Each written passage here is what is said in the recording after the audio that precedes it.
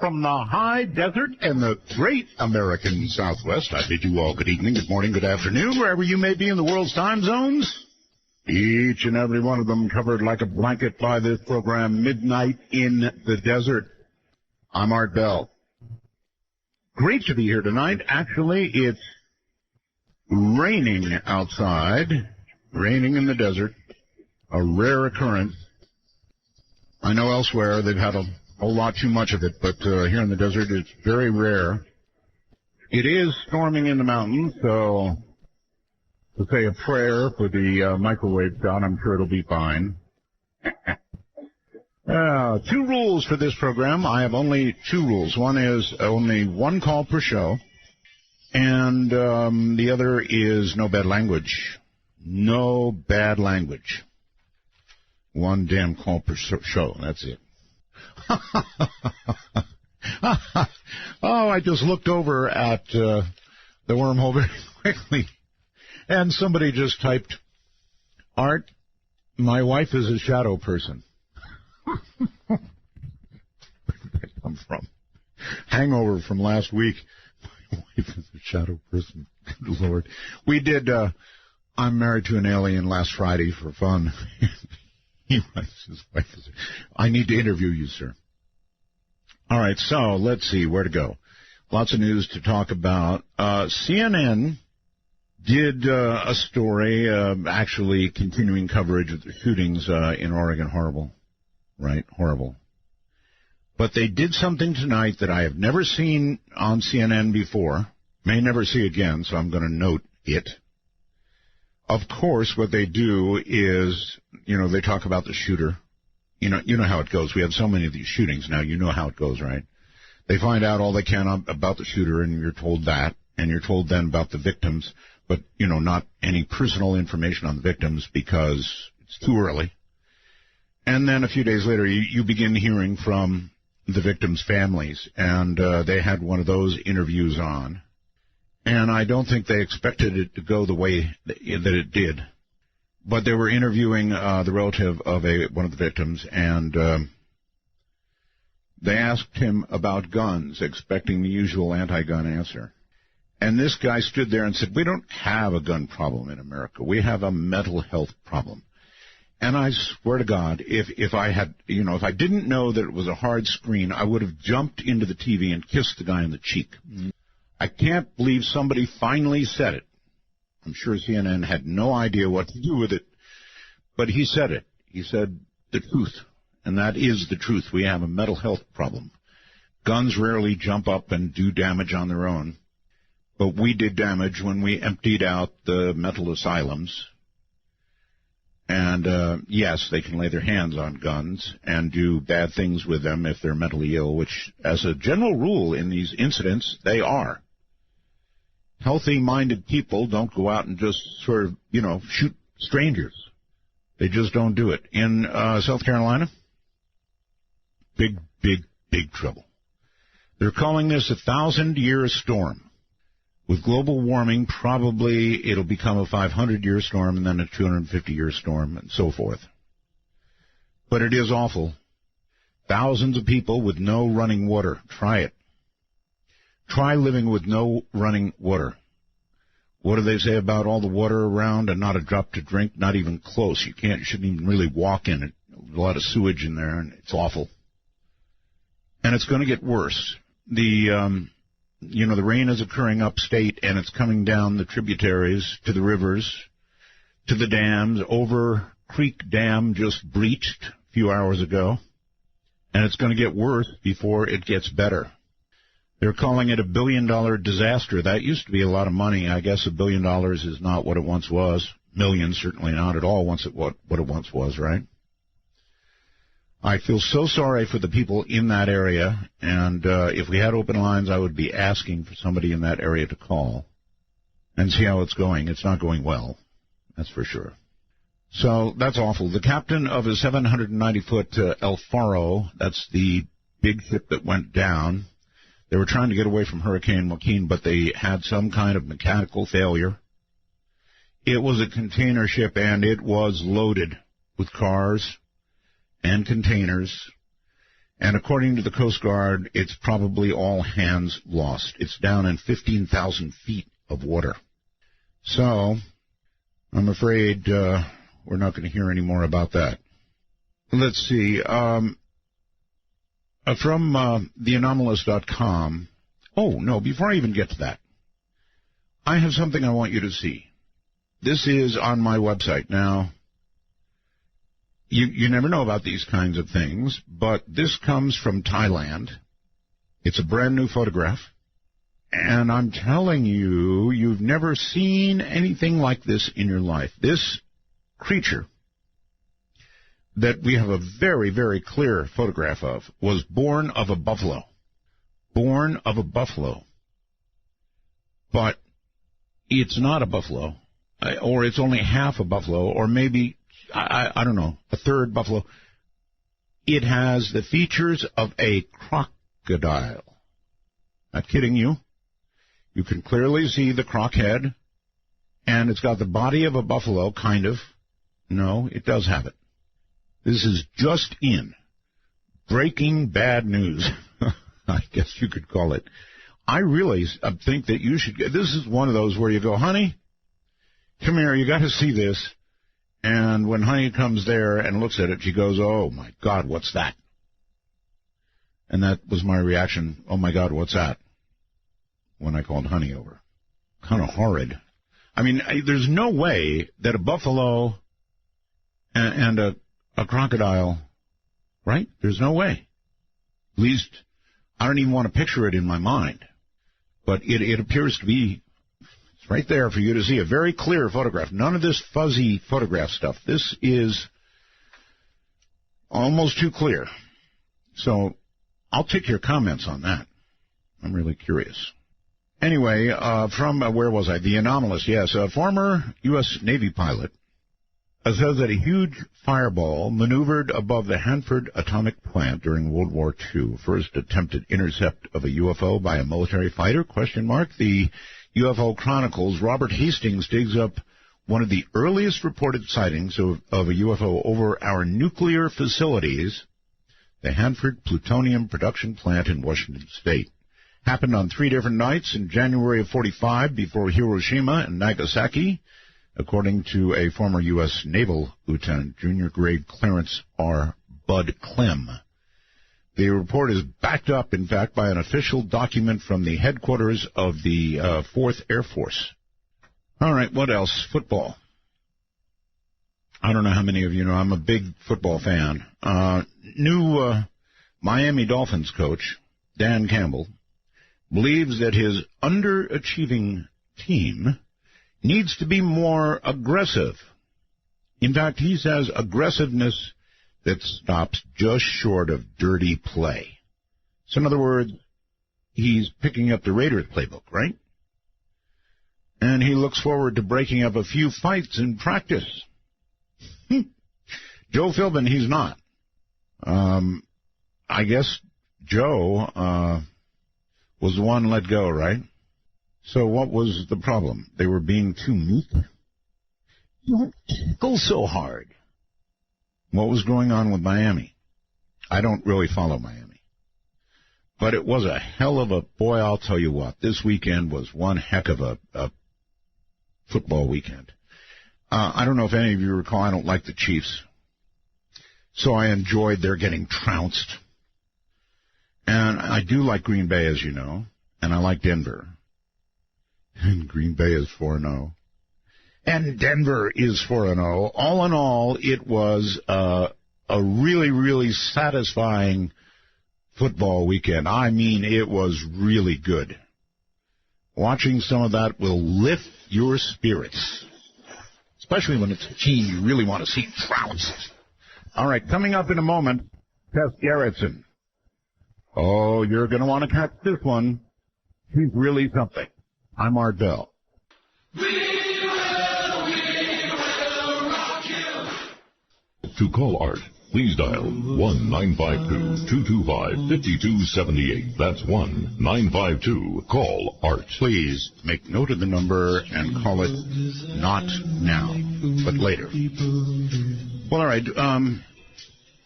Clearly, One of the best books that I've ever read in my life, and that's a lot. I'm a big reader. I read a lot of books. One of the best books I've ever read is Gravity. And back when I read it, a long time ago, I said, I've got to get this lady on. Whoever wrote this, I've got to get him on. And it turned out to be Tess Gerritsen. And here he comes. Internationally best-selling author Tess Gerritsen took a rather unusual route to a writing career. She's a graduate of Stanford University.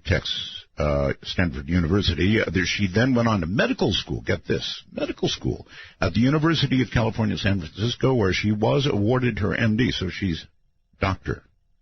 Gerritsen, actually. Now retired from medicine, so we can call her Tess, I think. She writes full-time. Her books have been published in 40 countries, and more than 30 million copies have been sold all around the world. Tess, welcome to Midnight in the Desert. It is good to be talking to you again, Art. And you're back on the East Coast where it's really after midnight already, right? That's right. It's way past my bedtime, so I have no responsibility for what I say. I'm going to be punchy, and I didn't even drink my whiskey tonight. So okay, all right.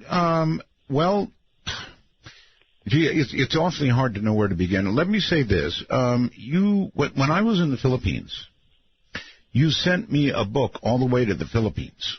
Yeah. It was a surgeon, I think, and I've got to tell you, Tess.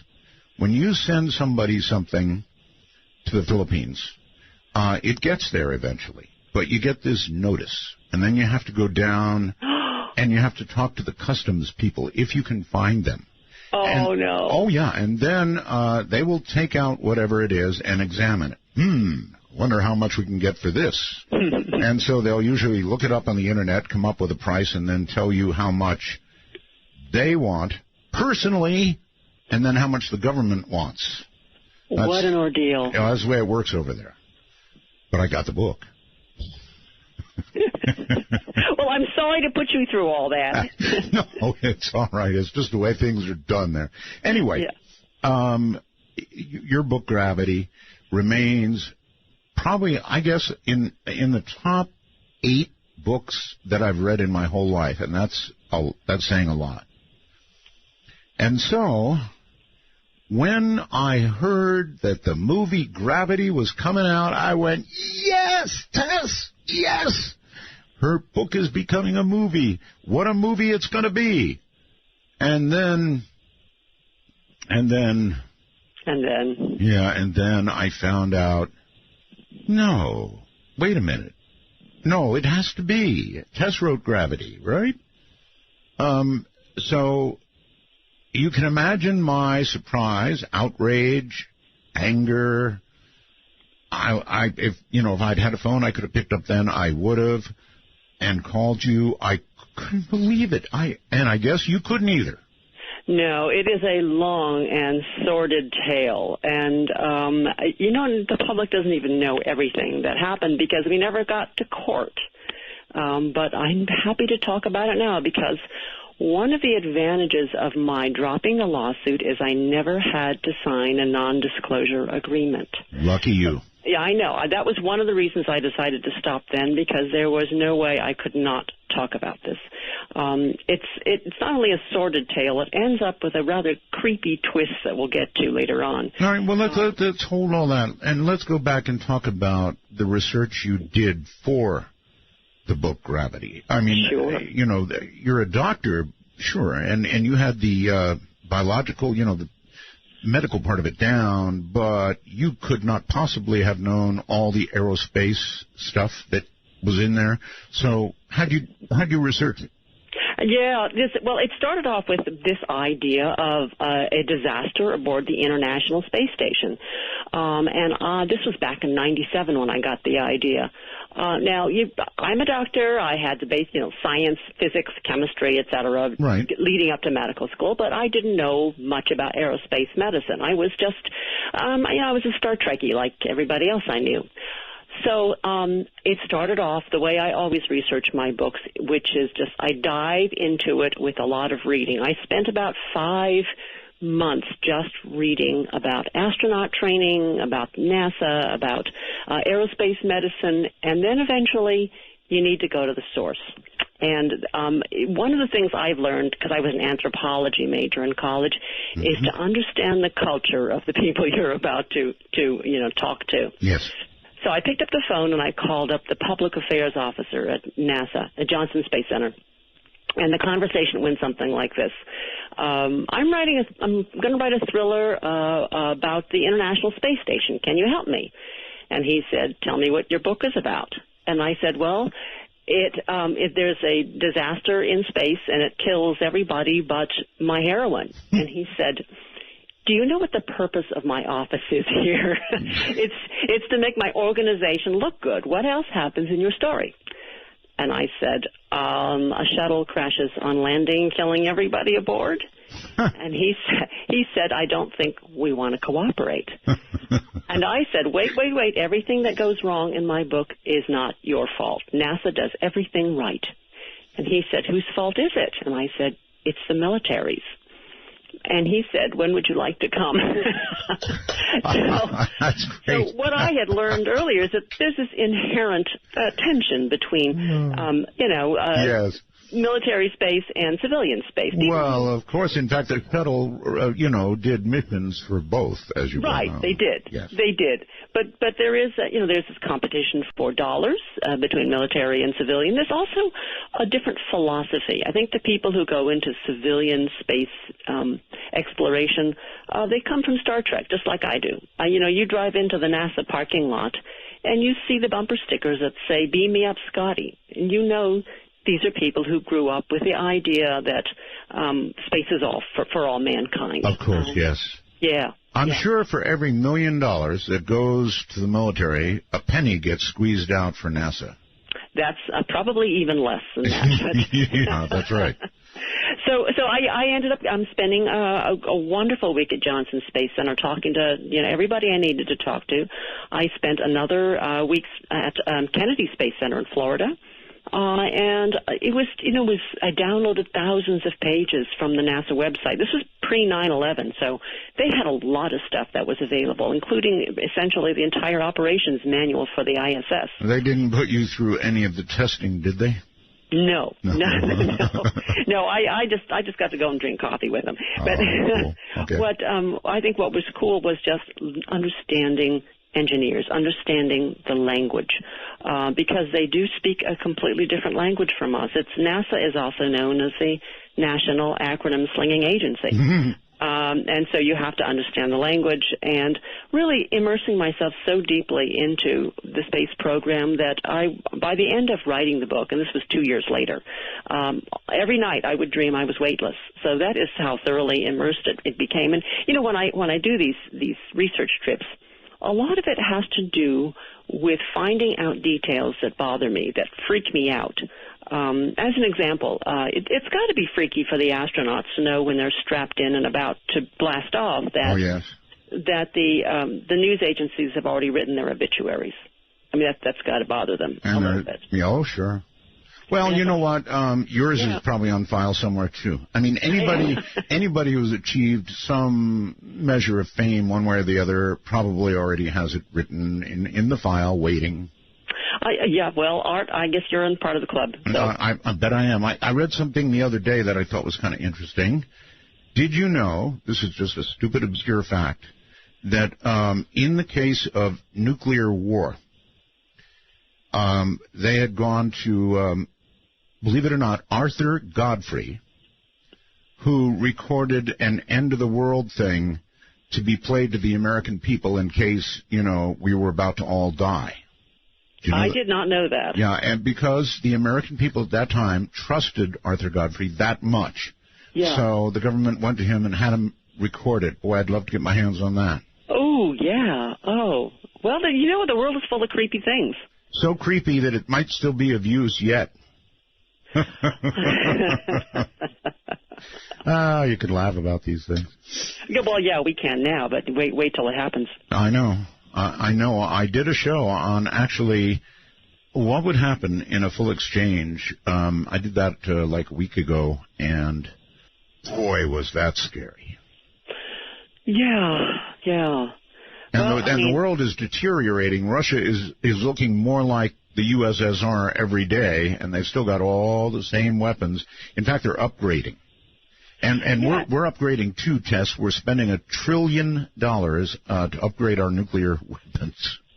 Well, that's because they're all deteriorating. All our missile silos are pretty much, they probably have vines growing down into them right now. You got it. That's right. All right, back to gravity now. And again, you know, I just, when I heard that the movie Gravity was coming, I really did jump up and down for you. No kidding, Tess. I really did. I thought, God, it's going to happen.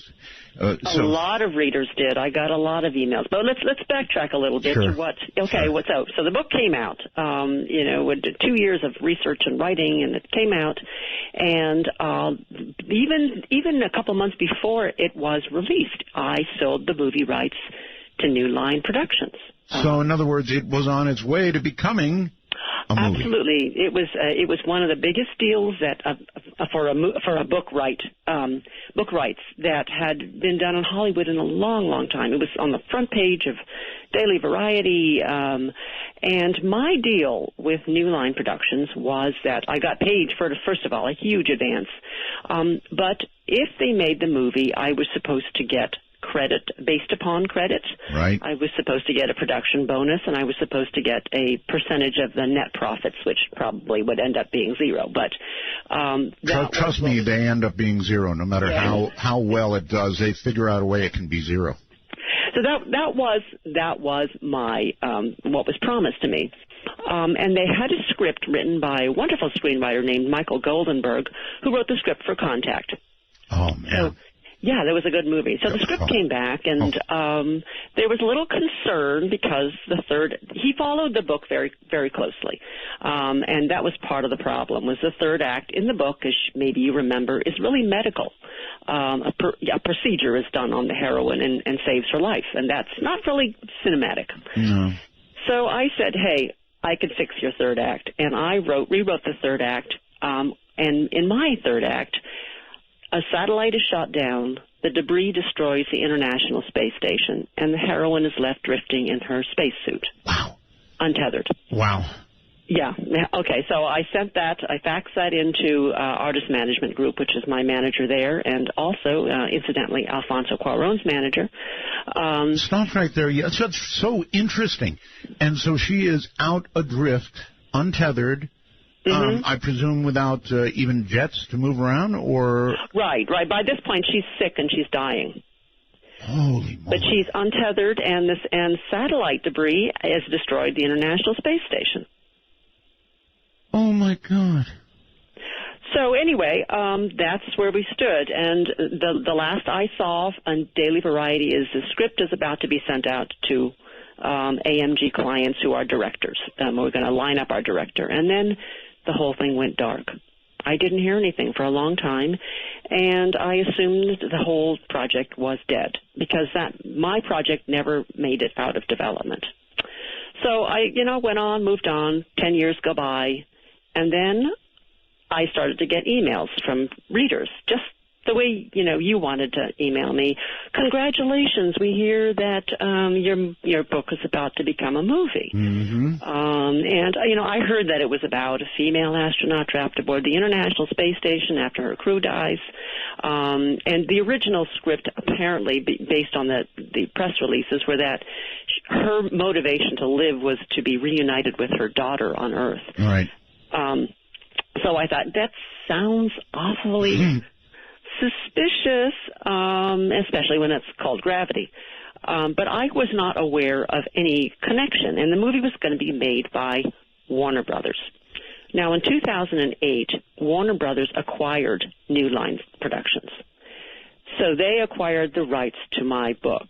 But at this point, I thought it was all coincidental. It was, parallel production. This happens. Well, no, wait, back up. New Line bought the rights to your book?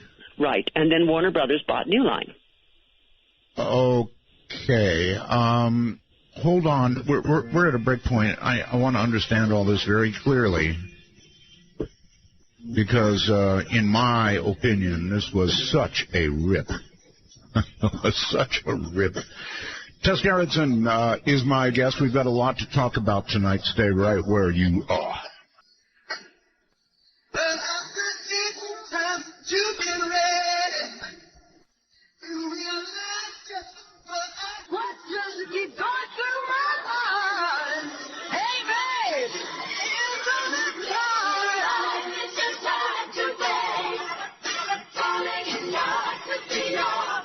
Take a walk on the wild side of midnight. From the Kingdom of Nye, this is Midnight in the Desert with Art Bell. Please call the show at 1-952-225-5278. That's 1-952-CALL-ART. Not yet, actually. I've seen visions of someone like How are you all doing? Tonight is Tess Gerritsen, and what a story we're getting. It's just amazing the way things sometimes work out and sometimes don't. Anyway, so New Line originally scarfed this up, paid you something, I presume. I hope it was a fair amount. It was a lot. It was a lot. Okay, good. Well, at least there is that. Yes. I had better luck, and I got quite a bit as well for a book that Whitley and I did, that became The Day After Tomorrow. But I had... Oh, I didn't know that was your book. Oh, surprise, surprise, yes. Wow. Yeah, it was. Anyway, our book was called The Coming Global Superstorm. It became The Day After Tomorrow. And then, of course, they change things. Your book is never works out quite the way you want in the movie. But right, they always change things. Yeah, they always change things. And as you mentioned, when you get a piece of something supposedly... you're never going to get that. I mean, that has to be written off. It's never going to happen. I mentioned Hollywood can figure out a way. I get these statements all the time, and they're always zeros. Right. I mean, all you can hope for is a credit based upon credit, and that you sell more books. That's really what. Well, that's right. Yeah. That's right. But if you do get paid up front, that's good. And so you got something from New Line. At least that's something. But 10 years later... Right. Okay, so we're continuing the story. Yes. 10 years later, my movie has never been made. Warner Brothers has bought New Line. New Line still owns the rights to my book because they bought it outright. And then I started hearing congratulations from various people. Mm-hmm. Oh, congrats, your book is going to be made into a movie. And I saw a lot of parallels, and I didn't know quite what to do. And so I called my literary agent, and we just felt we don't really know that there's a connection between my book and Cuarón's project. We knew that Alfonso Cuarón and his son said that they had written this. It was an original screenplay. They had come up with it entirely by themselves, and that this was something that they had created. So, if you can't prove that there's any connection, there's really nothing you can sue about. They'll just say it's all coincidence. And besides which, I really respected Cuarón. I thought he was a great director. I loved his Children of Men. I liked his Harry Potter film. I am going to give this man the benefit of the doubt. Now, Alfonso Cuarón, I hope I'm saying that correctly, it's my understanding he said he knocked this out in like 3 weeks or something? Yeah, we're getting to that. Yes, okay. When there was an interview with him in the Hollywood Reporter, and I even have the quote right in front of me. This happened. He was in London. He had just come off a project that had fallen apart on him, and he and his son had this image of an astronaut spinning in a void, and they decided they were going to write a movie, and they wrote it in 3 weeks. Now, apparently there was no research involved. This is a very highly technical screenplay. Sure is. Right, and he did it in 3 weeks after an image of a woman floating in space. And in later interviews, he said that there was nothing technically wrong, that when they went on to the later drafts, the first draft turned out to be technically pretty much on the spot. And I just thought, how do you do that in 3 weeks when it took me 2 years to get everything correct? Right. So that was the first thing that tipped me off that there's something really, really weird about this. And then I saw the movie, visually spectacular. I mean, these were some great shots. Oh, it was.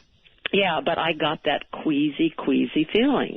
You're sitting there and you think, Oh my gosh! I mean, he threw out the first 3/4 of my book, and he used my crisis point. Mm-hmm. There wasn't much of a plot to the movie. It was pretty much, bam, the crisis starts, and this is how she survives. And I thought, wow, satellite debris hitting the space station, and she's drifting, and my book was 500 manuscript pages long, so there's a lot of plot. There's a lot of stuff going on, but it's as if he threw out the first part and just used the crisis from then on as his entire movie. Yeah, I went to the opening day of the movie. Yeah. Actually. Yeah. I saw it on the big screen in 3D. It was very impressive. It has to be seen in 3D because that's really how it works. So I think he did a great job as a director. I had quibbles with the science and with the character of Sandra Bullock, but the directing itself looked pretty darn amazing. Right. So I went home and people asked me, was that based on your book? And I thought, I can't prove that it is, so I just said despite all the similarities. From what I've told, it's not based on my novel. Although there was a journalist in South Africa who wrote a column that said this was Hollywood's biggest ripoff. He said that the movie was a Reader's Digest condensed version of the book. Right. So I just decided there's nothing I could do about it. Because I avoid conflict anyway. I've never sued anybody. And then I got a phone call, and this is where it turns into a John Grisham novel. Okay. My agent called me, and she said that she had just spoken to, let's call this person Deep Throat. Deep Throat contacted her. This was somebody who was in the industry who had incredibly detailed information and said essentially that when my book was in development to make a movie, Alfonso Cuarón was attached to be the director for my film. Oh, my God. So he was supposed to direct my movie. Let me make sure I have this straight. The phone call came from your agent, right? Yes, but my agent got the call from Deep Throat. From some Deep Throat who said that Cuarón was going to be the director of my movie. Of your movie. In the year 2000. In the year 2000. So, connection, ding, ding, ding, ding. There's a connection. Not only that, when Cuarón was attached to be the director of my film, he had suggested George Clooney for the male lead. Oh, wow. So now we have now we have a connection, and my agent said, what do you want to do about this? Do you want the name of an attorney? And that's what started the whole big mess. I got a terrific attorney. I got a couple of attorneys who worked for me. We started preliminarily, of course, with the investigation.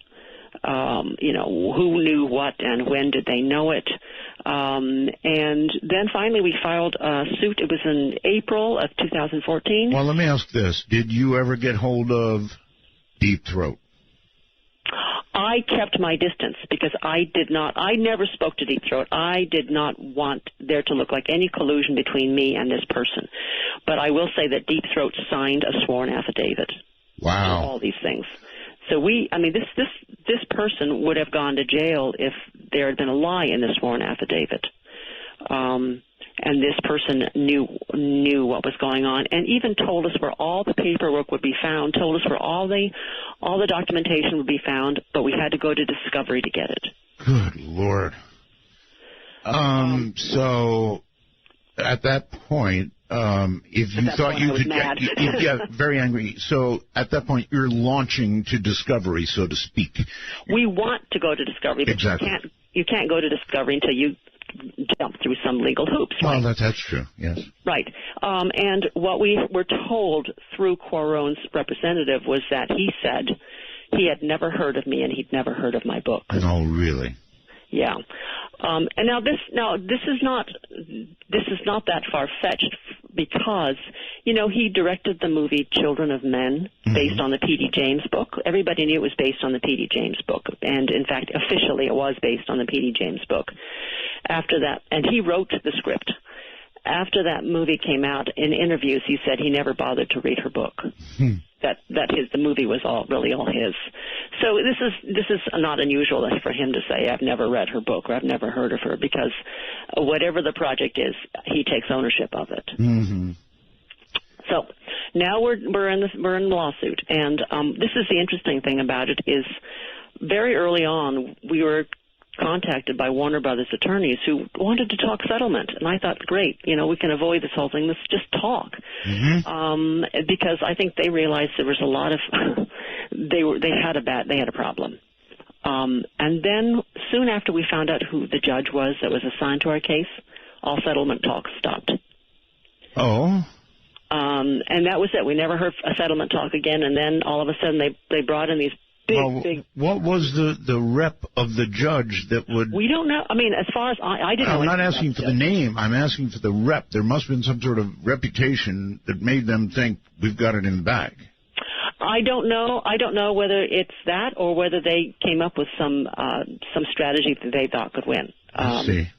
So then Warner Brothers turned it over to a really, really powerful law firm against my lawyers. And the first thing they did was, file a motion to dismiss, which is absolutely expected. That's what they would do. But Always. But their motion to dismiss was really strange. They did not say anything about the book or the movie. They didn't say it's dissimilar. They didn't say that she's lying. What they said was she signed her contract with New Line. Warner Brothers bought New Line. Warner Brothers may have acquired the rights to the movie, but they did not acquire the obligations.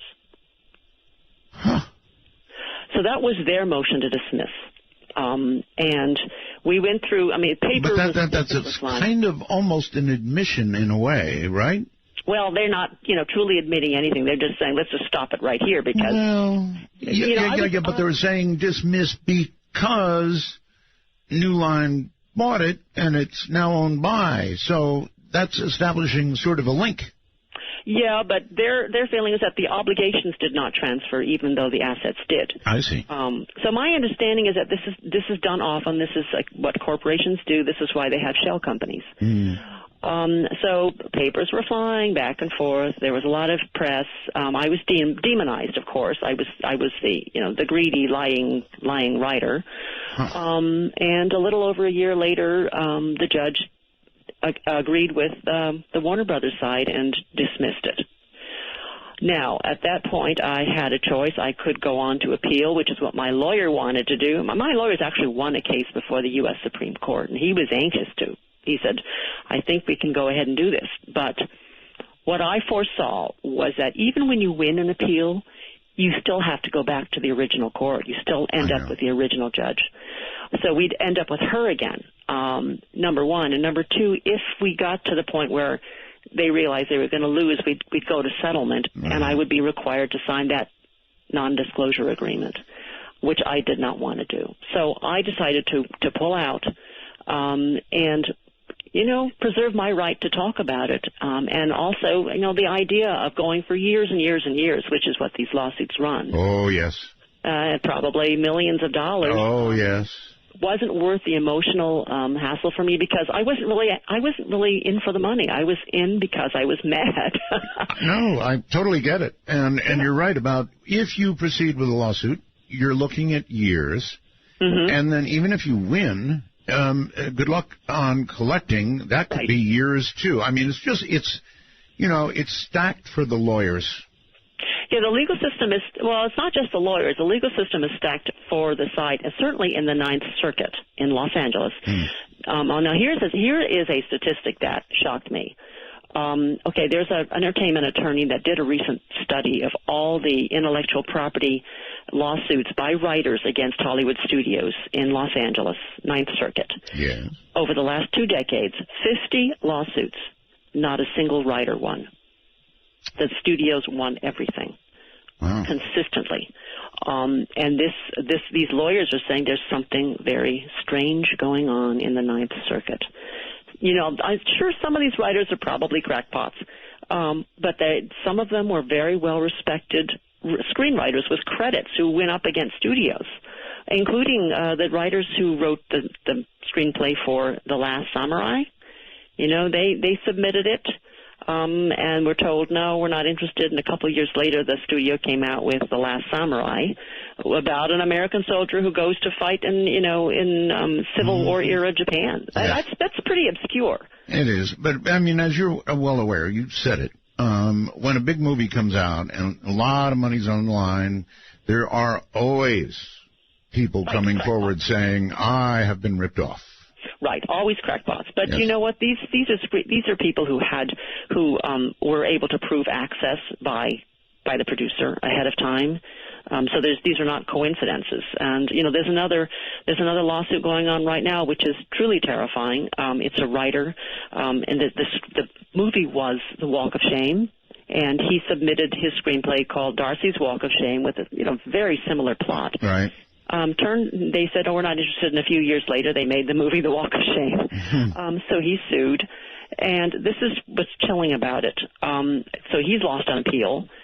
The other side, the studio side, has now personally sued the writer's attorney for taking the case. So What? They sued. Right. They sued his attorney for taking on the case. What? So the attorney is doing his job. When can you do? Since when can you do that? Well, this has never been done before, and let me tell you, this has thrown a shudder through all entertainment lawyers in Los Angeles. Now the lawyer is personally liable for taking on a case, and this is their way of just saying, "Don't you dare sue us." So 20 years, 50 writers have lost. Not a single writer has won. And it sounds like attorneys are about to lose. Attorneys are about to lose big as well. So there's something. So that's kind of like a shot across the bow to the attorney saying, "Hey, don't take these cases." That's right. That's right. We don't want to see these cases. We don't want to see you in our courtroom.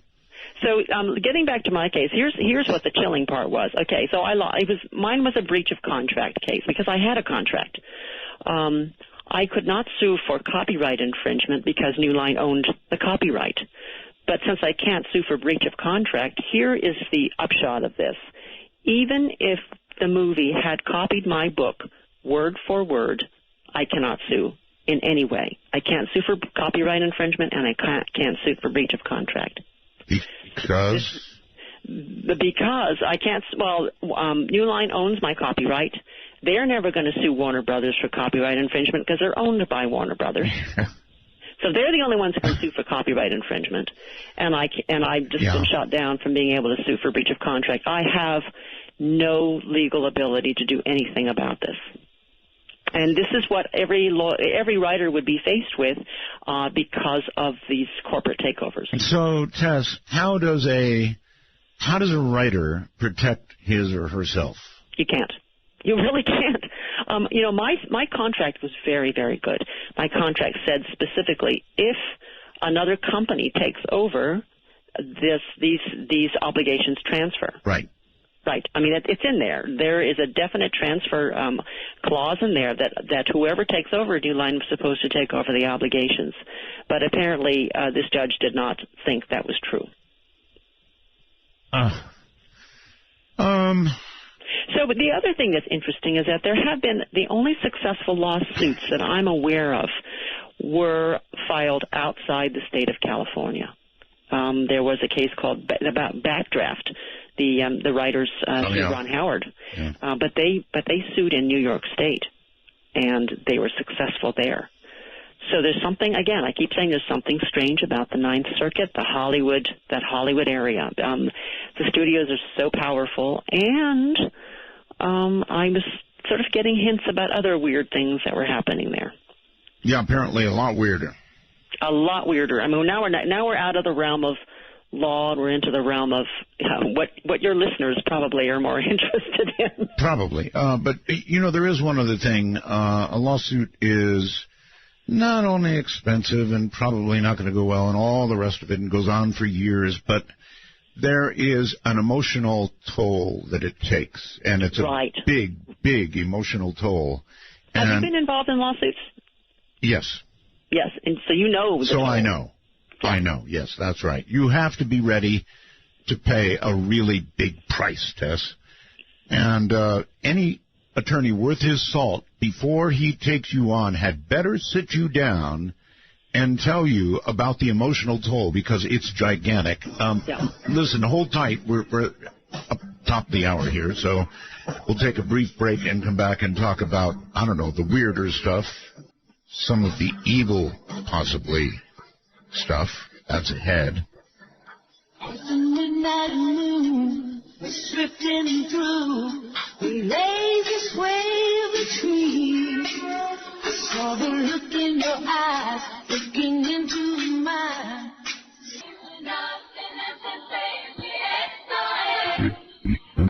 When calling Midnight in the Desert, let the phone ring until answered. These calls are unscreened for your listening pleasure. Call 1-952-CALL-ART. That's 1-952-225-5278. Now, see, I could say that was your internet buffering, but that would be wrong.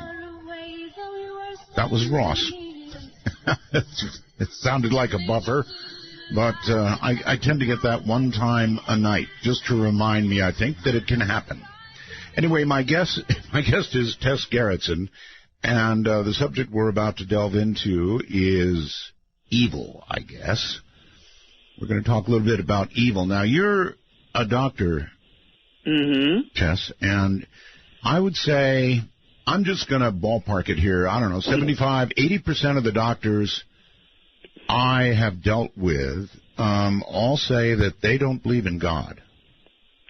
Well, that's interesting because I'm in that group. I am. I'm an agnostic. There you have it. Yeah, I think it has to do with having a scientific background and, also growing up in a fairly agnostic household as well. Okay. All right. Well, that said, I have nowhere to go at all because if you believe in God, then you probably believe in Satan as well. If you don't believe in God, then you probably don't believe in Satan and think it's just lights out when it's over, right? Yeah, I'm afraid, you know what, I have to say I agree with Carl Sagan. I'm afraid it is lights out when all is over. That's not a very pleasant thought. I mean, I wish I did believe in heaven, but then that would mean you'd have to believe in hell, which is not so nice. So, but, it's, as I said, agnosticism always leaves open the door to other possibilities. Now, just because you don't believe in God does not mean you don't believe in what I guess would be religiously called evil. I think that there is a form of it that does exist. Okay, but not a supernatural form. No, but there are still things that give me... There's plenty of evil from man, that's for sure. Yeah, but there are things that give me chills because I always wonder. I don't know if you know this about me, but I grew up with a mother who was a parapsychologist. No, I didn't know that. Yes. We had a fun group of people for dinner every week some of whom would go into trances and start to channel people from thousands of years. Okay, so you mean as guests? As guests, right. That was sort of a joke. Yeah. So I grew up in that whole, I knew that whole milieu. People who believed in evil spirits and good spirits and that kind of thing. So perhaps my reaction to it was against my childhood. I wanted to go the opposite way. But I've always been open to things. And my mother grew up in China. She saw ghosts. She always told me the ghosts she saw because she was there during the Japanese bombing of her hometown. Oh, yes. So, there's this deep spirituality from my roots, but I'd like to think that my feet are pretty firmly on the ground. I've looked for ghosts all my life. I still haven't seen one. Well, you need to listen here more frequently. Yes, your mom was from China, so yes, in Asia they firmly believe in ghosts. In fact, a lot of the worship in Asia is of ancestors. Yes, I took my mother's ashes back to China after she died, and so we went through the whole Buddhist ceremony. I didn't understand anything, but certainly part of it was burning, paper money for her spirit and making sure that she was well taken care of and making sure that the proper prayers were told and all the ceremony was done. And interesting things that happened because of the village she came from, in that when we carried her ashes, she had to be carried in shadow. So everywhere we went with her urn, there was an umbrella over it. Oh, yes. Just various things that, think about it, were very touching. But also strange things like when you leave a cemetery in that village, you must announce that you are going. so the spirits know that you're leaving. Otherwise, they'll follow you. Right. So we lined up at the cemetery gates, and as we were leaving, we'd all turn around and say, "I'm leaving now," to tell the spirits, stay where you are. I've got to go home. Right. So you went through all that, and Yeah. I don't know what to tell you. I just know that what you say is correct pretty much across Asia, with some little variations, but it's true, and they believe all of that, and a lot of people here believe it too, Tess, but not many doctors, and I guess it's kind of drilled out of you from the beginning of medical school, right? Well, we're very evidence-based. We like to think we're evidence-based anyway. But there's always that little part of me that thinks, what if there's something else out there? And every so often I get hints that there might be. There might be, yeah. Well, we deal with a lot more than hints here. And it does seem like there is something else, to be honest with you, Tess. I'm kind of a doubter, too. But I'm an investigator. I want to know. And I must tell you, frankly, that I am somewhat envious of people of faith. They just have no question. They know. Yeah, I know. They know, and I'm envious. They're very lucky indeed. They don't have questions, and they don't want to entertain questions. They simply know. And so I guess if it turns out they're wrong, it won't matter, will it? No, but if they're right, good. That's great. But right now, I think when you don't have faith, it's the future is it looks gloomy, and what you are reminded of is that this is what we have every day. Enjoy every single day, or as Warren Zevon once said, enjoy every sandwich. Yes. So we should be aware that our time on Earth is short and precious, and I know. yeah. That I know. So all this said, you do think there is evil in Hollywood? Well, here's what I got. Okay, now this is one of the benefits, or maybe the downsides, of being a public person with a public email address, is I get contacted. I get contacted by interesting people sometimes. I bet you do. And in the midst of this lawsuit, I got contacted by several people who work in Hollywood. And I'm going to paraphrase some of the messages they gave me because they are kind of freaky. Sure. One person said that she wanted to impart some secret information, that the major studios, including powerful insiders, use egregore in legal matters like these.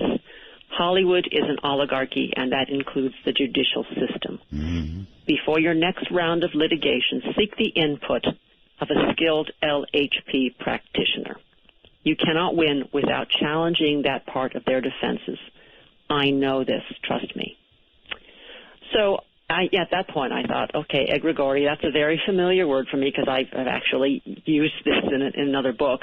But LHP threw me for a loop. I did not know what that was, and I had to dig a little bit to find out what LHP is. Probably your listeners already know this answer. Well, do they? Go ahead. LHP is? It's I have. Let me find this wonderful. Here it is. I had to go to the internet to look this up. The left-hand path. It originates from Hindu, and it refers to belief systems and religions that see themselves as the darker side. In other words, there are some definitions that say LHP is Satanism. And there is a quote I found somewhere that many LHP private and secret groups of an extreme nature to further the self in monetary power and influence terms will gather together. They are old boys networks, and membership is only granted to those considered to have attained a certain level of wealth and power. This is occult. So I thought, oh, that's kind of creepy, but, I don't believe this stuff. And then I got other contacts from other different people, completely different people. Okay. Who said, here's one. And this, you just heard that person say something about egregore. Here's another one. I recommend you consult with a practitioner of the occult before you go round 2 with Warner Brothers. Yes. All major studios are protected by egregore, again that word. It's a system of demonic entities, the same power that surrounds the music industry. Do your research. Ask trusted friends. They're right. So there you go. And, you know, I sort of like threw this stuff out because at this point I was like trusting my lawyers, right? And I kept thinking, oh, there's a chance we could still win. But after that judge gave that really startling ruling, which my lawyer was appalled by, he said, I cannot believe she did this. And I've heard from multiple entertainment attorneys who said they are shocked by how my case turned out. Sure. And then hearing from all these people saying you can't win because you didn't go to the right practitioners, I'm thinking, this is weird. Maybe it's worth a book, but it's also something that I've been thinking about for a long time. Well, so there you go. And so the question is, how much weight now, at this point, this late point, do you begin to put in those possibilities? I still don't. I mean, I entertain them because they give me a chill, and because sometimes I think I wouldn't be surprised if there are Satanists in Hollywood. I really would not be surprised. And there have been rumors about it for a long time that people sell their souls to become famous. Do I believe in it? No, I don't. But I believe that there are people in Hollywood who believe it. I believe that there are people in Hollywood who probably practice this sort of stuff because it's true for them. Well, I interviewed a very wonderful man named Father Malachi Martin. Mm-hmm. Father Martin identified the people you just spoke of, those who have sold their soul for fame, fortune, whatever, as the perfectly possessed. In other words, they have made a deal with essentially the devil, and they are getting what they want in this life, but there's going to be a price. So it's like Dr. Faust. Perfectly possessed. Yeah. He said he could actually recognize them when he saw them on the street. You know, I've heard, well, okay, that gets to something else. I've heard that from many, many of my readers because of another book I wrote. But no, this is the kind of thing where and I've heard these rumors before about Hollywood. You know, that if you look at certain movies, you can always find the tilted pentagram and mm-hmm. Hidden in various images. But it's something that, you know, late at night when you have a bottle of scotch in front of you with a good friend over the table, you can both scare each other to death. You can, and frankly, I kind of err on that side. I think that kind of evil does exist. Now, mm-hmm.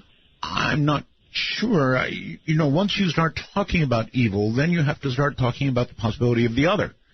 Mm-hmm. You can't have the yin without the yang, right? Yes, yes.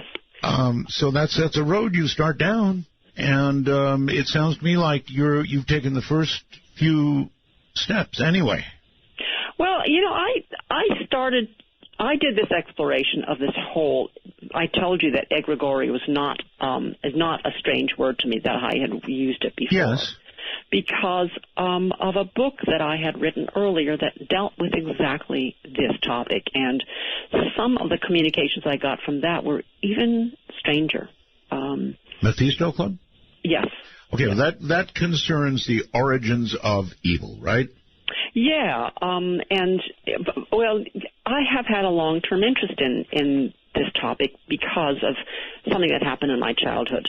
Now, I told you that I had a lovely childhood with a mother who was a parapsychologist. But what also happened was that I was exposed to a homicide when I was, a child or a young adult. We had a beloved family friend. I won't even tell you his name. I can just say that he was kind, he was sweet, I adored him. He was a father figure for me because my dad was always working. And I completely trusted him. And when I turned 18, he was arrested for murdering a member of his family. My God. He tortured her and he drowned her in the toilet. And he went to prison. And there's no doubt he did it. So I have been left all my life with this question of why did I not see this? Why did I not recognize that aspect of this man when I saw him so often. What is wrong with me? What am I missing? What perception am I missing? So I think that really the reason for why I choose the genre I do, which is pretty much crime and violence, is that I want to answer that question. How do you identify the evil person behind the smiling face? Yeah. Have you ever come with any answers? I mean, any at all? No. I have a couple of theories, but they tend to be very boringly scientific. I believe that there's a certain percentage of people who are simply sociopaths. And, when you look, there's a wonderful book called The Better Angels of Our Nature. I don't know if you've heard about that. No. It's about the history of human violence. And the author was quoting some archaeological evidence that said when you dig up bones, of prehistoric bones of humans, in at least 15% of them, you find evidence on the skeletons of homicide. Right. So you're talking about a baseline a death rate of 15% homicide. We're not even talking about soft tissue injuries, which you would not find on skeletons. So as a baseline, humans are very, very violent. We kill each other on an astonishing, percentage, and our current time is the safest in all of human history. Even when you take into account World War II and the massive numbers of deaths during that war, 20th century was still the safest century in history. So you think about once you remove civilization, once you remove culture and society, and we revert back to our native, animalistic tendencies, we are terrible, terrible creatures. I guess. I can look at most murders and I can find motive, which doesn't explain, but it gives you a satisfaction of understanding why. Yes. But we have entered this era now where we have people walking into, for example, schools in Oregon, and just randomly killing as many people as possible. That's not new. It's not new, but it is increasing. While the overall numbers might be going down, it might be a safer world, this particular kind of crime is increasing and very, very difficult to explain, except by talking about mental illness. And I think you may have heard in my open, I mentioned on CNN they interviewed, one of the relatives, and the relative said it's not a gun problem, it's a mental health problem. And I could have kissed the guy. They never say that. Well, just to put it in some perspective, Captain Cook noticed when he was in the Moluccan Islands, centuries ago, that there is a certain phenomenon of what we would call, gone amok, and that is actually the word, amok. Yes. And when he was describing it it always happened among young men. It's always males for some reason. Seemingly. Yes, and of course, in Malacca, they would go around with machetes, and they would just kill everybody they could get their hands on the street. So the only thing he could come up with was they tended to be single males, and they had anger issues, and they had a weapon in their hand, and they would do mass murder. So the number of murders just happens to correlate with how deadly your weapon is. But this kind of behavior is seen in every single culture around the world. It's happened for centuries. And yes, it is a mental health issue. It seems to be these disaffected, unattached males who just don't have anything solid in their lives, and they go nuts. There was a social media quote of this guy saying, "It's the only way I'll ever get in the news." Yep. I think they need to be noticed. It's not that it's happening more often now, it's always happened, and that's what gives me sort of an innate pessimism about humanity if society ever collapses. And there was this interesting lecture I saw by an FBI agent during the Kosovo mess, when there was all that ethnic cleansing. Yes. And he said that a certain percentage of the murders there in Kosovo were not ethnic cleansing. They were not anything to do with politics.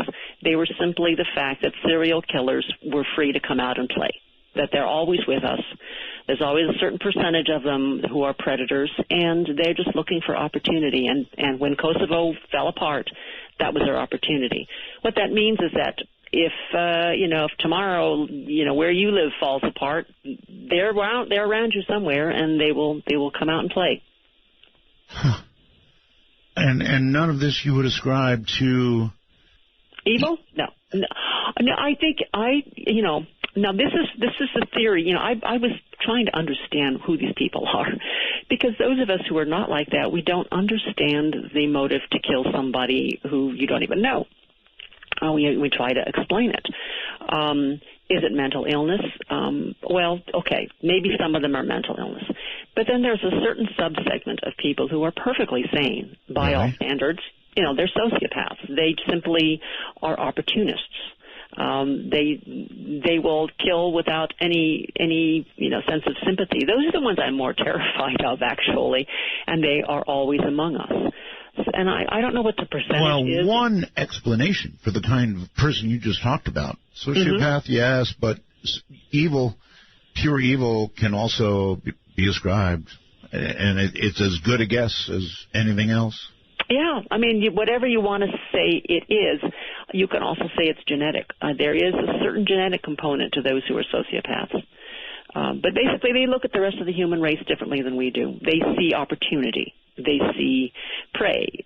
They see people that they can use, and that's you and me. As a physician and a scientist, if we were able to identify a genetic marker that probably say there's a high chance or a high probability somebody will do something like this, what would you say we should do? Watch them. I think that sociopaths can be taught a certain amount of, you can civilize them. You can teach them this is right and this is wrong, and make it very clear that there are penalties to bad behavior. Because they do understand that. They understand that, there are consequences. They just don't care. They care about whether it hurts them. The consequences hurt them. But it needs to be impressed upon them that there are consequences, because we cannot start infringing on people's civil liberties just because they have the potential for violence. Yes, well. Yeah, then that's a slippery slope. It is indeed, isn't it? Yeah. In other words, genetic science may get good enough to eventually give you an awfully high probability, and then society's going to have to do some pretty deep thinking. About what to do with those people? Well, yes, ma'am. Yes, and that's where the topic of that other book, the Mephisto Club, comes in. Okay, how so? Let's tantalize people. Get them. I know it just sort of falls into this whole question of evil, which I think is what a lot of people are fascinated by, because we're afraid of it. We are like every other prey animal, as we have to pay attention to things that can hurt us. And I think this is particularly true for women and children in society. We feel vulnerable, so we pay attention. So anyway, the story about Mephisto Club came about because as I have this long-term question about what makes somebody do terrible things, and I happened to be browsing in a bookshop in Oxford, England, when I came across a copy of the Book of Enoch. Right. You probably know about it. Right. Yeah, it's a religious text which was not accepted as part of the regular Bible. It was probably written around the time that Christ was born, and I was just sort of flipping through it, and it had some interesting things in there. Let's see, where are we in the time? Because I'm going to start quoting something. We're all right. Okay, so I come across this interesting quote. The Book of Enoch. Enoch, by the way, is a really holy, wonderful man who was said to have walked with God. He is in the line from Adam. I think he's like 6 or 7 generations away from Adam, and he talks about these things called fallen angels. And the quote is like this: "And it came to pass, when the children of men had multiplied, that in those days were born unto them beautiful and comely daughters. And the angels, the children of the heavens, saw and lusted after them, and said to one another, Come, let us choose us wives from among the children of men, and beget children." That's right. Right. Okay. So the angels had sex with humans. They had children, and these children were pretty darn evil. They were, first of all, described as being very, very big. And they were also said to afflict, oppress, destroy, attack, do battle, and work destruction on the earth. So these creatures, the children of these angels, were called the Nephilim, which, depending on how you define it, it could either be known as giants or they could be translated as the fallen. But their parents, these angels, were also called the Watchers or the Grigori. Right. And they are the ones who perform egregore, this magic that supposedly protects Hollywood. So it all sort of ties in together. Anyway, so I did this book called the Mephisto Club because I thought, okay, let's make this, let's go scientific here. Let's assume that these legends of the Nephilim actually are based on something biological. Maybe this is a tribe of sociopaths. Maybe because sociopathy is genetic, what the ancient,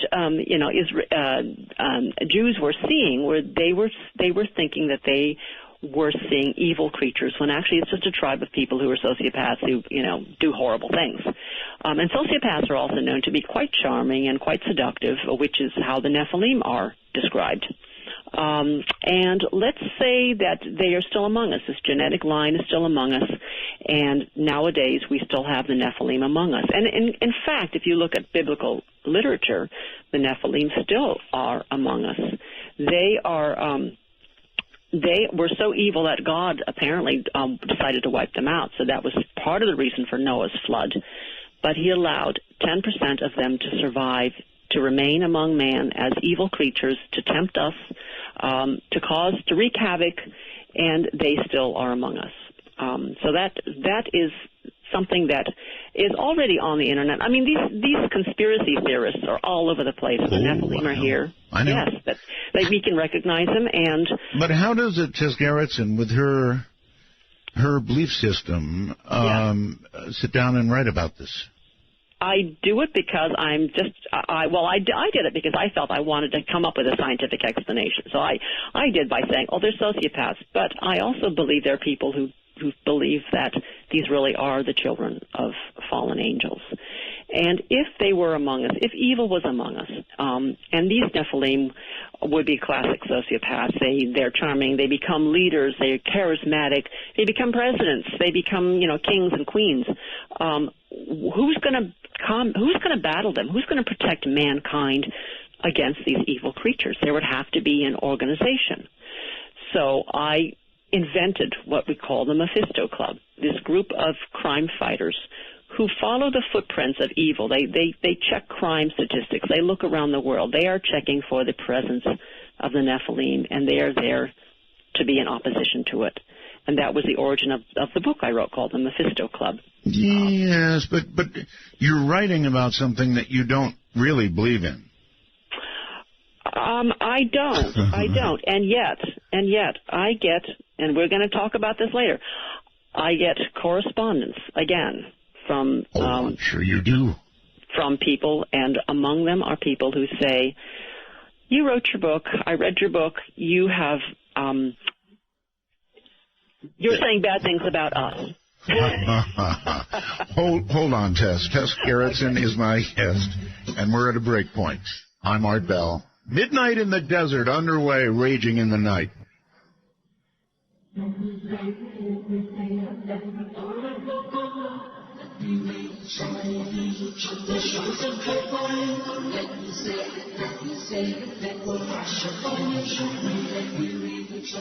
And any suck. Will you partake of that last offered cup or disappear into the potter's ground when the man comes around? Midnight in the Desert spans the world. To call us from outside the U.S. and Canada only, use Skype with a headset mic if on a computer and call MITD 55. That's MITD 55. It is. My guest is Tess Gerritsen. She's really quite something, as I'm sure you've gathered by now, and like something else he's saying, she's walking the line. That's for sure. You really are. You're walking the line. Yeah, I guess so. I mean, I kind of on the side of the people who wrote you those emails saying, you know what, you really should have employed both the legal side and the other side, as it were. Well, there were times when I thought maybe I should have. Right. All right, so anyway, here we are with the Nephilim. Yeah, the Nephilim. So here I wrote this book about the Mephisto Club and the Nephilim and, crimes being committed. And I started to get these really interesting messages. Well, you did. Yes, of course I did. And some of them were, I have seen evil. I can recognize them. I know them by their eyes. Mm-hmm. That's one line of I got a lot of those, and we'll talk about some of those stories.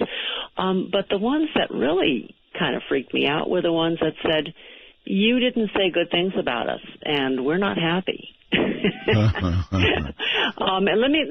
Was that the worst of it, actually, or? Well, they tried to educate me, and one of them, somebody who says, I think this person is trying to say that she's part Nephilim. She says, trust me, you really don't want to annoy them or make any of them feel really threatened by masses of stupid humans. Not a good idea. Right. So from their point of view, and here we're going through history, and we're going through biblical texts that say they're bad, they're evil, they brought weapons, they cause wars, and the other side is that the Nephilim, or the self-identified Nephilim, are writing me to say those who write the history books tell lies, that we're the good guys. And you aren't hearing the other side of what's really the truth. So it's a fascinating thing where you have two stories, and maybe it is that we have been hearing about. If they're with us, maybe they're not as bad as they say. Now here's one of the really, it's practically a scientific treatise that was sent to me by a Nephilim about where they come from and what they're doing and why they have mated with us. And, this particular woman traces her line back through Hungary all the way back to the Sumerians. And she says that around 70,000 years ago, there was a natural disaster. There was a volcano a super eruption in Indonesia. Have you heard about this, the Lake Toba super eruption? No, but I can absolutely believe it is extremely active there. Right. Okay. Well, in fact, there was an eruption 70,000 years ago that caused volcanic winter for 6 to 10 years and caused global cooling for maybe 100 years. It wiped out a lot of species, a lot of mammals, and in fact, when you look at human okay, right, I am familiar with that. They've got sampling and cores they've drilled that prove that. Right. So the human population, or what was essentially the human population, dropped drastically to maybe just a few thousand individuals. And when you look at human genetics, you do find that a lot of the Y chromosomes all originated with one individual somewhere around 70,000 years ago. So we were on the edge of extinction, according to not just this woman, but biologists. So this person said that's when the Nephilim stepped in and said, well, should we help the human race survive? Let's mate with them. And that's where she sees the legends coming through, is that they decided to mix their genes with us, and we were able to bounce back after that 70,000-year disaster. So by introducing their stronger genetics, they helped the human race survive. But now they are facing the aftermath, which is, humans are not as good as we thought they would be. They cause they cause wars. They're horrifying things. Maybe every so often we should have a cull. And she says that diseases have been introduced by the Nephilim, like plagues. They introduce strife into areas that need culling or are considered morally bankrupt. Have you run into the infamous Planet X yet? No, I know about it, but I have not run into it yet. She says that they also introduce, natural disasters, and that the collapse of La Palma, which is that volcano off the Canary Islands, cause tsunamis, is going to be the next call. It's going to take out evil Manhattan. So they identify pockets of trouble by installing watchers. which she said, well, it's really eerie, but that's just like out of your Mephisto Club. The Watchers are there. Mm-hmm. They have egregore networks. They're able to communicate with each other's minds.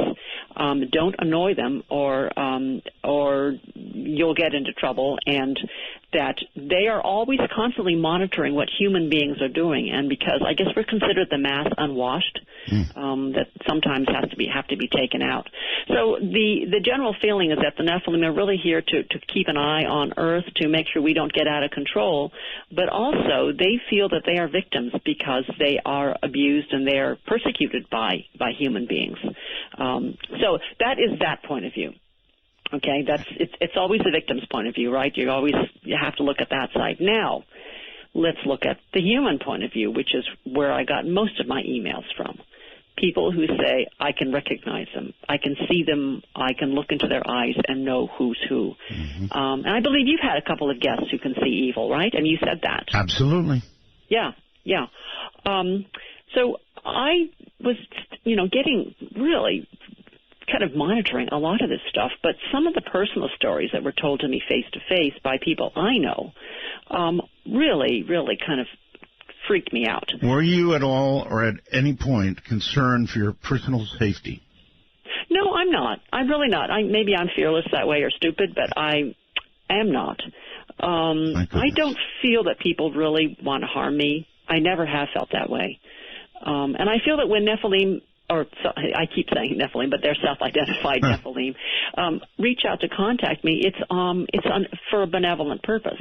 It's to say, you got it wrong. Here's the truth. But just don't get us pissed off. That's what I meant. If you got on the wrong side of somebody, or somebody who thought they were part of that group, but maybe actually weren't, it wouldn't matter much, would it, if they took action? That's true. I mean, there are always crazies out there, and that's something that anybody who's in the public eye has to worry about. I mean, you have to worry about it. That's right. That's right. Right. I bet you're armed to the teeth out there too. So. I am. You bet. So, the other thing that this writer said to me, which I found interesting, was she said that Nephilim, I think they're known for shape-shifting. Yes. And their favorite animals are cats. Mm-hmm. Cats don't show their age, and they are able to sort of slip in and out very quietly. So that's one of the reasons they choose to shapeshift as cats. So let's go to the other side, as I was saying. Okay. The people who can see evil. Yes. Or what they detect as evil. Now, here's something where I actually believe there's scientific basis for. It's been known that dogs can detect aggression. And I've heard this again and again, but a dog, somebody said that he had guests over, and somebody brought a friend, and the dog immediately, the hair rose up on the back of his neck, and he started to bark, and there was this one person the dog did not like. And it turns out that person actually had a criminal record for they've done all kinds of interesting experiments with dogs. I'm not sure if you saw it, but there was I think it was a 2020 piece, or something like that. One of the big news shows did a piece on testing dogs. Tests, in other words, a dog, for example. Are you still there, Tess? Uh-oh. That doesn't sound good. Just when I was going to explain something to Tess. Well, that's definitely a problem.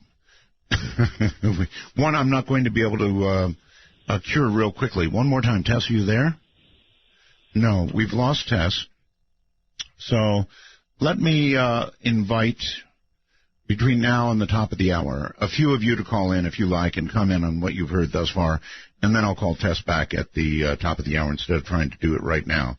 So any of you who would like to comment on what you've heard, particularly about the evil and or the Nephilim, or for that matter, commenting on what happened with gravity, I'd be more than happy to hear from you. And you can call our national number. Anyway, I was about to open the lines for Tess anyway. So you can call our national number now if you like. Area code 952-225-5278. That's area code 952-225-5278. 5278. Now, when I say that, I hope it's working. In other words, the fact that we lost Tess could indicate a further or bigger problem that I'm not aware of. You can also get to the show by Skype. And I'll take this opportunity to do my little speech that everybody, they send me email requesting this speech. I get messages on the wormhole requesting this speech. If you have Skype, you can call us. All you've got to do is on your iPhone or whatever it is that you've got, Android, download Skype. You know, it's simple. Download Skype. Go to the store and download Skype. And when you do, you will notice that you can add somebody. You can add a contact. Well, we are a contact. And so here's how it works. If you're in North America, Canada, or America, just add us as a contact and call us MITD51. That's MITD51. If you're outside of North America, rest of the world, you can add us by calling MITD55. And after you've done that, we will appear magically on your contact list. You can press it and call us just like that. It's really pretty cool. And it's free worldwide. So that's pretty hard to beat. In the meantime, let's very quickly go to the lines and say Las Vegas, I think you're on the air. Hello. Last name's on the air. So. Okay, well, sorry about that, but I did that for a reason, only because of what Tess was talking about. What I just tuned in as she was mentioning an 0 and 50 rate, with loss rate for writers against the studio. That's right. Right? And I can relate to that because I'm actually the guy that Tom Cruise plays in the movie Tropic Thunder. Oh. And had the same occasion to go up against the same studios, and I mean, not at all surprised by what she said. Really? Well, I'm sad to hear that, but it does seem to be a thing, doesn't it? It's totally fascinating, and I'm actually fighting them as we speak. And the good news is, have them at a standstill. Yes. Well, they probably will bring you to a standstill as well. And I'm not in the business of giving out advice here, but I will tell you, and I told her and mentioned to her that the emotional price that you're going to pay for, what you're doing is going to be extremely high. So you've got to be prepared for that. I take it you are. Well, that's a great point, Art. And I take what you say is actually very, very accurate. Right. We're somewhat both at standstills, but I chose the route of going, doing my own thing as that entity. All right, with the book and all that. And I'm not calling into hype all that. I'm just talking in the big picture here. So, all we can do is see what happens as it comes to the reality of, shall we say, an LG movie. Right. Okay. Well, thank you. Either way, it doesn't matter. Before you decide to take on something like she took on, or any gigantic litigation, you really, your lawyer, if he's worth 2 cents, has got to sit you down and tell you about about what you're going to face. And what you're going to face is going to be, I'll call it almost emotional Armageddon. What you're going to have to go through is emotionally ripping. It will take part of your life, and that's part of your life you will never get back, win, lose, or draw. Let's go to Eric on Skype. Hello, Eric. Art. Yes. My goodness. Yeah, the guy that I met, I didn't really sense evil so much as just pure sociopath. I mean, it was like I was sitting across the table from an octopus. That's horrible. I mean, that feeling is horrible. There's no question about it. So in that sense, there absolutely is evil, right? I've seen that in other people, but this guy was just, my body reacted. I wanted, just that primal fight or flight. I just wanted to get up and run away from this guy because I could tell the only reason he didn't kill me and eat me was because he wasn't hungry. Oh, God. Yeah. I've never heard it put quite that way. His eyes were just cold. Yeah. He was highly intelligent, but I just reacted to him on a visceral level. It was like nothing I've ever there's absolutely no sense in these people of right, wrong, or anything. It's just not there. It's like they're flat. It's like, I don't know. It's hard to even put into words, but yes, you certainly sense it, and I don't think you have to be a dog with extrasensory perception to know it when you're in the presence of it. But she was right. Dogs do sense these things, and a lot more. I was about to tell her about a 2020 piece, I think, pretty sure it was, in which they monitored dogs at home. And they could tell when, they would start the boss, the owner of the home, coming home at some ridiculous time when they wouldn't normally come home during the day, and the dog knew it instantly. And somehow would start getting agitated and be waiting by the door. And so that's a type of extrasensory perception. Oh, yeah. I remember that. Yeah. Do you? I remember that. And my wife and I, if she's sad, it's the most bizarre thing. I was sitting there reading one day, and just out of nowhere, I just became terribly sad. And I called my wife. I'm like, "Are you okay?" She said, "Yeah, my patient's son was yelling at her, so we were both sad." Really? And I was just, okay. Yeah, and ever since then, I've known. So, I mean, it's always been like this. Oh, reminds me, you are the perfect person to do this.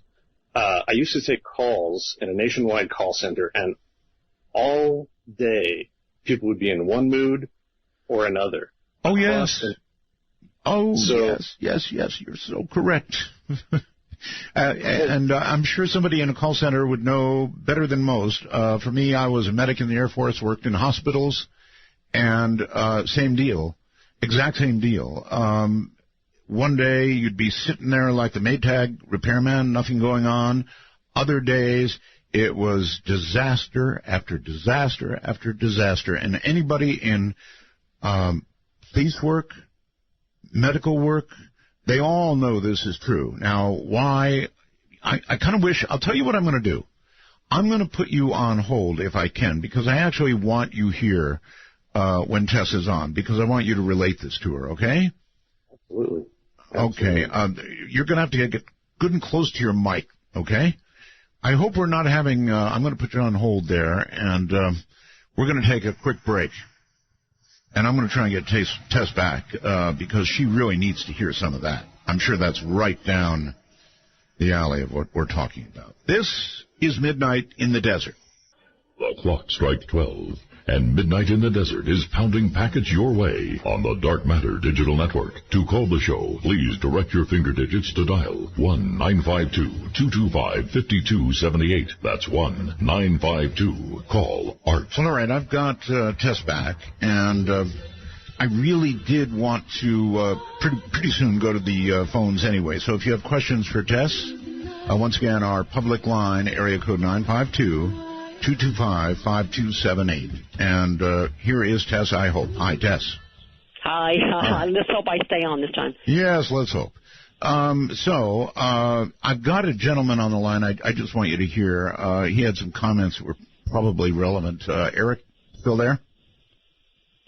Hello, Eric. Oh, that's too bad. What was the question? I guess we lost Eric. Well, we were starting to talk about, I think we were in the middle of talking about dogs. And I was mentioning to you when we got cut off that 2020 did a very interesting piece years ago on dogs. And what they would do, Tess, is they'd get the dog of the house, and then they'd bring the owner home at unexpected, completely weird times of the day, like 2 or 3 hours after he went to work, he comes home. And they would have cameras on these dogs. And the dogs would know that the owner is on the way home. They would start to get agitated. They'd go to the door. They'd be barking. It was wild. Wow. It proved that dogs had some kind of ESP.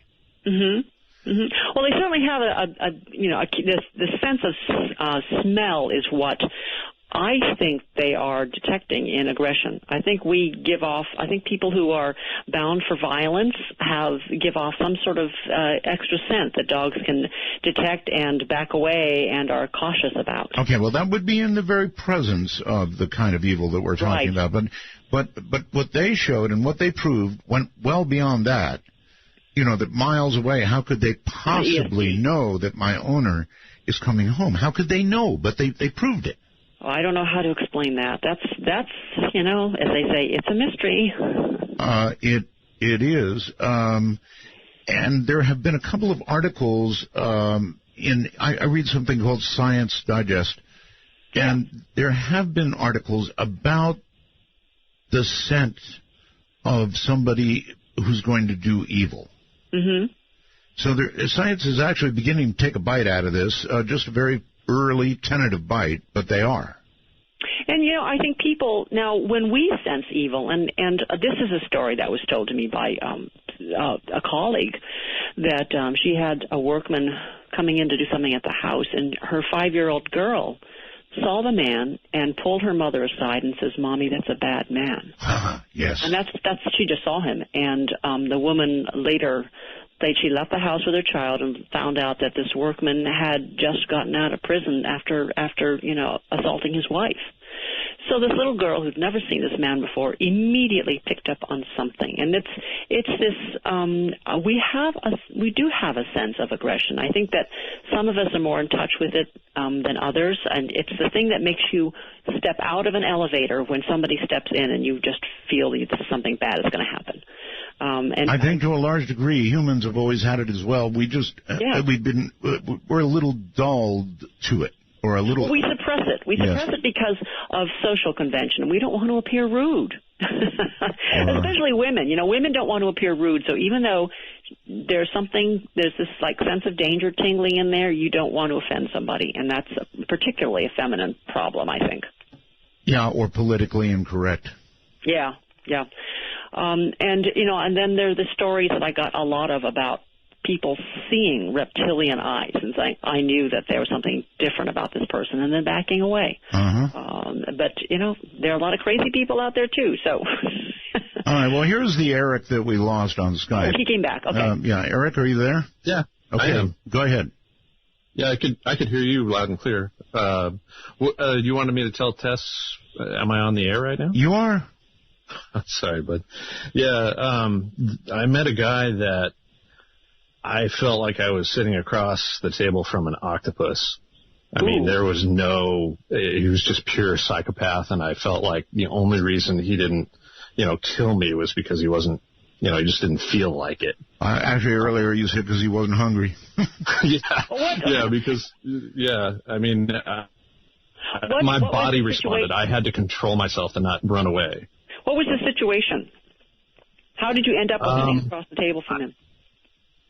Yeah, I don't really want to say too much about a dangerous person like that. I mean, I meet a lot of people, and I'm a really good judge of people. I mean, like in the first 5 seconds, I know who they are.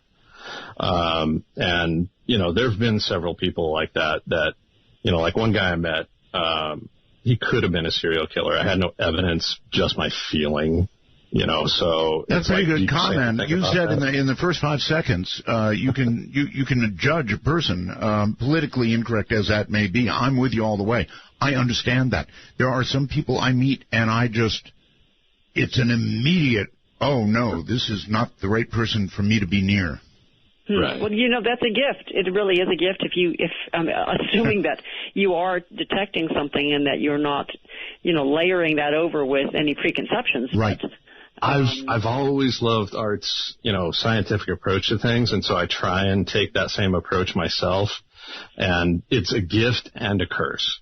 I at times don't like seeing that deeply into people. People are human. What are you looking at? Is it their eyes or their face? Can you identify what exactly is setting this off? No, I can't. Call it. For me, it's a mixture of psychic ability, micro expressions on the person's face, the way their face is set. You can tell if a person is a happy person in general or, a mean person. It's how they speak. It's in their eyes, in their stance. And it's in something you just cannot describe. You said it yourself, a little bit psychic, right? Oh, yeah. Yeah, sometimes it's just either psychic or chemical or whatever, but, yeah, you just know. Mm-hmm. I don't know if I would say psychic, but I think that humans have an amazing ability, like you said, to read micro-expressions. That we detect so much more than we're conscious of, and that's really what instinct is. All right, well, instinct. You want to call it instinct? Eric, thank you for the call. How about this example, Tess? You're out in the woods, right? Mm-hmm. And you're a hunter, and you've got a high-powered rifle, 30-06, and you've got it trained on a buck out there. Okay. And you're just about ready to pull the trigger, and instantly, somehow, that buck raises his head up, is alerted, and starts to run away. Well, it's too late, of course. The 30-06 finds him very quickly, and he's dead. But there was something that animal sensed just before the bullet hit the bone. Mm-hmm. Maybe your scent traveled on the wind, or maybe you made some sound you weren't aware of. Maybe. There are people. There's also a study that said people can you sense when somebody's staring at you? Can you feel that? Yes. And they've done that study, and it turned out people cannot. They think they can, but they haven't. I disagree. I absolutely disagree. You can't. Yeah, well, the one study I've seen showed that people, weren't able to distinguish when somebody was staring and when somebody was not. Okay. You want to take a few calls? Yeah, let's do it. All right, good. Colorado Springs. Hello there. You're on the air with Tess. Hi, Art. This is Kevin. And just to follow up what you're saying, I'm blind. I felt that expression of someone staring at me before I became blind. I felt it when I'm blind. And also, talk to any victim of child abuse. They have a term called hypervigilance. Yeah. And children, that sometimes goes into adulthood. And I've gotten the same sense over people. I worked as a medic. I'll follow up one other thing by saying Art's exactly right about the full moon effect. And talk to anybody in that field of work, and they will tell you. I've seen the studies that say it doesn't exist.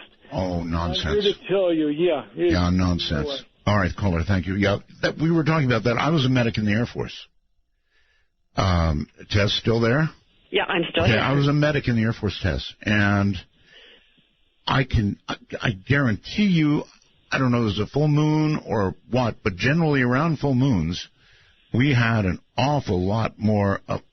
We had full waiting rooms of people in the emergency room, and you were a doctor. I don't know if you did that kind of work or not. Yeah, that was something that we commented on sometimes that it felt like it was a full moon because the ER was busy or crazy things happened on the full moon. I don't know whether anybody's actually done. I seem to remember there was somebody who tallied ER visits with the cycles of the moon and could not find anything. I just don't believe it. I don't believe it. Anybody who works with... I'm sorry to bring you down on this stuff, but... Yeah, no, that's all right. Numbers. It's all right. I like my numbers. It's the police, too. I'm sure there's some cops out there. That's right. Absolutely. I know that...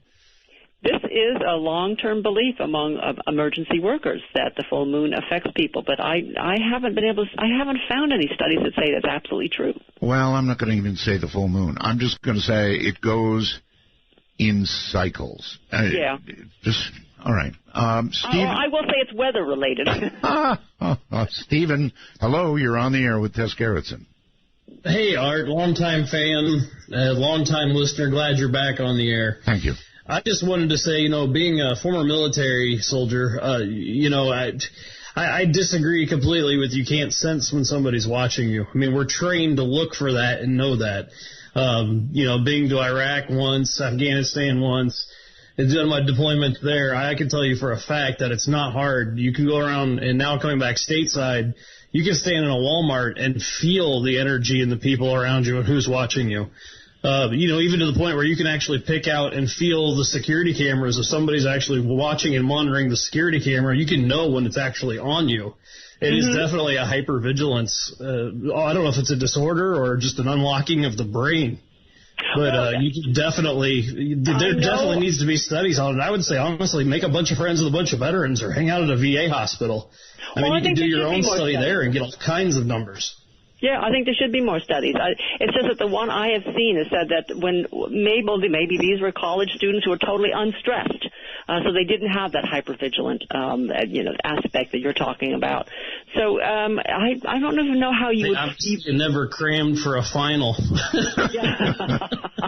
It almost sounds, when you talk about hypervigilance, it almost sounds as if you're talking about, stress, the post-traumatic stress disorder or something.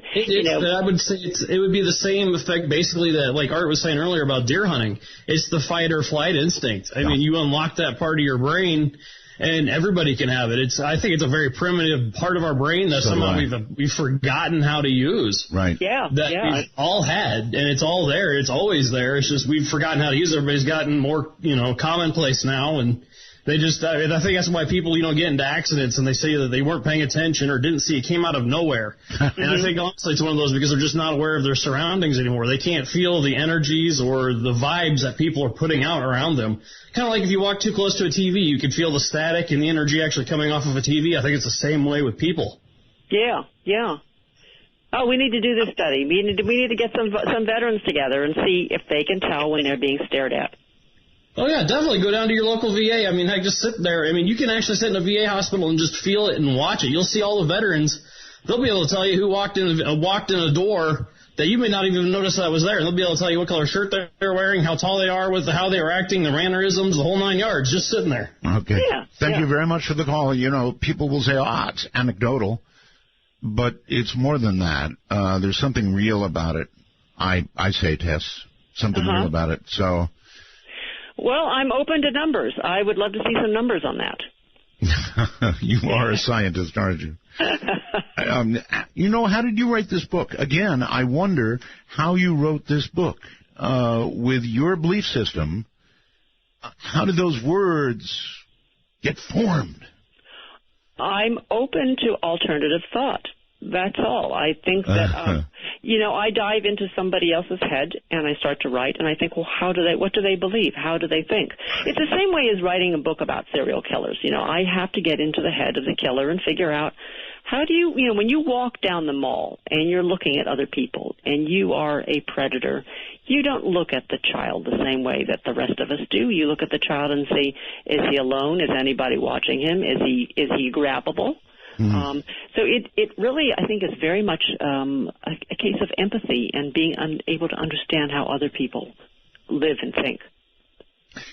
They say that these people who commit these crimes we were talking about earlier have an absolute absence of empathy. Absolute absence of empathy. Yeah. Hard for me to understand, but I guess I can grasp it a little bit. Let's go to Gardnerville, California, or Nevada, rather, on the phones. Hi.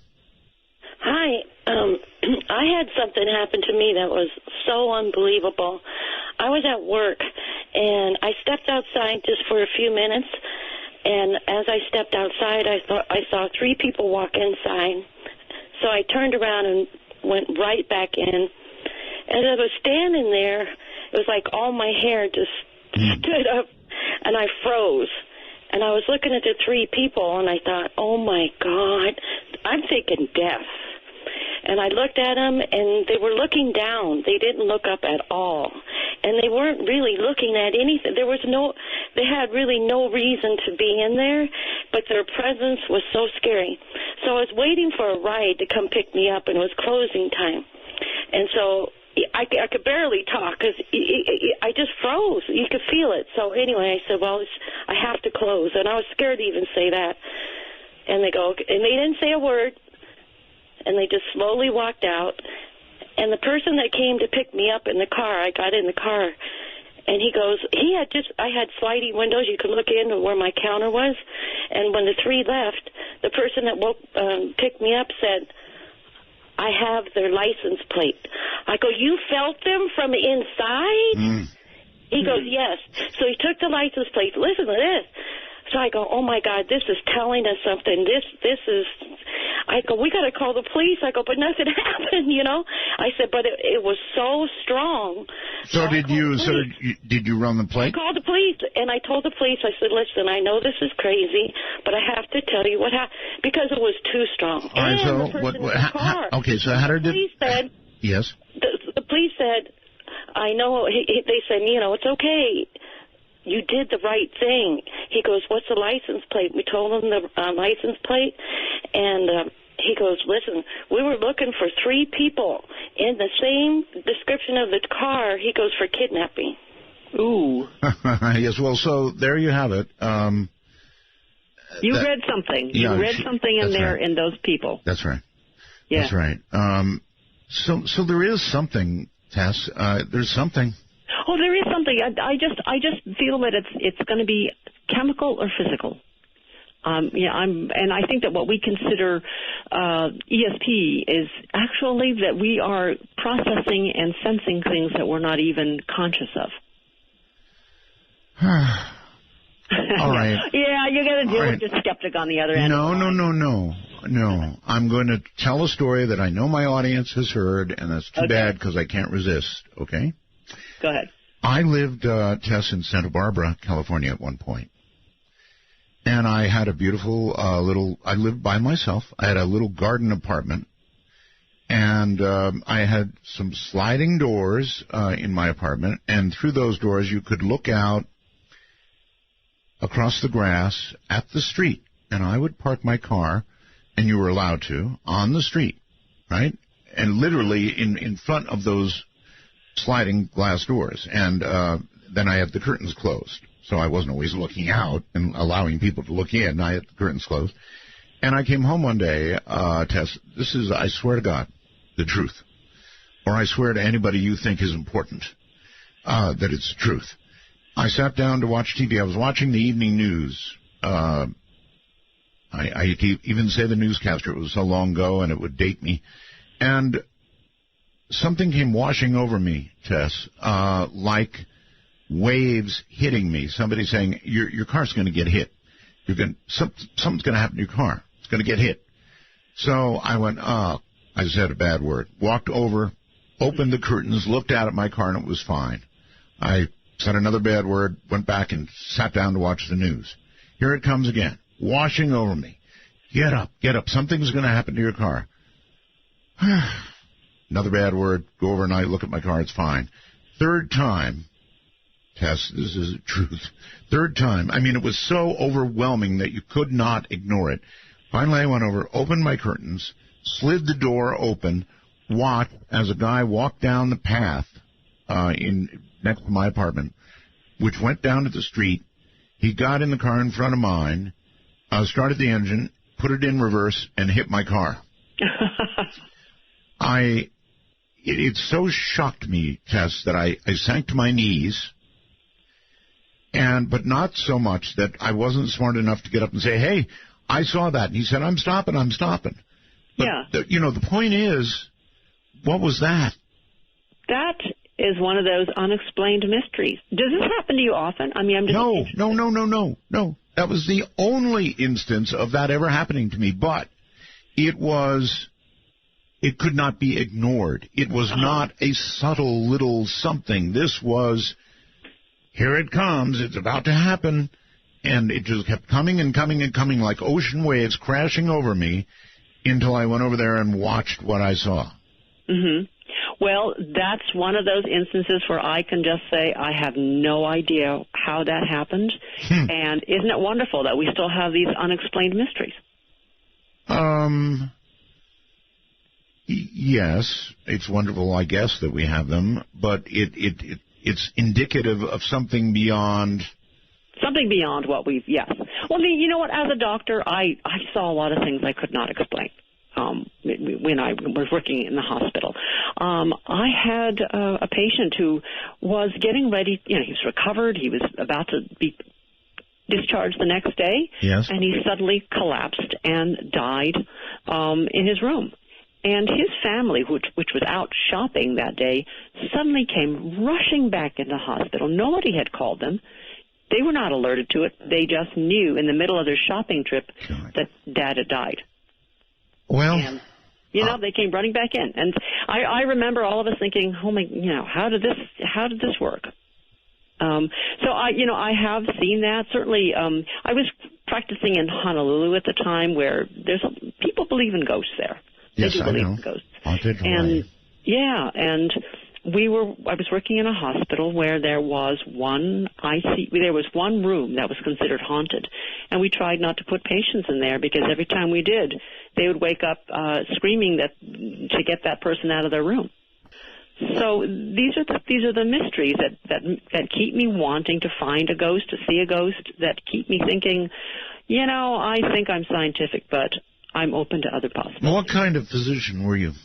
Internal medicine. So we had a lot of patients die. And we were talking about, heart attacks and cancer and people who are sick, older people. Right. Did you have any instance of anybody who flatlined and came back? No, I've never had anybody with a near-death experience. Unfortunately, they when they flatlined, they were pretty much, that was dead. It. Mm-hmm. Yeah. I have not talked to anybody with an NDE. I know that's something that you've discussed on your show. Oh, yes. Before. Sure.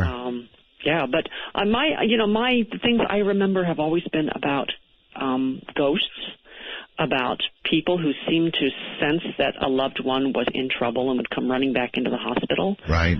We had one of our nurses was a nun, and she always knew when somebody would die. I mean, it was weird. You would knew it because she would go in and she'd bless them, and then within a day they'd be dead. She just knew. It was like that cat that used to, Oh, you know about the cat? Make the rounds. Oh yeah, I know about the cat. The cat that would make the rounds, and the cat knew who would die next. Yes. Scott on Skype, you're on the air. Yeah. Hi, Art. Hi, Tess. When Tess was telling of her adventures in the courtroom dealing with the Hollywood types, my mind went back to the 1997 film with Al Pacino and Keanu Reeves, The Devil's Advocate. Yeah, I remember that.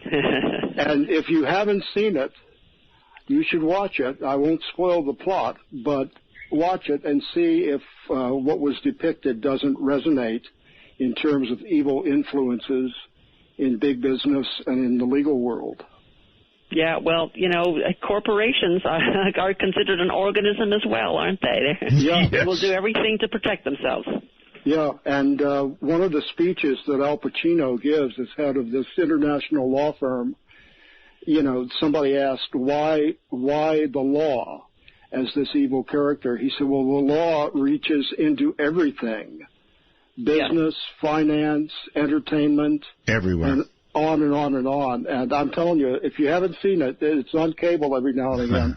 Watch it, because I think it will resonate with you. I agree. It was a great film.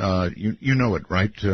Yes, I do. And that was my one and only experience with the legal system, and it was very disheartening. It only takes one. I'm sorry to say. That's right. It only takes one to teach you that it teaches you your place in the universe, which is very small. Yes. Very quickly, let's go, let's see where. We're going, I think, to Stockton, California. Hey, Art, this is Benny. How are you doing? I'm doing fine, sir. Good. Great show tonight. Thank you.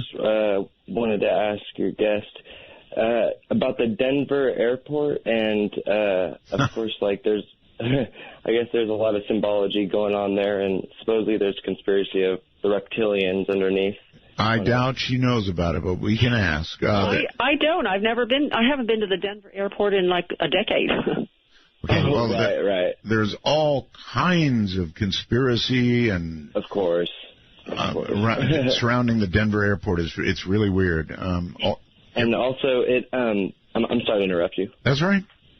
It recalled this episode recalled me to a past show of yours on the old radio show of a caller that he was like an Area 51 guy, and he supposedly worked for them, and he was really frantic, and it all of a sudden got cut off. But what he was mentioning was how supposedly these aliens had infiltrated certain aspects of the military establishment of Area 51, and so on and so forth. It just kind of ran parallel with what you guys were talking about, or with what she kind of was mentioning.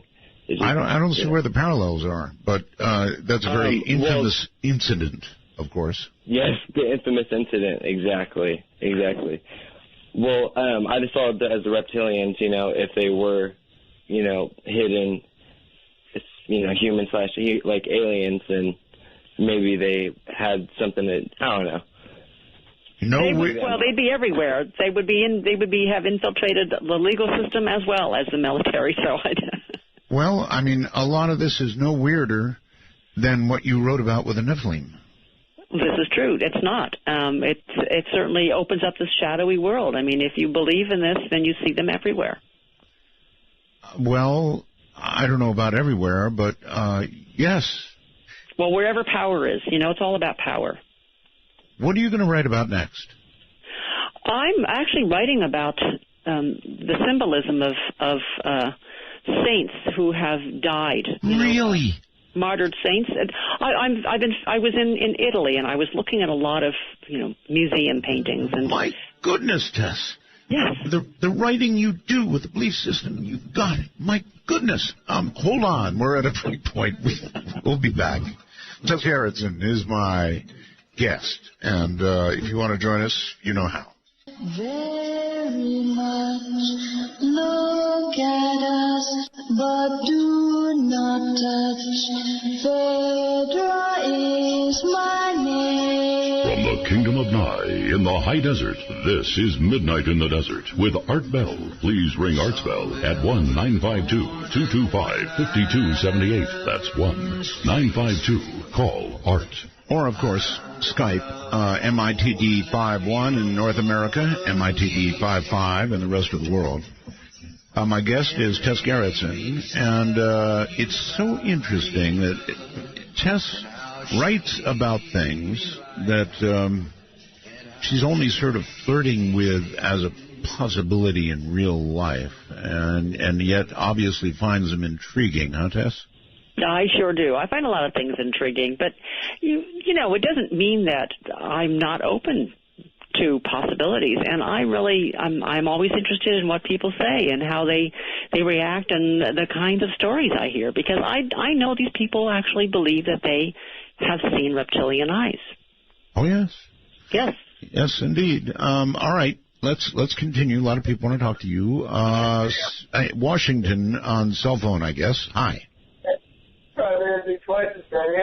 Sir, I can't even understand what you're saying. Try it again. If you're on a speakerphone, get off that. Hello? Hey, yeah, much better. Hello. Hey, Art, how's it going? Fine, Jim. Go ahead and talk. Hey, I was just wanting to share a little experience I had because I'm got out of the military, and when I was in boot camp, I had this really strange experience, just before I left, and it was kind of weird because occasionally people would, they're trained you to stand watch, and sometimes during I don't know if it was the lunar phase or what, but they would see things, or people would, sit up in bed and start hollering. Somebody be talking in their sleep or something. But I experienced something, and it was like a bunch of people running around, like jabbing at you, and it was like when you wake up and you're not sure if you're dreaming. It didn't seem like they were real bad guys, but it seemed like they were having a lot of fun. Is there a difference between, good ones and bad ones, and there's ones that they're just kind of having fun at your expense or something? Well, I'm not sure exactly what you mean, but I guess you can sense when somebody's coming for you, whether it's with evil intent or just joking around. I don't know. But I do believe that we have these senses. And, again, Tess, you said that they've done testing that shows that people really don't know when they're being stared at. Can you actually quote that study? Do you know? I can't remember where I saw that. I remember seeing that and thinking, well, that's surprising, because I always felt that I could sense when people are staring at me. I will hunt that down and email it to you if I can. I would love that. Yeah. Because it's so hard to buy. Ray, hello, Ray on Skype. Good morning, Eric. How are you doing today? Doing fine. So I have a little something for Tess. I just want to say thank you for being one of the few scientists out there that's willing to say, I don't know. That's probably the best thing that a scientist could learn to say. Because there's so many things we don't know, and to be honest about it instead of saying, well, I have a theory. Is that it, caller? That's all I have for this evening. Okay. Well, that was enough. Thank you. Thank you. That's right. Saying I don't know sometimes is so the right thing to do, the right thing to say. If you don't know, just say it. Yeah, but always say I don't know, but it's possible. Uh-huh. Let's go to Iowa, I think. You're on the air with Tess Gerritsen. Hi. Hello. Hello. Hello, this is John. Greetings from Iowa. Howdy. Hi. I have several quick questions, and I'll make it fast, and you can choose whichever you would like to discuss. I have a question for Tess regarding the Russian video of the people at a dance club where the lights accidentally went out, and there were at least 4 or 5 guests there whose eyes immediately shone bright in the pupils, so much so that they scared the band, and people just started running out of the club. Have you heard of that? I haven't heard of it. I haven't. I'm going to have to find that. Is that on YouTube? Yes. There are several versions now. Someone quickly tried to debunk it, but there's another video where they interviewed members of the band, and this is a real thing in Russia. They're still very, very scared about it, talk about it. How would you find it on YouTube? I don't see it myself. I've never heard of this. I believe if you use the keywords hybrids, hybrids eyes beam bright when lights go out during nightclub show. Okay, I will look for it. The amazing thing was, before the lights went out, if you freeze the video and you look at these people, yes, they're completely perfect. They're completely polished. There's nothing, they're mannequin-like, but they're very, very beautiful. There's nothing wrong with their hair, their clothes, their appearance. They look too good to be true. I found the video. Okay, I found it. Wow, you're fast. But it's 4 minutes long, so. Okay, we'll have to watch it after this, but thank you very much, caller. Let's go outside, to the other side of the world at Jazz Munda. Hello. Hi, Art. How are you? Howdy. I'm fine. That's great. I've actually done my own experiments, nothing scientific, but my own experiments in staring at other people and trying to get them to turn around and look. And I think I've had quite a high success rate in that. Well, now, that's an interesting twist on what we were talking about. I don't claim to be psychic at all, but usually if I try and sort of think, turn around, and maybe you're in danger, and people start maybe darting around, looking around, and the more I keep doing it, they end up sort of turning around. Huh, okay. Well, I'm going to look up some other studies and see how often this has been done, because, it is a fascinating topic. Because there is no scent involved, there's no sound involved, what would make somebody turn around?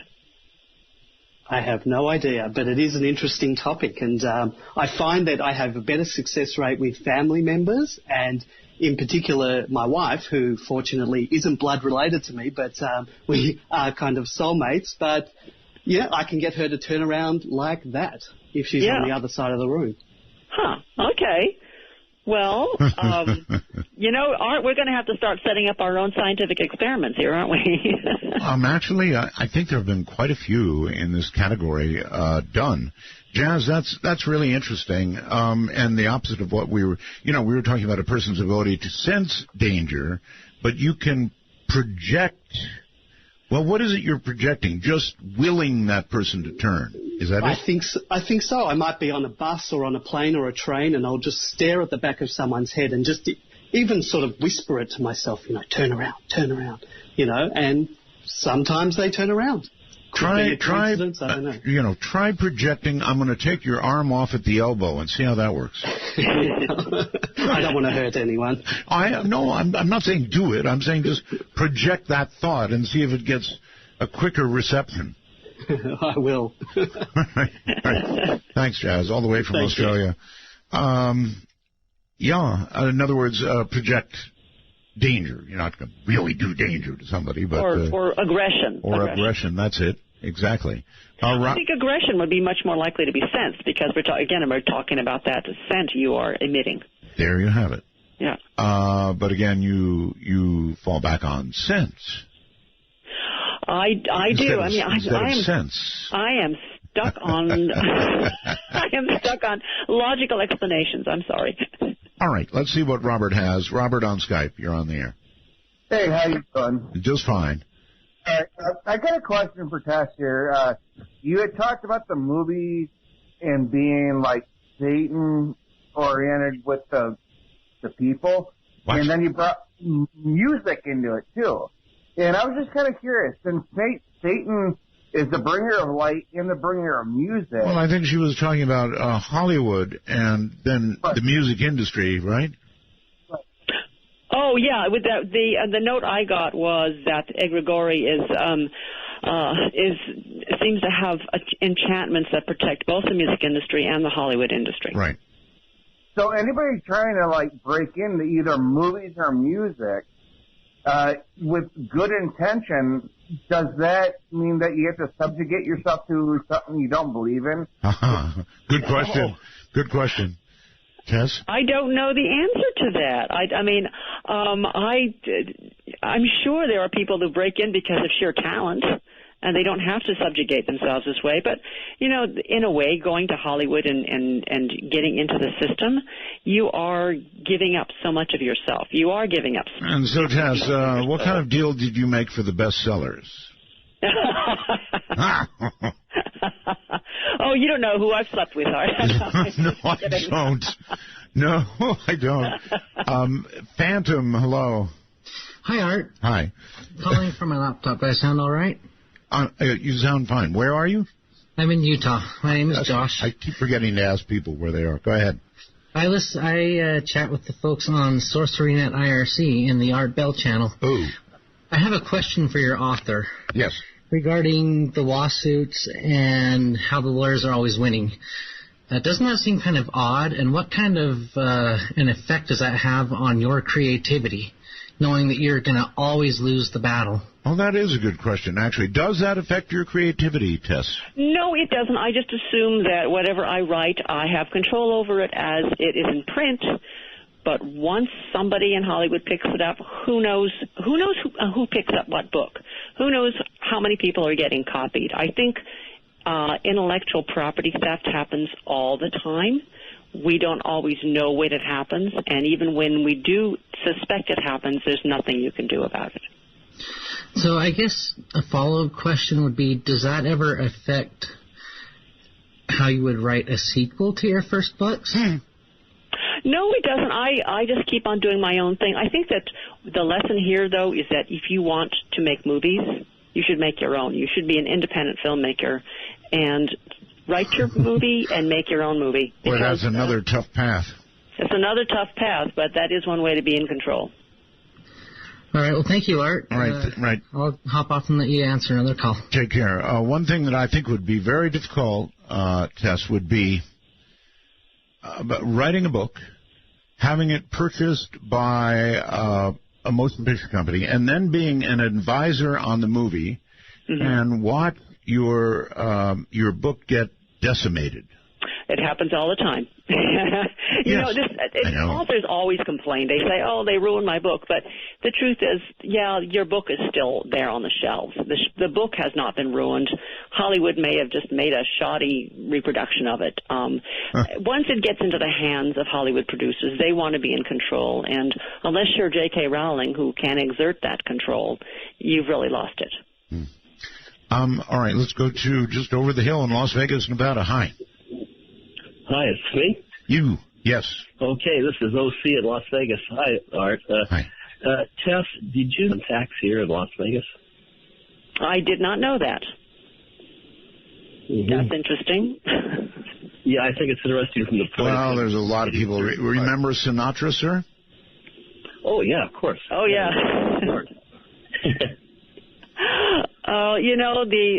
The corridors of power are filled with evil people, I guess is all I can say. Yes, they are. So are you going to continue to write, Tess? Is that where your career now is firmly planted? I am going to write until I drop dead. It's something that I feel I need to do, and there's all these stories I need to tell. And yes, and here I'm writing a story about saints and martyrs, which is rather fascinating because, as I said, I'm not religious, but I keep returning to that because it's a theme that fascinates me. Fascinates me, too, that you choose that to write about in view of... Anyway, Heather, hello. Heather on Skype? Hi. Hi. We are talking about... I have a story. My grandmother passed away, my great-grandmother. The night before she died, I was sitting in the hospital with her. Yes. She was 98, and at that point she could barely talk. Right. The nurse came in and she looked at me and she said, it's visiting hours are over. And I said, well, I don't want to leave her. I said, she's not going to make it through the night. And the nurse says, honey, she's fine. Her vitals are fine. She's good. She's going to be okay. Mm-hmm.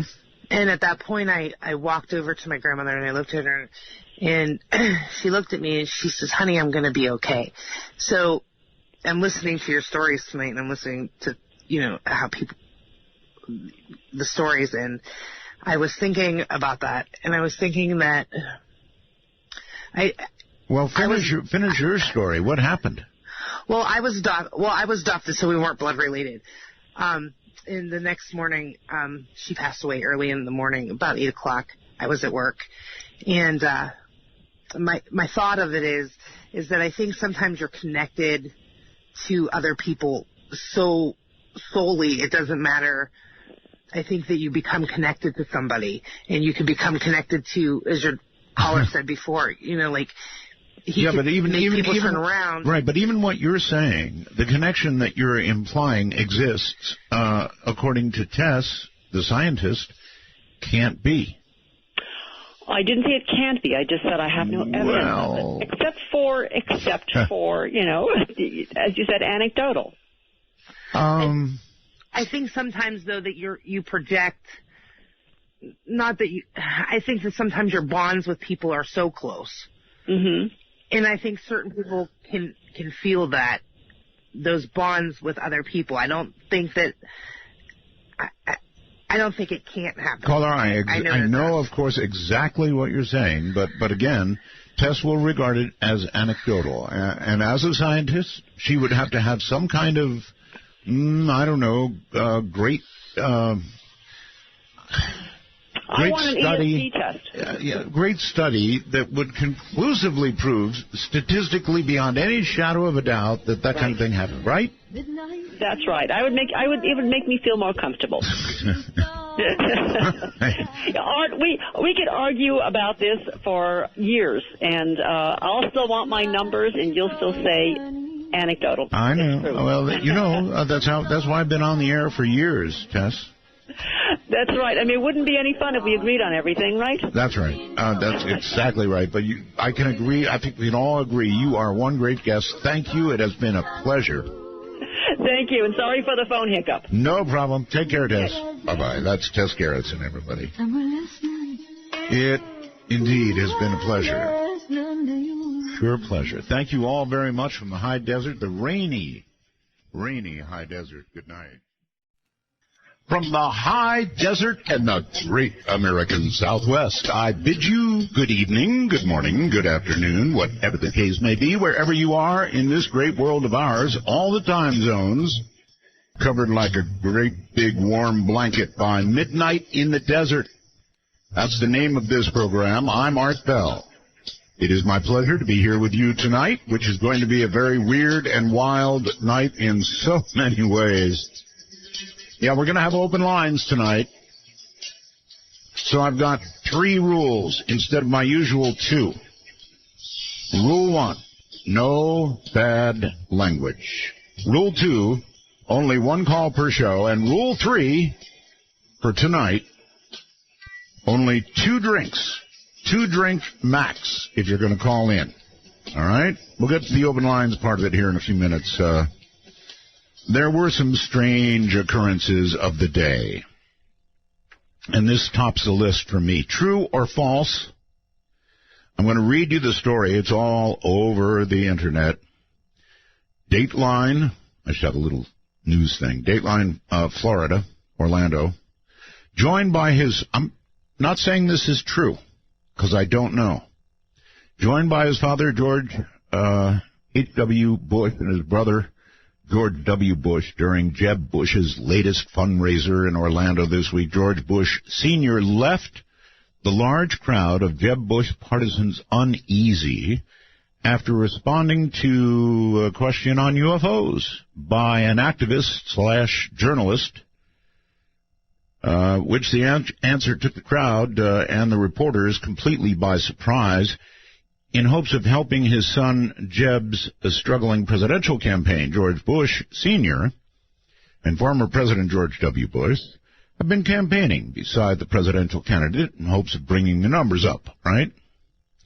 During the fundraiser, a man in the crowd raised his hand, and then a question, which led to an even more surprising response by the former president and CIA director. The man asked George Bush Sr.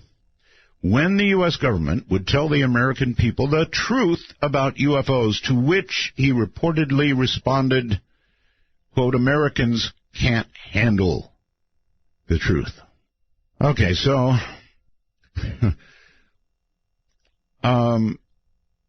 it's not the first time that the senior has had a controversial moment about UFOs.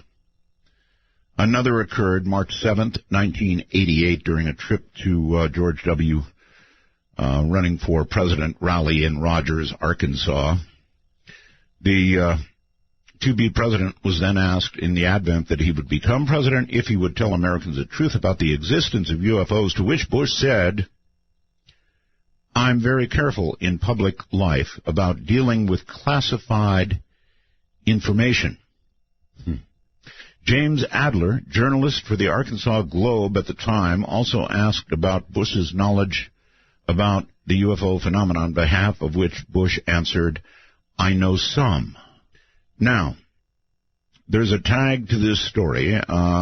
After all, he is 91 years old. It is possible that he is suffering some cognitive dysfunction. So you have to imagine that possibility. You also have to imagine that he meant exactly what he said, if he really said it. Okay? He might have meant exactly what he said. It may be that his cognitive function is fine, and he just felt like, hey, I'm 91. Hell with this, I'm going to say it. Or the whole thing might be a hoax.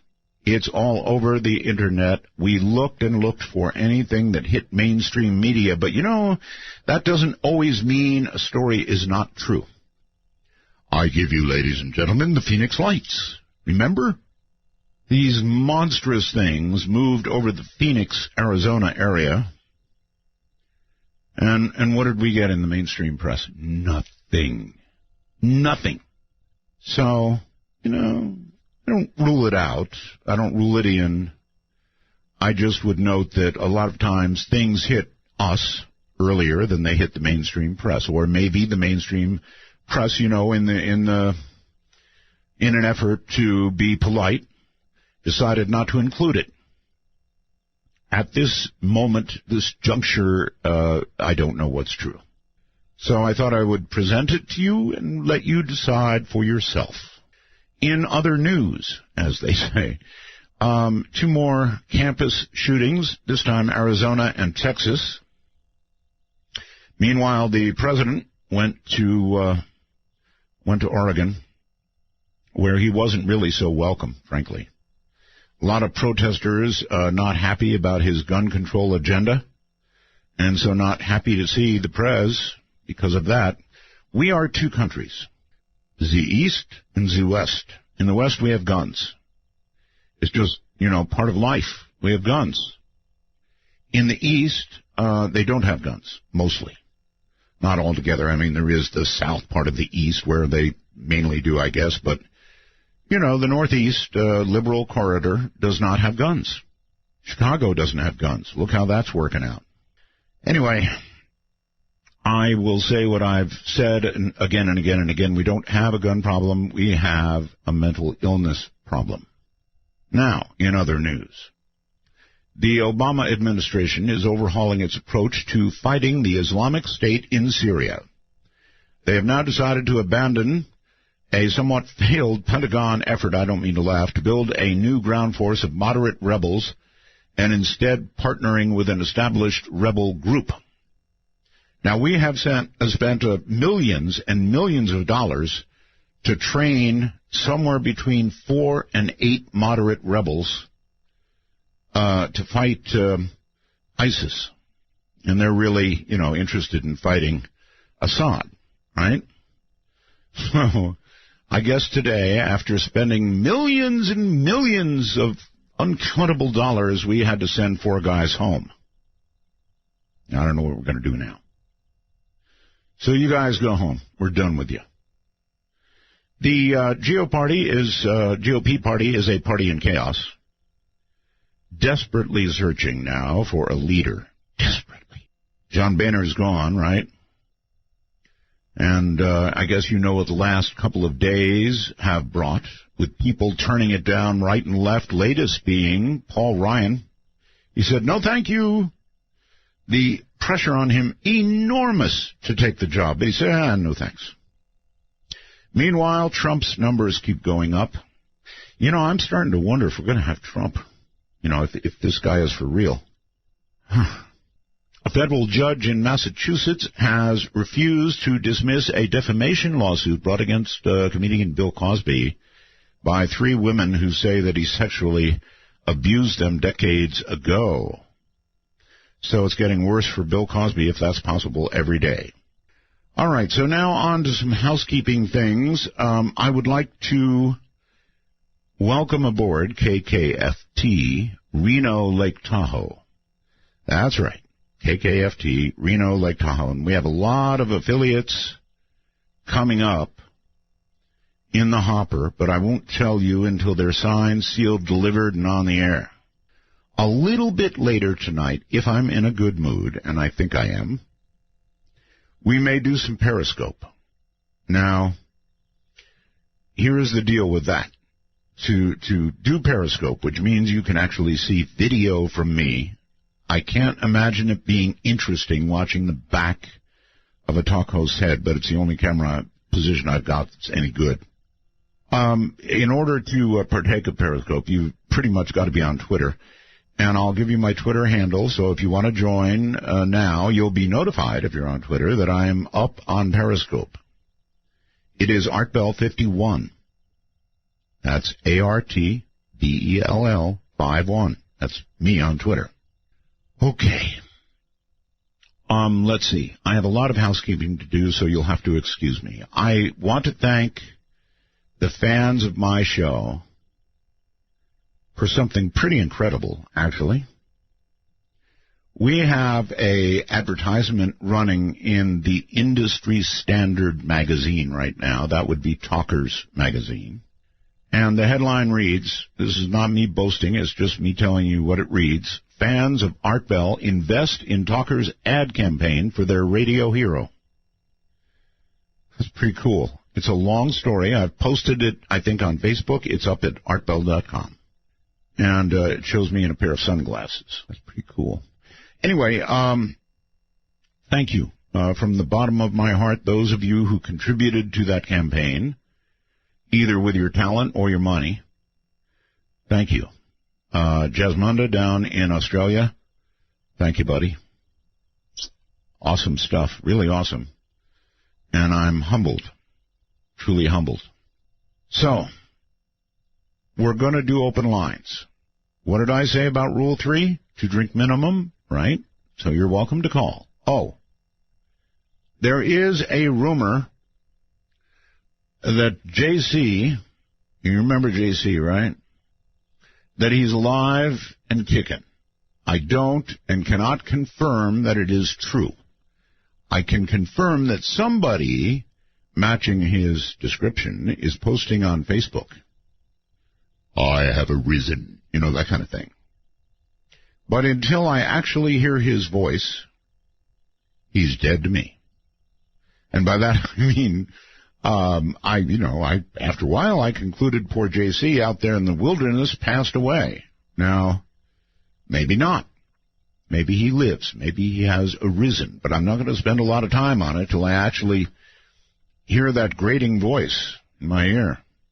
But I thought I would note, everybody's been emailing me, hey, he's alive, he's back, he's alive.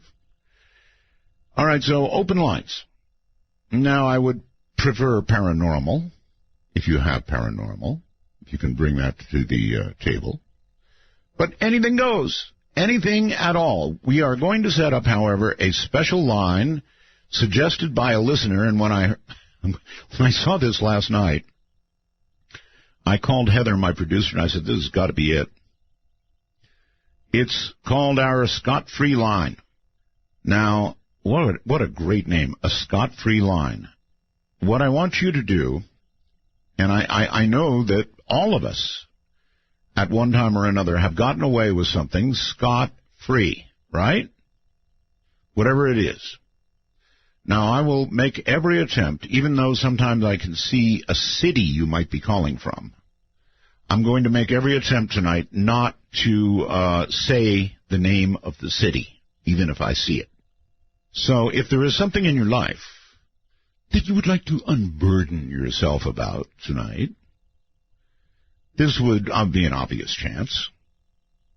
So if you can think of something that you got away with scot-free, either now or when you were younger, the special number is area code, are you ready, 575-208-7787. And by the way, that number, when you call that number, just so you know, little humor here, that number rings through Roswell, New Mexico. And then comes to me. So the person who set up the numbers for me had an obvious sense of humor. Let me give that to you again. The Scot-Free number, if you want to unburden yourself about anything at all, the Scot-Free number is 1 and then area code 575-208-7787. And with that, we're going to break, and when we come back, with a 2-drink minimum, maximum, with that in mind, please keep that in mind. Anything goes. Let's just have fun tonight.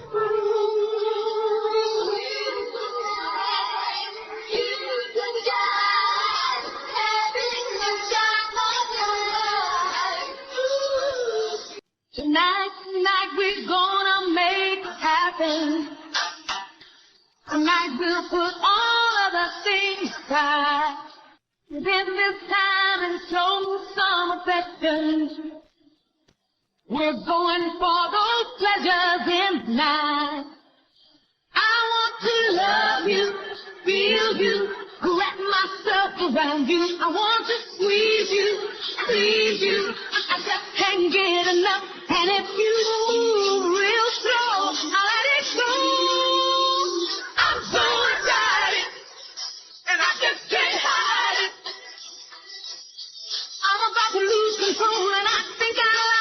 Let's take a walk on the wild side of midnight. From the Kingdom of Nye, this is Midnight in the Desert with Art Bell. Please call the show at 1-952-225-5278. That's 1-952-CALL ART. That's the number, okay. And, by the way, no video. People keep trying to send me video or receive video. This is a radio program, and aside from an occasional venture with Periscope, we're not doing that. So, no video, except for Periscope. I want to thank Alex, who sent me this just a few minutes ago on the wormhole. Alex, I love you, baby. It says, Art, I want to applaud you for being so vigilant about the audio of your show. You know, I listen to many different radio shows, and they rarely point out problems with their guests' audio. Anyway, it's very refreshing and very much appreciated. Well, thank you, Alex, my kind of guy. And so here comes my speech. Sorry, I know, even though it's requested by many and hated by droves, here it is. If you would like to call us on our national line, you know, it used to be toll-free. You had to have a toll-free line or people wouldn't call you, right? But now most of us have calling plans that allow free calls anywhere in the U.S. or Canada, whatever. So if you want to call, it's 1 and then area code 952-225-5278. And while it's possible to sound pretty good on a landline and sometimes a cell phone, I don't know. But anyway, that's the number, area code 952-225-5278. If you want authority, if you want to sound authoritative, the way you do it is with Skype. It will make you sound like you're right here in the studio with me. And you can actually do that on your phone. It'll work fine as long as you don't put it in speakerphone mode. That's horrible. But what you do, if you've got an iPhone or an Android, just get Skype. It's free. And then once you've got it, you don't go to the place where you dial a number. You go to the place where you add a contact. Now, once you become familiar with Skype, you'll see a little plus sign up there, and you click on that, and then you add us. Simple as that. You add us. To call us on Skype from North America, anywhere in America or Canada, it is MITD51. That's Midnight in the Desert, MITD 51. Anywhere else in the world, you can still call us. It's MITD 55. That's MITD 55. Now, once you've done that, you will notice that in your list of contacts, it says, it probably says something like Midnight in the Desert overseas or North America or something like that. That's us. And you can call us for free from anywhere in the world. What a world we live in, huh? So with that in mind, and a 2-drink maximum in mind for calling, here we go. Don't forget about the scot-free line. If you got away with something scot-free, whatever it was, we want to hear about it. Area code 575-208-7787. And here we go. Here we go. Hi there on Skype. You're on the air. Hello on Skype. You're on the air. Corey. Your name is Corey. And if you don't speak in 3 seconds, I'm moving on. 1, 2, Corey. 3. Sorry, Corey. You lose. We're going to move on to Mike. I hate that. I mean, you pick somebody, you keep them on hold, you wait, and then you try to go to them. And I think I could hear his voice mumbling in the background, and I couldn't go to him. So Mike instead is the one who gets on. Mike, hi. How you doing, Art? I am just fine, buddy. Yes, Wolfman calling back again from Guelph, Ontario. Yes, well, you are a perfect example of how to sound good on Skype. What are you using? Just an Android phone. Boy. I think it's a Motorola Moto G. Pretty good for an Android, I'd say. All right, well, anyway, welcome. Oh, anyways, I was going to mention I was trying to be a time traveler, and I was having trouble getting it with the PayPal to link up my card. I don't know what I'm doing wrong. But I heard another caller say the same thing, so I'm not sure if it's something... All right, so some people have trouble with PayPal. I don't know what it is, but usually it can be fixed by using a different email address. Okay. So I would try that, and if that doesn't work, I don't know what to tell you. There are instructions. If you go to artbell.com, there are instructions of what to do if you have a problem. You know, it's like 1 in 1,000. It does happen. I'm sorry. Being a time traveler is awesome. Yeah, I wanted to use the wormhole. But anyways, let me tell you a story that happened at my farm, another one. This was out in the Port Burwell area. I told you before, I was a tobacco farmer. That's right. Anyways, I was irrigating late one night. It was probably around 3 in the morning, and I had to shut off my irrigation system. Yeah. I was waiting. I had to wait another hour. My brother came out on his bicycle. He lived next to me. And we were just looking up at the stars, and all of a sudden we seen this thing like a red fireball. And it was moving in an erratic pattern, going here, there, moving. We started getting scared. It was coming towards us. And all of a sudden it stopped over, it looked like our neighbor's property, pretty close to us. And really it looked like a fireball, but moving around intelligently. Okay. It all of a sudden, like lightning, shot down this energy field, and it was like a outline, like a triangle going down at the earth, almost like a ray that goes wider as it comes down. Yes. And it was blue and like smoky blue, like you could see like a haze, almost like a tie-dye effect. But it was like lightning, just zap, but no sound. Well, I never know what to say to these things. Almost everybody has had a sighting of a UFO. Now, let me swap around a little bit here and ask you about this story that I read a little while ago about George H.W. Bush and what he might have said if this is a true story. He's said stuff before, and now he said that we couldn't take the truth. What do you think? Mm-hmm. Well, I think he said that. I believe that. I mean, they probably think that most people would be terrified if they told them all the truth. Well, they might. But I think they might. I mean, even if what Dr. Jacobs says is true, to me, it's terrifying. I mean, if we're being taken over one person at a time. That's pretty terrifying, actually. All right, well, my mother talked about a recurring dream she had when she was pregnant for me, where a UFO lands in the backyard and they come out and go in her bedroom and stood over her bed and watched her while she's sleeping. Well, okay, then there are questions both about your mother and you. Yep. Okay, well, we'll save that for another show. Huh. Yeah, serious questions. Come to think of it. Let's go to the special line, the Scott-free line, and say hello there. You're on the air. Hey, Art, how are you? I'm well, thank you. Welcome back. I'm glad you're back on the air. Back when I was young and stupid, me and my friends were going down to Mississippi, and we were carrying some contraband on us. What kind of contraband, please? It was marijuana. Marijuana. Okay, so stoked with marijuana. You're traveling through Mississippi. With marijuana. Not a bright idea. It was not a bright idea at all. We were young and stupid, and we got pulled over by the police. Yep. And we got searched by a policeman with a big toolkit, and he took apart the entire car. Oh, and didn't find the marijuana, which happened to be behind one of the vents that you only had to take off. You say he didn't find it? Oh, no, he did not. Baby. You know, if he had a dog with him, you would have been toast. Oh, we would have been toast. I was praying he didn't bring a dog, but he brought a toolkit, and he didn't find it. Look how things have changed. Yeah, how much did you have? I'm curious. Like a lid? Yep, about a lid. We had an ounce on us, and we didn't.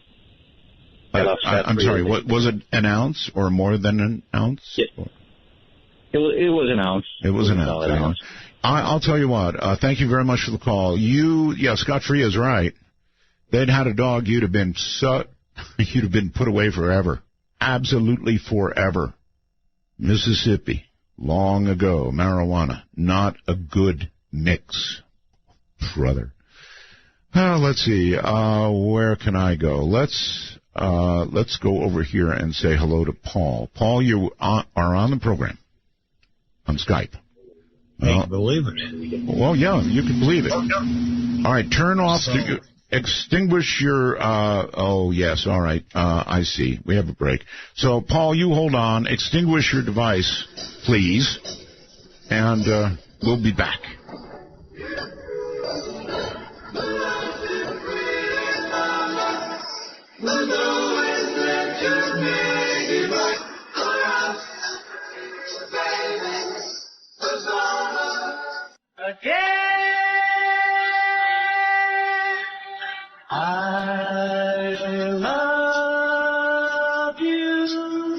Wanna take a ride? Exclusively on the Dark Matter Digital Network.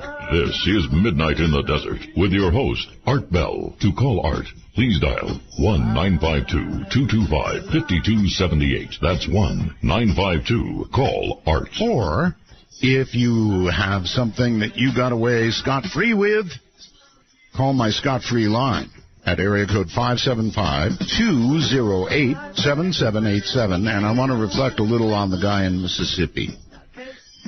It reminded me, actually, of an event in my own life. When I was 16, I ran away from home. Ran. And I hitchhiked to Florida, which is where my grandma was at the time. And I remember, of course, when you're hitchhiking, you know, you don't, number one, at 16, have much money, and I sure didn't.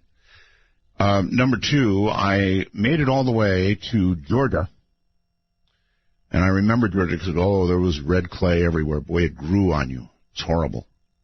Anyway, I remember this cop pulled over. You know, that was in a day when you could hitchhike. And people actually picked you up, and they were nice to you. Anyway, this cop pulls over.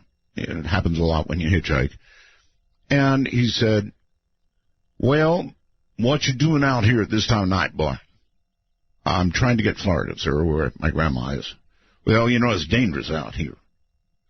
He said, "I'll tell you what, you're not in any trouble. How about we take you in, put you in a cell with the door open, or not so much maybe, because we've got about 300 Freedom Riders in jail right now." I said, "Well, thank you, sir. I appreciate the offer of a good night's sleep, but I think maybe I'll pass." He said, "All right, you be careful out here," and took off. Oh, yes. Hello on Skype. You're on the air. James, I think it is. Hey, Art. Hey. This is James. I don't mind if you say my city or anything like this. I can't see your city. You're just on Skype. It doesn't tell me. Okay. This is Scott-free call.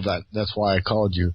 One of my contracts I had was working for a paymaster who was Austrian, and he was based out of Singapore. But the job was working for the Chinese, a company called April Paper Manufacturing. You know, when wait a minute. You really should not be mentioning company names. Okay, sorry about that. Anyways, let's just say you were working for a company in Indonesia, right? That's right. Okay. That's right. Yes. So what had happened was it was a trifold contract. It was training people, gathering intel, investigating a homicide, and 4 arsons on an island called Pulau Padang. Wow. Anyways, the picture you see of me, that's on that island. So what ended up happening was... I do see it. When you're on Skype, you can have a picture, and I can see a picture of him. It looks like you're sitting, right? Yeah, on a boat. Yeah, those canals are used to transport the timber. Very cool. That gets transported. Right. So anyways, what ended up happening was, I did my investigation. I trained some people. All this stuff's strictly illegal. But I worked for a couple federal agencies, so, I wasn't too worried. But it was the only time I've ever done a job with no support. Well, let me tell you, if you get tagged in Indonesia for doing something really wrong, working for an agency or not, you're in trouble, man. You don't want to be in one of their jails. No, I was freestyle. There was no agency. This was as an independent contractor. Okay, so you'd have been cooked. Yeah, I would have been done. But yeah, they still have people following everybody. They call them, oh shoot, what do they call it? They called us, it means boss, bule. Anyway, so any bule, they see a white guy, you just try to look the part, shorts, a short sleeve shirt, button up. Yeah. They really will follow you. I mean, it's not like Singapore where they have cameras everywhere. Right. Indonesia, they actually will put a physical person following. Sure. And so anyways, I did my investigation and got everything done, bottled it up, typed up. The funniest part was when I made it back to Singapore, I got done. They one of the agencies I worked for back in the U.S. was Immigration and Customs. Yeah. Well, Singapore has the same kind of thing. And they caught me with more than 20 cigarettes. And nowhere else in the world I've traveled is more than 2 cartons a problem. Yeah, but I had 20 cigarettes. Why are they bothering you about 20 cigarettes? Well, it was more than 20. I had 20 in a pack sealed. Yeah. And then I had like 8 in an opened pack. Yeah, so what? I had to pay 200 Indonesia or Singaporean dollars. Okay, this is in Singapore now. Yeah, this is in Singapore right, coming back. Indonesia doesn't care. Yeah, Singapore is really an uptight place. You know, you don't even want to spit on the sidewalk. Exactly, but I'll tell you one thing about Indonesia is it was dicey the entire time. So, I mean, your big story here is that I was doing was highly illegal. So that is your scot-free story. Oh, yeah. That was international scot-free. And then you're busted for 20-something cigarettes. Coming back to Indonesia to go back to where I live in America. I got it. Yeah, all right, I got it. Thank you. That's a good one. You're dealing with homicides and stuff like that in Indonesia. You make it out and get busted for 20-something cigarettes in Singapore. Yikes. Ridiculous. Let's go to our scot-free line, and I think you're on the air. Hello. Well, I hope I'm on the air. That me, Art? It is you, sir. You know that only. Oh, fantastic. For sure. But... Well, Art, before I tell you my boring story, I have to tell you... Why would you want to call me with a boring story? Well, compared to you... I mean, one of my favorite stories of yours, I mean, I never laughed so hard in my entire life. And I couldn't compete with that, was a story you told when you zapped yourself with a stun gun or something, with a cat sitting on you. I don't remember that story. Honestly, I don't. You don't. We've had stun guns, but I don't think I've ever done myself in with one, honestly. Either that or I'm losing it.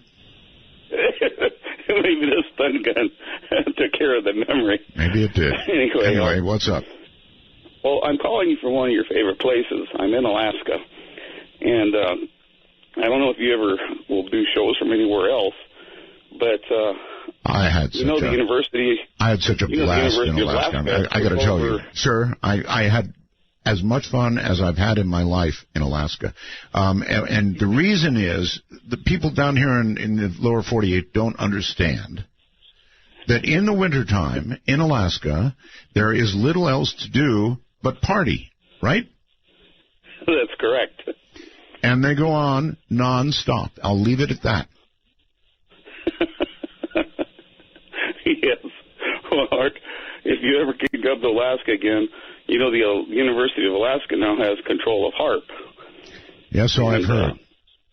I happen to work for a place called the Geophysical Institute, and we're the ones that are running HAARP now. You are running HAARP? You are running HAARP? You know, I want to register a complaint with you. Okay. As an amateur radio operator, most of us think you have really screwed up the ionosphere with what you're doing. Now it's in private hands, and God knows what you're going to do with it. What are you going to do with it? Do you care to explain? Well, if I was in charge of it, I certainly would tell you. but I'm not the one in charge. I'm one of the worker bees. What do you do? I am a computer support guy. I'm an IT guy. You're an IT guy. Yes. So, in other words, you could take it down anytime you want. I was more thinking we could do a remote with you broadcasting from HARP. From HARP? Not in this lifetime. I appreciate your call, but HARP is not a funny thing to amateur operators. We think that they have screwed up the ionosphere. I'm quite serious about this. Now, I don't know that to be a fact, but I know pouring high energy to the ionosphere is probably a poor idea. Listen, you know what? They actually bragged that they were able to run outside. The scientists were able to run outside and look straight up and see that they were producing northern lights. I'm not kidding. Imagine that much energy that you produce northern lights. That's doing something to the ionosphere. I'm telling you right now. Outside the country we go, Mark. Yeah, hi, Art. Hello, Mark. I'm at Zurich Airport. Oh, really? Switzerland, and I'm getting on a plane again. And where are you going this time? I'm going to Birmingham, but if you remember the last trip I took with Lufthansa, I summoned the aliens, and there was a crack in the windshield. That's right. You know, that's something right out of the Twilight Zone. Well, I'm going to do it again. I'm just about to board a Swiss flight to Birmingham. Yeah, I can actually hear. 40 minutes. You know what? I can hear the airport stuff in the background, so I believe you. But I think it's not a wise thing to do. You cracked the windshield last time. God knows what you might do this time. I think it's irresponsible use of consciousness. Yeah, but it's an experiment that we can all do together. Well, why in God's name would you do it in the air? Okay, well, you're closer to them. I was hoping, to see a craft or something. I didn't expect them to actually crack the windshield. Yeah, but I mean, what if you put a crack in the engine or something? Uh-oh. So you think I should not do it? No, Is that your official position? My official position is you should not do it. Okay, I respect you immensely. All I would need is to hear about a plane going down. One did over in your area not long ago. That's all I'd need, and I would feel horrible forever. No, don't do it. Okay. Thank you, Art. Have a good flight. Thank you. Yep, fly safe. Things people do. He really did. He used his conscious intent and created a crack in the windshield of the plane. The plane, I might add, that he was on. And he's at the Zurich airport. It's just not bright. I'm not trying to be mean, but it's not bright. Okay, on the let's go to the Scott-free line. Where? In Philadelphia. Okay. I can say it's been long enough. I won't get in any trouble. It's Grizz on TuneIn chat. I just want to say hi to everybody. All right. Back in the day. I hear that place is. By the way, sir, I hear that place is a jungle. Yeah, it is. When I was a teenager, I used to follow a Grateful Dead cover band. Yes. And we used to buy liquid LSD, and so my cousin was working in I don't know what you call it. He worked at a Catholic church. Yes. And he got the body of Christ, like the little wafery things. Uh-huh. He had a whole stack of them. And we would bring them into our high school. And we would drip the LSD on them and sell them for like $15 a piece. Make a lot of money. That's truly horrible. Horrible. It was fun at the time. Took communion wafers and put LSD on them? Yeah, I was tripping on Jesus. Oh, God. Are you telling the truth? Yep, true story. And how many of these wafers did you pass about? We probably had like 15 or 20 of them. And you gave these... It was a novelty, a novelty. Like $10. You're lucky you're lucky that the laws on this have probably expired. Yeah. So that's it, Art. Thanks. Yeah, you're welcome, sir. Can you believe that? The worst thing that you can do to a person is give them an unwanted trip. It's dangerous. Don't ever do that. Don't ever do that. It's really dangerous. If you know you're going to do something like LSD, and you've thought about it beforehand, and you've prepared a proper atmosphere, even then, it's kind of dangerous. But putting them on wafers and or anything else without a person's knowledge and giving it to them is a very, very serious thing to have done. I don't know what to say about that. Anyway, scot-free, he says. On Skype, we're going to go and talk to somebody named Maple, like the syrup. Hello, Art. Hello there. How are you? How are you tonight? I'm okay, considering LSD-laced wafers. Ah, I see. I haven't been catching the show tonight. I'm actually in the car delivering. But I understand it's open lines? Oh, it is? Great. I'd like to tell you a pretty crazy story that happened to me a couple years ago. Well, you're going to have to top the last one, but go ahead.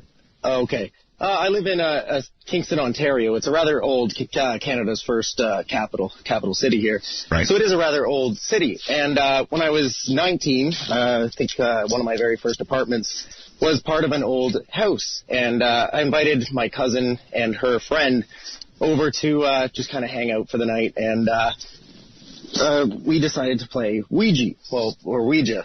Well, we didn't... Technically, it is Ouija, by the way, not Ouija. Yeah, Ouija.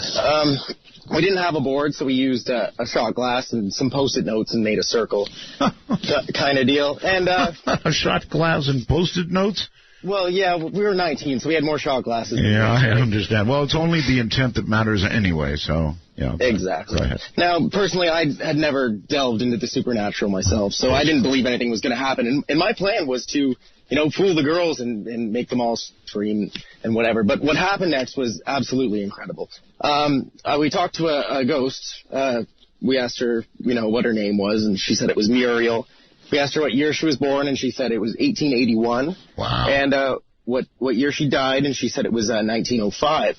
A couple other questions, nothing really spectacular. Then we asked it if it had any children, and it shot the shot glass right to goodbye. It didn't want to talk to us anymore, and I kind of pressed on further and asked her, why don't you want to talk about children or whatever? And she just started spitting out gibberish, like nonsense, like a letter, then a number, then a letter, then a number, then a letter, etc. Well, and, maybe that's like cussing at you. Exactly, and I didn't think anything of it. Well, Sierra, the other girl that was with us, my cousin's friend, she was writing it all down. So after we stopped, we were all a little freaked out. We stopped after, and we went over the numbers and letters that it was saying, and at the end it spelled out the word onion. And so we were like, oh, that's kind of weird. Now, on your guest last night, I believe, he was talking about the deep web. Now, I guess instead of .com, those sites are called .onion. So I'd never been on the deep web before, but we decided to go on a Tor browser, and we typed in this gibberish that she gave us, and then .onion, and it went to a child torture porn site. No word of a lie. You really are living on the edge, aren't you? It was insane. It was the scariest ghost thing that has ever happened to me, and the only, so. Well, that's quite enough, and you better stay off the dark web. Exactly, yeah. I don't ever want to go back there, that's for sure. All right, well, I appreciate the story, and you better ride the straight and narrow from now on. Oh, yeah, for sure. No more Ouija for me, or Ouija. Ouija. All right, thank you very much for the call. I appreciate it. Yes, I'm quite aware of the correct pronunciation is Ouija board. I will not have anything to do with them. And before you pick up the phone and or get ready to send me a wormhole message, I will not talk about my experience. And nothing is going to get me to it was that scary. And I don't think it's the board or any other trinket or anything that you would do. It's just the intent. When you pick up and start playing Ouija or anything else that tries, if you sit in a circle and hold hands and try to summon a spirit, you're probably going to get what you don't want. And so you don't do these things. I mean, if you seek, you will find. And if you're found, it could well go in a direction that you don't really want it to go in. So my advice is don't do it. open lines all night long. This is Midnight in the Desert, and I'm Art Bell. 2 drink max. 2 drink max. 2 drink max. We trust you, but remember, the NSA, well, you know. To call the show, please dial 1-952-225-5278. That's 1-952-CALL-ART. That's it, all right. There are a number of ways you can do this. You can come in on Skype, if you like. We're MITD51 in North America, MITD55 in the rest of the world. And back to the lines. Oh, yes, we have a Scot-free line. Now, that means if you want to level with us about something that happened in your life that you did, that you got away from scot-free, then you're going to want to call area code 575-208-7787. That's area code 575-208-7787. Let us go to the Scot-free line. You're on the air. Hello. Art. Yes. Art, well, I'm not sure what I can say, so I'll be cautious here, but okay. I have 2 things. I'm not sure if I'm doing this right or not. I sent you an email about some new fusion discovery, but in the meantime, you opened up the... yes, if you're not calling about something you got away with scot-free, then you're on a wrong line. Well, no. Here's what I want to tell you about. I go to Vegas, I gamble, and I encountered the 3rd largest killer beehive in the history of Las Vegas, and I got away with just a few stings. I think it was in excess of 35,000 bees in the hive. And I just thought, I don't know if that gets away with scot-free or not, but it was a very, very unusual engagement. And I didn't know whether you wanted to hear that or not. So You hit or kicked this beehive, or what? No, there's a house. It was on Flamingo and Pecos. Yeah. And some young boys had bought it and turned it into a permaculture. And they found me to be interesting, and I stayed there with them. I was doing some work in the back 2 acres. Yes. And I began to get bee activity. And when I went up to closer to the house, we noticed they were up in the eave. It's a very tall house with a big pool, huge place. And they asked me if I wouldn't try to move them out with some smoke, so I rigged up a can. Anyway, normally a bee won't bother you unless you bother it. Well, here's the point I want to make to you. I'll just try to wrap this up because it was a 2-week engagement. But you have to understand that I've never felt that I'd been assimilated by a creature who could hover in front of me and feel that. And then they set me up, and when I ran to my van, there was one waiting for me. And I was staggered by the degree of being felt as if I'd been assimilated by these bees. And I'd have to tell you each story, but, for example, I was in a small hut, and I noticed one hovering in the doorway. Well, maybe you were. Maybe you were assimilated. You thought about that? Well, I don't mean, but that's what I'm suggesting to you is they were assimilating the data for the strategy, because come to find out, we looked into it, and the killer bees set up a 100-yard perimeter. Well, it certainly is true. We have killer bees here now. Well, yeah, this was 2 years ago. Uh-huh. But the fact I had no idea what I was messing with. And when you look at the dynamics of their capacity to kill by overwhelming numbers and be right there, and then but the point is that I sprayed something with this bee, and he stood there and hovered. I reached out with the can, tapped him, he fell to the ground, got up, flew off, and then they came back. And then I got in my van, and they tried to come in the window. And then well, you know what I think, sir? I think you've been assimilated. I mean, do you find, for example, when you get near a fragrant flower that you reach down with your nose and you smell it and sort of say, boy, that looks good? Art, I'm trying this one. I can tell you this, that the bees, I have, now hold on a second. I have exceptional bee. Okay, what happened was, several encounters were made, but they finally lashed out at me, stung me, drove me to the van. I'm driving down the street. They hit me 2 times in the back of the neck. I'm trying to roll up the window. This was like a scouting party, like a beach landing special ops team. Yeah. It was the whole hive. Yeah. But everywhere I go, Art, my car, when I drove back up, a hive of bees tried to get into my hood.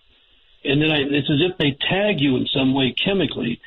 But the overwhelming thing I want to move to your audience is this: to have a bee hover in front of you, yes, and you can almost sense that bee is assimilating data.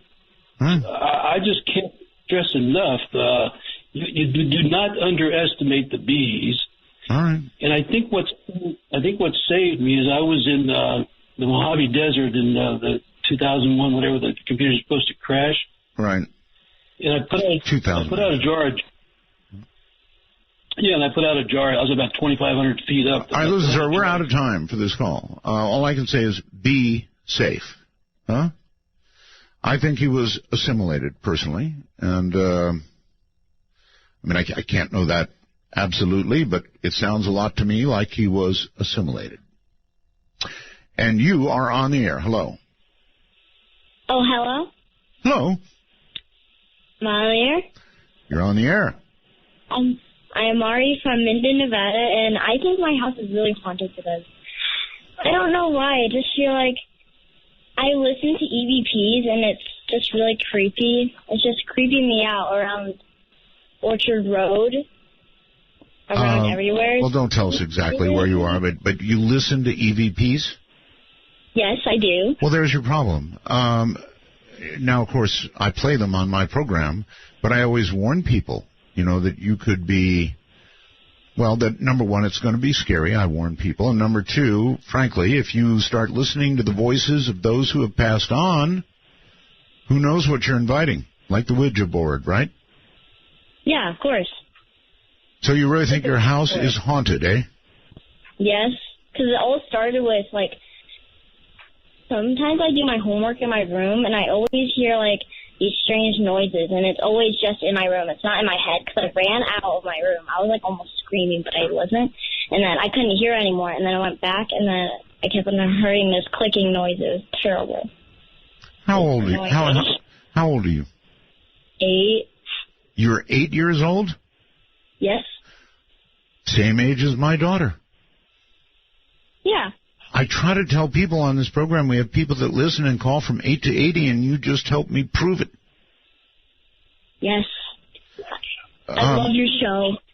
That's very kind, hon. Thank you very much for calling. And good luck with whatever's in your house. Don't let it get you. Oh, yeah. Is JC calling? I don't know.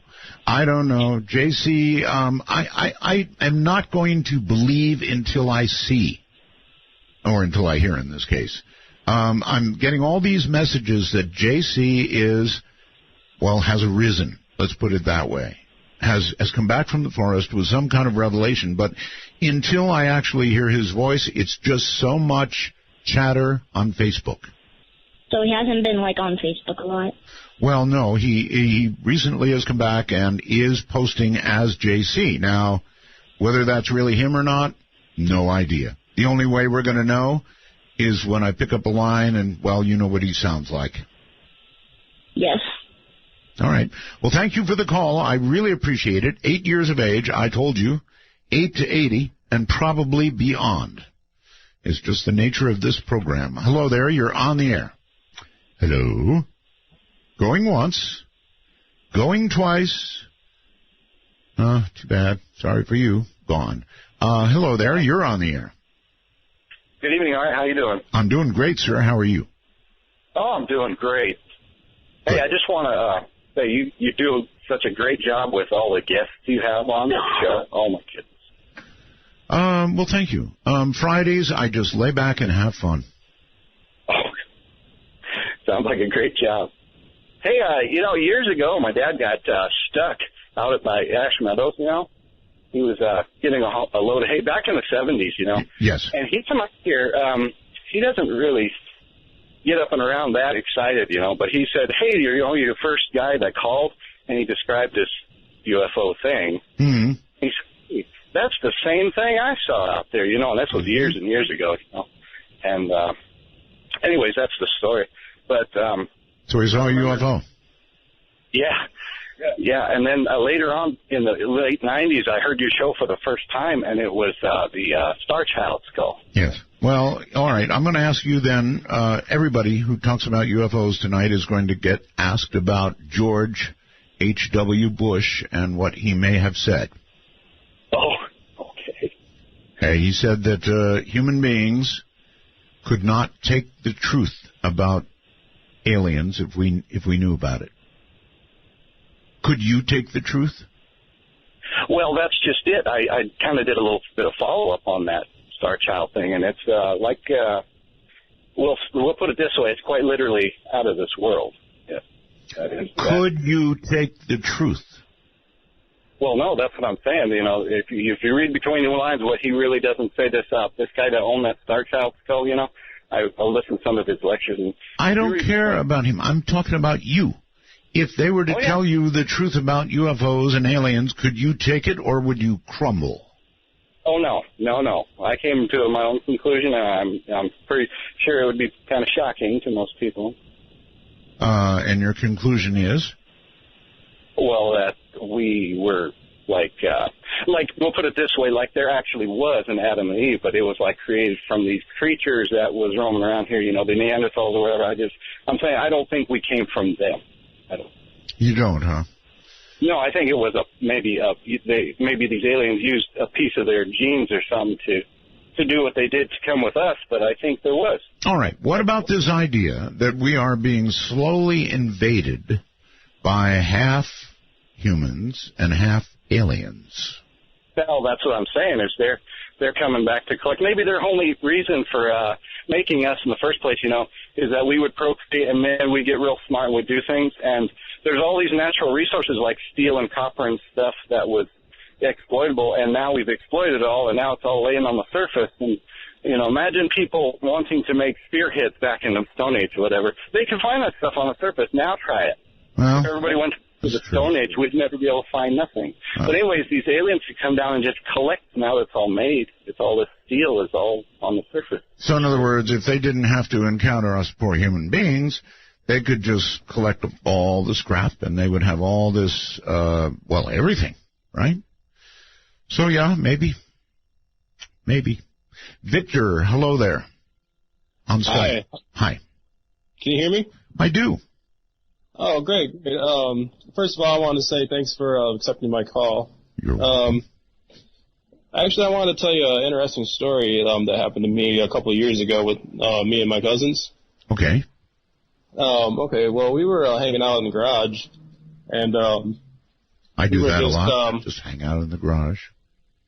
Yeah, we were just drinking some beer, you know, hanging out, and my cousins had like a 90s like Caravan, and it turned on like all of a sudden, and we went outside and we went to go check it out, and it turned on all by itself, like Christine. Yeah, and they don't have an automatic starter or anything. Okay. And we heard it turn on, so we went outside. And we looked in the sky, and we noticed some sort of glowing light or like orb. And you mean like a giant glowing key fob? It was more like a light beam, and it kind of like I know it's like every UFO story you hear. It's it kind of just disappeared. You know what I mean? Yes, they generally do. And we have, until this day, we still don't know how the van turned on. Mm-hmm. Well, like I said, a giant glowing key fob. That's all I can figure. Who knows? Interesting story. And if you're still there, you heard the story about George H.W., right? Is that a yes or no? Not the entire story, but... Oh, well, he said that, he said, or is reported to have said, that if human beings knew the truth about aliens or UFOs, actually UFOs, that we couldn't take it. Really? Huh. Yeah. That we'd all break down and go berserk. He didn't actually say that. But that was the, I guess the idea. Anyway, I don't even know if the story is true. Thank you very much for the call, and take care. Let's go to our scot-free line and say you're on the air. Hello. Hello, on air. You're on air, yes. All right, Art. Just want to say a great show. Started listening to you about 5 years ago. I just wanted to tell a little bit of story that I had. Hopefully, what I am hoping for is someone else seen it. So let's go back. This is about 2012, I believe 2012 in Chicago, Illinois. Okay, this is going to be another UFO story, right? Oh, absolutely. All right. Absolutely. So what did you see? Okay, well, for some reason during this summer, I was very interested in stargazing out of the blue. So I bought myself a telescope and started looking at the sky. I was with, actually, I was by myself, and my two roommates were, oh, there he is again. He's looking up. Don't break your neck. Yeah, you know, you are on my scot-free line now. Does this end up being a scot-free story? No, huh? It does not, but... oh, no. See, all right, thank you. Sorry. Cruel, mean me. That's only for scot-free stuff. You know, if you have a UFO story to call, I'm happy to hear from you. Just call one of the normal lines. Do not call my special line. That line is reserved for people who got away with something scot-free. And if I don't observe the rules, then others will break them again and again and again and again. I think, I'm not going to say where you are, but you're on the air. Hello. Hi, I'm from Oklahoma. Okay, well, you said it yourself. Howdy. Oh, I'm sorry. Howdy. Yeah, I just had a quick question about Single 7 from 1998. What about him?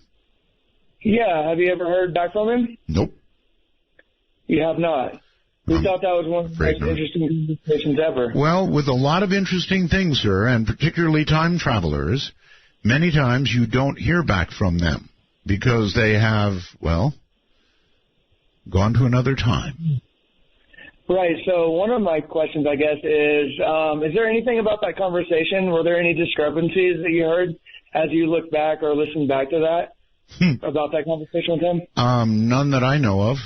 How about you?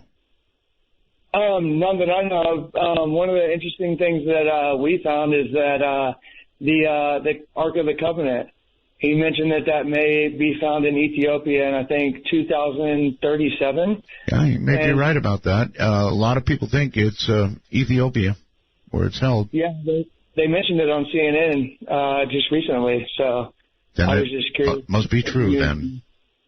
I don't know. Maybe it is. Maybe it isn't. So was that one of the most interesting interviews you've ever had? Oh, gosh, how could I pick? People ask me that all the time. The most interesting interview, the most interesting topic. Oh, my God, I've done so many. I have done thousands upon thousands upon thousands of interviews.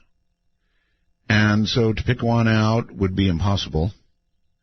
Yes, I guess it could be said it was one of the more interesting. It certainly stood out in your mind, right? And on Skype, you're on the air. Hello. Hi, this is Connor in Oklahoma. Hey, Connor.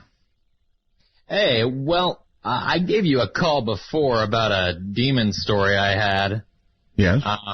Yeah, about how it would talk to me and kind of torment me and stuff. I kind of wanted to give you a call back. I was a bit nervous, and I didn't really tell you everything. I think you'd be interested to hear this other part about it. Okay, I'm interested. Go ahead.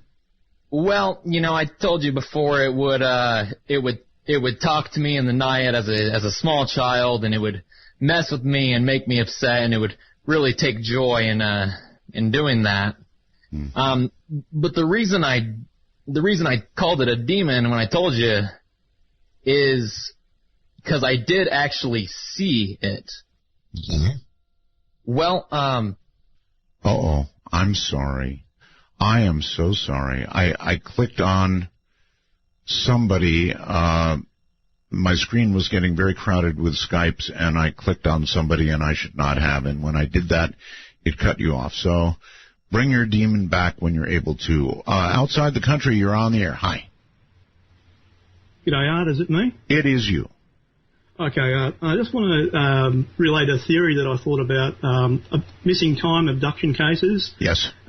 This theory came to me when I was listening to your show with Travis Walton. And one of the things he said was that before the case with the UFO happened, they were cutting timber down and he was nearly hit by a tree. Mm. And what came to me was that perhaps he was, in another reality, maybe he was hit by a tree.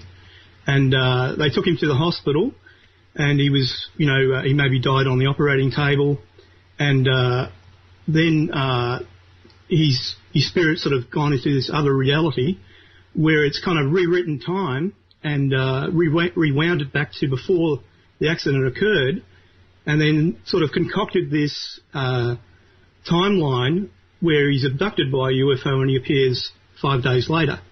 And one of the things that sort of made me think of that was that after he said he came back, he was never sick at work after that. And I wanted to ring up and ask him a few questions at the time, but I'd only just come across the idea. But I wanted to ask him things like, was there things like scars on his body that were missing? Because what would have had to have happened would be that when he went into this other sort of a timeline, his body would have had to have been repaired. And it may have been repaired purely on the memory of what his body was. I see. Of his own idea of what his body was. Well, that's basically it. If you can get repaired in that way, then I'd like to be picked up. Otherwise, leave me alone. Yeah, I thought it still could be true with people with missing time, because a lot of them are in dangerous situations when they see UFOs. Like, for instance, people see them when they're driving. People may be sleeping with sleep apnea. Boy, you just brought up a good point. Think how dangerous that is for a UFO to be toying about in the sky, and you know darn well people driving are going to do what? They're going to look up. How dangerous is that? The UFO is a fabrication. It's I think they possibly had an accident and died, and the whole sighting of the UFO is something to cover that fact, so that because it may be too difficult for people to remember the fact that they died and would interfere with their timeline now. Yeah, it's always hard remembering when you die. There is that. Anyway. Yeah. What do you think about this H.W. Bush story? True or false? Whether he said it or not, I have no idea. All right. Well, then you're with me. And it's very ambiguous what he said. What he supposedly said anyway. It's not ambiguous at all. The American people couldn't take it. What's ambiguous about that? Isn't that just a line from some movie or anyway? No, sir. No. That's from the Brookings Report. A great study was done on this at the Brookings Institution, and the Brookings Institution found that the American people could not take it, that institutions would collapse, that terrible things would happen. Now, I'm not saying George Bush said this, but, what I am saying is that, number one, if he said it, it seems like it could be real because of Brookings. Number two, he's made other comments. And number three, he was head of the CIA. And number four, he was president. That is four, right? He was president. So he would know. If anybody would know, H.W. would know. Now, maybe he didn't say it. Maybe this is an internet rumor. But I have my suspicions it may be true. And if it is, then it may eventually hit the mainstream media. And again, I call to your attention Roswell. Roswell and then Phoenix, where the lights appeared, the craft appeared. We screamed and yelled about it on the air here. And then 2 months later, when they darn well got ready to talk about it, they talked about it, and it was like somebody threw a switch. And it was on every major network, every major wire service carried it. 2 months later. On my Scott-free line, you're on the air. Hello. Hello? Hello. Yeah, hey, Art. Hey. Yes, I got a pretty good one for you, actually. Well, it is to me. It was at the time. I'm in my 50s now. Back when I was like, 21, 22. Yes. I was out rolling around in Portland in my Monte Carlo with 3 guys that I'd just kind of piled into the car with. Marijuana wasn't really very legal back then, and neither was hash oil or anything like that. They're not exactly fully legal now either. No, they're not. No, I've been quit for like 13 years, but I did smoke it for most of my life. But I don't really feel the need for it. But anyhow, back then, these guys, we were just rolling around. Now, I had a few plants at home. Yes. And I learned how to isomerize, make hash oil. And I had a little bit of it in a bottle a bottle cap. Yes. And a little bag in my pocket, and we were sitting in this neighborhood smoking this stuff. Yes. And like cops do, this one came out of nowhere, and he was just at my door. And I go, oh, well, this ain't good, you know. So, I rolled down my window, and yes, officer. He says, you boys up here getting in trouble. One of the neighbors called in and said they saw you smoking marijuana. And you really shouldn't be doing that around here. And I go, yeah, well, sorry, you're probably right. Well, do you have any on you? And I had it right there in my lap. So, yeah, so I handed it to him. The hash oil was in that bottle cap. Wait a minute. Wait. You just handed an officer hash oil? No, a bag of pot on my lap. It was probably a quarter ounce. All right. Well, okay. That's good. All right. The hash oil is in a bottle cap on the lid to the glove box, which was open. Gotcha. And I was starting to sweat, and he says, well, why don't you step out the car? So I did, and he has me dump it out on the ground, and then has me crushing into the pavement there with my shoe, you know. Good sign, actually. Yeah. Yes, and he says, well, do you have anything else? Well, I got a pipe, and I handed him that. And I didn't know if the other guys had anything or not. And he says, do you mind if I look around? And I says, well, no, not really. Yeah, I didn't know nothing back then. At this point, your stomach is sinking, I'm sure. Oh, yes. Yeah, I'm just waiting for the irons to get clapped on and stuff. But I understand. He digs through the car. He asks the other fellas there, do you guys have it? No, just what he had there. He was just sharing. And he digs through the car. He doesn't get the other guys out. And he reaches in and he's rooting around in my glove box. And he gets back out. And he's talking to me there. And he hands me back my license. Yes. And he says, all right, well, you're good to go. And that's with the time I see that bottle cap of hash oil stuck on his cufflink. Oh, God. Really? I'm not kidding you. Yeah.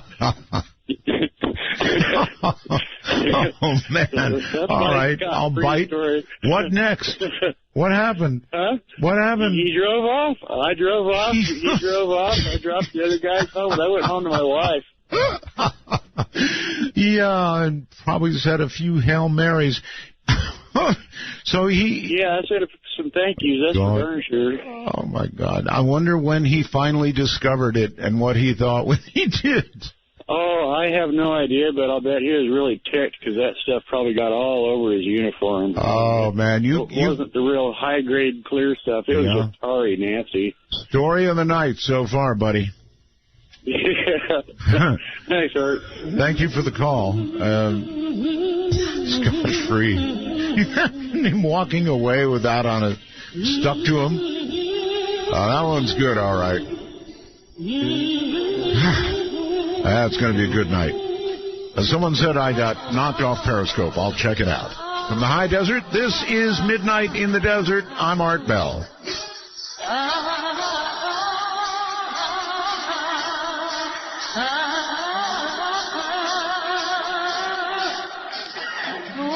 Lead me this way. Want to take a ride? From the high desert and the great American Southwest, this is Midnight in the Desert, exclusively on the Dark Matter Digital Network. To call the show, dial 1-952-CALL-ART. That's 1-952-225-5278. Somebody said, well, I didn't let the bee guy get to his whole story. I sure tried. He kept talking about the bee hovering right in front of his face and something about assimilation. And all I could get out of it is that he's probably now part of the hive mind. He was assimilated. On the first-time caller line, you are on the air. Hello. Hey, this is Dale from Idaho. Hello, Dale. How are you doing, Art? It's an honor to speak with you. It's an honor to have you on, sir, especially as a first-time caller. Yeah, I've been listening to you for years, and I signed up as a time traveler right away, right when I heard you were coming back on the air. Well, thank you. It's kind of cool being able to go back to old shows and get what you missed. Yeah, it is definitely worth the plug. It's worth it because it makes my day at work go by so much faster. I have an idea for the future for an open line. And that would be? I call it the Snowden line, and it would be for military and government whistleblowers. I like it, the Snowden line. Yeah. Yeah, and Art, I over the years I've been on the internet and I've tried to get as many archives of yours as I can, Yes. And I looked on your Wikipedia page, and it says that you interviewed Dr. William Pierce, the gentleman, well, I guess you can call him a gentleman, who wrote the Turner Diaries. Sounds and right to me. Yeah. Oh, I remember hearing an interview you did with Emmanuel McLittle of Destiny Magazine, and he was kind of on the opposite spectrum of that. Right. And I really want to hear those audios, but for nothing I can't find them. Well, okay. The deal is this, folks. Here's the deal. Look, I don't own those archives. Those archives are owned by the other, and they play them as they play them, and I don't know what will cause them to choose any particular archive. I have no sway over what they may or may not pick. But eventually, for the collectors out there, I know there are many. I suppose everything will, one time or another, play. Now, why they do that over there, I don't know. Because the last thing you would think that they would want would be to be advertising my name. Because we're back. But they continue to do it. I've never understood it, but I understand that it makes the collectors very pleased. All right, so let's go here. I'm not going to identify where you're on the air. Hello? Hi. Okay, you're not allowed to use your last name on the air, so I took it out. So let's start again. Your first name is what? Robert. Okay, Robert. I'm known around the world as the Summoner. The Summoner? I don't know. Yes. What do you summon? I'm able to call down UFOs. I'm having an event on Sunday at MacArthur Park in Los Angeles. I'd like to invite everybody that's listening. And you're going to summon a UFO? Yes, I've done it many times. Surprised you haven't heard about me. But I hear something in the background going tap, tap, tap, tap, tap. What's that? Oh, let me turn this off. I'm having an event, and it's going to be held from 11 a.m. to 5 p.m. Right. At MacArthur Park. There's going to be some special people there. What do you plan on? What are you going to summon? I summon UFOs. Yes, I know, but I mean, anything in particular? Is it going to be a big one, a little one? Is it going to be really impressive? I really can't tell what's going to show up. Most of the time,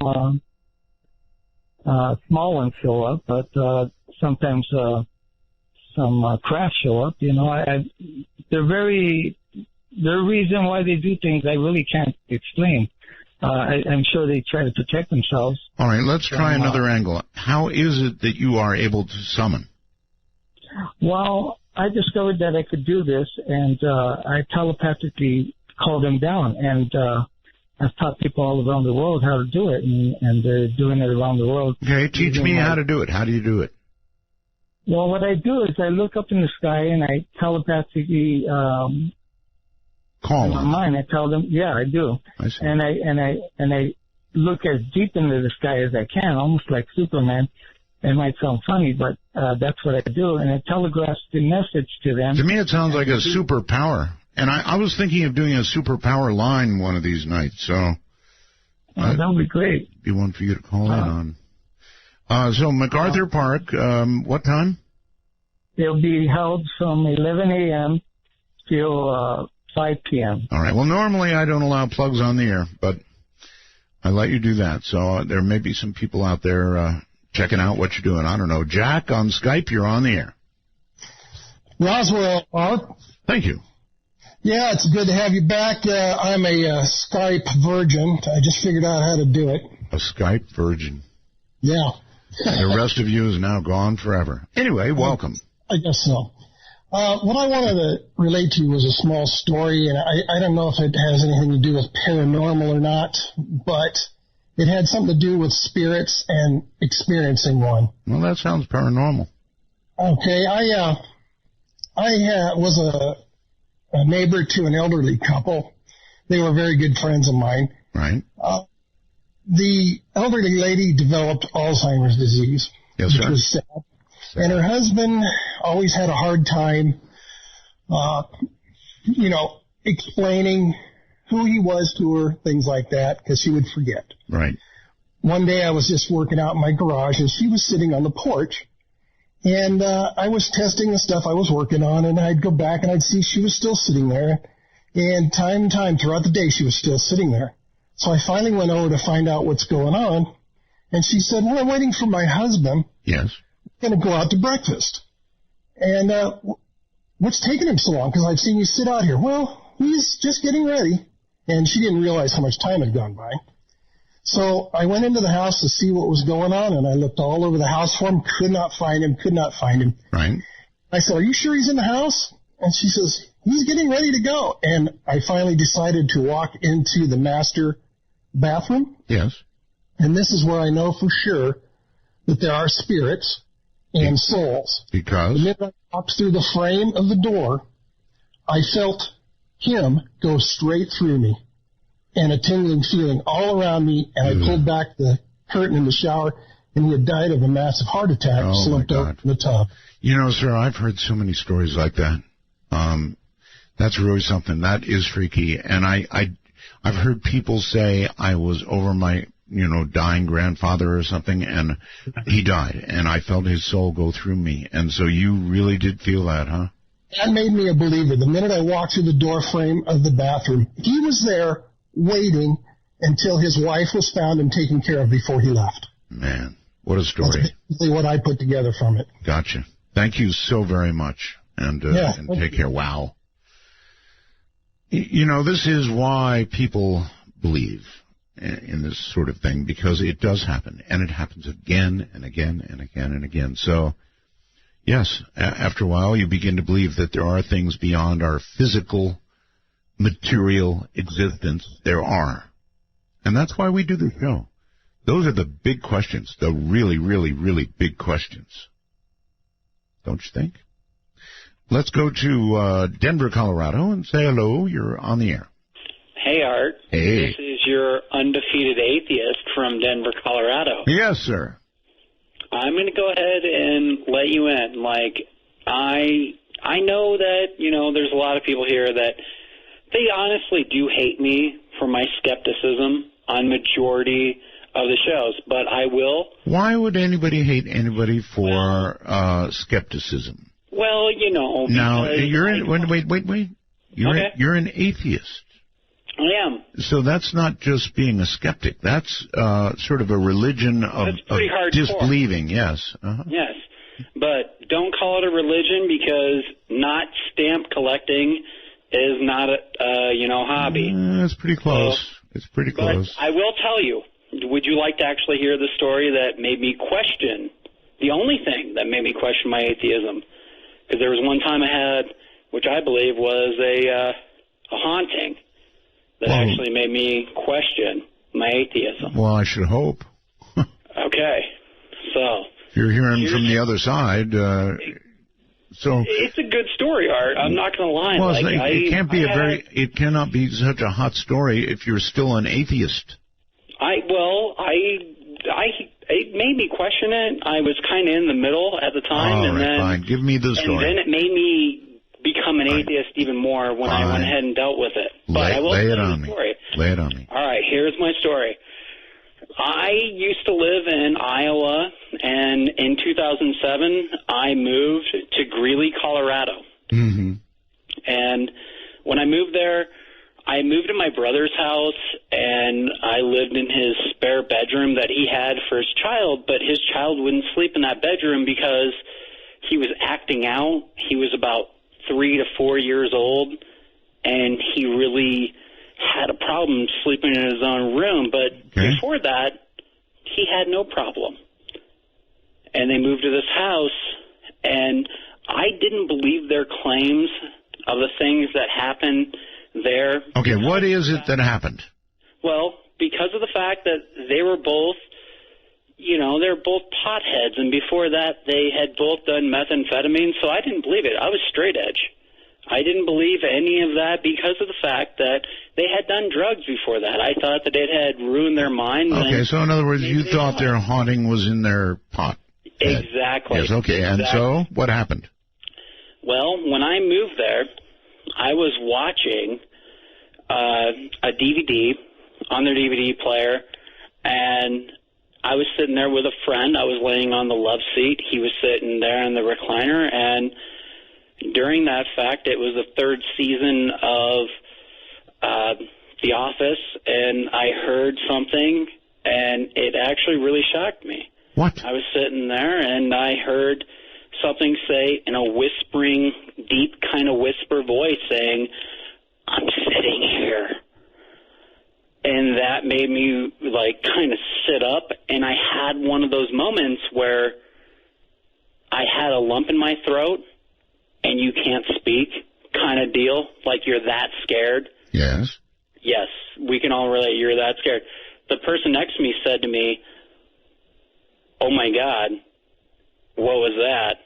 And then they said back to me, they said, "I heard something scared." And I said, "Yeah." I was like, "I'm sitting here." They kind of heard it as well. Okay, now, that's your story. No. It gets even further into it. And I can go into it like for about 30 more seconds, and I can go ahead and make you a believer, because it actually made me want. 30 seconds, 29, 28. Okay, here.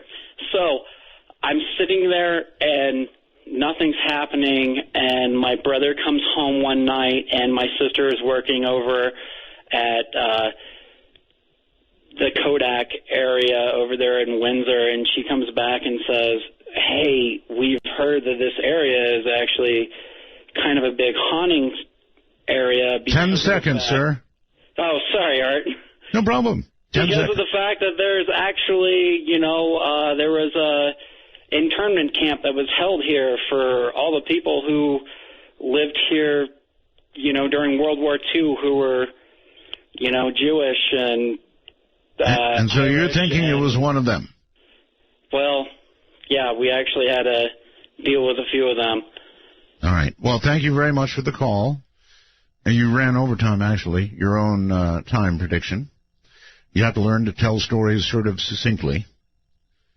And even after all that, you're still an atheist anyway. So, I'm not sure what to tell you. On the Scott-free line, you're on the air. Hello. Hello. Hello. Do you have a Scott-free How are story? You, Art? I'm fine. Do you have a Scott-free story? Yes, I do, sir. All right, proceed. And this is Paul. Yes, Paul. And I tried before with Skype, and it and I did not get along, so we'll go landline. When I was in my 20s, I and two other friends of mine decided, because we made these little challenges, to go to a government area. And I can't tell you the name of this area, but anyone associated with the Navy will know it, and it's in Indiana. Okay. It's now defunct.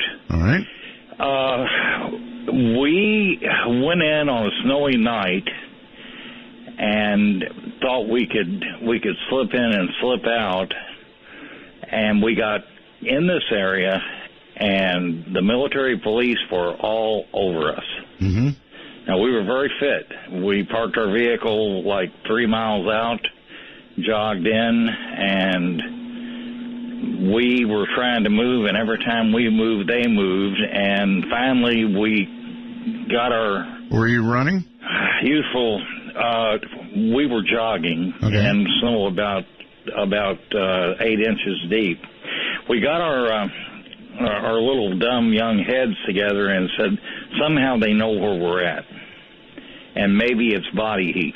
And there was a small building that was actually how we got on was through this private property, this farm, just a stupid farm gate, and that was the hole in their security. And we got in this building because there were animals in the building, and I'm sitting there, and I mean, we figured we're done. We figured we're toast. I mean, you know, they're going to take us out and shoot us.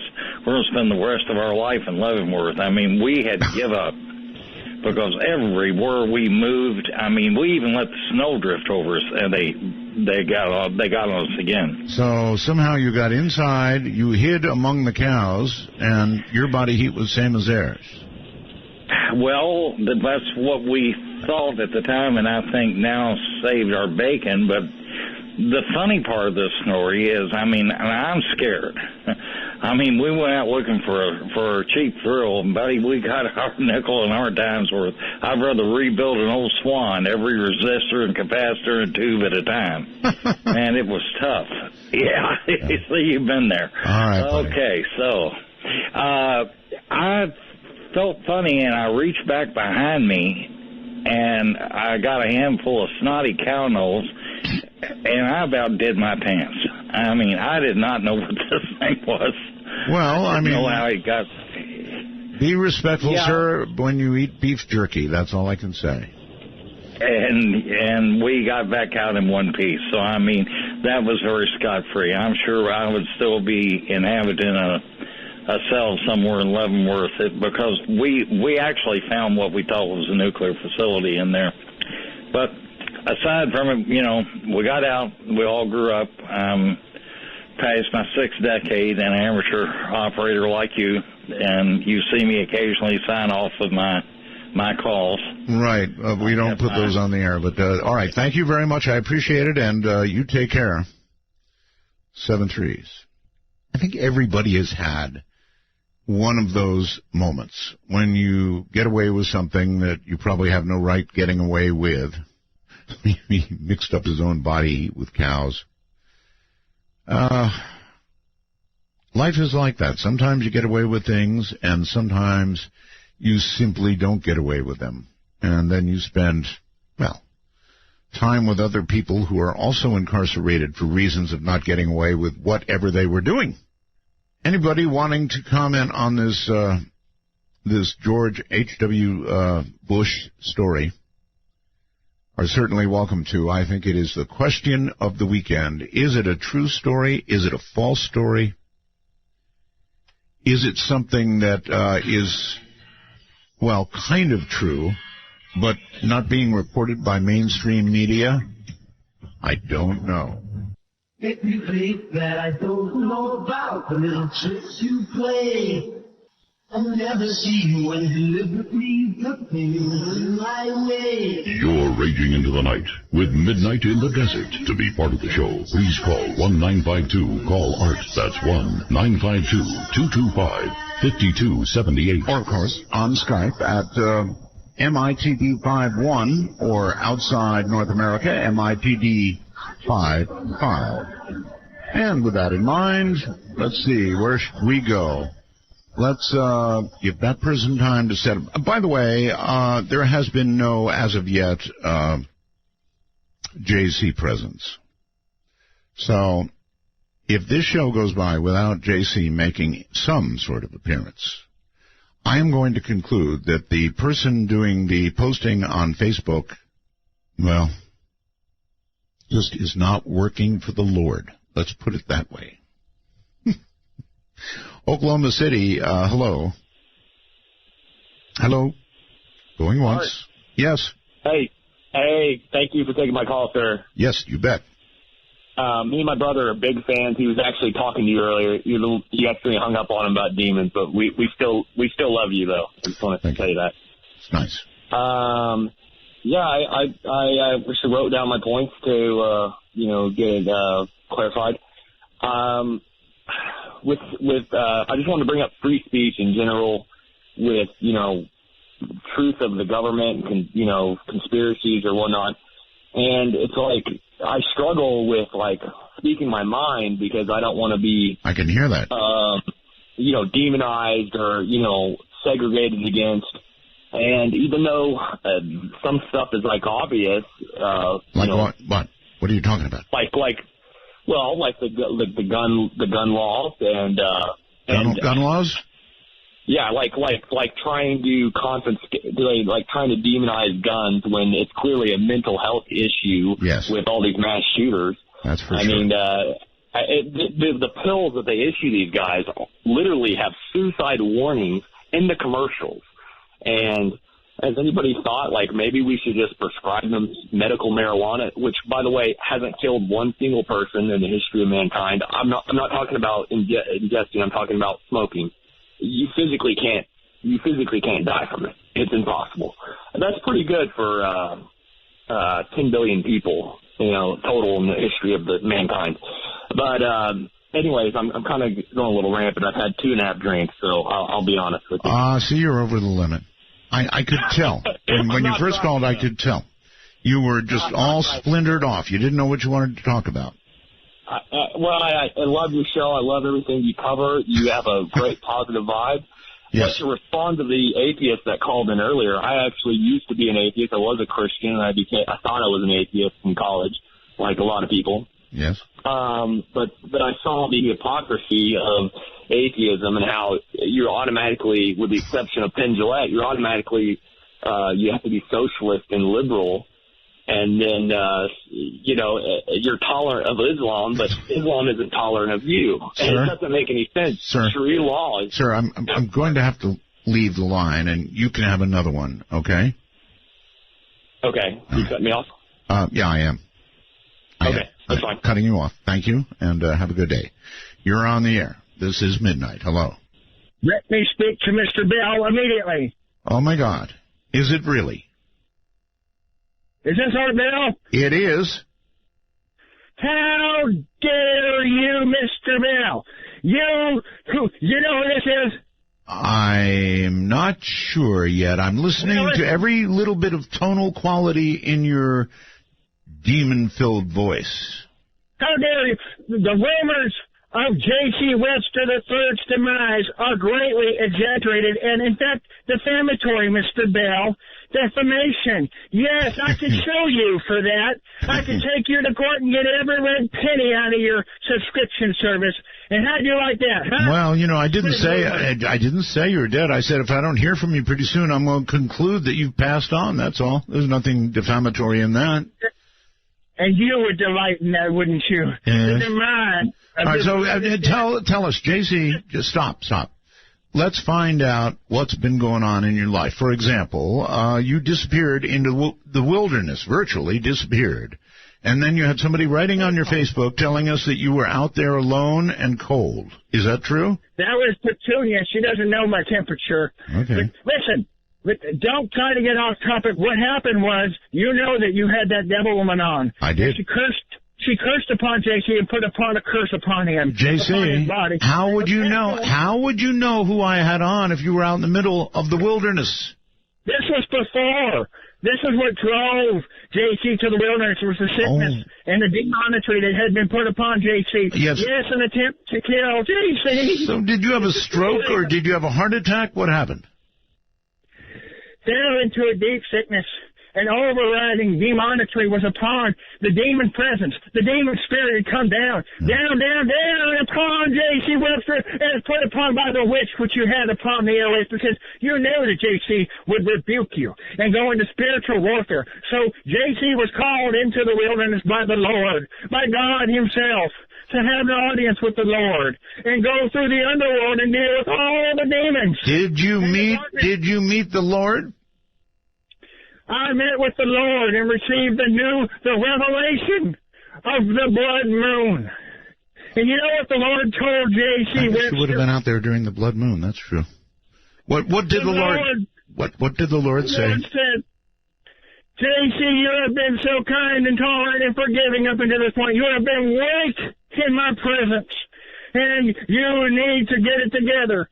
The spiritual Cold War is over. J.C., the spiritual Cold War. And you are now the anointed one.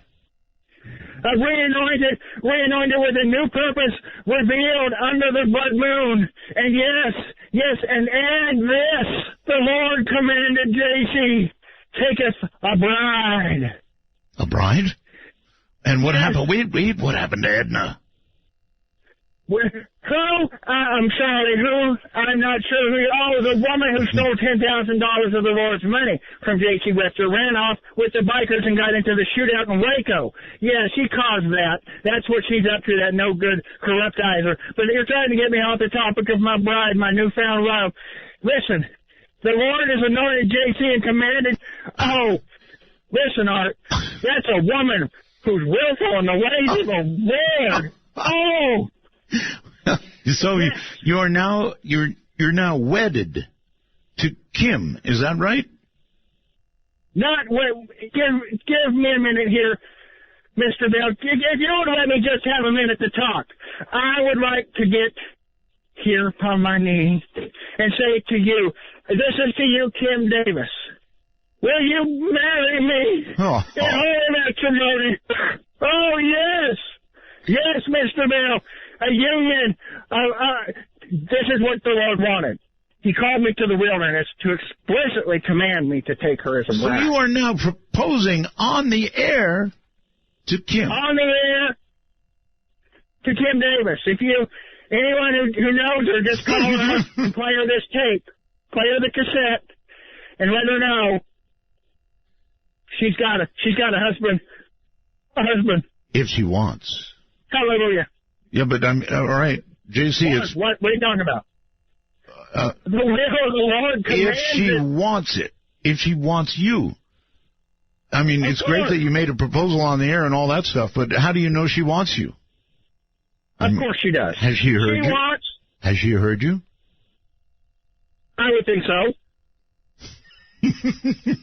Well, I would think that she would want to do the Lord's will 100%. And how do you know? How do you know? Wait a minute, JC. Do you know what her belief system is? She's a Christian. I know that listen, yes, she's working. All right, she should be at home in the kitchen.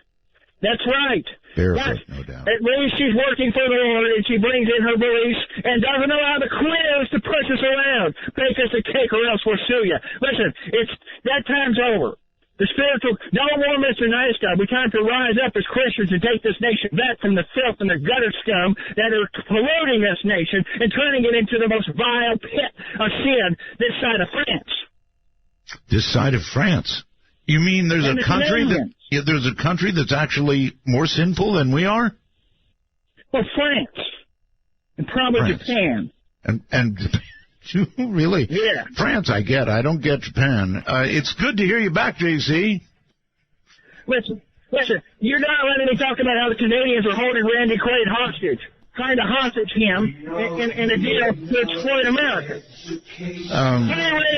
The Canadians are holding him in the jail right now. How come that's not on your news program? Say goodbye, JC. I don't have to take that kind of abuse. Say goodbye, JC. Say goodbye, America. Good night, America. He's gone. So what do you all think? She shall leave them kids alone. Hey! Chica! Leave them kids alone! When you're in need of a good radio, why not get the best in reception and audio? If you couldn't tell by now, this is Bob from C. Crane. The CC Radio 2E is our very best AM and FM radio. With the 2E, you can hear your favorite station better. We found the most difficult part in building a radio is perfecting reception. The 2E brings stations in clear and can knock out interference from other sources. The sound from the 2E is impeccable. The audio can be adjusted for an accurate voice and also a rich musical performance. If the radio you're currently listening to has a hard time getting your station, or it's just time for a new one, I invite you to try the CC Radio 2E, which has the power and strength to bring the signal in better. We've been in the business for over 30 years, because radio is wonderful. To order the CC Radio 2E, call C. Crane now at 800-522-8863. That's 800-522-8863. Or visit ccrane.com. Hello, I'm Richard Dolan. Please join us at the Greater New England UFO Conference on Friday and Saturday, October 16th and 17th at Leominster City Hall Auditorium in Leominster, Massachusetts. Other speakers, Mark D'Antonio, Ray Hernandez, Paul and Ben Eno, Jan Harzan, Roxy Zwicker, and more. Admission is $25 for adults, $10 for age 12 and under. Visit the website at www.newenglandufo.com.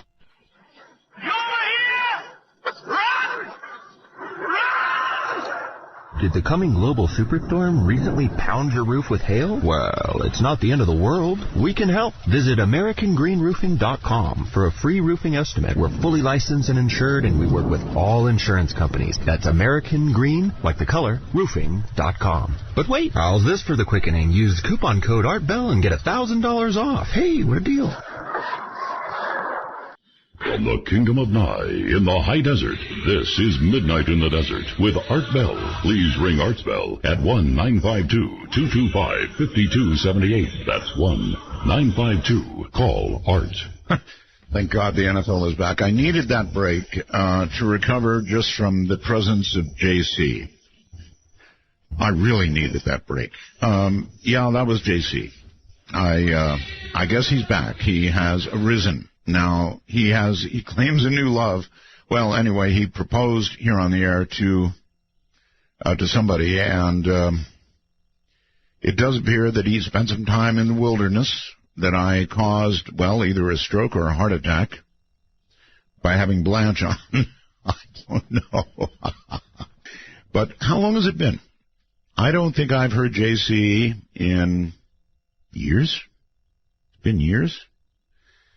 That was JC, sounding a little bit older. Not necessarily any wiser, definitely a little bit older. That was the real thing, all right. I don't know what to say. Sean, on Skype, you're on the air. Hello? Hello there. How are you? Recovering. Yeah. Get a little Anyway, closer to the mic, Sean. Is this better? Yes. Yeah. Yeah, hard to, match the last call, but anyway, just had a few questions that I wanted you to answer. No. Match the last call. Sorry? Match the last call. No, that's right. Go ahead. Whatever you got, go. All right. I remember my question is, how far in advance do you book guests? Because I remember it's been about 3 weeks ago when you said you would have Neil deGrasse Tyson on. Oh, yes. Is that still in the books, yes. Or? Yes. And to answer your question, we stay about a month ahead booked. Okay. So Neil deGrasse so in a he's week coming. Or so will be. Well, I'm not going to give it away, but your guess is not far off, actually. All right. And second, and I know you're very tired of hearing this, but are you doing a Halloween special this year? Oh, of course. Okay, so we're doing a whole bunch of shows actually before, during, and after Halloween in celebration of the great month. Did you hear that, JZ? Okay. So just to give you an opportunity, even though I know what the answer is going to be, even on the Halloween special, you will not tell your Ouija board story, right? That is correct. Oh, okay. 100%, you're not even the slightest? 110%. All right. Well, thank you so much for taking my call, and best of luck to you. You're very welcome. No, I won't talk about that. I will advise all of you to stay the hell away from it. I'm quite serious about that. Stay away from a Ouija board. They're just not good for you. They're not good for anybody. It could well be that you would bring something that your family would have to deal with. It's bad news. On our very special line, you are on the air. What did you get away with scot-free? Hello? Am I on now? Yes, you are. Actually scot-free. This is going into the president thing, and I'm actually from Portland, Oregon, and the president came down here to Roseburg today. I heard that, yes. I was actually surprised that he didn't go into his gun issues. Well, were you actually there when the president was there? I was not actually there, but I talked to a few people that were there. I saw a lot of demonstrators. Yes. Yeah, there was. Absolutely. And that was kind of the issue. But my thing is, what happened to me in this, when you were saying Scott, see, I've never told anybody this outright. Well, tell us now. But when I was a team leader, in the U.S. Army, and I actually held up a M16 to my squad leader's head. We just came back out from maneuver. We just got back in the barracks, and I didn't realize that there was an actual round. I had a magazine in my M16, but I didn't realize there was an actual round in the chamber. Famous last words, literally. Yeah, but honestly, it scares me to this day, and I think about it sometimes.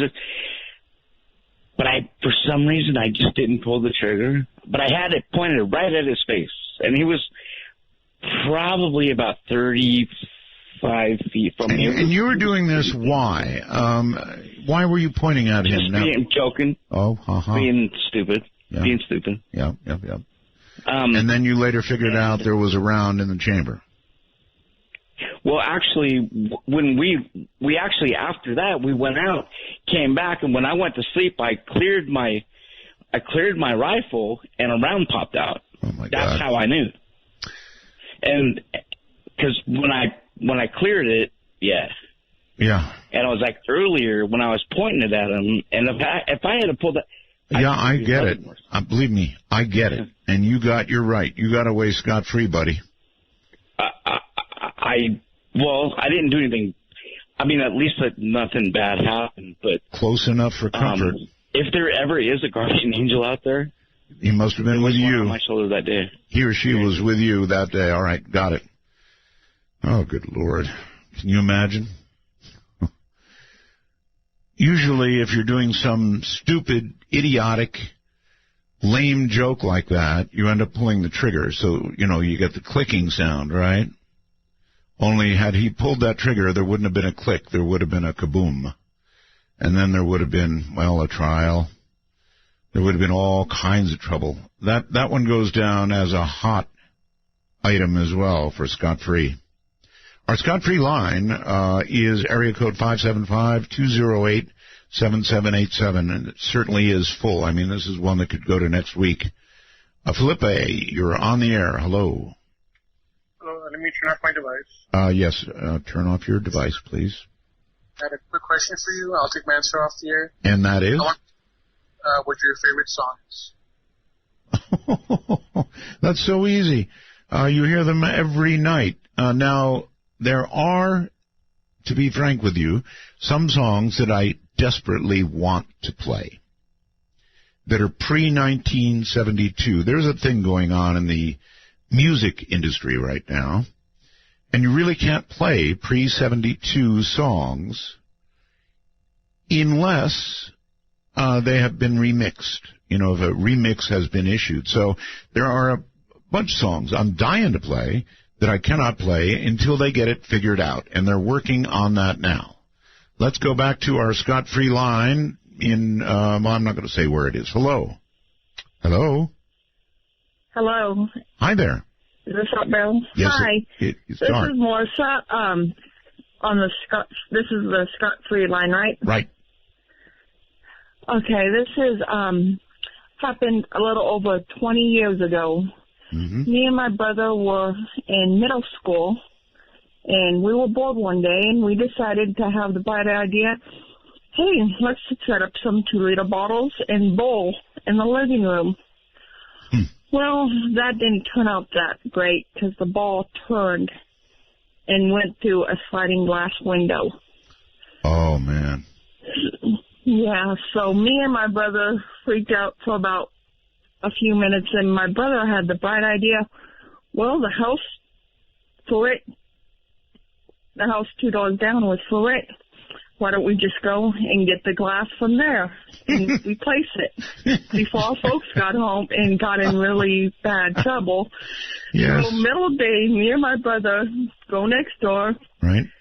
unscrew the door, sliding glass bring it door. back. We're Yeah. carrying this big piece of glass in the middle of a major city. Nobody ever says anything. We get it all put together. Our folks come home. Nobody was ever the wiser. A couple of months later, the landlord asked my mom if she knew anything about it. She had no clue. That's a real winner. So you were lucky and it fit. Oh, well, we lived they were all cookie-cutter houses. Gotcha. The same layout, the same everything. So if it had not worked out for you, I mean, you were piling one bad idea on top of another, really. Pretty much, but that was lucky. All right. We were very lucky, and like I said, back in, this was over 20 years ago, so we would have been in a lot of trouble with our folks. Endless. Yes, that goes down, thank you, as one of the top 5 of the night. Can you imagine that? We're going to have to do this line again. It's staying so full, and there are so many confessions waiting to be made. It's hard to pick. It really is hard to pick. Let's just go to the regular old line and say, hello, you're on the air. Hello, Art. How you doing? This is Randy. Hi, Randy. Hey, man, it is so good to have you back on the air. Thanks for coming back. We were really missing you. It's good to be here. Okay, well, this will prompt the George Bush question.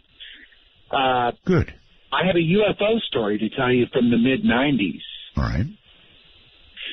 Well, it was a Friday night, and I worked at a factory in my hometown, and I did the QC lab there. Uh-oh, you're breaking up a little bit.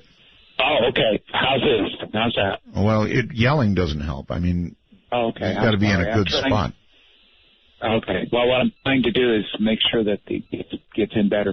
Well, what happened, I stopped in to do a quick check in the lab that night, and as I backed out of the parking lot, I looked to the north of town, across a mostly empty industrial area out there, and I noticed that there was a series of red and green lights in the sky. Yes. Kind of in an oval shape.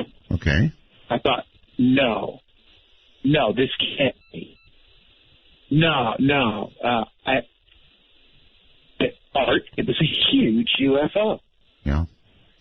So, well, I mean, you are one of millions. So many have seen them. What did it do? Did it just hover there or take off eventually? It was a very windy night, and it was sort of bobbling. And I thought, no way.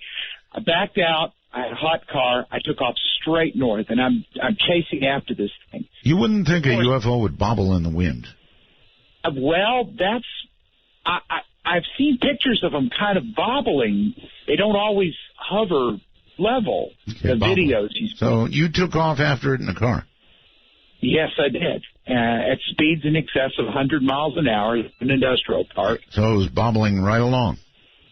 And it was moving, it was going across, and I was racing faster, and the thought crossed my mind, I'm actually chasing one of these things. This might not turn out too good. So I kept going. I got closer and closer and faster. Finally, I made a left turn, and I said, I've got you now. And I headed down this one road, and as I got up underneath it, I could see quite plainly on the side of it, Fuji film. So what you were seeing, obviously, was some sort of dirigible. Yes, it was the Fujifilm blimp trying to make it to our local port. Yeah, and you're breaking up again, sir. And so, anyway... he was just trying to make it to the Austin, to the University of Texas football game. Gotcha. And think about it. You darn near killed yourself chasing after a Fujifilm advertisement in the air. My goodness. Michael on Skype, hello. Hello, Art. Giga Roswells from Salt Lake City. Thank you, brother.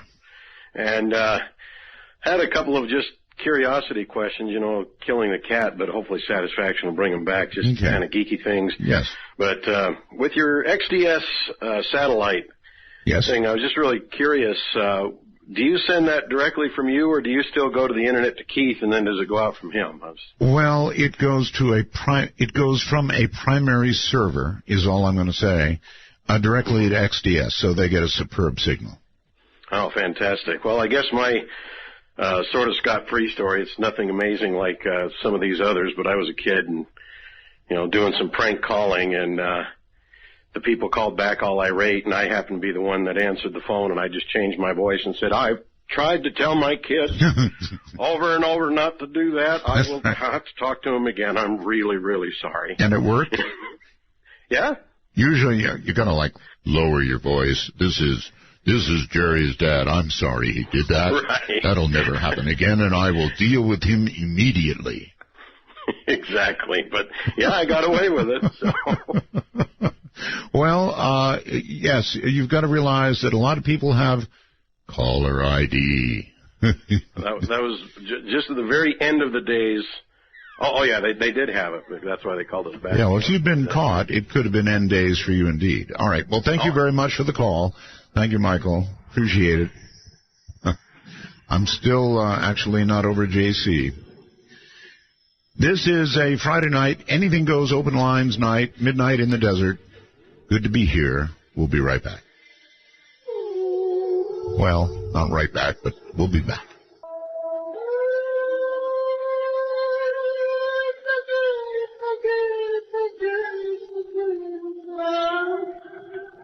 Midnight in the Desert spans the world. To call us from outside the U.S. and Canada only, use Skype with a headset mic if on a computer, and call MITD 55. That's MITD 55. There is raging on the wormhole a great debate about JC. That was JC.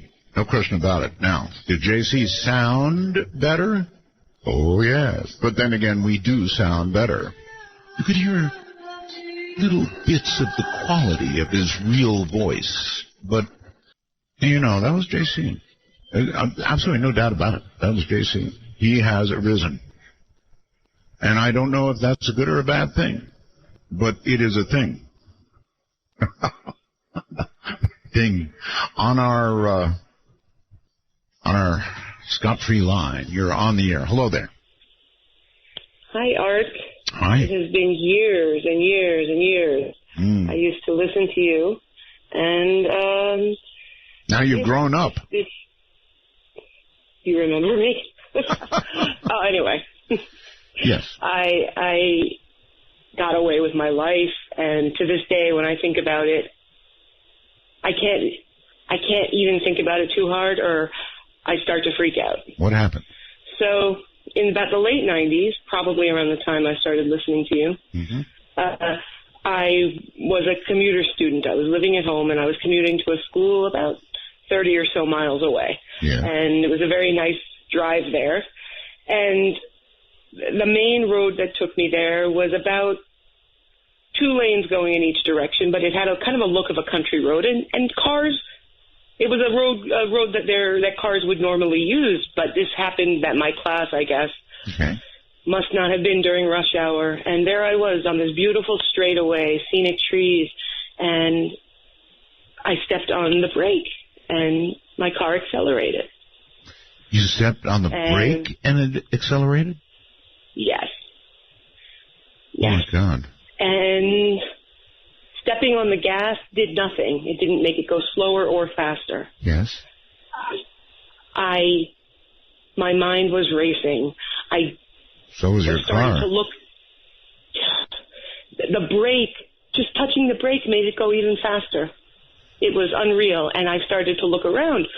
I guess I was trying to think back to driver's education in high school.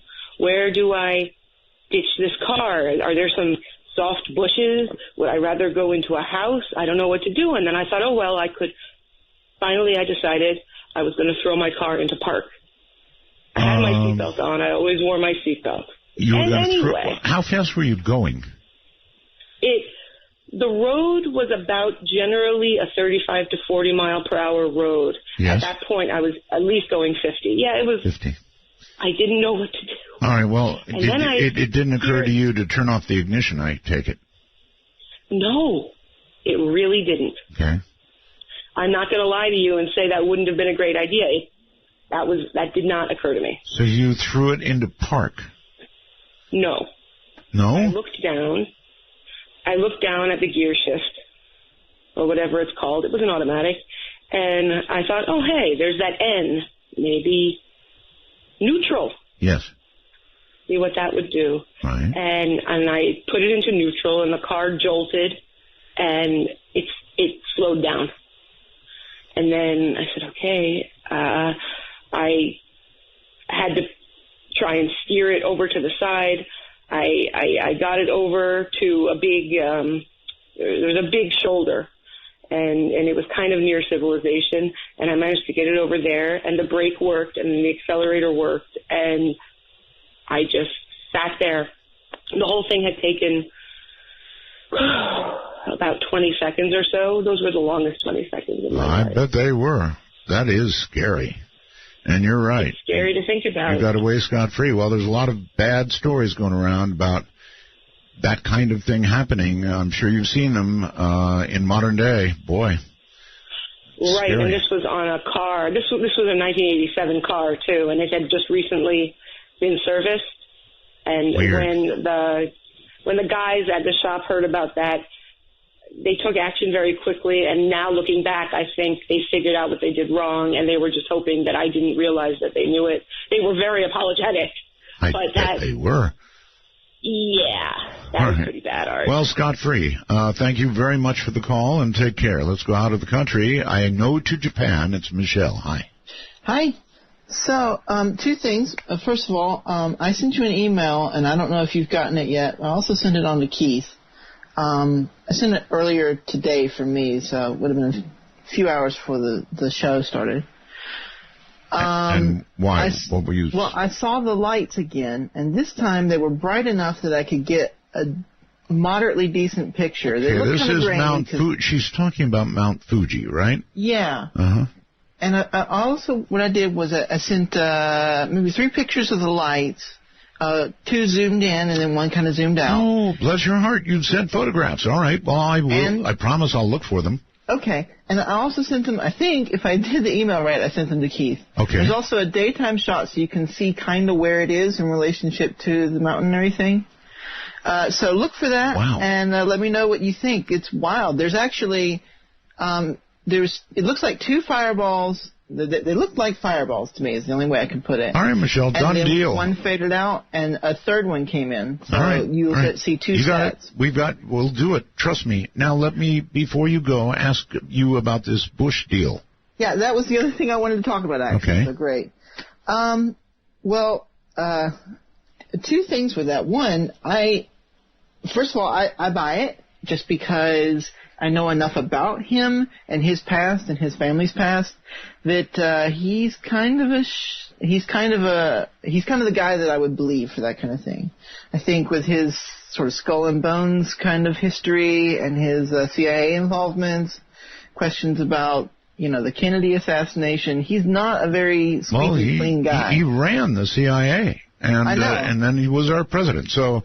If anybody would know, he would know. Now, this could either be a vicious Internet rumor, very, very widely reported, one in which the mainstream press decided they would give him a break and not report it, in which case we'll find out about it much later, or it could be just bunk. Who knows?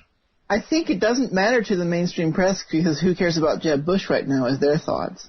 I mean, they're all focused on Trump, right? Yeah, that's true. But the funny thing about George Bush is the first time I ever called into a radio show was because of the Bush Sr. It was right when Desert Storm started. Right. And I was maybe 7 years old, I think, and I called into a local radio station and gave my opinion on the political viewpoints, and the commentator said, your opinion is better than everyone else that's called in so far. And so you've been calling talk shows ever since? Off and on. Only recently have I been doing it more, but yeah. Well, we're happy to be here for you. Well, thank you. Thank you, Michelle. Take care. She's all the way over, and she looks at Mount Fuji every day in Japan. It is really special, I think, to have this international coverage. You never know how I appreciate it. We can be heard around the world, are heard around the world. Not everybody's able to participate. I mean, for example, we're listened to in Europe a lot, but it's very early in the morning. I mean, people are just barely cranking awake. getting a little bit of coffee into their system by the time we're on. Let's go to Trey. Hello, Trey. Hey, Art, how you doing? Really well. Let me cut that off real quick. There we go. Okay. I had one for your almost got away with it line. Okay. In high school, it was summer '99. We were really into the X-Files and listened to your show a lot.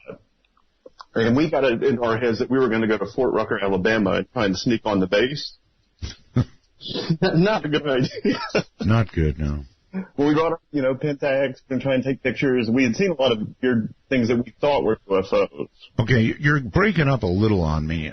You're going to have to be good and close to the microphone, whatever that. I'm actually hearing that, too. Okay. See if it works. No, it's not. I'll just call back, Art. All right, thank you. I appreciate it. Having a rough time with that connection. Okay, let's go to our Scot-Free line, the real one, and say hello. You're on the air. Hi, Art. This is Millie. Hi. And I'm calling about another automobile one. That was strange. Okay. This was back when I was a teenager. You know how teenagers love to cruise? Well, we had a car full of kids. Right. And we were cruising down the road, and this was daylight, and all of a sudden this truck comes out from a parking lot, and he's going to make a left, and it's a divided road. So it has an island in the middle, and he stops, and his rear end is right in our lane. And there's a car on our right-hand side, so we couldn't swerve over. I wasn't driving. I was in the back seat. There's about 6 of us in this car. And so we just, we all saw it coming. We knew we were going to hit that truck. Sure. His rear, the whole back end from the back wheel well out was sticking right in our way. And at first we just it was so quick. We all just kind of went dead silent, and we went through it. Honest, we went through that truck. And so this is like a Scot-Free paranormal story. Yes. None of us really know how. We talked about it. I actually have heard these stories before. And so I believe you. You actually went through it. We went through the back of that truck, and everybody was dead silent when we did it. And we had a bunch of guys in the car too, girls and guys, and when it was over, once they collected themselves, they all started hanging out the window, yelling at the guys who were going down the road. When it happened, when you went through it, did you feel anything? I was scared. It was almost, I was actually kind of almost looking at it from above the car there for a second. Kind of like I could see the road, and we did. And we were all talking about that. It was just so strange. All right, strange indeed. All right, that's a paranormal Scot-Free story. Hello there, you're on the air. Hello. Hello. Hi, this is Adria. And I wanted to tell you about a paranormal attachment I had. Okay. It started when I was 3, and it was in an old house that my family and I used to live in. And I don't remember how many people died in the house, but I know there was quite a few. And my brother and I, we were playing in the basement one day, and I had turned around to tell him something and saw a blue... it looked like, I just saw the left side of him. It looked like a skeleton wearing a cloak. And I freaked out, and I started running up the stairs and banging on the door. The basement door was locked, and there was no way that, I was 3 years old. I was way too small. I couldn't reach the lock. My brother, he was a child. He couldn't reach the lock. We didn't know how the door got locked. Yeah, kind of creepy. And then, I'm fairly sensitive, and I always felt him around me, but I never saw him. And on Easter, when I was 7 years old, a few years later, I was at my grandmother's house, and I felt him again. And I was so used to it, I didn't say anything, but it was Easter, so my dad was taking a lot of pictures, and at that time, he had taken a picture of me. And he loaded it to his computer and blew it up, and he saw little bubbles behind my shoulder. Really? And when he zoomed in, it looked like that same face that I had saw, that skeleton face. And do you still have the photograph? I believe I do, yeah. Dig it up, scan it, send it to me. Oh, I will. You know, we deal in that sort of thing. Yeah, I'll have to find it. But the thing about this skeleton face is that his teeth weren't like normal human teeth. I mean, they were, they look like it. They were just much larger, like much, much larger. When I was 15, you mean like, again, for example, teeth that would go after a neck? I mean, it was just like having teeth like we do, but just 10 Much times bigger. I gotcha. Okay. Yeah, yeah. I felt him again when I was 15, and my dad walked up the stairs, and he said that he saw it watching me. And I mean, I was sitting right there, and I didn't see him, so I didn't quite understand how my dad could see him, but I couldn't. Mm-hmm. And he asked me, he was like, hey, you know what, can you describe to me again what you saw when you were younger? And I described it. Yes. And he said, I just saw that watching you from around the corner, but it wasn't blue, it was black. And that, I mean, from my understanding, a black figure is not good whatsoever. And so I asked him, you know, well, what happened when you saw him? And he said that he darted off into my bedroom. Freaky. And then last year, I was 21 years old, and I went on a paranormal investigation. And there's a sensitive on the team who actually picked up on him. And he started freaking out, and he stopped the investigation and went and talked to me outside. And he was like, have you ever used an Ouija board? And I was like, no, why? And he said, well, you have some kind of attachment that's here with you tonight. And he's very angry. He actually thought he was a demon because this, you know, the sensitive could pick up on him, and he didn't like that because he wasn't used to it. And he came out him like Lucifer himself. And I thought that's pretty scary because I've always been with me, but he never did anything to harm me, you know? Well, so, how old are you now? 22. 22. Mm-hmm. Just the right age. Well, yeah, I know. I mean, usually if it's a movie and it's a good-looking young 22-year-old girl, she's about to be torn to shreds, pieces. Oh, well, actually joined that paranormal group. Like Jell-O on the floor. Oh my God. I joined that paranormal group and talked more with the sensitive. Yes. And they had a medium on the team who had left that crosses spirits over. Yes. And I went to talk with her, and she asked me, she was like, you know, I want to do something. I want to, you know, talk to your soul, not your mind. And I gave her that permission, and she asked me questions, and we did that whole thing. And then she was like, okay, now I want to ask, you know, is it okay if I have permission to talk to this attachment through you? Yes. And I said yes, and we got some answers. Apparently he knew me from a past life, and he said he was here to hurt me. But he was around since I was 3 years old, and I was 21 when we crossed him over. Well, so see, he was just waiting for the right time. Oh, that's true. And maybe the right time is still not yet. Or are you here to tell me that she exorcised this demon from you, and you're now fine? Well, that's what we're hoping. I see. Well, in the movies, that's what they always hope. But then, at the end of most of those movies, it turns out that the exorcised demon simply moved or shifted to either somebody else or someplace else, and the person like yourself still ends up like, well, Jell-O. Well, thanks. I feel good now. I did what I could to help, and sleep well. Thanks, Art. Yeah, see you later. All that JC2. Well, okay. That's it for tonight. I hope everybody out there across all the time zones has a great weekend. I am looking forward to a no-drama type weekend this weekend. I'm just going to relax, and I suggest you all do the same.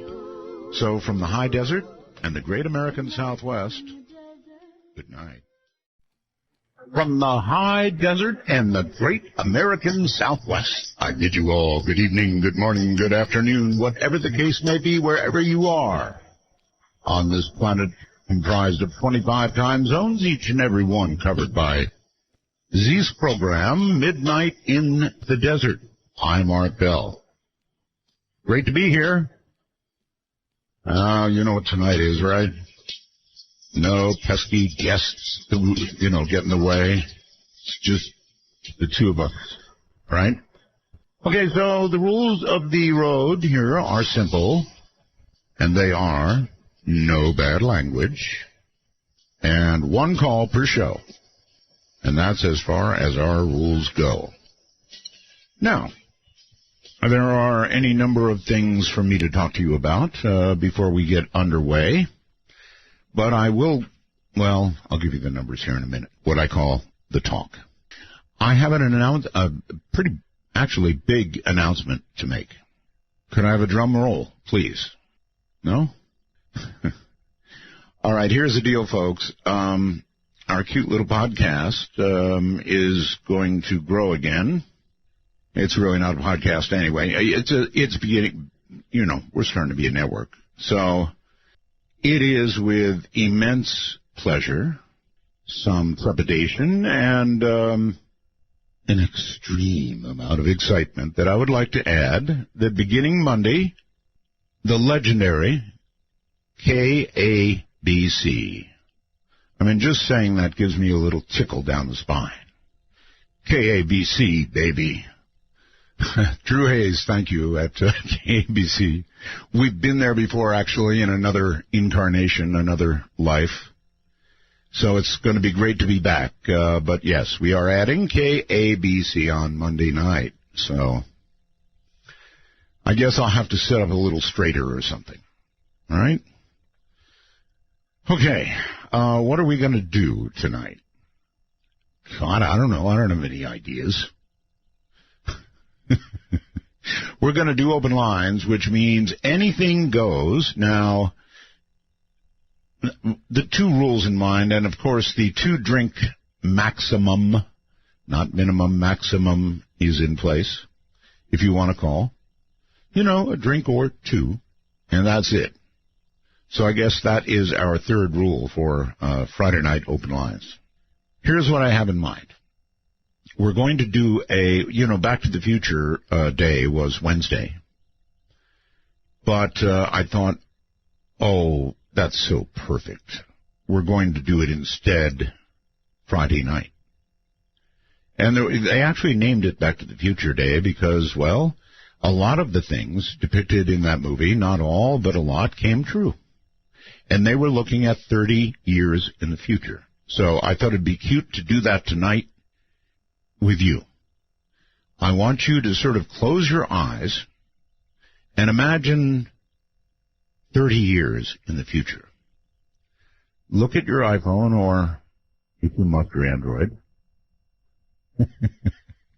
People detect a bias there. And tell me what you think it's going to look like in 30 years. What will our airplanes look like in 30 years? What will our transportation look like in 30 years? What will our churches look like in 30 years? Any of it, and all of it. What will our computers look like? I mean, I'm pretty proud of my computers, a couple of, 3 actually, but a couple of nice-looking HP laptops. They serve well, but in 30 years, what are they going to be? Hard to imagine, right? So the special line that we have on Friday nights tonight is dedicated to your vision of 30 years from now. And it will be duly recorded, whether I'm here or not, and preserved. And 30 years from now, some fool will drag it out and go ding, ding, ding, or bong, bong, bong. Still can't believe it, KABC on Monday. You know, that's like starting at the other side of the domino pile and setting them going. You know, from the top down. Incredible. I didn't want to tell you until I was, really sure. Not just L.A., mind you, but L.A. radio is defined by the call letters KABC. Anyway, let's move on. There is a horrid hurricane that has come ashore now, Hurricane Patricia, and she's doing no favors as she comes ashore. Category 5, Cat 5, story in itself. We'll get to that. High seas, surging seas, cyclonic winds. It's horrible. They clocked winds at 235 miles an hour, gust. Patricia came from tropical storm to record beater, in 30 hours flat, kind of like a jet-fueled sports car, because this storm had just the right stuff, if you will. Plenty of warm water, of course. That's energy, right? What meteorologists call explosive intensification. The air was a lot moister than usual, adding more fuel. Same time, upper-level crosswinds called shear that normally restrain a hurricane from strengthening. Well, they were missing for much of Thursday, and so Thursday, Patricia decided to get angry, and off she went. So good luck down there. If you have relatives in Mexico, pray for them. This is a big storm. Not big in a geographic sense, big in winds and damage. Compounding the nation's severe shortage of execution drugs, gosh, I know, I worry about that every day, federal authorities have seized, confiscated shipments of lethal injection chemicals that were on their way to Arizona and Texas from abroad, saying such imports are illegal. Can I hear a cheer in the cell?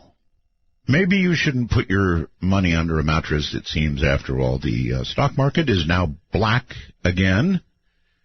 It was a bruising bit for the stock market, but it has come back. I guess it has kind of shrugged off China. I don't know.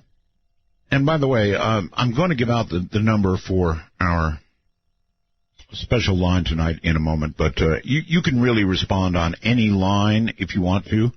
I understand a lot of people are going to have, something to say about this, and perhaps what I'm about to do as well. Scientists now have begun pointing a cluster of radio dishes at a mysterious star that some astronomers, as you know, believe could harbor an alien megastructure. The search for extraterrestrial intelligence focused the Allen Telescope array, all of them, located in Northern California, on star KIC 8462852 on Friday. Seth Shostak told everybody to drop whatever they were doing and do nothing but listen. This could be it. And it brings up another question that I want to ask you about tonight and talk to you a little bit about.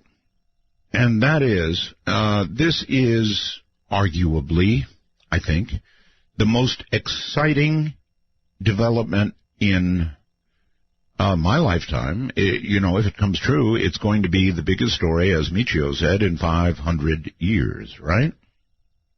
500 years. That would be a big story. I don't know where he came up with that. Anybody know what happened 500 years ago that would be greater than the discovery of an alien race?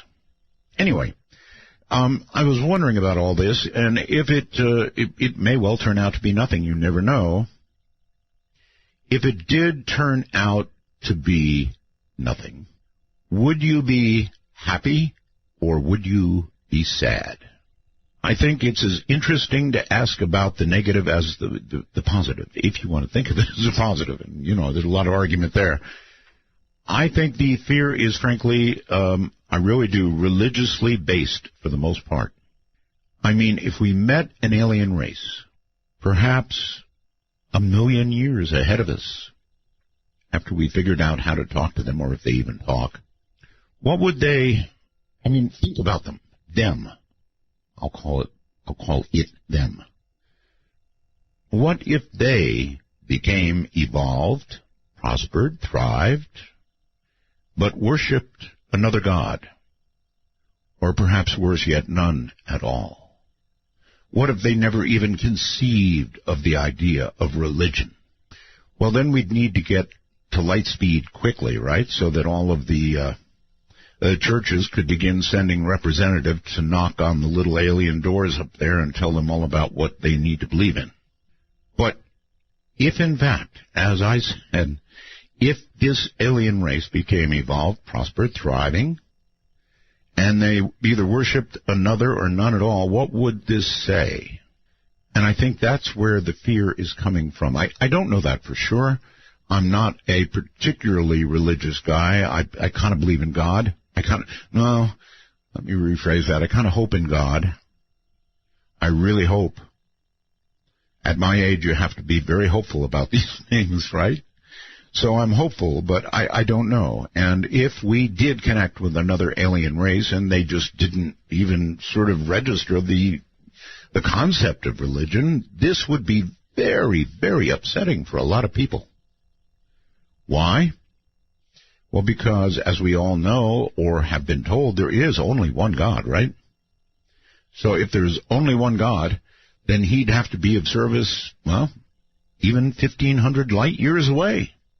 And if he wasn't, and if they've never heard of him, if his son never visited, I think that would threaten a lot of people. Okay. One more thing, and then we'll do a break, and then we'll go to open lines. It's just the two of us for whatever you want to do. I do want to know about 30 years from now, though. So 2 more things to do. One is the Halloween show. There's a great brouhaha going on about what to call it. The main contender right now seems to be Midnight in the Graveyard. And, yeah, that's pretty good. Midnight in the Graveyard. I like it. Now, if I was doing a remote from a graveyard, it might be more appropriate. But I don't think I'd do that, though. Vic, here comes the value of the wormhole. Vic has wormholed me a name that I think I like better. It's so simple and so appropriate. Vic says, why not just call it Dead Air? Dead Air. And I don't know, little tingle went down my spine, just like with KBC, when I heard Dead Air. Tonight we do Dead Air. What do you think? Dead Air. Is that a good one or a bad one? Anyway, you vote, all right? All of you out there, you tell me whether you like Midnight in the Desert or whether you like Dead Air. I'm leaning toward that kind of Dead Air. Open lines. We'll talk about it in a moment. This is Midnight in the Desert. I'm Art Bell. Oh, the night is my world. City light ain't disturbed. In the day, nothing matters. It's the night. I want to love you, feel you, wrap myself around you. I want to squeeze you, please you. I just can't get enough. And if you move real slow, I'll let it go. I'm so excited. Midnight in the Desert doesn't screen calls. We trust you, but remember, the NSA. To call the show. Wait a minute. That one can't do that to me. No way. One more time. Midnight in the Desert doesn't screen calls. We trust you, but remember, the NSA. Well, to call the show, please dial 1-952-225-5278. That's 1-952-CALL-ART. My favorite. It can't skip. Hi, everybody. I'm Art Bell, and away we go. Here comes the talk. Here are my phone numbers. My public number, national, is but one. It is Eric. I'm starting to hear weird. Did you hear that? What am I hearing? I swear something's going on. I wasn't going to mention it, but as we went to break, I heard a strange-sounding thing that it almost sounded like Midnight in the Desert to me. And now I'm hearing other stuff. It's going to creep me out. Earlier tonight I was talking to my producer, and so much has happened here, right? Internet glitches, weird stuff has been happening to us in the network. And, of course, let's not forget the shots ringing out the other night, right? So I was talking to my producer, Heather, earlier, and we were contemplating on what could be coming next. And so I closed my eyes, and I envisioned this raggedy at least 2 football fields wide piece of rock tumbling through space at about 45,000 miles an hour, headed straight for Pahrump. and probably my studio. You know, somebody will look up and see it burning its way into the atmosphere, and kaboom, right here. I mean, what else can happen after all, right? All right, where was I? The talk. All right, so you've got my public number. Then there is Skype. If you have an Apple product or an Android product, either way, you can download Skype in a jiffy. It's free. Free is good, right? Put it on your phone or your pad or whatever and become familiar with it. You can do it. And when you are, add us. Don't go to the dialing part, as so many people have done. That won't work. Add us as a contact. If you're in North America, add MITD51, as in midnight in the desert, right? MITD51. If you're out in the rest of the world, it's MITD55. MITD55. And then we'll appear on your contact list, and you can call us at will. All that said, let us begin outside the country somewhere with Mark. I think in Great Britain, right? No, hi, Art. I'm in Switzerland. Switzerland. Oh, that's right. Switzerland. Okay, good morning. A couple of things. Dead Air is a great name. As a fellow radio host, I definitely want to support Dead Air. It's okay, you know, it may not, Mark, it may not, Mark, resonate with the general public, but if you're a radio guy, Dead Air has more than a ring to it. It sends a chill down your spine, right? Yes. A couple of things, Art. I'd like to recommend, if you do open lines next week, a special line for hybrids. Maybe there's a hybrid gone rogue that would be willing to speak to us. Oh, you can be sure of it, Mark. There are probably legions of hybrids out there just probably dying to call in. Great. And about 30 years from now, I think there'll be a 50-kilometer no-man's zone along any land bordering with the northern Pacific Ocean due to Fukushima. 30 years from now, Mark, do you think that Switzerland will still be a neutral country? Well, you know, they did join the United Nations in 2001. So the joke I tell people is that finally in the 21st century, the joke is on them. The 20th century. I'm sorry. Switzerland probably will exist because the world needs a Switzerland. The world needs an exception country. A place where their money's safe is what you mean. Yes. And also a place that is not part of the EU or other large trade organizations. Yeah, with reference to their joining the UN, I said the joke's on them. Ha ha ha. Very good. Art, I wish you safety and all good things, and I hope weeks to come are much calmer than the one you've experienced. I'm telling you, brother, the rock is out there tumbling away at about 45,000 miles an hour. Yep. So people, I wish you well, Art. Thank you, Mark. All the way from Switzerland. Well, so there you have it. I think I'm right.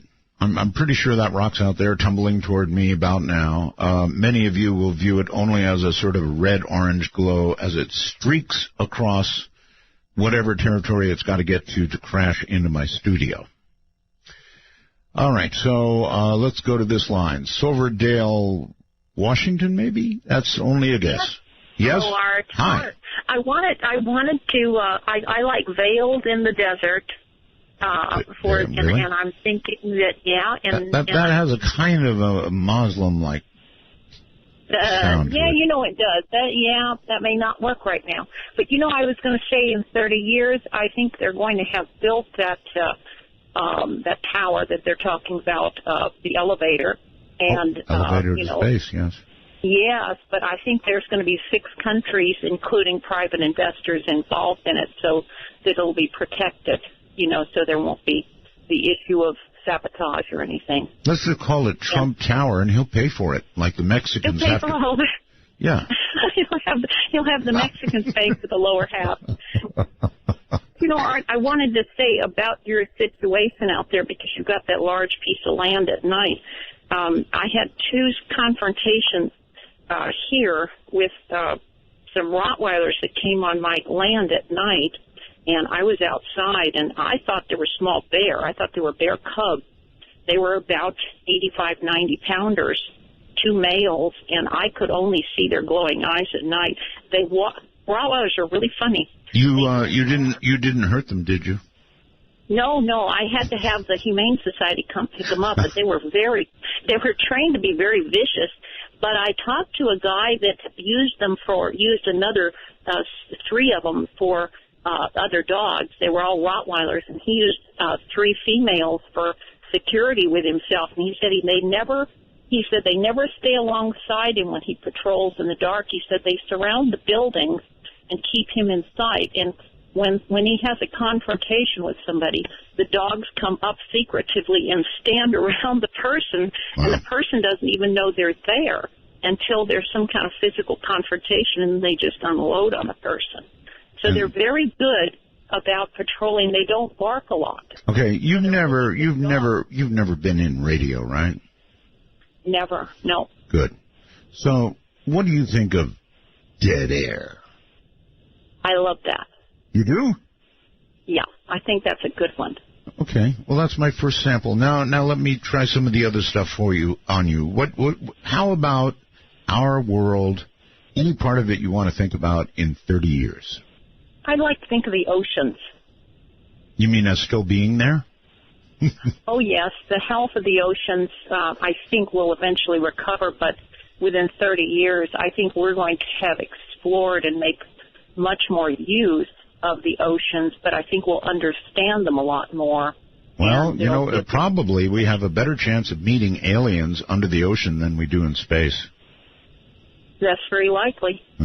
All right. Well, listen. Why are we seeing so many lights under the ocean for many years? People have been reporting that all over the world. Because they have to be able to see where they're going. That might be it too. Thank you for the call. Thank you, Art. See you later. It is true, though. We are more likely to meet them under the ocean, right? Oh, I know what I forgot. I forgot the special lines. If you would like to predict for 30 years in the future, the number to call. Are you ready? Area code 575-208-7787. And when you call that number, do you know where you're being routed? That number is in Roswell, New Mexico. That's all I'll say. It's in Roswell, New Mexico. So when you come through that line, know where you're going. And if you're a first-time caller to the show, the number is area code 775-285-5800. I thought I was done with east of the Rockies, west of the Rockies, on the Rockies, actually, all those different lines. But, and I started out that way with one line. But then I thought, I need a special line, of course, because I do this every Friday. And then I thought, well, what the hell? First-time caller line, why not? So now I don't have any lines left. 1, 2, 6 lines, and they're all going strong. Hi there, you're on the air, on Skype. Me? You. Somebody named Garrett, actually. Garrett. Hi, I'm 8. You're 8? Yeah. You're the same age as my daughter. So you're in the... Take your place. You get hurt. By the little things I say. I can set my back on your face. Hi, I'm Asia Bell, and it's very late, so I'm sleeping now.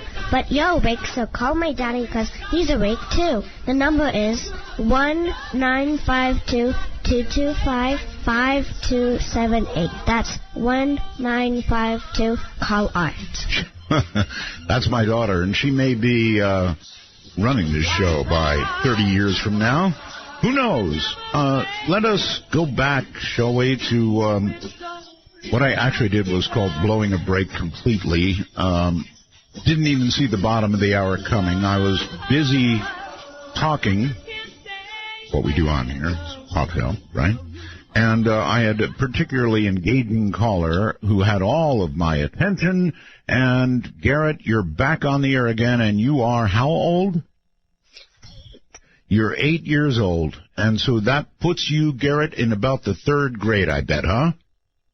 Yeah, didn't I mention I was homeschooled? Well, if you weren't homeschooled, that would put you in the 3rd grade. How about that?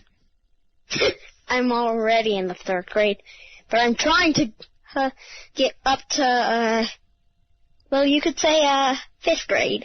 5th grade. In other words, your homeschool accelerated. Yeah, I don't really do much tests, but I do. Random question. You live in Nevada, right? I do. So do I. Where in Nevada? The upper area. The upper area? Upper corner.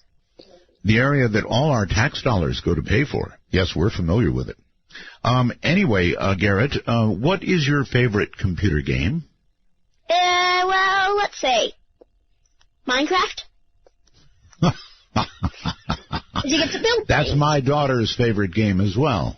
She spends on my phone. She spends absolutely endless hours playing with Minecraft. Tell you what. I'll tell you what. Make you a deal. If you can get hold of us privately, Garrett, we will give you my daughter's special Minecraft password, and maybe the two of you can play online. Oh, bad news is you're not hooked up. My computer's broken. It's broken? Yeah, I had an incident when my grandparents were here, although my what do you was here. You know, what do you call an incident? Dropping it. You dropped your computer? Lucky me, it still kind of works. Except the thing that you put a disc in for a movie won't come out. Yeah, kind of like my computer. They have their problems. Well, Garrett, it has been a pleasure having you call. I tell people, that people listen from 8 to 80, and you just proved it. Okay, take care, buddy. See you. See you later. Minecraft, yep.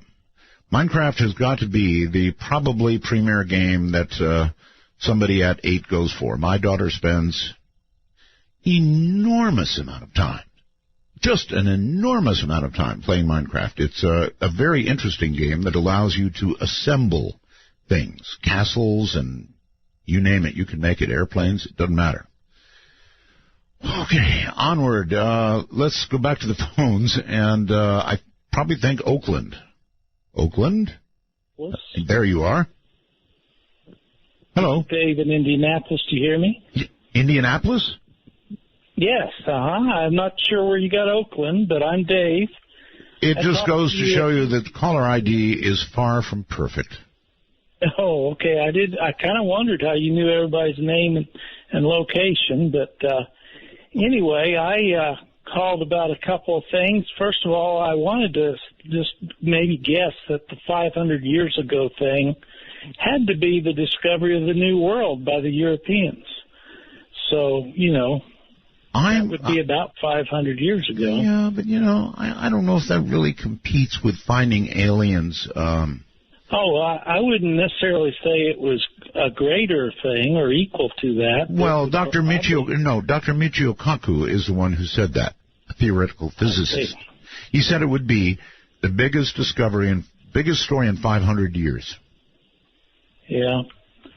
Well, maybe about 100 years ago, that was when they figured out that we are just one galaxy out of many billions. They used to believe those were all stars out there, and then they, about 100 years ago, figured out it was galaxies. But that's not what I called. First of all, I just wanted to tell you how glad I was to hear that you would welcome good evidence for the existence of God.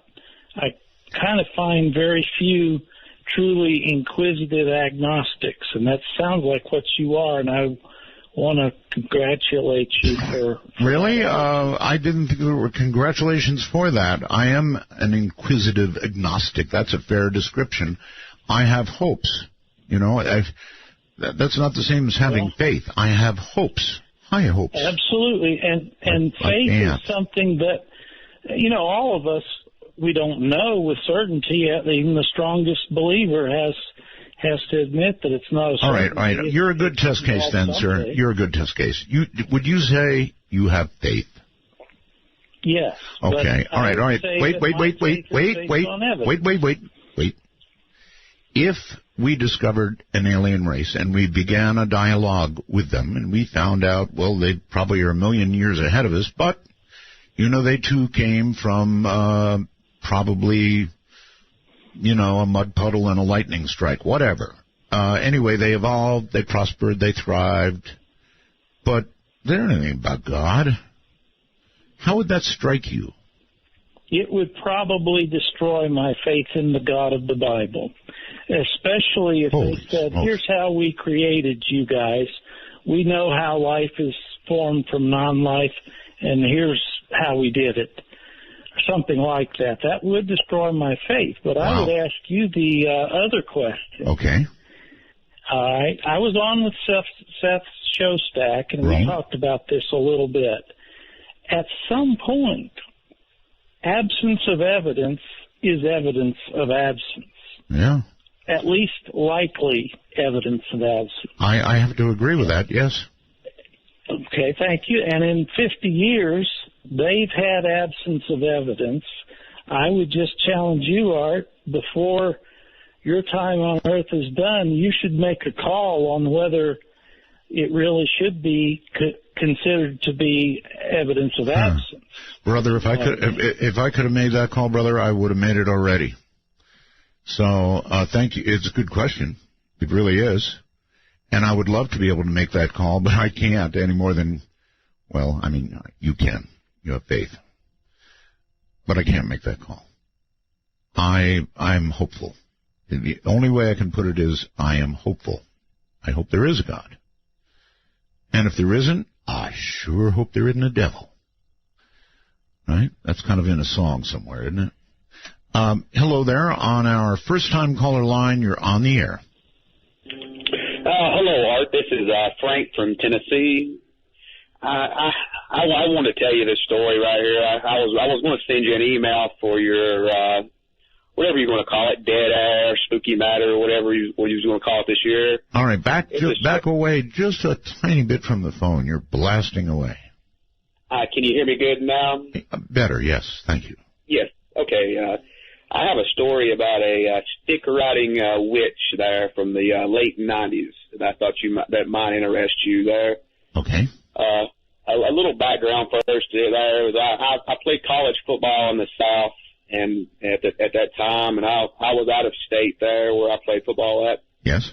And a teammate of mine invited me and another player who was out of state to his parents' house on a Sunday for some pizza and to watch some NFL games. And, the guy there from that state told us that about 3 miles from his house there was a place where on the road there was a lot of weird activity happened right there. What do you mean by weird?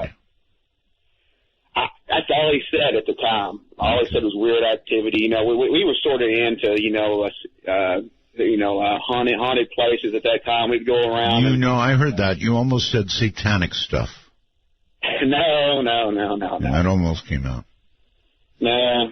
Anyway, weird stuff. Okay, weird. Yeah, we're in we decided to go there later that night. It was probably 9:30 at night, and there's very few people out on this road. It's a cold country road, 2-lane road, and we got in his SUV and we turned on that road and we parked the SUV, turned it off, and you're supposed to, you always hear this stuff, you knock on the window and you say something. I don't know what was knocked on the window. He knocked on the window like 3 times, and all of a sudden this cloud appeared in front of our, right in front of the SUV. And this witch, that's the only thing I can come up with. It was the most grotesque thing you ever seen, Art. it come down from the clouds right in front of our SUV. You were moving at the time, right? No. We've already parked. Okay. We parked. Okay. And he knocked the driver, which was the guy that knew the place. He knocked on done the thing. He knew all the games or whatever it was. I don't know how he done it. He knocked on the window, and this thing come down, which the only thing I can explain is that it was a woman, and she was the most grotesque thing. That's the only thing I can compare it to for my own personal thing. And she was riding a stick, no broom. I couldn't tell if it was a broom. It looked like a stick. Come down from the clouds in front of our SUV. Once she got on the front of the SUV, she jumped on the hood, looked in the window at us, and just like she was smelling us, breathing and smelling us. Okay, I was yelling. I was like, lock your doors. Let's get out of here. I was the only one. I had a knife in my hand, but that knife would have been useless against something like this, Art. And the woman she got, she jumped off the car. We couldn't start the car, and the car wouldn't start. And she got over there at the driver's side door, tried to unlock it. She couldn't unlock it, and she tried to get to the rear passenger door, couldn't unlock it. And I was on the other side, so she walked around, and she sort of, you know. Sir, do you believe in God? Sir, what? Do you believe in God? Well, you know, at this time there, I was not a believer in God at this time there, Art. Well, now. I'll put it that way. Now. I am now, yes, All right, yes, now. sir. You swear to God this is true. I swear to God this is true. And you know what? You could find if these two people are still alive.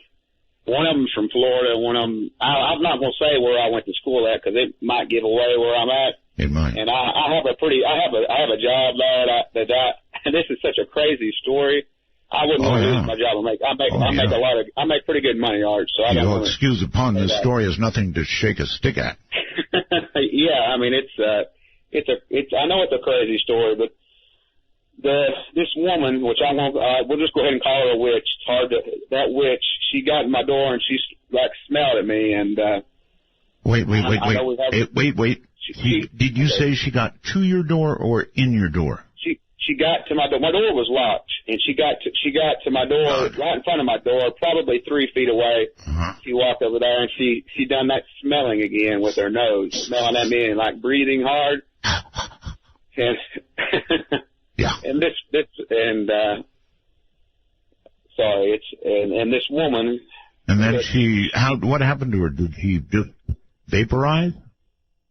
The story keeps on. The only thing I could think to at the time, this woman, she said she's going to. I'll clean it. I'll clean it up. I know we're on radio. She told me she was going to have sex with me there, Lark. Really? Yeah, and that's what she said. I was the biggest guy there. I started right tackle. And how old were you again? I'm sorry, at the time. At the time I was let's see here. I was 19 years old at the time. 19, boy, that's an interesting age hormonally. A very interesting age. So did you give it due? Excuse me, sir. Did you give it due consideration? Well, no. It was way too grotesque. It was the most disgusting thing you could ever look at. I mean. All right, I've got it. I don't even want to picture her face. Okay, so you said no. Well, the only thing I could think to. You didn't say no? I was a Christian. I was not a Christian at the time or nothing. The only thing I could think of. All right, sir. Really, I read a little bit. Our time is up. Our time is up. If you have a punchline here, and if you're kidding, now's the time to say it. Well, I had protected. I asked for protection through the blood of the Lord Jesus Christ around the car, and she never could penetrate it. We got away, and we got away, and the car started again. After that, she could not finish. She got come within 2 feet. Yeah. And we was driving. The car started, and she followed us with her stick for like a mile down the road, and finally just disappeared in the cloud. Oh my God! All right, thank you very much for the call, and I really, you know, during this last newscast, just prior to the, or following the break that I blew, I heard about this asteroid hurtling toward Earth. Now, it's not going to hit Earth, so rest easy, but it's hurtling this way, and the way things are going, I'm sure something will bump into it, alter its trajectory just a little bit, and she's coming straight for Pahrump. I just know it. Hi there, Sean, on Skype. You're on the air. Hello? Sean? Sean. Are you there? Last chance. Hello? Sean? My goodness, guy. You know, you're calling a radio program, so you got to be ready. Yeah, sir. I'm a little nervous. A little nervous? Yeah, I'm with my brother, Sean. Beside me, my name's Ryan. Ryan, okay. Yeah, and I'm calling in Calgary, Alberta.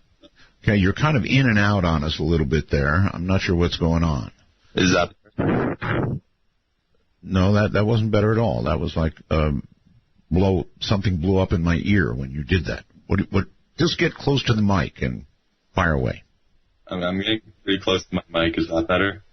No, it's kind of not. But anyway, go ahead. What's up? Okay, well, it was either last week or the other week. A caller called in to ask you about how many people listened into your program. Oh, yes. And you denied any knowledge about you denied knowing the actual numbers. And I just wanted to let you know that, I'm one of the skeptics out there who doesn't believe you.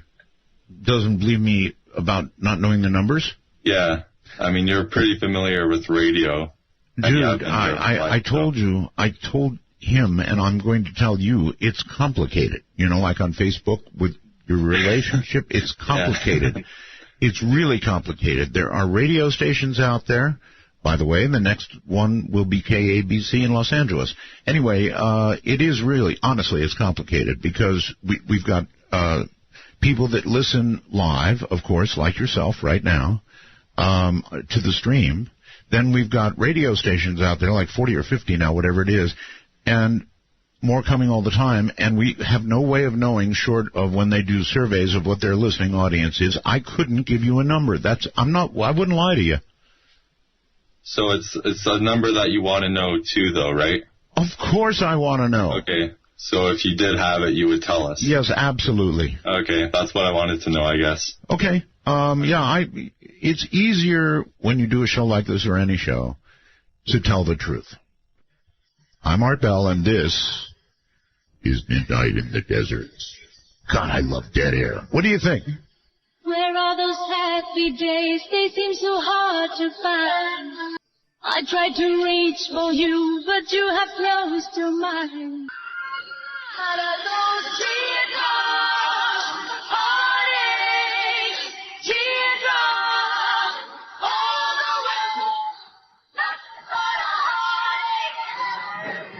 way. The clock strikes 12, and Midnight in the Desert is pounding packets your way on the Dark Matter Digital Network. To call the show, please direct your finger digits to dial 1-952-225-5278. That's 1-952. Call Art. KABC on Monday. Ooh, I'm so ready to rock.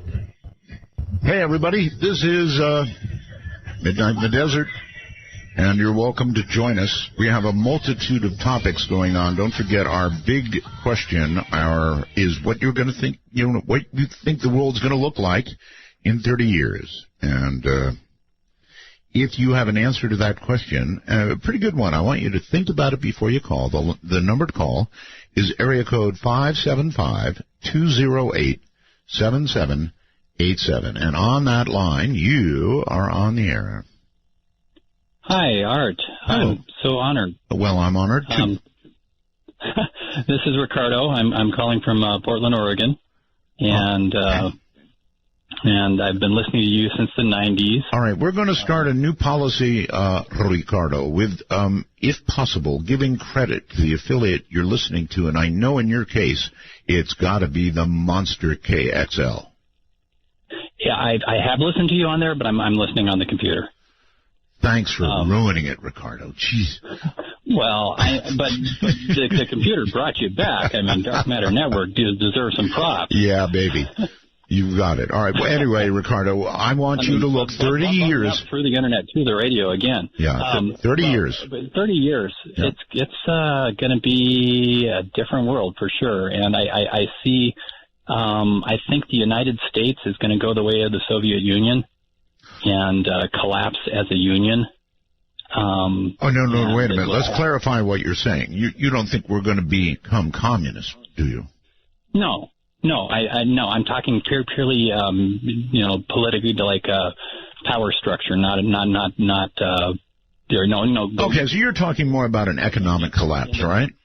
Right. The same thing that the way that we won the Cold War was we got them to outspend to the point that they couldn't sustain themselves and as a large entity. Okay, well, you know what? We're well on the way to doing that right now, so not such a hard prediction. I mean, look at the spending we're doing. My God, it'll never withstand another 30 years at this rate. Absolutely, and I think that it'll be kind of similar in that while that's going on, I'm also noticing that states are starting to say, hey, if we want to do something, we're just going to pass a law and say we're going to do it. I mean, the marijuana legalization on the left coast is a good example, but I think there are other examples. And the feds are kind of so far anyway going, well, we're too busy to worry about that. That's right. You've got to ask yourself, in 30 years, if California were allowed to go its own way, what California would be like in 30 years? Exactly. And then I just see the red state, blue state thing just getting bigger and bigger, and the cultural divides. I mean, up here in the Northwest, I mean, the Eastern Washington and Western Washington are like two different planets, and I just see a lot of fracturing, and with the way our economy is going, we're going to have a higher and higher corporate feudalism, where what company you belong to will be more important for a lot of people than what country they supposedly live in, or church they go to. Yeah. And I think that a lot of people won't be in companies because robots will be replacing all of us. So a lot of people will be in tribes of some sort, or gangs and so whatever. But I don't suppose you've seen the new TV program called Humans, have you? About the essentially robots. No, I didn't know there was one. I'll look into that. Okay. I don't have regular TV. All right. But the other thing that I think is that, though, at the same time, the Moore's Law is not going to go away completely, though. People are starting to say we've reached the end of it. I don't think we've reached the end of it. And I think that within 30 years there will be, microchip computers that can be implanted in your brains, and everyone will be using those instead of cell phones. And so everyone will be online all the time. Okay. Thank you very much for the call. I don't like the sound of that. I don't want a computer implanted in my brain. For one thing, it could easily take over. And in my case, very easily, perhaps. And then what would I be? No, I asked about the show Humans. I don't know if any of you have seen it. But they have one particularly cute robot.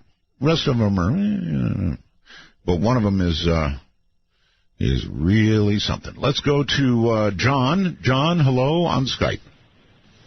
Hello, Art. This is my second phone call to you. I called the first time when the young woman from the Satanic Church was on, and that was very interesting. Oh, yes, the high priestess, as it were, of the Satanic Church. That was quite a program, actually. Yeah, it was very interesting. I was impressed with her elucidation of the entire Satanic experience. Yeah, she was charming. She was very interesting. In 30 years, I've been hearing all of these predictions about the end coming, Jade Helm and all this stuff, bombarded with it over the summer, and I keep coming back to this old poem, and I don't know who wrote the poem, but it just keeps running through my head. Well, before you get to that, Jade Helm, sir, is not the end. It is but only the beginning. Oh, okay. Well, I'm glad you straightened. Thank you for that, Art. I appreciate it. You got me straightened out on that now. What I was going to say about the poem is it refrains many times by saying, this is the way the world ends. And then at the end of it, it says, not with a bang, but with a whimper. And I don't know if the world is going to be ending The Earth isn't, that's for sure. As far as humans go, that's up to us, man. Yeah, you're right about that. The world will not end, but our ability to continue to be sustained upon it may well. And when you think about it really hard, what's the diff, right? Let's go all the way across the Pacific Ocean to the land, oh, the rising sun, Japan, and Michelle. Hello. Michelle. Oh, Michelle's here. Hi, Michelle. How are you? So if you hear too much noise, just let me know and I'll cut it short. Where are you again that you have so much noise? I'm outside a train station waiting for my friend. I'd love to hear a Japanese train come in. No problem. Okay. Well, you might get the chance. I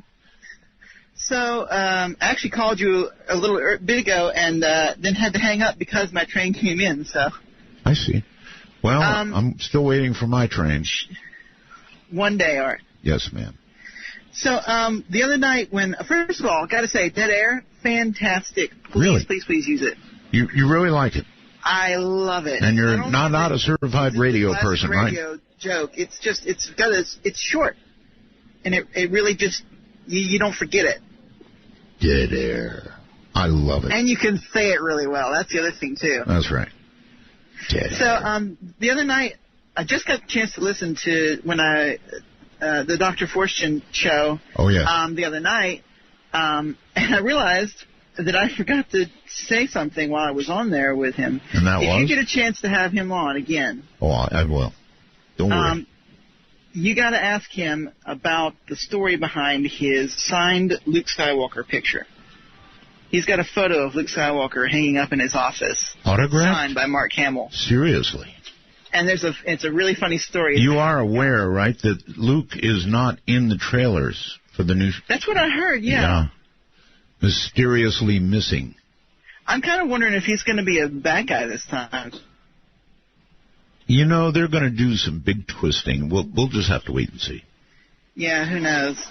But, it's a really funny story as to how he got that photo. And I'd tell it myself, but I'm not sure if I could do it justice. All right, Michelle, what do you think the world's going to look like in 30 years? I'm not really sure exactly what it's going to look like, but my hope is that whether it be from this megastructure or just needs and resources, that I hope that we've gotten back into space. We haven't just completely ditched that and gone down the same road for the next 30 years. Yeah, and I hope we're not all speaking ISIS. Oh, gosh. That's a tough one. Just completely and totally apologetic towards the Islam. And I understand why, but at the same time, there's so much that can't completely be ignored. I'm not really sure. You know, I'm a very love and peace kind of person, and I really try to get along with everyone. And I practice it every day at my school and, the people that I meet here in a foreign country. But sometimes there are some people who just don't want to listen. And what can you do to them? What can you do with them? Herd them together and put them in a camp. Call it Jade Helm. All right, I got. Amusingly enough, a pastor back home said that about homosexuals. Right before I left, he said that they needed to herd all the homosexuals up and put them in a gay camp and take care of them. Yes, you really can never overestimate or underestimate, I guess, really the wicked nature of man.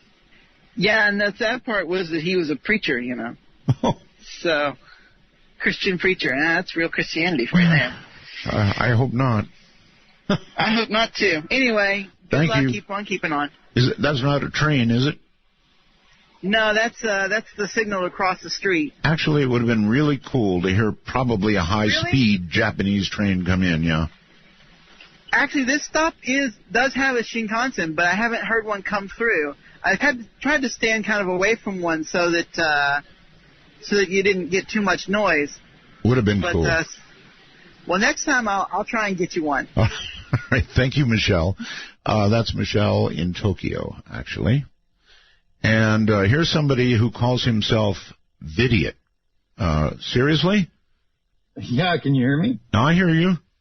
Oh, great. It's good to be talking to you. I've been a listener for a long time.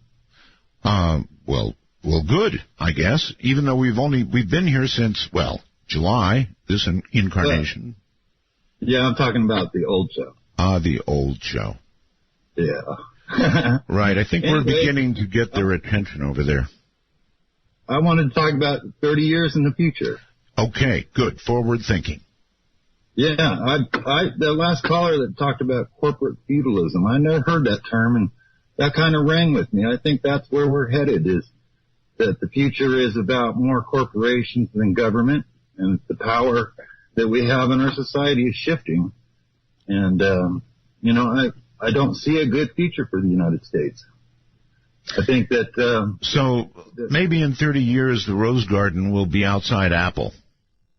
Well, that's another thing. The tech companies, they think they're going to solve all our problems, and they're not. We're going to solve all our problems.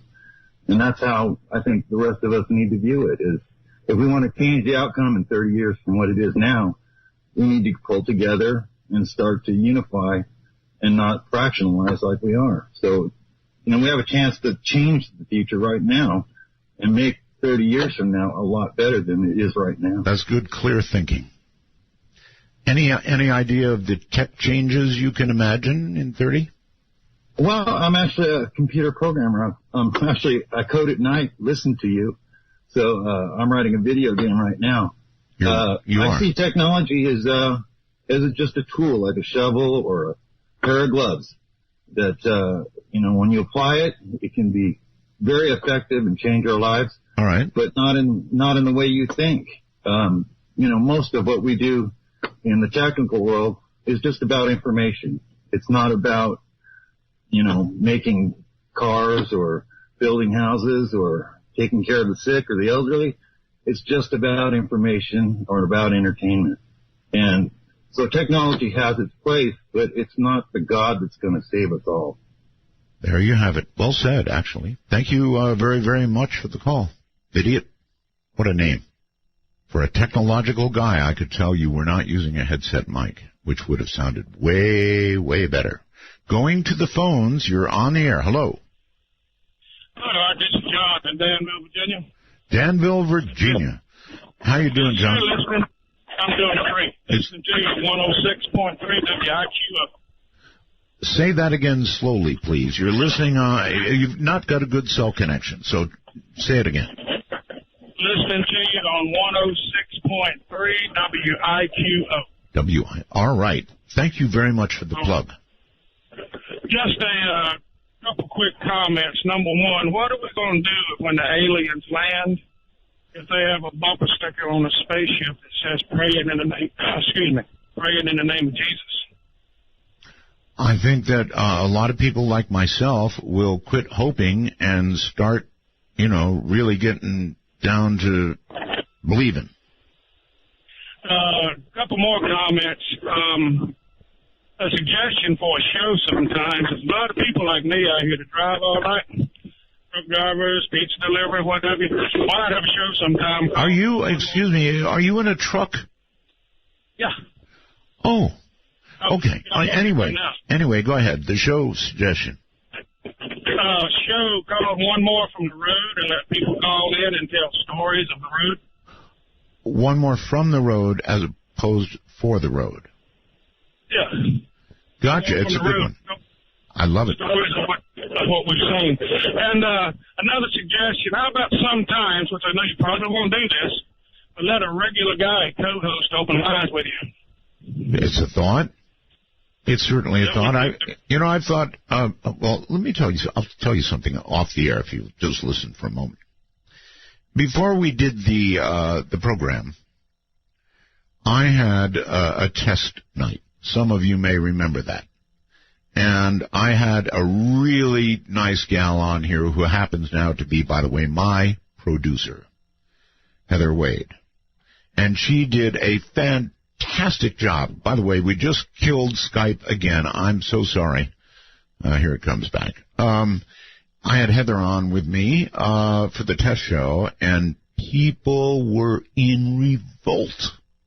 I mean, they just were in absolute revolt. They hated it. And I think what it is not Heather. She did a great job. and she has a spectacular voice for radio. I think it's just that people don't like change. Whatever it is, they don't like change. And they had not heard me on the radio in a very long time, and to hear me with somebody else shook them to the core. And so it's not that they did not like Heather, it is that they just didn't like change. Anyway, that's who that was, by the way. She called herself Redacted, but it's really Heather. Hello, John. You're on the air on Skype. Hi, Art. Hello, sir. You're not close to your mic, so I want you to find whatever you're using for a microphone and get real close to it, okay? John? Yeah. John, you sound like you're at the bottom of Mel's hole. Well, sorry about that. No, don't be sorry. What, John. What are you on, a computer? Yeah. Okay. On your computer, there's a little hole there, if it's a portable, right, where the microphone is. Yeah. Get real close to that and talk to me. Oh. Look for the little hole. That any better? Oh, John, it's so much better. Okay. Well, like I started to say, I hope you're wrong about that asteroid hitting Pahrump.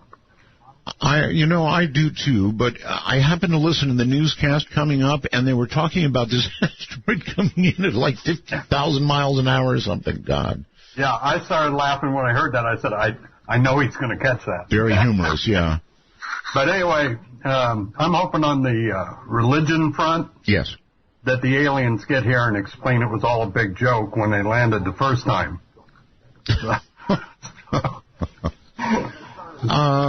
So anyway, John, if they get here and they don't know a darn thing about religion, never heard of God, what do you think that would do to people? Well, I think people will get over it. I mean, you stop and think about it. We could be a lot better off had we never fallen for this. I mean, you think of all the energy we've spent fighting each other about. You're wrong, I'm right. You're wrong, I'm right. Right. It's crazy. It is. Religion's like underwear. You keep yours, I'll keep mine. Right. I think you're absolutely right. Thank you. Remember Imagine by Lennon, right? Imagine a world with no religion. Might be a better place. I know that offends a lot of people to think about, but most of our wars, well, frankly, they're about religion, right? Most of those who go to war or take up terrorism as an active hobby, they all hold out their God in front of them as they do what they're going to do, or as they push the red button that they've been holding, or as you get the idea, do whatever. On the first-time caller line, you have achieved the air. Hello. Hello, are you there? I certainly am. Mostly. Hey, Art. My name is Eric. I'm calling from North Carolina, and I wondered if you knew the information about Apophis. About what? Apophis, the asteroid. Oh, yes, I'm hearing about it. The one that's going to make the close pass. Well, it's going to be set to make a few close passes in, I believe it's starting in the year 2024, but it should be the year 2036 when it should make the closest call. I believe in 30 years it will be kind of a moot point because I believe no matter if it hits or if it just makes a close call, which would rip off a bunch of the Earth's atmosphere, I believe anything that happens, well, will be to an iPhone 15 at the time. Have you ever heard of the Colburn text? The Colburn Bible?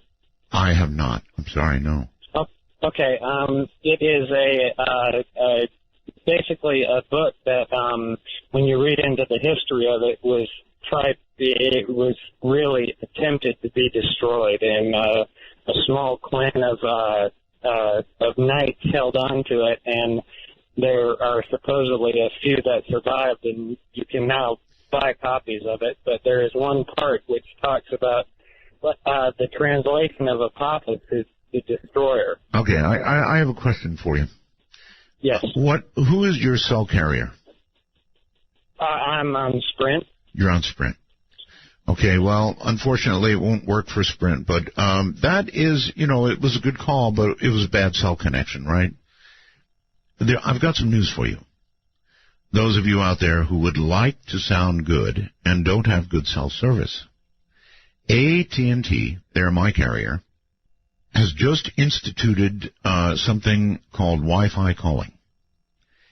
It's high-definition calling. Now, here's what you can do, some of you. You might give it a try. It's really cool. You look into it. There's a little button. You go to, settings on the phone, and I'm going to tell you how to do this. You go to settings on your phone, and then, of course, all the apps are listed. And you go down to phone, right? If you've got AT&T, this might work. You go down to phone and click on it, and one option for you is Wi-Fi calling. And when you turn it on, it will ask you a couple of questions, and then presumably switch you over to Wi-Fi calling. Now, that means you're going to use the Internet in your house to access AT&T. I think a couple of other carriers do this as well. But the quality of the sound is astronomical. It is wonderful. So that's, of course, if you have good Internet. If your Internet is bad, you'll sound terrible. But assuming you've got good Internet, good Wi-Fi, Wi-Fi calling is about 100 times better than your average cell phone. Just a little hint for some of you out there.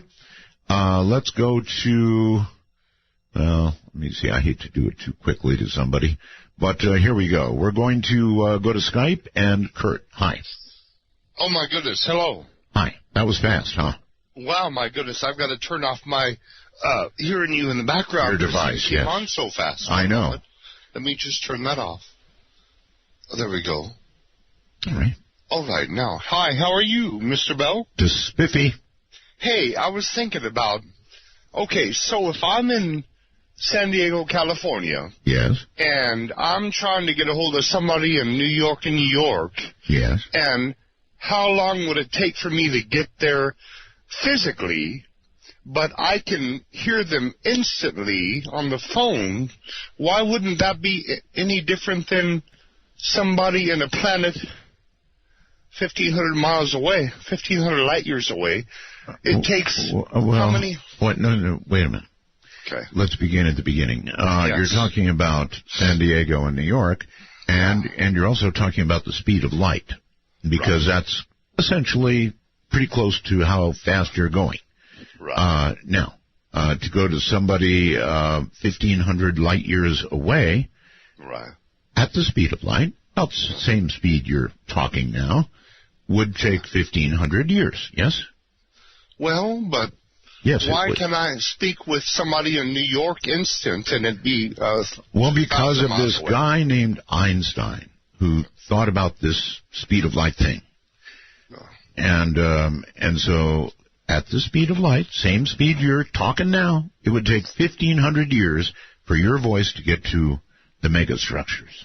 I don't believe that. I think that we're all in the same thought process. New York people right now from Arizona were in the same thought process. Why can't... Yeah, but sir, phone calls have nothing to do with thought processes. They have to do with a lot of things other than thought processes, frequently. But we're all thinking at the same time. Well, that's just confusing. So much thought going on at once. And so little action. Well, I just think that everybody in the whole universe so is little productivity. Come on now, predict for me what you really think it's going to be like in 30 years. I'm going to be president, and Madonna's going to be my first lady. As president, what will your first action be? Take away YouTube ads in between music. Oh, I hate that. Oh, my goodness. That'll be the first executive order, no more YouTube ads. Well, something has to pay for the music, sir. Oh, please. Everything's going to be free in 30 years. You don't have to pay for nothing. Oh, now I'm going to be the one to say, oh, please, everything's going to be free in 30 years. You don't really believe that, do you? Jesus wants everything free. Why you have to pay for anything? The sun free, solar energy. Even APS and SRP and Phoenix Electric Company found out about solar. They're trying to charge people that are putting solar panels on the roof. Going to try to charge them for free sun. It's a shame. Everything going to be free. No, wait. All right. How can your electric company charge you for putting a solar panel on your roof? They do, APS and SRP. You look up Phoenix. They're trying so hard. Everybody trying to fight for How can they do that? Isn't that pitiful? Isn't that pitiful? Charging for the sun. They're trying to. Oh, no, they can't do that. They're trying. They can't do that. And what are they calling it?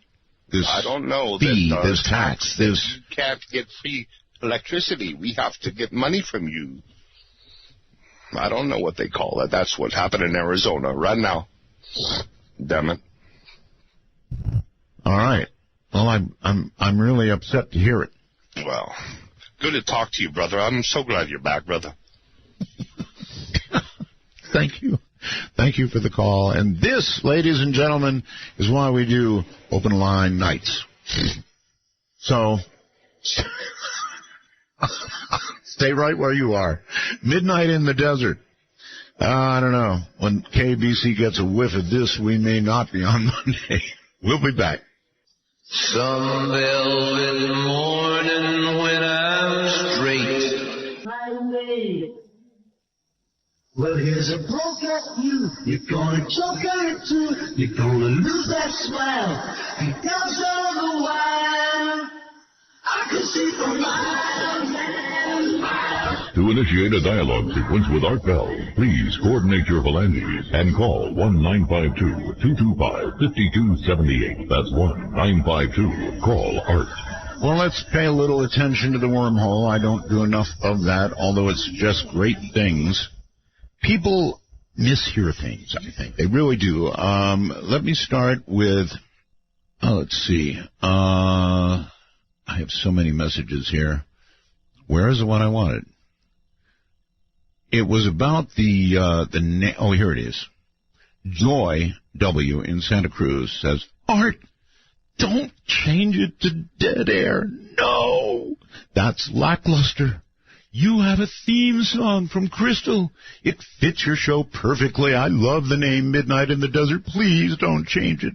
Joy, I'm not going to change the name of the show to dead air. Besides, affiliates would hate that. Really, they would. We're talking about the Halloween show, Joy. Only one night. Halloween. Actually, the night before going into Halloween. Now, Joy, you might send me another, as soon as you're allowed, message indicating whether you like the name Dead Air for that show. Just one show, Joy, just one. And then this resonates with me. Tom in Laurel. Tom said, just saw the Martian movie and absolutely loved it. Teary-eyed throughout. I don't know about that. I wasn't teary-eyed. Anyway, he goes on, and the soundtrack reminded me of your show. They used your bumper music. And which reminded me of a comment made by another host who said they used his bumper music, and I thought, huh.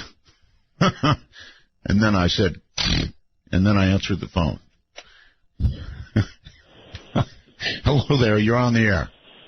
Hello, Mr. Bell. I was going to say, it sounds like the noise coming from that star. Welcome to the show, sir, wherever you are. Tim in Tennessee. Okay. All right, Mr. Bell, what about if we meet our first aliens and he's holding a King James Bible? And we show them the King James Bible? No. He's standing there holding. Oh, holding the King James Bible. Well, yeah. I mean, that would do it. I absolutely would do it. The saucer lands, the little ramp comes down, the guy comes down holding the King James version. Sure. That would do it, all right. How likely do you really think that would be? Well, I don't think we'll actually ever meet any aliens myself. But that was just something that popped in my head. Well, okay. If that popped in your head, that means you are a man of faith. And if that's the case, then I need to ask you the opposite question. If that we do meet them, the unlikely scenario, I'm sure in your head, that we do meet them, and they never heard of God or even the concept of religion, then how would that hit you? It probably shook me pretty hard. I was raised pretty hard in religion, but I don't really practice it, but I do believe. Okay, well, you have, thank you, proven my point absolutely in a stellar way. I think that if there is hesitation to release information about aliens, honest to goodness, folks, I'm getting kind of serious for a moment. I know it's Friday. And by the way, we for those of you new to the show, during the week we have guest after guest, very serious, very interesting guests. And Friday, I just sort of let my hair hang down, what little I have left, and we just have fun. But I think what you heard from this man and from a man earlier actually is quite serious stuff. If we were visited, if there was no sense of religion or God or anything else, it would impact a lot of people in a way that is so profound, it's difficult to articulate. And so if there is hesitation to release information about aliens, and if there is heavy reflection of the Brookings study before releasing information, now you know why. It's no joke. It's serious, serious stuff. I can't pronounce his name. Quinterly, is that Quinty? I can't pronounce it for me. Skype. Hello? Hello? Yes, your name. Oh? She hung up. Maybe it was just the fact that I said your name. I have to give my name. Oh, no. I'm hanging up. I tried, I couldn't get the spelling. I couldn't pronounce it. It was only her first name. Really nothing to worry about, frankly. My name. Oh, no. Hang up. Let's try another one. Lino, I believe it is. Lino or Lino? Yeah, you got it right the first time, Art. How you doing? Just fine. How are you? Man, I haven't spoken to you in over 20 years, buddy. Man, this is great. Yeah, that's it. Remind me. 20 years, huh? 1995, I think, was the last time I talked to you. Yeah. Okay. Well, welcome to the show. Yes, sir.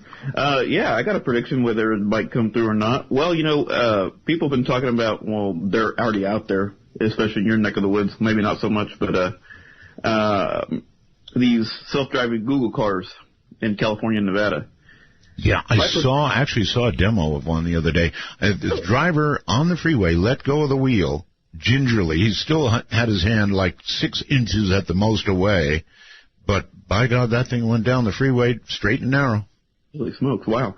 Anyway, my prediction is whether it comes through or not, maybe not necessarily in 30 years, maybe less.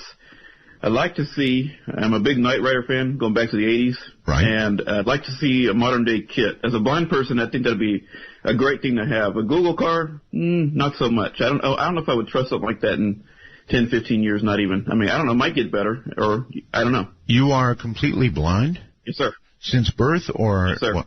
Mm-hmm. Okay. I would think that you'd be in big favor of a car that doesn't need a driver. You can just say, go to grandma's, and right away you go. Wouldn't that be cool? Yeah, it would. Yeah, a lot of blind people are in favor of that, and there are people, mainly some bigwigs within the National Federation of Blind, who've actually tested Google car. Most recently, I can't remember. I think it's our current president of the organization. He's actually tested one. But yeah, I know a lot of people are, and I know in various circles people are talking about this, and I think we'll continue to do so. But I think I'd rather have a modern day kit. How about in 30 years there is no more blindness? Oh, that'd be nice. I mean, they really are making great strides, right? Yeah, they are.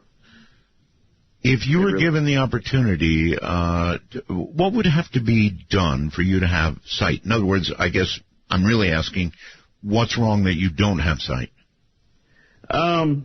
Small eyes, small nerves. There's no nerves, then my nerves are dead. So people like that, I don't think that there would be no hope. But some who have are born with light perception per se, or very little vision, like my wife. Right. She has what they call optic nerve atrophy.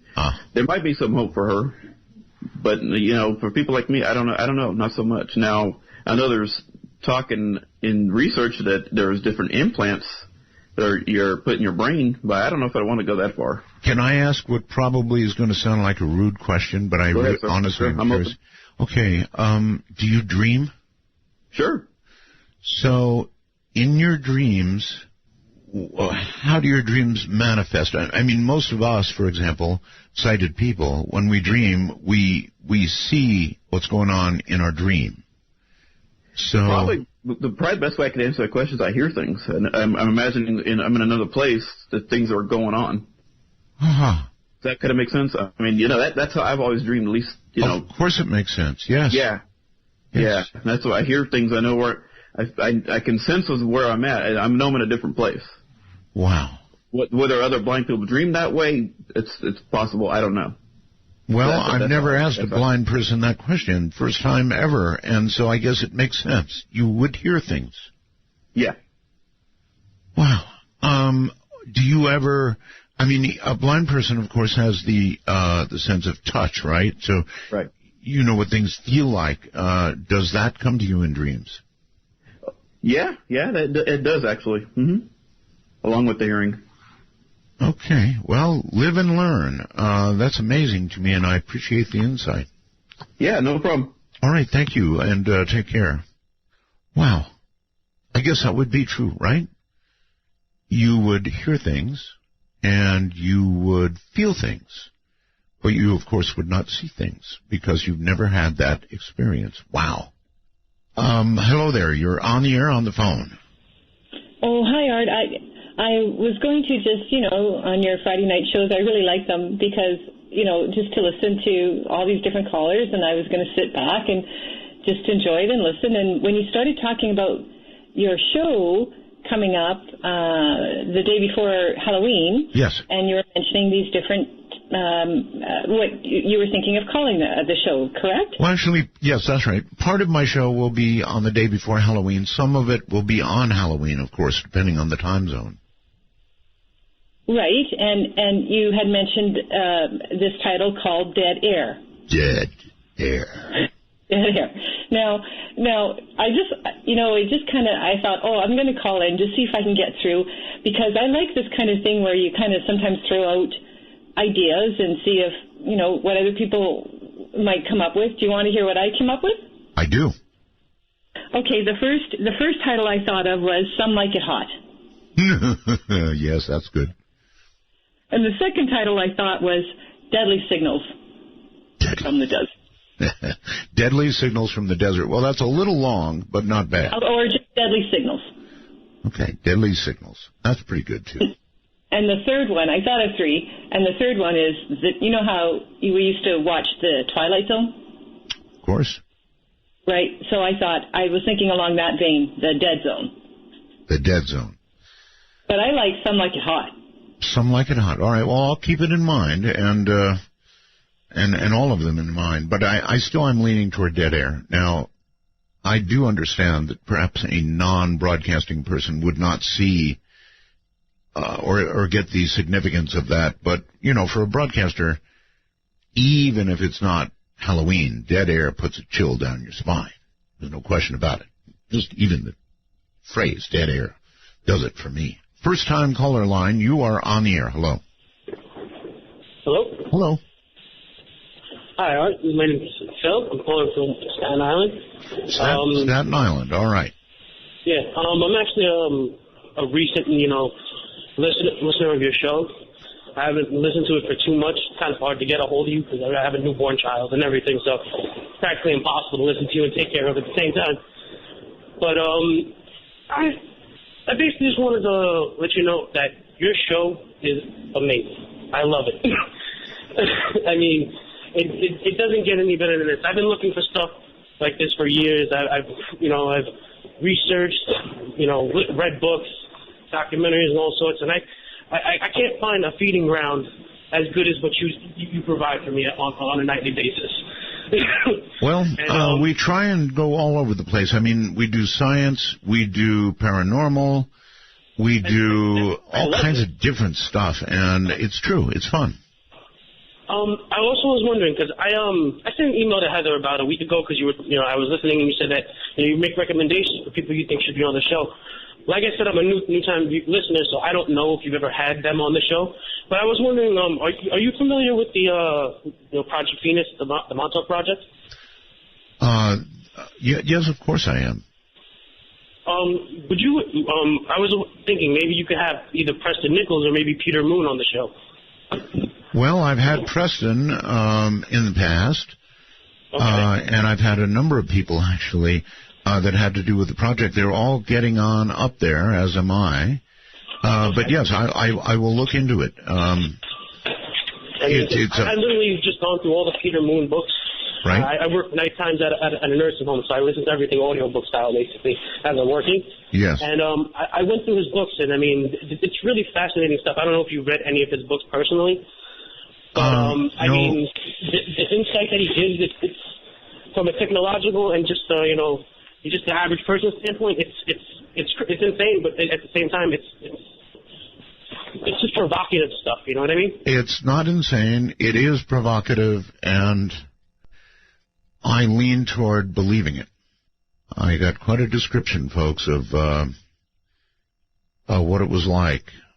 And, it depends on who you believe. There are different stories. There are those who say that men were buried halfway into the metal deck of a ship. There are those who deny that. So there are some variances in the way the story, is told. But it's something. Let's go to our first-time caller line. Say hello. You're on the air. I'm on the air? You are. Oh, this is Bernadette. Bernadette. From the Facebook fan page, Art Bell Into the Night. Oh, is that a new one? He changed the name. We changed the name. Why do they keep changing? I don't know. I really am curious. Isn't this like the second or third name change for the one you're talking about? I think it's the second. The second. And, okay, what's it called again? It was Talking Art Bell. Right, and now... Night in the Desert. And what is it now? It's Art Bell's Into the Night. Art Bell's Into the Night. Boy. Yeah. So now I'm confused. Okay. But well, that's okay. What's in a name, right? Oh, I'm so excited to talk to you. Like dead air. Dead air's okay. Well, you don't sound excited. Only okay, huh? I'm not into radio. It excites you. But I'll be listening to the show regardless what you name it. Dead air, from a radio perspective, Bernadette, scares me. Yeah, serious scare. I love the show. You have nothing to worry about, sir. You have no competition. You're just there's nobody like you, and nobody will ever be like you. So that's very you kind. have nothing to worry about. Very kind. I'm so excited I forgot what I wanted to say. Well, Bernadette, how about talking to me about what you think it's going to be like in 30 years? Oh, I don't know. I'm going to be 76 in 30 years. Mm-hmm. All right, then. How about if the aliens finally come and they don't know a thing about God? What would I think? Listen, there are billions and billions and billions of galaxies. Don't you think somebody's out there somewhere? Do you think we're the only ones? No. No. I agree with you. And if they came and said they know nothing about God, I don't know. I'm kind of agnostic. I believe there's something else. But so it probably wouldn't bother you all that much. No, not at all. However, when they pull out, be sad. Yeah, when they pull out their ray guns, you'd probably duck anyway. I don't think they would. You really think they would be socially advanced? In other words, along with the great technological advance, about 1 million years, say, ahead of us, you think they would be socially advanced too? If they were 1 million years advanced to us, they would have. I don't know. They would have came here already, don't you think? I don't know if they looked carefully and examined our behavior, they might be staying away. With all our technology, you would think somebody would have a picture of all the stories they tell about aliens. You know, you have iPods, you have cameras. Nobody has no pictures. Well, they do, but they're fuzzy. And people complain about that they're too fuzzy, and then occasionally you get a really sharp picture. And then, of course, they complain about that because they say it's too clear. I don't know, but if they ever came to my house, I would definitely take a picture. I would have the two aliens. One would take a picture of me with one alien, and then we'd all get a group picture. And I would send it directly to you, sir, because I would be so excited. All right. I'm going to look forward to receiving that. I've got to take a break. That's what the music is all about. So thank you for the call. Welcome. First time call at that. Very sweet. Dead air.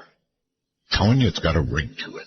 Some velvet morning when I'm straight, I'm gonna open up your gate. You're blowing off sky high by telling me a lie without a reason why.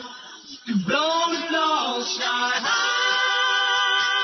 Midnight in the Desert spans the world. To call us from outside the U.S. and Canada only, use Skype with a headset mic if on a computer, and call MITD 55. That's MITD 55. Going in that direction, in other words, outside, here is Dave. Hello, Dave. Hey, Art. How you doing? What am I doing? I'm talking to you. Where are you, Dave? Actually, I'm in the Al-Anbar province in Iraq. Listening to you since I was a young paratrooper in the 82nd Airborne Division. For real, Dave? No, for real. For real. I'm a contractor now, but, yeah, I'm still back out here. I did 27 years active duty, and that wasn't enough for me, so I'm back out here as a military contractor. And you're really in Anbar province? I am. Okay. It's early morning here. About time for me to... About time for you to what? We're here. I'm sorry, Dave. Pardon me? It's about time for what? I was just saying it's about time for me to get to work. I'm drinking my morning coffee right now. I see. Okay. Well, it's great to hear from you. You must have had something on your mind when you called. Well, you keep me company out here. There's not a whole lot to do in my downtime, so I'm fortunate enough to have some internet out here. It's good to have you out there and keeping me company. This past week, though, to be specific, probably some of the best programming you've put out there. I especially like the space elevator episode you had on. So did I. I can still remember back in 2000 when you first had... who's the Area 51 guy? Well, could be Lazar. Yeah, Lazar. It would have been John December of 2000 when I heard the show with Bob Lazar. Yeah, Bob Lazar. People are always asking to have Bob Lazar on again, but you know he always tells exactly the same story, which is to his credit, and he doesn't add to it. He doesn't embellish it. It's always exactly the same, and I believe every word of it. Well, I do, and you know, times I hear some of the episodes or some of the shit you had out there, and some of the guys you had on there weren't incredible. In fact, there is one that reminds me through West Virginia. I was listening to you on the radio, and there's a guy that decided he was going to take a helicopter and go down in the middle of the earth, and it just got out of. In fact, you got pretty angry when I think with the producer put that guy on in a place. Although I remember that show, and that was pretty funny. Dave, you are breaking up pretty badly, probably in view of the internet service where you are. So I'm going to have to scoot, but thank you very, very much. You definitely go down as the first Anbar province call. And as all you know, we have a lot of people over there once again. In fact, earlier today, breaking away from the great mood of Friday night, I heard that Americans are actually back in combat. I'm sorry to say. And that's how it begins, always. That's how it began in Vietnam. Just a few advisors, and look where we went. Okay, let's go to Skype and Phil. Hi, Phil. Art, how you doing tonight? Very well, thank you. I called you a couple of nights ago. I was talking about the EMP in my tractor trailer possibly ending up as a brick on the road. I remember that, yes. With Dr. Forson, yeah. Art, I have a good name for you for the show. I don't know if anybody's brought this up yet. What about Midnight with the Dead? That's not bad. That's really not bad. Midnight with the Dead. Yeah. All right. I'm writing that one down. Okay. And 30-year prediction probably happen between now and then that these blasted cell phones will charge through the air. You know, we're almost there now in a sense. I believe the new Androids can be just laid down on the charger and they absorb it through induction. Seriously. Yep. Yeah. And I was going to ask you, are you going to have the Major on pretty soon, Mr. Major Ed Dames? Oh, when he brings my gold. Laugh not. I'm serious. That was a broken promise a long time ago, and it was a serious promise he made. So until I get my gold, he doesn't get airtime here. Mm-hmm. I'm serious. And I was going to ask you also, are you still a San Diego Chargers fan? Because you know we have a big game this Sunday. Okay, so I'm probably more of a Green Bay fan now, and however, I will say this. I found last Sunday very painful to watch. Oh, it was. It was, yeah, it was. I mean, Green Bay and San Diego, it's like I didn't know what to do. I was in favor of Green Bay, but it was hard to watch. I know Phillip Rivers broke all those, the records for passing. He did. All time for the Chargers. But I think if they could have tied that game and gone into overtime, I think possibly Phillip Rivers may have gotten the all-time record. Maybe he might have thrown between probably close to 600 yards, maybe at least 550. I'm not sure what the all-time record is. Well, look, it was one hell of a game, no matter how you look at it. Really, oh, yes. What a game, man, oh, man. Thank you very much. It's really hard to know who to root for. San Diego has always been in my heart. But San Diego has broken my heart so many times. God, I can't even begin to tell you the heartbreak that team has brought to me. I was actually in San Diego when they were in the playoffs, and you know what? I don't even want to talk about it. Hello there in Florida. You're on the air, I think. Hey, Art. How you doing, buddy? Okay. Yeah, I just wanted to say a couple predictions for 30 years, maybe even sooner, and also comment on the show name. Sure. In 30 years, I actually think that the films, the movies, will have actors and actresses that have passed on, like famous actors and actresses that they actually put into the film with the use of visual effect technology and maybe motion capture. I wonder how that would go over. Well, yeah, I mean there would be things to be worked through, but I'll tell you, I see it. I mean, wouldn't sir, wouldn't a trailer for a new John Wayne movie be a little creepy? Well, I'm not disagreeing with you there. I'm just saying that I think the film industry is going to be looking into doing things like that, and I think they already have. They've used Laurence Olivier in a movie about 10 years ago as the main villain in Sky Captain and the World of Tomorrow. But I don't know if you've seen that. But I do see where you're going. It's interesting. But I also think that technology for paranormal investigations will be a lot better. I mean, every year they're coming with better technology for that area. Mm-hmm.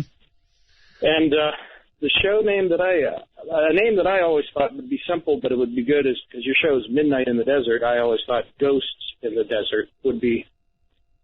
It's simple, but it would be good. But I like Dead Air as well. All right. Yeah, I think that's a little pedestrian. Ghosts in the Desert. If I were actually doing a show from a graveyard, then obviously Midnight in the Graveyard would be the clear and easy choice. Getting me into a graveyard, not so much. All right, so zillions of people calling. I'm going to try and go back and forth, maybe Skype to phone, that kind of thing.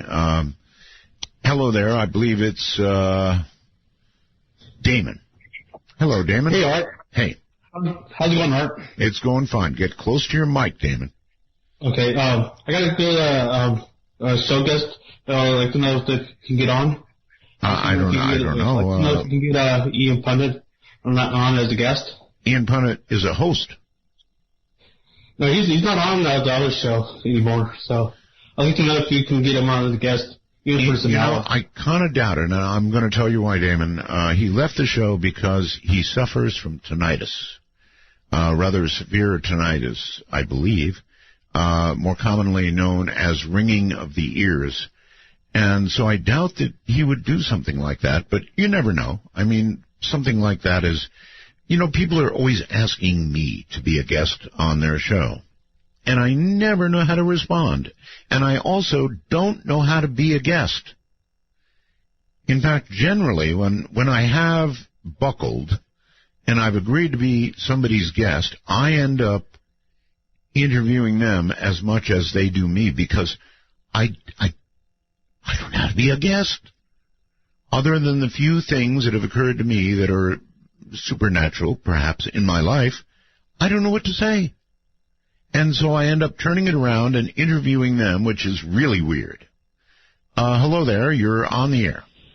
It's our first time caller line. Yes? Hello? Yes. Can you hear me? I can. Oh, Art. All you have to do is talk. Okay, Art, this is Bob. I'm calling from Pennsylvania. Hey, Bob. And it's great. It is absolutely fantastic that you're back on the air. I can't believe it. I called as many friends as I could to let them know. Well, when we began with this show, Bob, that was the only way that we were able to get listeners, through social media and people telling people. It works. Yeah, it definitely. I mean, Art, I can't say how happy I am to actually hear you back on the air again. It's unbelievable. Thank you. But as far as your dead air is concerned, yes, that's perfect. Oh, you like it? There's nothing creepier than at night as you're listening to the radio and then all of a sudden nothing but dead air. That is very creepy. It is creepy. So and it's all in the saying of it, too. It's dead air. That's it. That's perfect. So keep it at that. All right.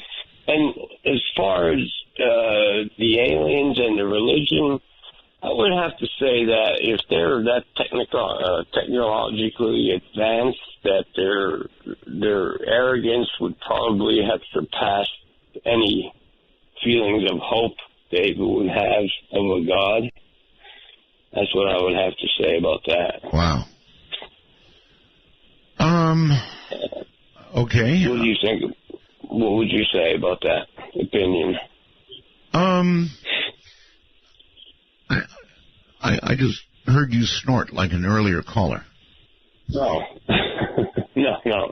No, it's my first time. It's your first time for sure, right? Oh, yeah, okay. Definitely, yeah. All right. It was hard. It was hard getting out. It is hard, yes. But yeah, I would have to say if they're that technologically advanced, that I would have to say their arrogance would surpass their ability for hope anymore. Hope of a god. That's what I would have to think. So it'd be like the Trump universe. And there you go. That's it. All right. Thank you very much for the call. I appreciate it. Going back to Skype and Jeff. Hello. Hey, Art. It's Jeff. And first of all, I wanted to say I just love that song Sky High that you play, man. That takes me back to when I was a little kid. It's just awesome. It just somehow fits. One advantage in doing your own program is you can pick your own music. You don't have to listen to anybody unless they suggest something you absolutely fall in love with. You can just do what you want. Yep. But on the show title, I didn't know if you're aware of this. I'm a big horror movie fan. There was a movie out like 2008, 10, somewhere around there, called Dead Air, and ironically it was about a guy that was like a radio DJ stuck in a studio, and there was like, I can't remember if it was like zombies or something, but they were trying to break in. So I don't know if that's a good thing or a bad thing, but I want to make sure you knew about that. And I don't ever bring something up like that without an idea. And so I thought of, what could I say? And I said, well, here's one for you. How about Scare Air? Scare Air, not bad. And the concept of zombies trying to break into my studio. Hey, I've had it all, so why not? There you go.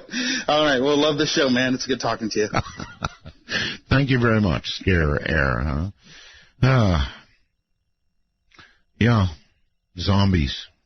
I remember driving years ago with my wife to Bob Crane's house. We decided to use GPS as well as directions provided by Bob. And we were in a big RV. And I mean a big RV. And this was the worst road that I have ever driven on in my life. So trying to drive a 39-foot RV through this road would tax the patience of the Lord himself. It got to the point where I was just waiting for, every obstacle you could possibly imagine. I think it was a logging road, right? And I finally turned around and said to her, the next thing I'm waiting for is little babies crawling across the street, as a final dodge. Hello there, Washington, I believe you're on the air.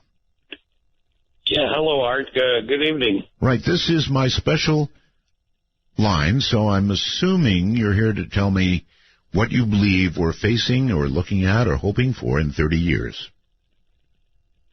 Yes, I am, Art. There are going to be 2 new world parks.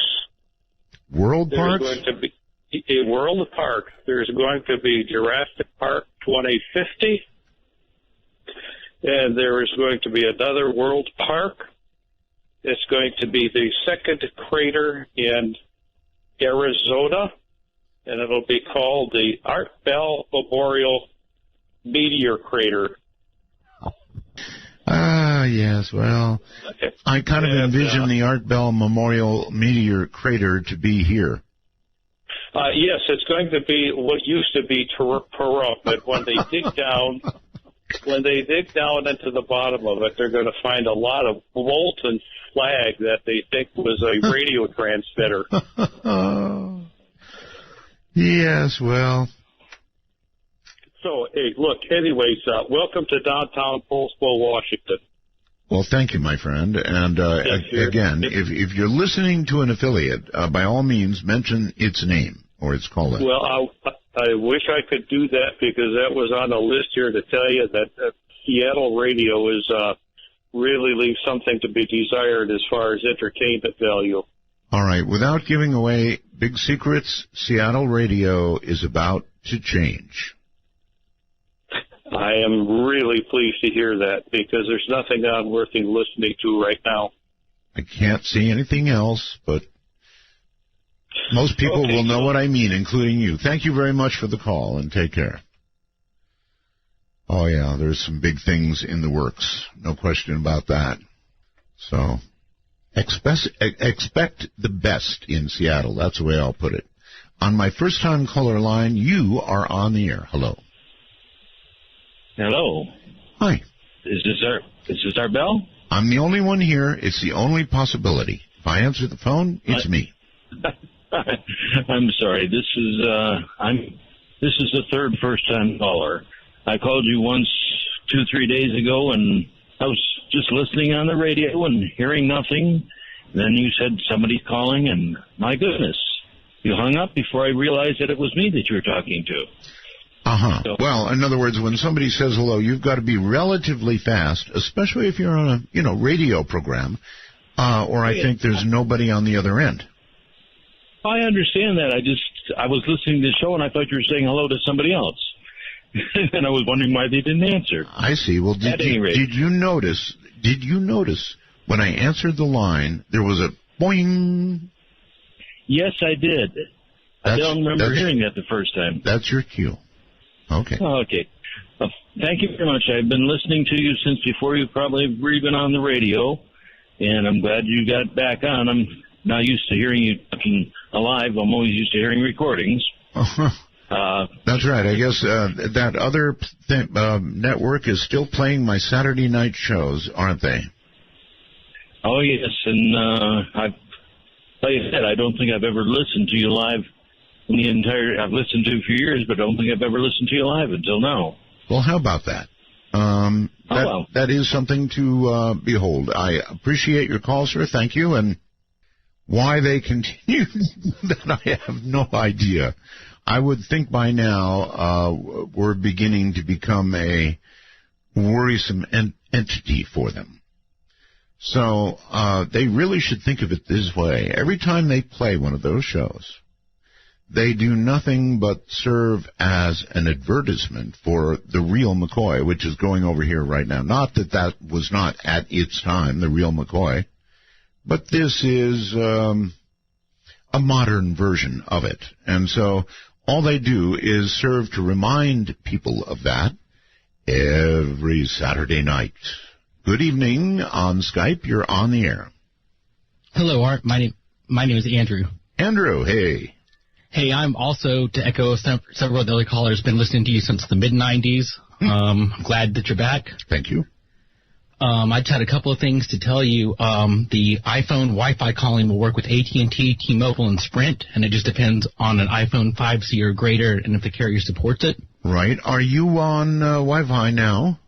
I am on Wi-Fi on Skype, but I'm actually using a Audio-Technica microphone that actually plugs in USB or XLR and has live monitoring headphones. Sounds great.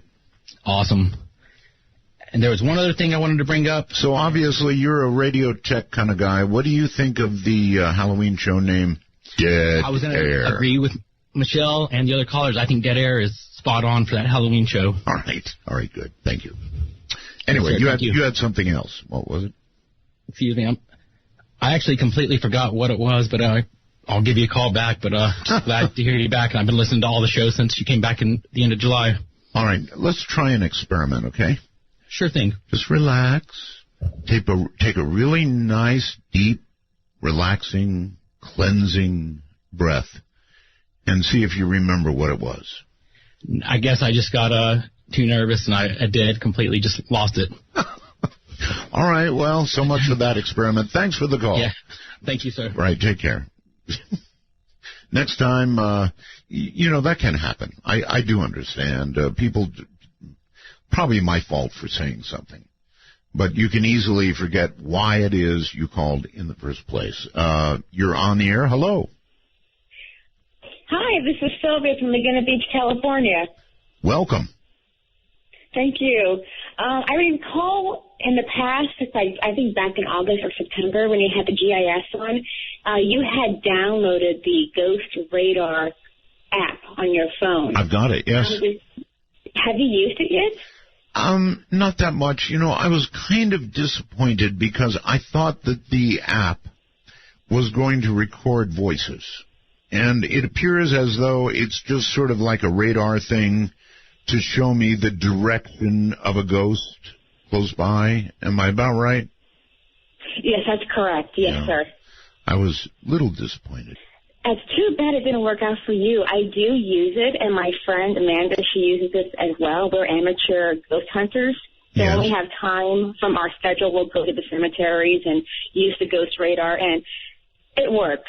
For us, at least, it works. Seriously? Seriously. I mean, I'll give you one example. We were in the cemetery. We came up to a grave that belonged to a young girl who had passed away. I would say maybe she was 6 years old. And we just stood there for maybe 15 seconds. And then the Ghost Radar brought up a word, and it said, move. So telling us, the loss, basically. Well, now that you've told me that, I may give it a try. Also, my friend's house is also haunted. When you go to her house, there's a very heavy feeling. It's very uncomfortable. Doors slam and everything. And I told her about the Ghost Radar app. She didn't know what it was. So I came over with my phone, I turned it on, and for about an hour, nothing happened. But we kept it on anyway, and eventually it started working. And one after the other, one word after the other, it just connected to a message that made sense. And we wrote it down immediately, and we looked at it, and it was saying, I don't know if it's true or not, but it was saying to us, verbatim, buried bodies under, beneath, house, mass, grave, dig. Seriously? You hold your hand up, you swear on your iPhone that's the truth? I swear on my iPhone, I swear on my father's grave, I swear on the Holy Bible. It is true. I'm not going to fight that. All right. Thank you very much. Here's my only worry. It is that the Ghost Radar is just an app, right? I get that. Just an app. And a Ouija board is just a Ouija board. It's not the board, it's not the app, it's the intent. In other words, if you set out to locate a spirit, something from the other side, if you will, it's not the material thing that you use in that quest, but your own intent that I think is dangerous. And so I would warn you, be careful. And that's, I think, why I have not used my Ghost app yet. I really do have it here. But I actually, other than the first night I got it, I opened it up and I looked at it. Ghost Radar Connect, it's called. But it worries me like Ouija. It's all about intent, folks. Let's go to Scott. Hello, Scott, on Skype. Hey, Art, this is Scott in San Diego. Oh, yes. We're coming to San Diego in December on KFMB. Oh, that's wonderful. Congratulations. Thank you. Your success is very fun for me, personally. Anyway, I've got a question for you.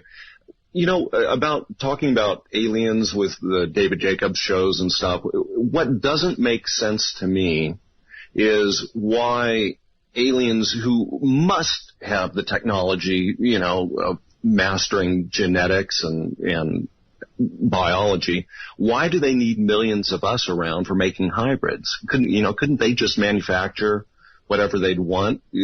Has anyone addressed this that you know of? No. I think that it's an elegant way to take over a planet. I mean, we don't know what they really want. We may have something, ourselves that they want, right? Well, I suppose. I mean, it's just beyond me. I don't get the biology aspect of it. Well, I don't either. That's the whole point. We don't quite get it. It may be that human beings possess something that they want, or they want to be able to control or be part of. How about, for example, our immortal souls? Well, that could be. I mean, you can't rule anything out. There's so much we don't know. That's right. Do you feel your immortal soul is safe? I haven't really pondered the thought. That was a long pause before you answered. That worries me. Well, that question worries me a little bit. I understand. And I also thank you for the call, but I've got to go to a break here, okay? Sure. All right, take care. All right, take care, brother. Friday nights, anything goes. I'm Art Bell, and this is Midnight in the Desert. No dead air tonight.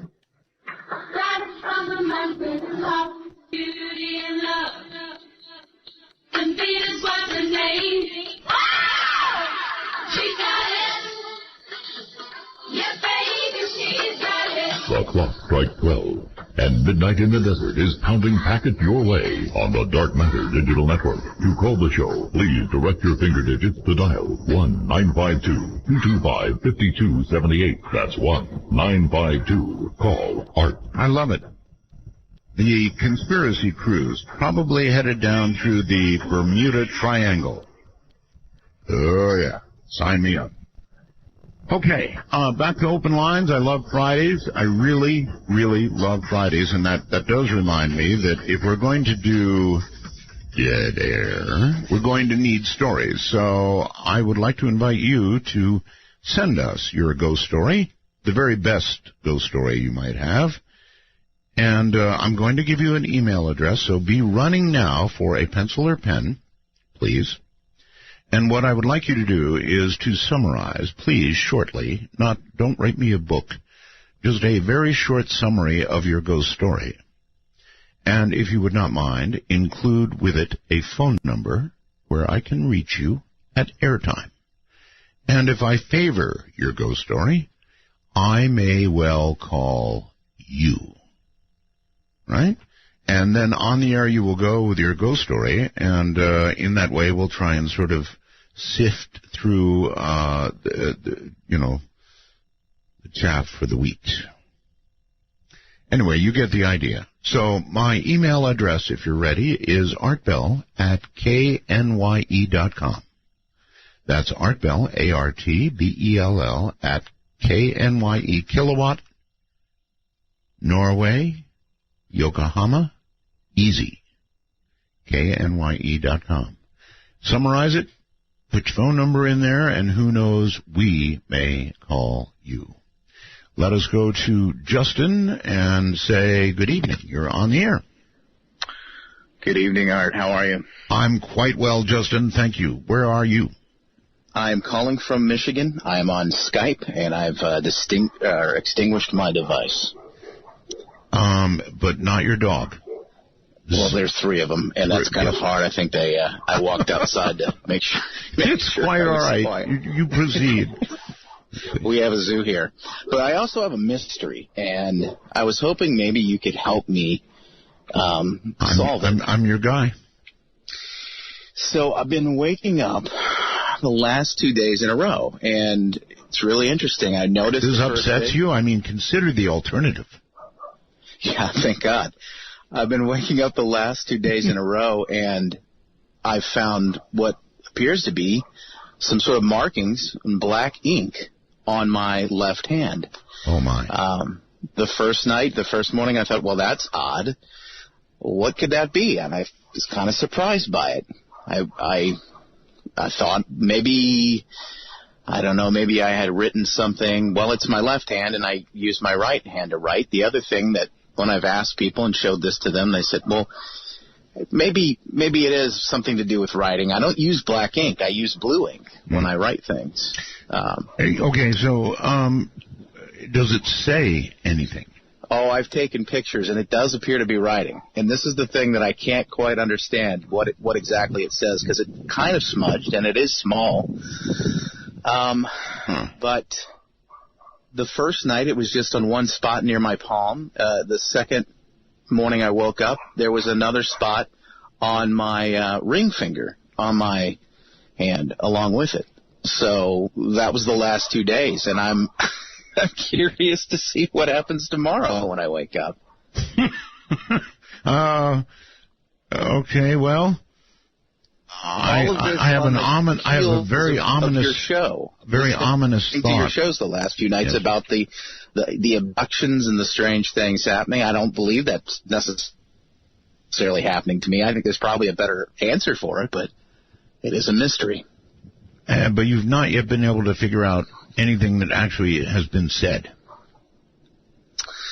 No, when I showed it to people, they said that it looks like numbers. One person said that it looked like I think it was 1600, and then the letters were IKE.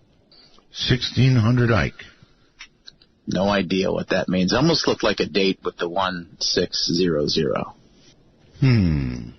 Maybe you missed a little bit and said, I like Ike.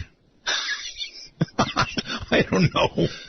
I am confused. I don't know. I will. I'll keep you posted if I see anything. As far as the show for Halloween, I'm loving Dead Air. I think that's the spot. And I got to tell you, Art, for as far as mysteries go, I've got a suggestion for a show topic. Yes, sir.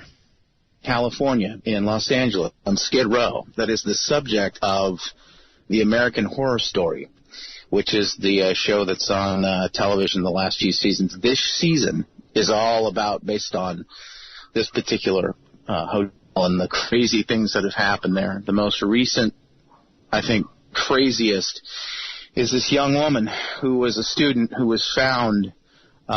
There's video of her getting on an elevator, getting off, but the mystery of how her body was found inside a water tank on the top of the hotel has never been solved. Well, that's no mystery. That's a true story. It's a true story. I know, and they found her after quite a period of time had passed, and that was the water supply, Oh, yeah. I'm sure a lot of people gave that some thought. That was probably the scariest part of that story. Thank you very much. Well, I don't know about the scariest part. That is a legitimately, really scary story. I talked about it during my last radio incarnation. And, boy, that's freaky. Absolutely freaky stuff. I quite agree. One of the scarier stories in a long, long time. People didn't believe it. And so, of course, they did what people do, and they went to Google and researched it and came back with a different expression on their face entirely. Believe me. Hi, you're on the air. Hello. Hello. How are you doing tonight? Well, sir, thank you. Well, I just wanted to call to let you know I have some information that is based off of my grandfather that I was raised from, which was a Marine. Okay. And actually was in the war in World War I. He sat there and he used to laugh when certain TV shows used to come on and talk about UFOs flying around, and said that it was a basis and a byproduct of a gentleman that I do not have any idea of who he is, but his name was Victor Schomburger, I believe, that was trying to create some kind of propulsion that made the suction of the UFO craft lighter above it than the bottom of it. And, I mean, he has since passed away, and he talked to me because I was raised by him. He gave me a lot of information, basically letting me know that a lot of the things that we believe that are UFOs are actually a byproduct of certain situations that we were given the gift to know by certain alien civilizations that came from another planet, but they didn't really come down here and try to abduct us and do different things like that. Well, I wanted to see where your story was going, and I don't. I get the first part about the essential vacuum or whatever that would sort of pull the UFO along, or that I've heard that kind of drive referred to before. The rest of it sort of wandered away into La La Land. You brought up so many things. Sometimes you need to just be quiet, listen to somebody like that, and see if they're actually headed to a destination or just blasting off into space. Hello there on Skype. You're on the air. Hi there, Ed. How's it going tonight? It's going swimmingly, thank you. Swimmingly, that's good. I was curious to know do you personally believe in angels and demons? Interesting question. I'm not ready with an answer. I don't know. I think angels, I haven't seen an angel, nor have I seen a demon. And I'm a kind of a hands-on guy. I've got to see to believe. Yeah. So you only believe in the physical then than what you can see with your own two eyes? Well, in terms of absolute belief, yes. Do I believe in the possibility of angels and demons? Yes. Okay. I just, my thoughts on one of your earlier comments about the UFOs and if they were to land with a King James Bible or not.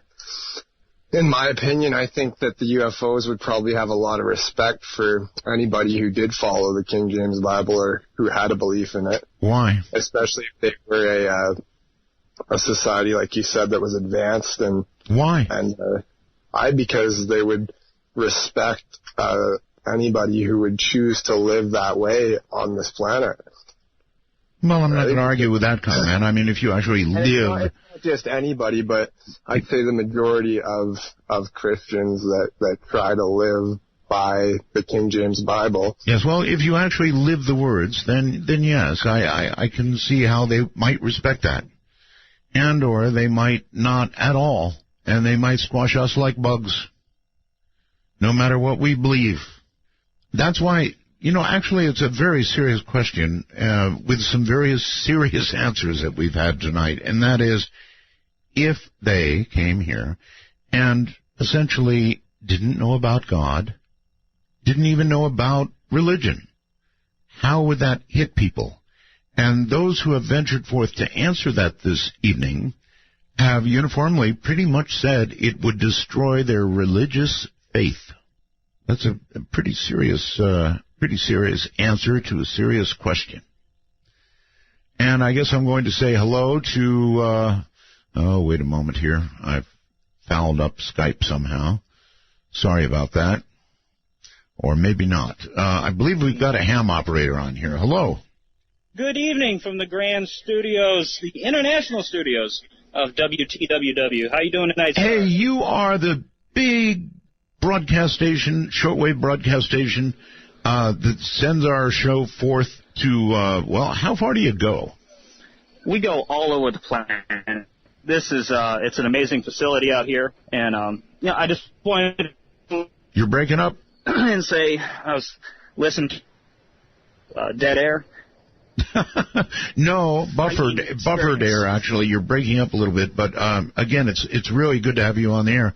And how much power does your station run? We are out of Lebanon, Tennessee. Say that again, please. Outside of Lebanon, Tennessee. No, not where. How much power do you run? 100,000 watts is what we run out of our transmitter. 100,000 watts. And you, all right, and you carry our show 5 nights a week, right? Sure, 5 nights a week. I am in here in the studio running your show, making sure everything's running good. Okay, do you get cards from people in different parts of the world that hear it? We get both mail through the regular snail mail, email, phone calls. Wow. Right. That is so cool. And of course, I never get to hear it because I'm here doing it. And trust me, I would have my FTDX 9000 Delta tuned into your frequency, and I'd be listening to it if I could. Well, we definitely do appreciate running the show. I have been a very long-time listener from the early 90s. I've always been, it's really wild because I'd listen to the board op, and I'd hear him mess up, and I would always say, man, if I was doing that show, I would do it perfect every night. Have you? And I do the best that I can in here for you. All right, brother. Thank you, and thank you for the call. All right, sir. 7-3. Oh, wait. One more thing. Mm-hmm. What frequency should people listen to? We are on 5085. 5085. Thank you, brother, and take care.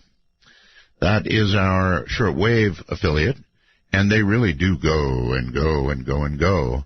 So you might give it a try. If you've got a shortwave radio around, 5085, 5.085 is where we are. And, yeah, you can pretty much hear it anywhere. If you don't hear it well, then a little piece of wire or a 50-foot piece of wire attached to a tree will do wonders. But even shortwave radios with just a little extension antenna do quite well. Let's go to the phones and Tampa, Florida. Hi. Oh, hello. Hi. I'm on your 30 years in the future line, right? You're on the air 30 years in the future. Yes, you're on the right line, that's for sure. So what do you think life will be like, technology will be like, whatever you want to name will be like in 30 years? Well, I think a lot of it will probably be irrelevant because I think I kind of believe in this whole global warming or climate change thing. So I think like a lot of the coastal cities will probably be underwater, and a lot of the food will probably not be able to survive. So we're going to have to deal with that. So I think probably technology might be at a standstill while we kind of starve to death. Deal with food. Possibly. I mean, we might be able to survive. That's a pretty ominous future you're painting there, buddy. Yeah. I mean, I guess it won't all happen within 30, but I've heard estimates of 50. 50 years. And we'll just dream of the days when you could pop the top on a can of whatever it is you love and enjoy it. Yeah.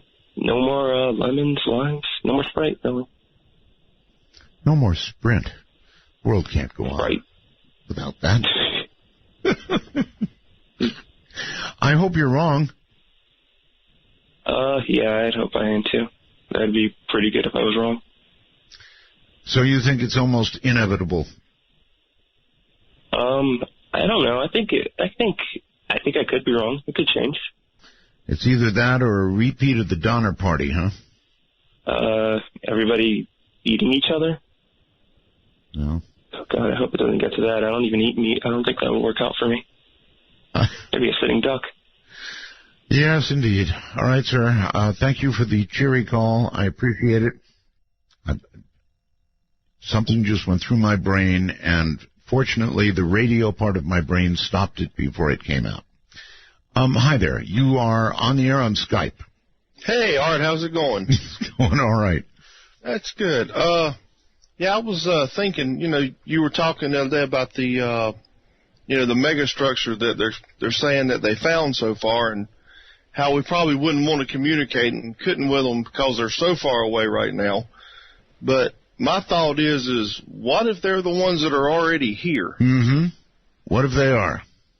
And so, I've just wondered about that, and it'd be kind of interesting to see how this plays out if it is, in fact, a structure. It sure will. All right, sir. You know what? It's unbelievable to me, but the show is ending. Yep. Yeah. I thank you for the call. All right. Thank you. Right. Take care. I don't know what happens to 3 hours. When I have a guest, it seems longer. When we do open lines, it's like it's over before it begins. I don't know what to say. All right. Well, everybody in all 25 time zones, I hope you have a wonderful weekend, and I hope I do too. A nice, quiet, drama-free weekend is what I'm looking forward to, from the high desert to the world. From the high deserts and the great American soggy Southwest, I bid you all a good evening, good morning, good afternoon, wherever you may be in the world's time zones, each and every one covered like a blanket by this program. Midnight in the Desert. I'm Art Bell. And yes, it is... Oh, it's soggy. Soggy, soggy, soggy. Rain, storms. I can look at the radar. They're all over the place. Who knows what's going to happen tonight? Okay, the rules of the game are simple. I have two of them. No bad language. We don't need that. And by the way, hell and damn are not bad language. They're just expressions of, expressions, depending on how they're used. Somebody said that to me. They said, you don't have a lot of bad language, and you say hell and damn. Well, yeah, every now and then. Only one call per show. That is the other rule. And again, I'm considering what to call Halloween. Don't forget, I am looking for people to email me their ghost stories. And remember, when you email me your ghost story, email me your phone number where I can reach you at showtime. If you tell a really good ghost story, you've got a really good one. Something that'll grab you and twist you a little bit like that. Then email it to me along with your phone number, and maybe I'll call you.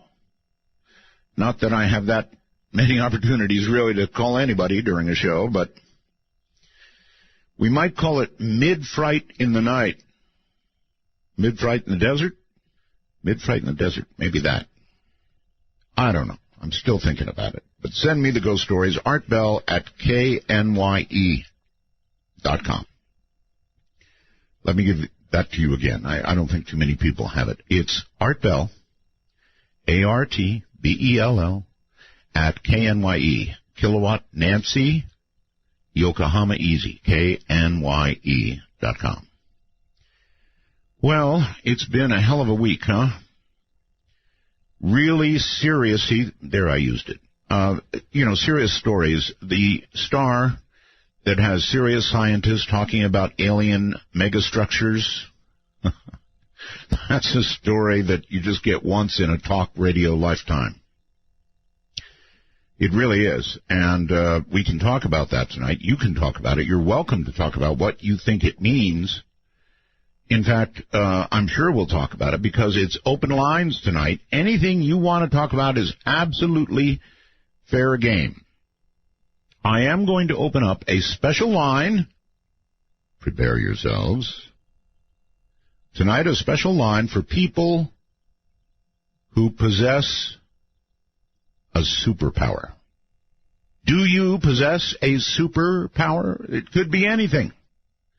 It could be X-ray vision, my personal choice, or it could be invisibility, or it could be the ability to time jump, or it could be the ability to be invisible. It could be a million different things. And I have the opinion, well, no, I really have the opinion that there are people out there with these powers. Now, obviously, they wouldn't advertise it. I mean, if you had X-ray vision, for example, would you advertise that? No. People would recoil. And we were actually discussing at dinner tonight X-ray vision, and my wife observed that it really wouldn't be that cool if you saw everybody as nothing but a bag of bones. And she has a point. In other words, if you looked clear through the skin and like X-ray elsewhere, it was only good for the solid stuff like bones, you would see nothing but a bag of bones everywhere, right? So it's got to be sort of specialized X-ray vision, like the government has. Like you have to walk through at the airport. They can actually see you nude, All right, I would like to welcome, before we even begin, a new station, WECK, in Buffalo, New York. Welcome to the program. Buffalo, yay, Buffalo. I have been to Buffalo, and it's a snowy town. If you ever have an opportunity to do this, ladies and gentlemen, do it. Trust me on this. I landed in Vancouver, and I took the Canadian National Railway all the way across to the Canadian side of Buffalo. Canadian side of Buffalo. Anyway, it was about the coolest trip a human being could make. It went through the Canadian Rockies, and it was absolutely awesome. I mean, a long train trip is fun anyway, but that was awesome. Really awesome. Up through the Rockies. Oh, can't even begin to tell you. A trip of a lifetime. It's worth doing, not because you have to go anywhere, just because it is so cool. Okay, so again, open lines, anything goes, okay? Anything. Doesn't matter. I just want to have fun tonight. We're serious all week long. I have guests, and then Friday night we let loose, and anything goes. Anything you want to talk about is fair game. But I do reserve one special line for superpowers. If you have a superpower, really, and you can describe it to us and make us believe, it is 1 and then area code 575-208-7787. Let me repeat that. Superpower line only. Area code 575-208-7787. And, of course, I do have a first-time caller line, which is area code 775-285-5800. Again, first-time callers to the show, 775-285-5800. Might as well give the whole speech. Our public line is available for all of you, and that is area code 952-225-5278. Let me give that to you again. Anybody can call that for any reason, literally on an open lines night. Dial 1 and then area code 888-225-5278. Now, if you want to sound commanding and good, you can call in on Skype. This is the full Silk Boogie description tonight. If you have a phone, an iPhone or Android or whatever it is you've got, pad, whatever, you download Skype. It's free, right? You go to your store, whatever, and Skype. It's free. And once you get Skype installed, then install us. And you do that by going to add a contact. And at that point, you enter, if you're in North America, Canada, America, MITD 51. That's as in midnight in the desert, MITD. Just the letters, MITD 51. And then we'll be in your contact list, and you can punch us up and dial us instantly and sound really, really good if you're, on a phone. Don't use speaker phones. That is a big no-no. Also, remember to turn down your device prior to speaking on the air. Once you can hear my voice, or music or whatever, then you'll know you're going to get on. So hang on, don't hang up. And if you can't get through, keep trying. If at first you don't succeed, dial again. Now, the same goes for international callers. Anybody outside the U.S. and Canada can call us at MITD 55. So in Skype, you put in MITD 55. All right, a little bit of news, and that's all there is, a little bit of news. As you know, by my reference to sogginess at the beginning of the program, it's been pretty darn bad in places out west here, up to 6 feet deep. Mud. Can you imagine that mud up and in cars, roiling rivers of mud going into homes, causing terrible problems, closing I-5. Oh, it's a mess. And they say this year is going to be a real mess, all year long. El Niños are coming, and I guess this is just sort of a little preview. Turkey appears to have shot down a drone that flew into its airspace on Friday. Now, they have every right to shoot the thing down, but nobody admits to owning it. That we say it's not ours. And it didn't really look like one of ours, to be honest. The Russians say, nope, not theirs. I wonder if it could be an Iranian knockoff. Anyway, it's shot down, and it's a mess. From the anomalist.com, the Browns of Missouri claim their house across the street from one of the oldest cemeteries in the entire state is full of restless spirits, and they've got the creepy evidence to prove it, kind of.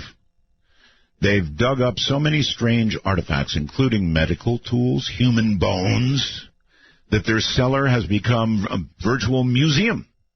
Not surprisingly, then, we hear their ghostly visitors are not willing to leave. They'd be fun to interview, wouldn't they? And then the Anomalist, for some reason, has a story about somebody who claims they were kidnapped by reptilian aliens and taken to the moon for sex. That's right. Not just once, but repeatedly taken to the moon for sex. And you have to wonder, as they do, why the reptilians could not manage a more efficient way to conduct their nefarious, awful business than to pick somebody up and take them all the way to the moon for sex. I know all the old lines about I love you like the moon, the stars, so forth and so on. And by the way, she is a former U.S. Air Force radar tracker that claims this. Raped again and again by the reptilians on the moon. And then brought back to Earth. Got to figure.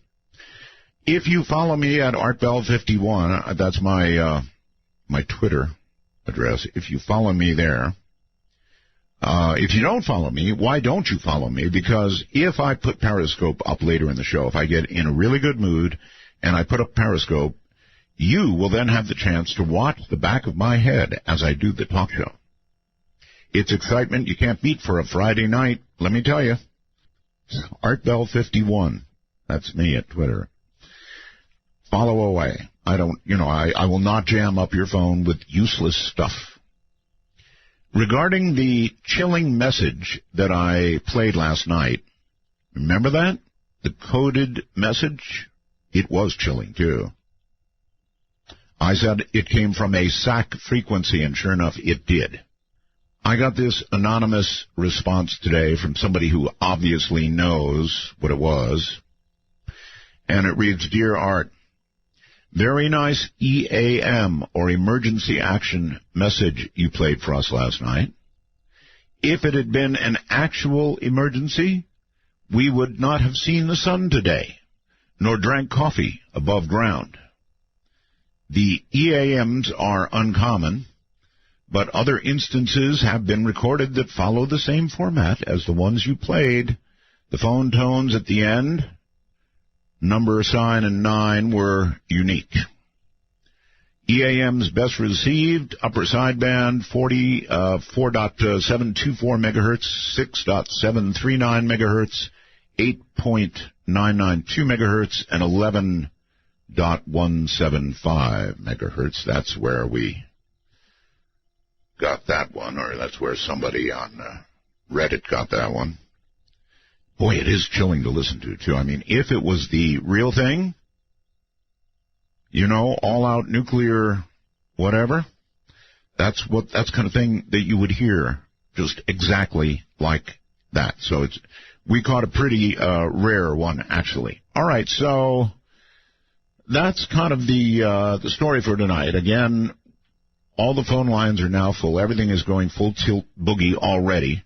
So I have no idea what awaits, but on open line nights, I just try to have fun. So anything you've got that's good, you're going to want to phone in. You've got the numbers, so let's rock, shall we? Friday night, open lines, anything goes. Bring it on. I think I'm ready. I'm Art Bell, and this is Midnight in the Desert. No, tell me how you want, feeling in your heart. All you like, but what a night. Late December back in '63. What a very special time for me. As I remember what a night. Taking you from today into tomorrow, this is Midnight in the Desert with Art Bell. To call the show, dial 1-952-CALL-ART. That's 1-952-225-5278. It is cool. I mean, when we're on the air here, it is always midnight somewhere in the nation. It is sweeping across the nation. So every minute we're on the air, it's turning midnight somewhere, perhaps somewhere near you. With that in mind, it's open lines. Anything goes. Let's rock, shall we? How about Lake Charles, Louisiana? Hi. Hey, Art. This is Michael. Hey, Michael. How are you tonight? I am well. Well, we had a long week here, and didn't get to listen a whole lot during the week, but I caught up with you during the day, every day at work. Oh, so you know about the possible alien megastructures out there? I know about them. Okay. I don't know how much work I got accomplished this week, but got a lot of your show listened to. All right. I wanted to tell you, I've been listening to you back since, high school, and I barely made it through high school because I was up all night listening to you till 6 in the morning. So, in other words, I had virtually or very nearly ruined your entire education. Very nearly, but now there's something different. Yes. Now I'm married. Really? And my wife... I don't want to mess with that. Well, she's made the comment, I guess I've got another man in the bed with us. So I called Bob Crane and said I needed some help. I got a little pillow speaker. Pillow speaker. And over the course of the weeks now, I catch her leaning over to my pillow, listening to you. So you're gaining another fan. So I'm actually bringing you closer. You're bringing us closer. Shanoa is starting to enjoy you. All right. Well, thank you very much for that. It's good to know that I've done something good this week. So, thanks. Yes, sir. Have a good night. See you later, buddy. Now, that's a new one. You know, what Bob really should do is he should get that audio. I think he's on his way to China or something. But he should actually get that audio. What a great commercial, right? He bought a pillow speaker. They are great, incidentally. It's bringing them closer together. Corey, hello there on Skype. Hi, Art. How are you? I'm fine. You're pretty loud. Oh, there you go. Is this better? It is, yes. Thank you. I remember many years ago you had a pilot that was flying over Area 51 that was live on your show, and all of a sudden the pilot cut out. Do you remember, or did you hear anything about that? What happened to that pilot? Well, I presume he's dead. I mean, what would you think would happen if you fly an airplane into areas where they kill you just for walking past a sign? You're going to be dead. But do you remember what call I was talking about? Yes. Yeah, just flying an airplane into Area 51. They're very foolish. It was talking about rail guns and stuff like that pointed at him. Sure, I remember. I'm just curious what happened to him. That's all I had a call about. Okay, well, deader than the doornails, what I'd say. I already have a good night, Bill. But, you know, I don't know, so it's the best I can do. You know, there are some things I cannot know. And what becomes of some people who call and then get disconnected with prejudice, I have no way of knowing. Let's go to the next call. You're on the air. Hi, it's midnight. Howdy, it's Mark the Amp Shark out of Aurora, Colorado. How you doing, Mr. You, buddy. All night radio. Hey, congratulations for getting them back on the air. Oh, we're so happy to have you here in Denver, KLZ, and Kilowatt Nancy, Yokohama Easy. I dig that, Mr. Art Bell. You are very good, sir. Thanks for that. And the guy who, as long as he keeps you on the other side of the pillow, I'd hate to have you come between him and his wife. I was feeling the same way. I mean, I had already just about destroyed his education, his marriage life. Well, yeah, that's a little much. Well, let's hope, you know, if nothing else, you're getting him on the right wavelength, and everything will work out just groovy. But anyway, further kudos there on your re-emergent, and you're doing everything just right. I can tell you are the shrewd master of the radio, and you're scooping your competition left and right. Well, again, tell everybody what station you're listening to, please. KLZ, Denver, Colorado. It's the second oldest station here in Denver, one of the very oldest in the country. That's the way to do it. In fact, people listening on stations, I should say this, should promo them when they get on the air. So you've done a good job. Oh, you're welcome, sir. And, hey, man, I am all over the map, boy. You want to talk about near-death experiences, ghosts, UFOs.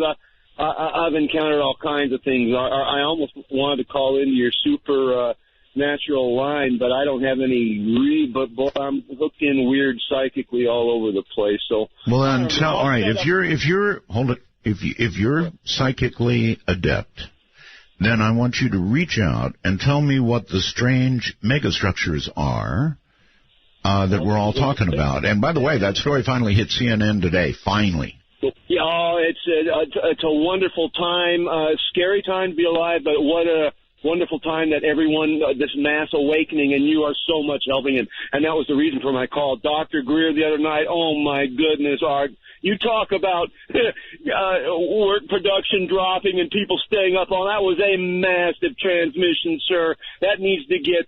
well, while I appreciate all this, you seem to be dodging the megastructure question.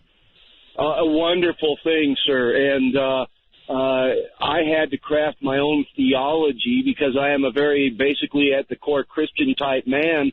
But as I awakened over the years with your help, sir, over the decades past, it's easy to see there are bigger powers in that are working here and other alternate powers. So you're not suggesting that I've ruined your religion? No, because I had already crafted my alternate religion. I can very much see, though, why they had to keep this under wraps, both, as Dr. Greer said, for reasons that the New World Order cannot stand to have people see they're cashing in profitably by our ignorance but also they want to manage our ignorance. Boy, once we bust through this thing, and I think we might with it, here's what I'm going to say there, Art, to not dodge your question anymore. I believe that in my hackneyed Denver cowtown theocracy that I had to invent in the meantime, and now it's lining up that all this stuff plays out, is I think they're competing ETs/gods and spiritualities. I think all we have to do is keep it simple. I'm on the positive God love side, and I'm, again, the devil negative side. All right, well, don't start praying to the megastructures. That's all I ask. Stay centered. Let's go, let's go to the Superpower line. Hello there, you're on the air. Hey, R, how are you? I'm doing okay. Do you really, sir, have a superpower? What is the definition of a superpower? Because I gave sort of a loose definition. I don't fly through the sky, and I can't hit the concrete. What can you do? What can you do? This goes out to the DM Talk hashtag. I'm the Gestalt. Well, that's just a shout out, man. Come on. If you don't have a superpower, I'm going to eject you like yesterday's mail. No, well, okay. Let me tell you something. That's it. Gone. Who's laughing? Somebody on Skype is laughing. That's you, Brad, laughing, isn't it? Huh? It was me, Mark. Mark? That was you laughing? Okay. Mark, where are you? I'm in Bern, Switzerland. Well, at least you got a sense of humor. And I take it that when you got on that plane last time, you did not crack any windshields, flatten any tires, stop any engine rotation, right? No, they actually had a technical problem, and we had to wait for a new plane. So I decided not to take the risk. That was a little pre-concentration. Yes. Yeah. But, Art, did you see the news this week? Did I see the news this week? Listen, I'm going to have to take a break, but what news? Playboy magazine has removed all the naked women photos. I heard that. I did. I heard that. There's a consequence of that. Well, in sales, you mean? No. Listen. For the first time in history, men will finally be able to read Playboy while holding the magazine with both hands. Well, I did hit it with sales, right? If you want to hold on, I'll come back to you after the break. This is Midnight Pester. We're born from the devil, and if you come, the way that it is, it'll find me on. Wanna take a ride?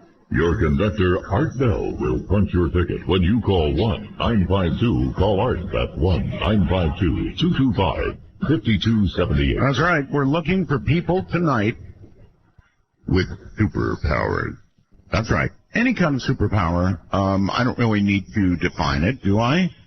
If you can push somebody to do something with your mind, that is a superpower. If you can read other minds, that is a superpower.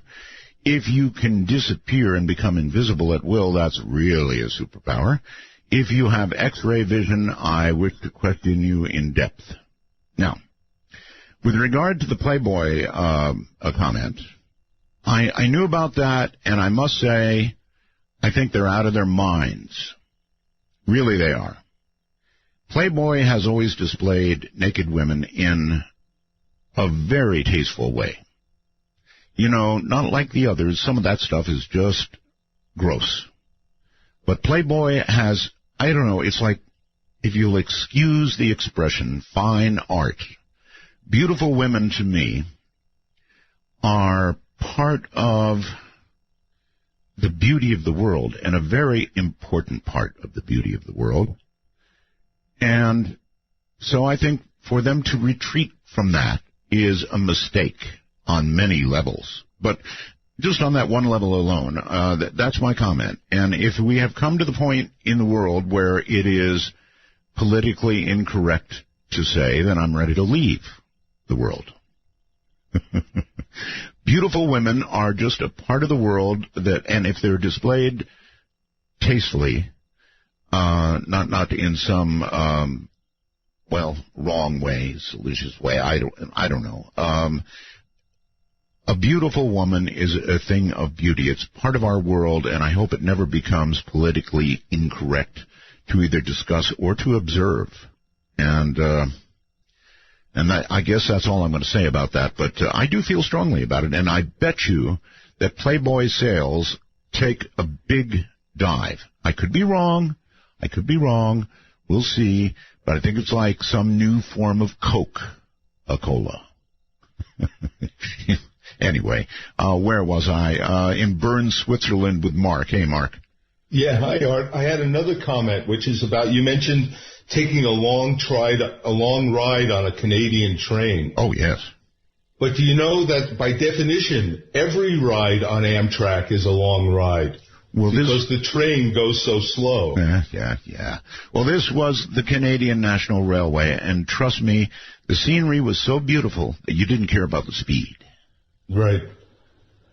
And also, going back last week, I really did take your advice, and I did not summon the aliens on the flight to Birmingham. Well, while that's a good thing, you still, I think, screwed up, and that accounts for the delay, the mechanical trouble, whatever it was with your plane. You did it subconsciously while you were sitting there. Thank you, Art. I wish you a great night. Good night, Mark, and take good care there in Switzerland. Great to hear from you. That's right. If you're out of the country, we're MITD55 on Skype, right? MITD55. Brad on Skype, you're on the air. Hi. Good evening, Art. It's a pleasure to speak with you again. And to have you here it is as well. I wanted to discuss number stations with you. Oh, yeah. Let's rock. Let's rock it. At first, a couple of little notes. 2 more frequencies for those that monitor the U.S. Air Force system. That's 15.016 and 13.200. So you can add that to your list. Okay, got it.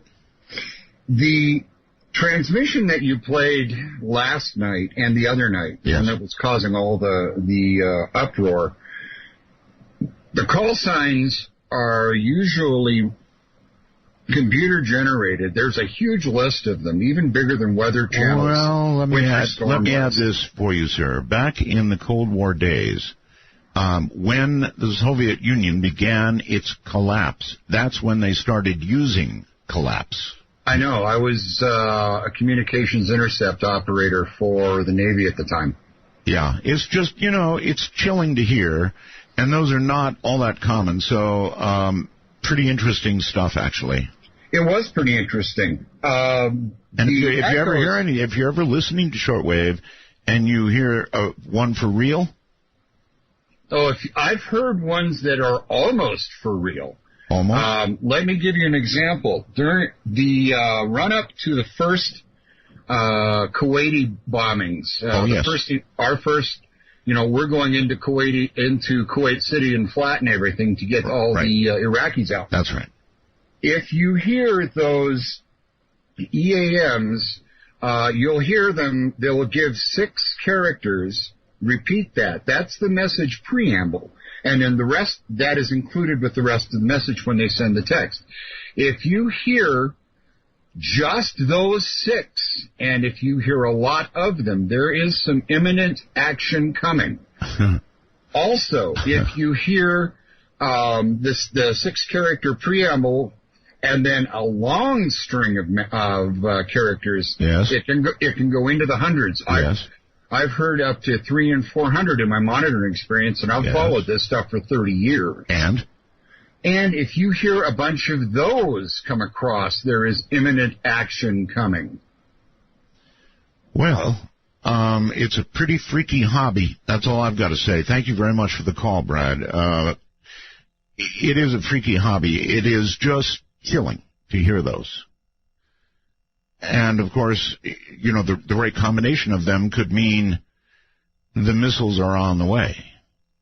it could mean the B-52s are leaving the runway at about 11 seconds behind one another. Not something you ever want to hear, frankly. Let's go to the phones, and look, we have a superpower person, perhaps. Hello there, do you have a superpower? How's it going, Art? This is Kingslayer, former Dark Matter News writer. Well, that's all fine and well, but do you have a superpower?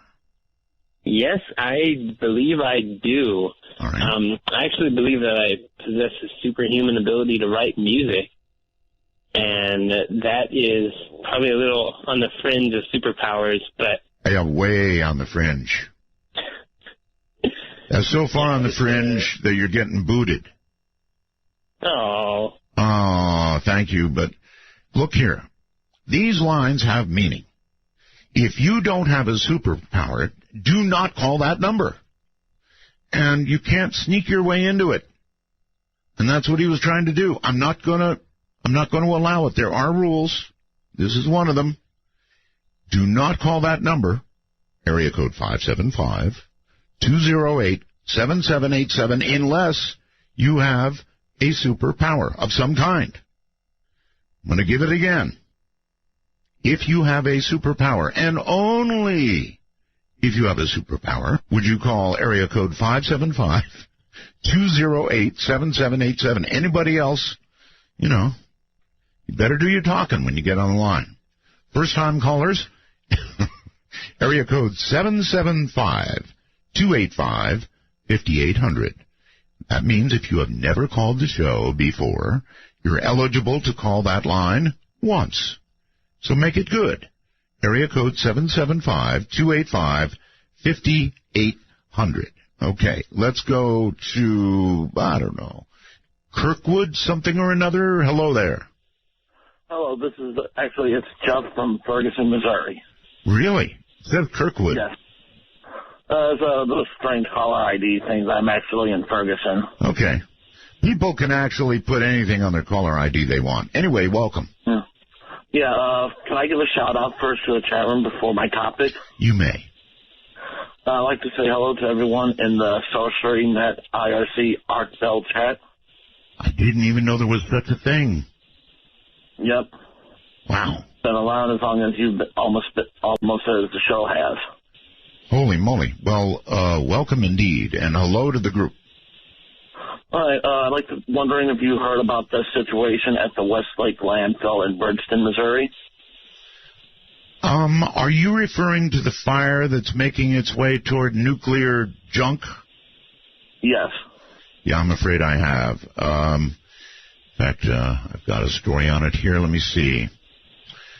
It's pretty serious stuff. The landfill there has nuclear stuff in it, not good nuclear stuff, Cold War era stuff, nuclear waste. Yeah, and it is now separated from an underground fire by 1,200 feet.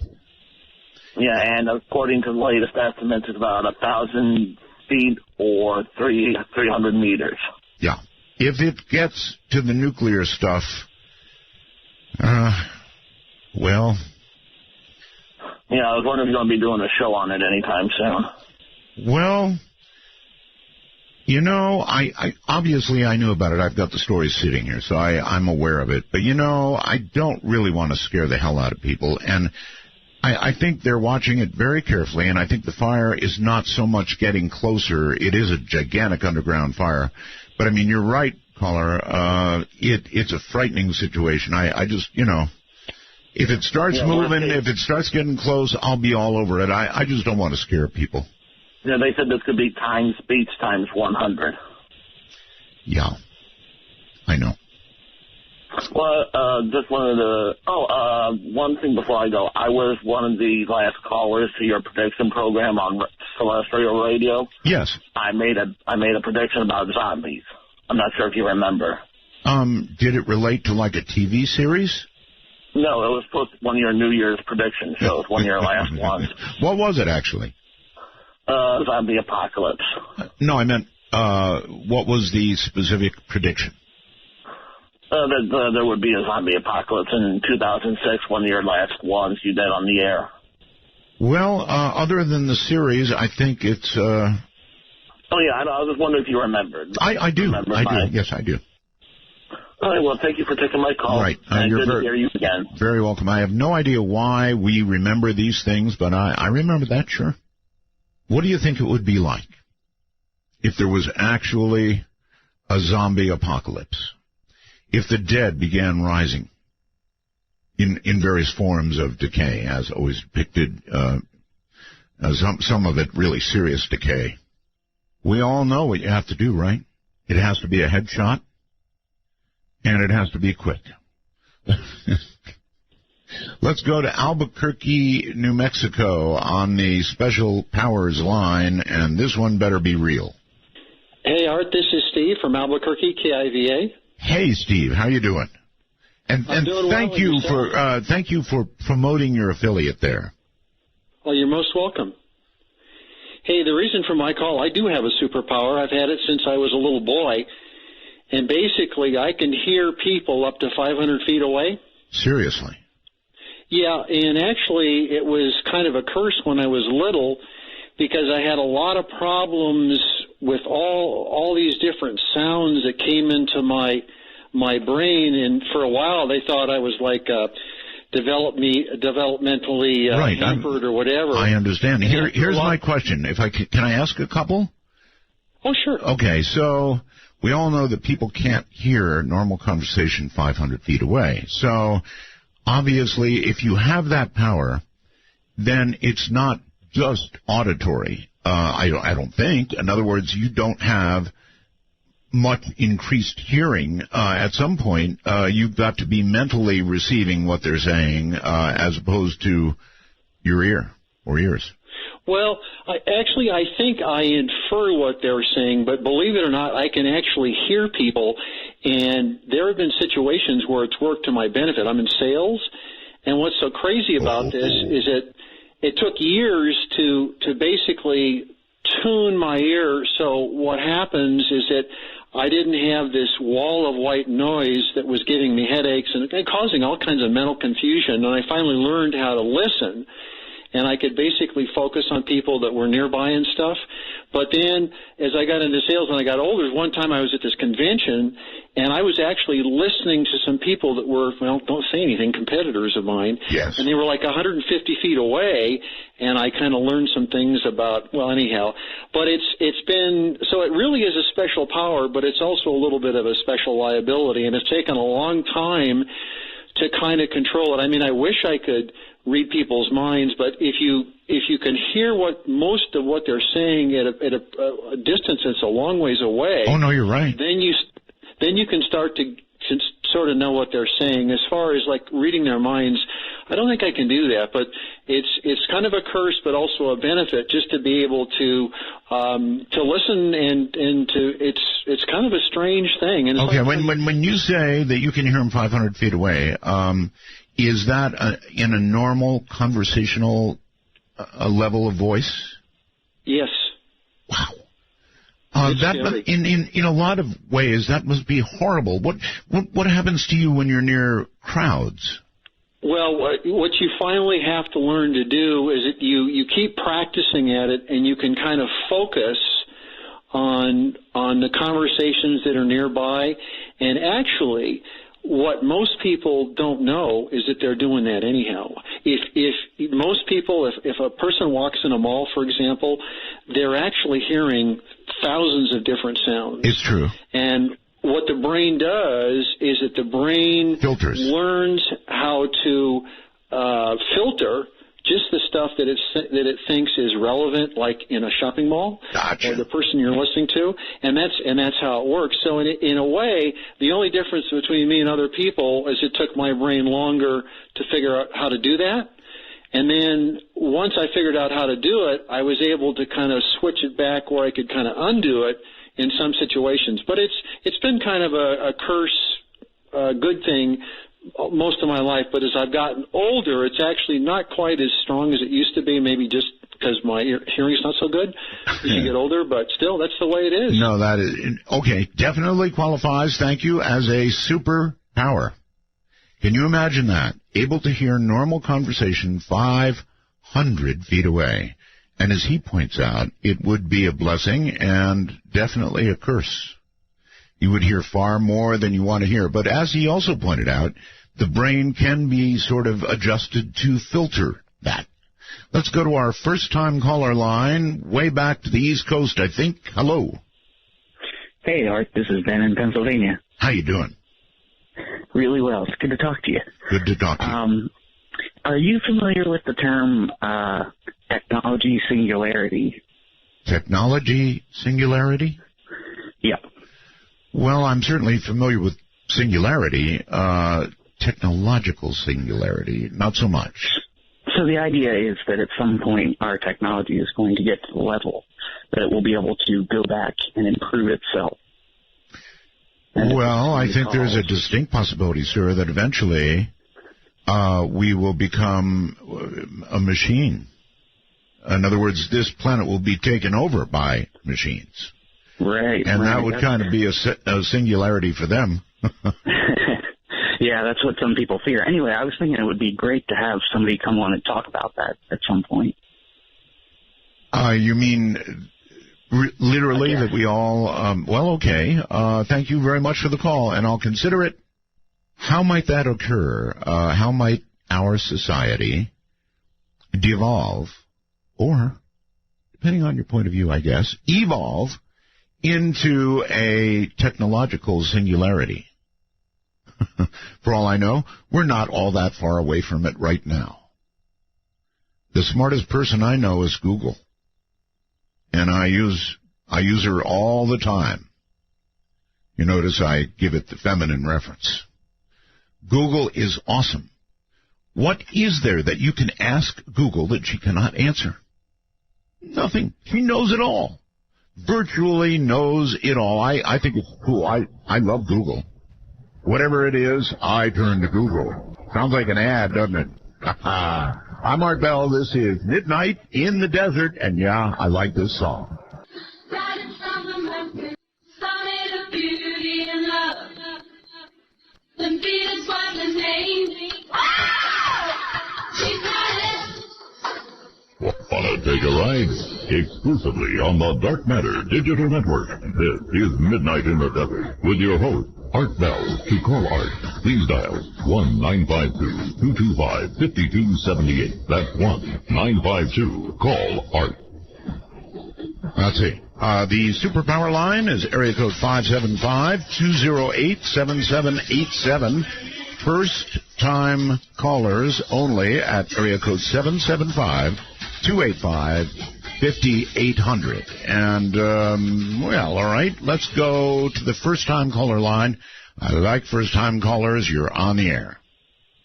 Hey, is this me? It is you. All right, I've been listening to you since like 1997. I love you. Thank you. This is my superpower. I can read minds. Check this out. Pick a number between 1 and 10. Got it? What is it? I'm not going to tell you. You tell me. No, it's a trick. Yeah, no, it's part. It's not a trick. It's part of the thing. It's just the first part of the trick. What is it? 7. See, I knew that's what it was. And I'm gonna do it again. All right, pick another one. You ready? I'm not going for something this lame twice. It's 4. It's 4. You still have 4. No, Okay. Yeah, that's what it is. That's it? You hung up. Very pathetic, especially for a first-time caller. Pathetic. Let's see. Let's go to Superpower line. You're on the air. Hello. Is it me? That's you. And the only reason you could be calling this line is because you possess a superpower. Yes, I do possess a superpower. And that is? I can see. I consider it that they're aliens, and I can see them, but they're in a human form. And I haven't always been able to do this. I'm 50 years old, and approximately 2 years ago, I got into an accident. I was rear-ended on a freeway, and it was a pretty bad accident. And then after that, I was doing rehabilitation, and ultimately I had to change my diet. I mean, there's a lot of things going on, and, changes in me physically and mentally. And at first I thought the first time it happened, which was I seen somebody, I was in a Starbucks, and from across the store, like they were on the other end of the store, and we made eye contact, and they kept staring at me, and I just knew, at first I just thought it was I got a sense that it was a bad person, you know, like, I'm not going to say, oh, it was an evil person or something like that, but I got a sense that it was somebody that was bad. And, but I let it, you know, it wasn't like, it was just a feeling, it happened, and... Okay, how have you concluded that what you're seeing are aliens? Well, that was the first time that I, you know... Yes, I understand. First alien, right. Mm-hmm. So, since then, it's become more, I don't know how to say it. It's like... Frequent? It's real obvious. It's obvious now. I see. Like when I see somebody, and there's different... Okay, all right. Let me stop you and ask, how do you know they're aliens? Again, it's like... It's just like seeing them. I can't tell you. I could tell you, hey, they don't look human, but I can't say, oh, they're gray. It's like there's like a connection that it becomes a feeling, you know, like a sensation of communicating with me, saying, you know, and a lot of times it's not like the communication is going, hey, let's be friends. All right, have you ever had any support for what you're saying? In other words, have you ever talked to somebody and had them admit they're from Zeta Reticuli or some such, or, you know, in some way verified that what you're thinking you're seeing is really what you're seeing? There was, not exactly. You weren't ready for that one, were you? Well, no, like you're saying, did I ever... I'm thinking you're asking me, did I ever confront somebody on it? Well, no, I'm not asking that. I'm asking, have you ever had any verification that what you're seeing really is what you're seeing? Say you're seeing aliens. I can't say that. Yeah. All right. Well, thank you for the call. See, anybody who is prepared to come on the air here and say, I see aliens, Art, has got to be prepared to say how they know they see aliens, how they know they're aliens. You would not have developed a talent like this over many, many years after a physical accident. I mean, whiplash does not transfer your vision to... Anyway, why waste time? You're on the air. Hello. Hello? Thomas in Georgia. Hey, Thomas. Hey, bud. I'm actually a first-time caller, but I didn't know the number, so I called this number here. Well, I'm going to have to cut you off then. I'm kidding. Oh, wow, okay. I'm kidding, Thomas. Alrighty. Go ahead. All right, well, I've just actually started listening to you thanks to my brother, and I'm a member now and everything, been enjoying the archives. But I got a quick pre-incognation story for you, if you don't mind. I don't mind. All right, well, this happens every once in a while, but this time is the strongest. It was probably about 5 or 6 years ago. I just woke up, and, you know, every time you wake up and you have a simple dream, you know, you're sitting there running through the dream in your mind.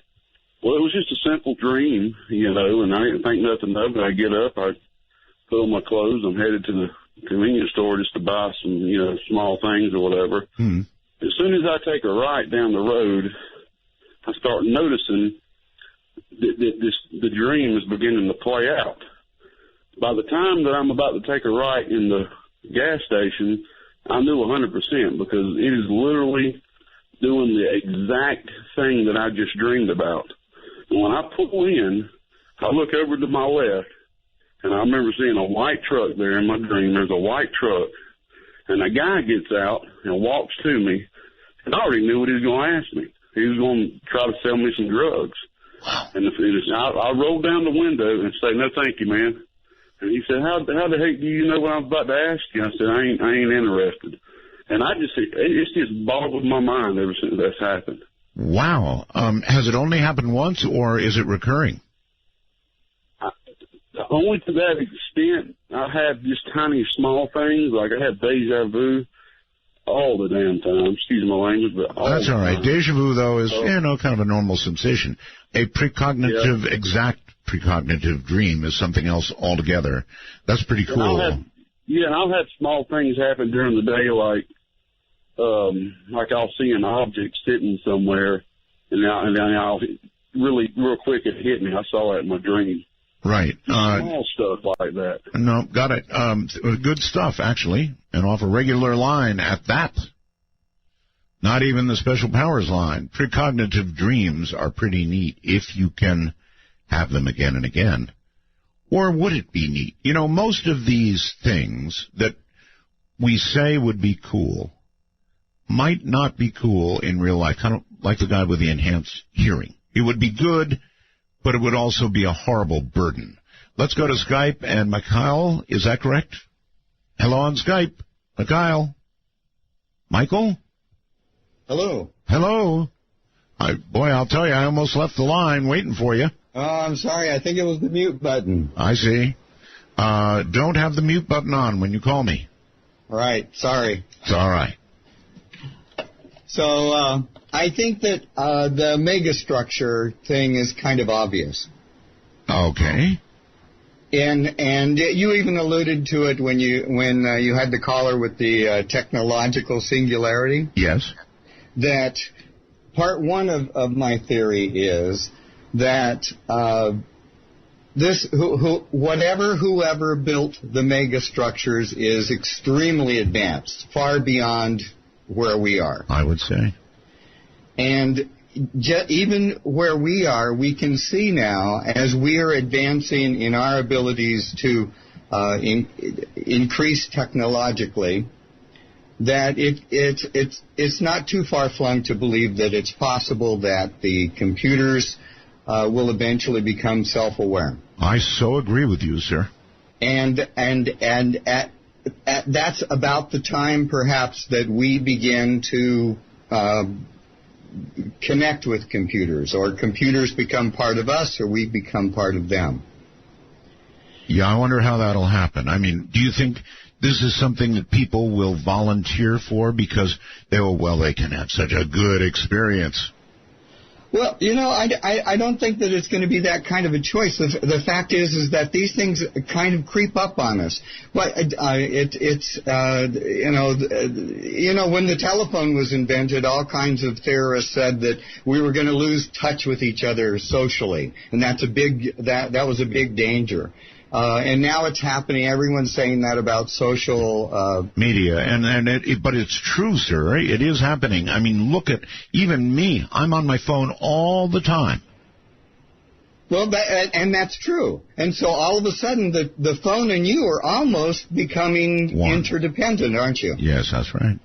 So that my point is as we project in our culture forward into the future, we can see how we will become more involved technologically, and the computers, in fact, will become as evolving along with us. Whatever the end point is, there's one thing that will become absolutely critical to an advanced society, and that is energy. All right, well, here's what I'll say, and anybody can come along and add to this or subtract from it if you want. And the wrongness of what I'm about to say. Oh, gee. I have an attachment to my phone. I don't want to say I love...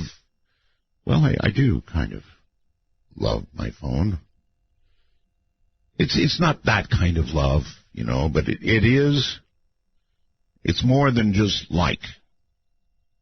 I wonder how many of you would admit that. I use it for everything, virtually everything. So, love is a pretty strong word, but it's pretty close. It gives me almost everything. I can hear my wife over there screaming. No, not that, but I have a very strong attachment to my phone. How many people would admit that, do you think? Let's go to our first-time caller line. You are on the air. Hello. Hi. Hi. How are you? Extinguish your device, please. What's that? Turn off whatever you're listening to. Ah, there we go. Sorry. That's quite all right. Where are you? Somewhere in Illinois. Somewhere in Illinois. All right. Well, it's good to have you. I don't know where. We're just kind of randomly driving. Oh, you're driving? Yeah, well, my husband's driving. Okay. And you were listening to what? Your phone? No, the radio in the car. I know that seems ancient nowadays. No, that's right. You're listening to the radio. What radio station, do you know? It says 92.9 Bloomington. 92.9 Bloomington. See, people are not giving their affiliates plugs, so you just gave them one. Right. Thank you. Yeah, I don't know who they are, but I've never heard your show before. Well, they're a good radio station because they're carrying this show. Right, apparently. Very entertaining. So are you. So what's up? So I do have a superpower. I have, probably 10 of them I could choose from. Well, give me your most impressive. Let's begin there. Well, I'll go with, because the guy ahead of me, you said the whole weird dream thing. Yeah. That happens to me. Really? All the time. Yes. In other words, you have frequent predictive dreams. Oh, wow. And both of my daughters do as well. Have you yet used this ability to profit or benefit in some way? No. I don't know that would be possible. I don't think I would want that.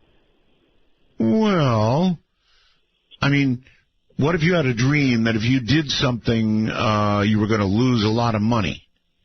Probably you'd wake up from that dream and then wouldn't do what was in the dream, right? Well, I probably wouldn't realize it until I'm in the middle of making the bad decision.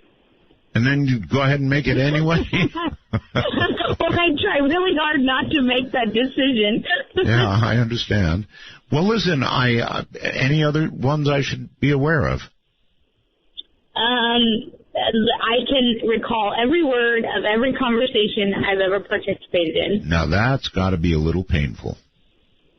It really is. I'll have Alzheimer's one day because I won't have any more memory space left. Yeah, like Kelly in the old Married with Children, where one more bit of information in this side of the brain and then something falls out on the other. Oh, yeah, that's hysterical. Yep, that's my brain. It is. It's bad. I can recall conversations from texts with my husband from 5 or 6 years ago, and he looks at me and goes, I don't even remember that happening. Pretty cool. Well, listen, cruise carefully in Bloomington. Have a great night. All right, you too. First-time caller. Yeah, if you're listening to a radio station, I've been meaning to say this for a while now, please give them a plug. We've got a lot of affiliates coming online shortly. Big cities. Should I name drop a little?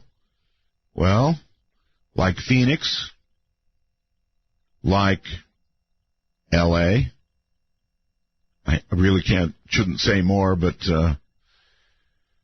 it's going pretty crazy. This is really fun, really fun. Hello there, outside the country somewhere. Artie, you're on the air.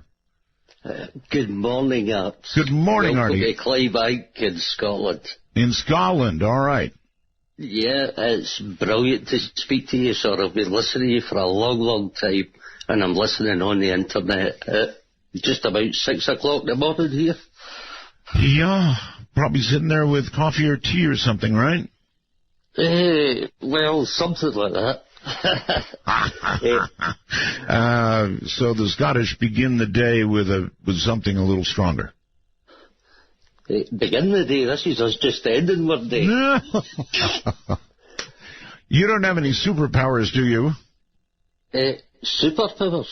Yes, superpowers. Well, no, nothing out the ordinary. You know what I mean? I can hold a drink and I can hold a smoke. Is that a superpower? Well, it depends on how you look at it, I guess. I love your accent. Well, you must have Scottish relatives yourself. Do you know it? I think there is a little bit of Scottish in me. I'm mostly English-Irish, but a bit of Scottish. Really? Because one of our major whiskey brands is called Arthur Bell. Really? Really? One of the major sellers over here is the Bell Company they've made whiskey for centuries. Your accent is actually so strong it's hard to understand you. That bad, is it? Well, no, that's not bad. It's just what you are, and I'm not great with some of what you're saying. You've lived all over the world. You lived in the Philippines. I have, yes.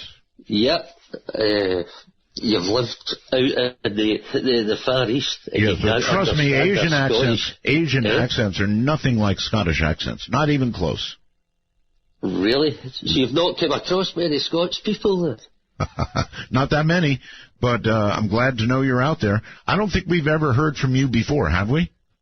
Never, no. Never. We've never spoken, sir. Like I say, I've listened to you. I love radio, and I love listening to you. All right. Well, listen, thank you so much for the call. I really do. All the way from Scotland. That is so cool.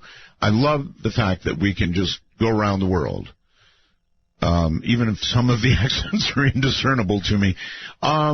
We've done it again. I'm sorry. Skype has stopped working, it says. A problem caused the program to stop working correctly. Windows will close the program and notify you if a solution is available. Well, what's happened is we're going to go ahead and close the program. I'm very sorry, those of you who were waiting. It'll work. I can reopen the program. What happens is that I don't think that Skype was made for talk show people. In other words, when you get 40 or 50 people calling in at one time, it just sort of goes, okay, I give up. It's done this on virtually every open line show that I've done at some point or another. It just throws up its Skype hands and says, this is not possible. Closing. And that's that. All right. Hello there. You are on the air from, I believe, Virginia. Yes, that's right. My name is Plasma in Blairtown, and I've called you before. I'm actually a libertarian. Libertarian? A libertarian. It's not a political thing. It's sort of a combination of smaller government and bigger universe. Huh. I like it. Actually, I thought you would. I mean, I normally listen on WTWW shortwave. But tonight, since I'm in the Pleiades star cluster, I'm using the Arecibo uplink and using the ALMA array of telescopes in the Atacama High Desert in Chile as the downlink. Wow. Okay. And I think that I had a hand in making ALMA happen. It uses a photonic a local oscillator. It uses two lasers that have a difference frequency, and it can actually receive in the sub-millimeter band all the way up to 950 gigahertz, 0.95 terahertz. Right. And I think that's the radio telescope that may be able to resolve the composition of what these gigantic things around that star are made of, because you can look at atomic structure and molecular structure. Well, we've got a satellite that can look, but it's out of order at the moment.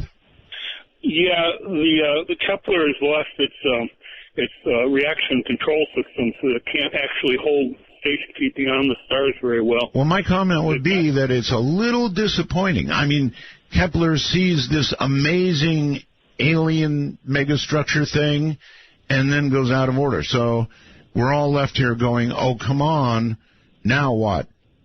Well, we've got the very large array in the plains of St. Augustine in New Mexico, and we've got this ALMA thing up in the Chilean desert, and they're very high resolution at those kind of sizes. And plus, we have all kinds of optical telescopes, some of which have... well, yeah, but, sir, this thing is 1,500 light-years away. We've got to be out in space to look at it properly. Well, that's the trick, because the atmosphere will vary the intensity. You really need an outer space telescope. Maybe they can designate some Hubble Space Telescope time. It's got photometers on board that are pretty accurate, and while it's still got any life left in it, we should probably be trying to do that. What do you think? What do you think about a civilization that could do what they're suggesting this one has done all that way away? I mean, should we ever be in contact with them or not? I think we would want to observe very carefully what was going on, as you said, 1,500 years ago. There may be some remote viewers who could come in and take a closer look and not have to be limited by the speed of light. Aren't you a little bit concerned that they would be so far ahead of us that, I don't know, they would step on us like an anthill?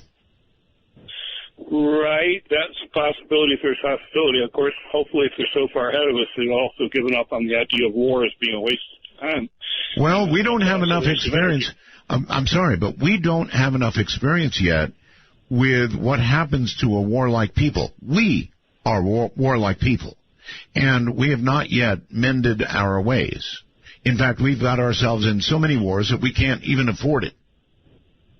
Ronald Reagan said that if we had a perceived threat from external sources like this sort of civilization, it might make us rethink our warlike ways here. Well, I think, well, he may have meant that, or he may have meant that planet Earth would come together.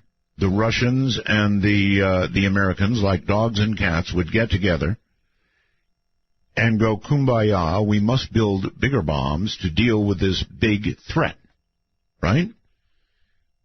So there's two ways of thinking about this. It may be that warlike people eventually evolve into really warlike people, so that instead of simply taking over another country or nation building yet another nation, we planet build.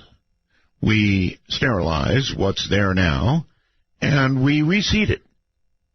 Now, if that's the way it goes, we're cooked. I'm not trying to be negative. I'm just thinking of the half glass of water, right? It could go either way. Everybody assumes that as we evolve socially, we will become nice people.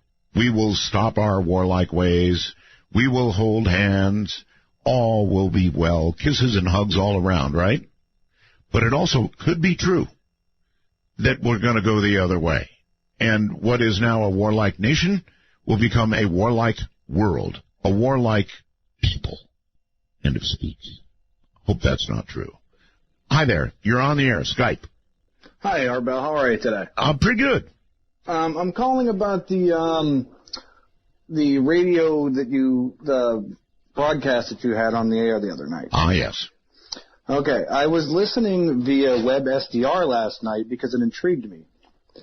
And I was listening on 8,992 kilohertz. Okay. Which is also Air Force for the SAC. Yes. And at one point I heard what sounded like Arabic and French language. Boy, Arabic would be the last thing that I would expect to hear on a SAC frequency. Yes, and I'm wondering maybe if that was Turkish. I would have no way of knowing. I would have no way of knowing either, but with this down drone, I wonder if there's any kind of connection. It's a good question. And there was also a lot of chatter on there last night. Oh, yeah, but why would it be Turkish chatter? I don't know. I have no clue. Well, that's interesting. Keep listening. If you hear anything particularly interesting, record it and send it to me. I most certainly will. All right. Thank you very much. Thank you. Right. Take care. So what we'll do is there are many of you who monitor out there. I know thousands of you who, as a kind of a hobby, monitor. And if you hear anything really cool, by all means, call me. Hello there on the phone. You're on the air. Hello, Art. Hi. Hey, what's up? You. Yeah, I am. Sorry, you kind of caught me off guard. I had a quick question, since you're always talking about like the radio stations and all that, how you're an affiliate. Sure. With the radio and the being on the internet, how do you track ratings and stuff like that? It is an interesting question. There are many ways to track, and one of them, of course, is raw numbers that you get from a server, or, the master servers that send the program out. That's one way. With radio, they have a new system now that is run by Nielsen. Used to be Arbitron, but Nielsen has now taken over. So you have to get those figures. And then, of course, you've got a lot of people these days, sir, that don't listen live. They want it when they want it, and that means usually the next day. So you have this massive number of people who want to become what we call time travelers. And, they pay like $8 a month, $7.99, I believe, and they can listen to the show any old time they want. So you're asking a complicated question. Yeah, I kind of figured. Yeah. So what are your numbers? I really don't know at any given moment. They're pretty big, though. Again, we have so many affiliates now. We have so many people listening online and so many people listening the next day or 2 days later. I can't give you numbers. And even if I could, I wouldn't. Ah, okay. I was just curious. That's been bugging me for a while. So. Okay, 1.87 million. Wow. Big number, huh? Yeah, especially what's it been, like a couple months? Yeah, well, I made it up. The truth is I have absolutely no idea. A lot of people, sir. A lot of people. Oh, man. One more quick question. Sure. Real quick. The Halloween show. Halloween falls on a Saturday. Is that Friday night? Yeah, so we're going to do it Friday night, right? Okay. You got it, buddy. Later. Remember, email your stories to artbell@knye.com and put your phone number there. Right. I can set smile back on your face. Ooh, and it's all right, and it's coming on. We gotta get right back where we started from. Midnight in the desert doesn't screen calls. We trust you. But remember, the NSA, well, to call the show, please dial 1-952-225-5278. That's 1-952-CALL-ART. Absolutely love that. Hey, everybody. It's the weekend. It's Friday night, Saturday morning. Don't forget our 2-drink minimum. God, I didn't mention that at the beginning of the show. We have a special line for anybody who claims to have superpowers. Now, what do I mean by superpowers? Well, it should be self-explanatory. If you can do something that other human beings simply would regard as amazing, then you have a superpower, right? And you would want to call area code 575-208-7787. Once again, area code area code 575, my apologies, 208-7787. If you're a first-time caller, have never called the show, it's area code 775-285-5800. And, of course, we're available on Skype. North America is MITD51. The rest of the world is MITD55. Going to my superpower line, you are on the air. Hello. Hi, Rod. My name is Chuck. I'm from Rochester, New York, and I listen on TuneIn. And I've been to Buffalo, too. You're right. It's snowy. Oh, yeah. Very snowy. My superpower is that I get to get parking spaces open for me. No matter where I go, I get the closest non-handicapped spot to the door that I'm going. They just open up for me. People that drive with me don't believe it, and they see it happen over and over again. All right. Here's the question for you then. Do you think that you, in other words, you know where you're going, right? Right. So prior to getting there, you may be pushing somebody who has one of those close parking spots into leaving early by some really devious method. Close, sir. Very close. What I do is I use the law of attraction to get somebody to leave. And I developed after I read The Secret by Rhonda Byrne. Yes. And one really interesting thing is if I don't have complete faith and confidence that it works, like say I pull in and I say, oh, there's a spot that's close enough, and then I'll walk past and there's the spot that I should have had. It takes me about a month to get it back. It's because I don't have faith that it's going to work. So it takes a while to develop it, and that once I get it going, as long as I have confidence and faith, it's like if I'm driving and I have a family member, I'll say watch this, and I'll just shake my hand, and then a couple rows down, there it is. Wow! But it's amazing. It always works. Well, I would say that thank you is an extremely handy power, and one that I wish I had myself. I'm going to work on that. But in order for that to work, he said he uses the law of attraction.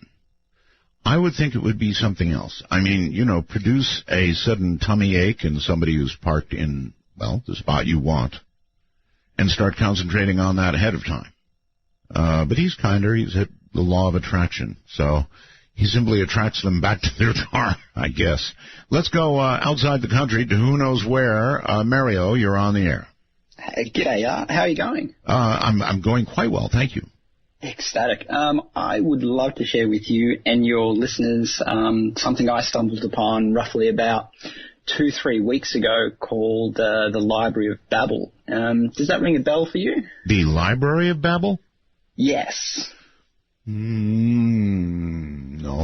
other than the biblical reference, the Tower of, otherwise, no. So basically, it's a website, and it's pretty much a library that contains everything that has been written, is being written, and will be written. Well, do they actually have more there than even Siri knows?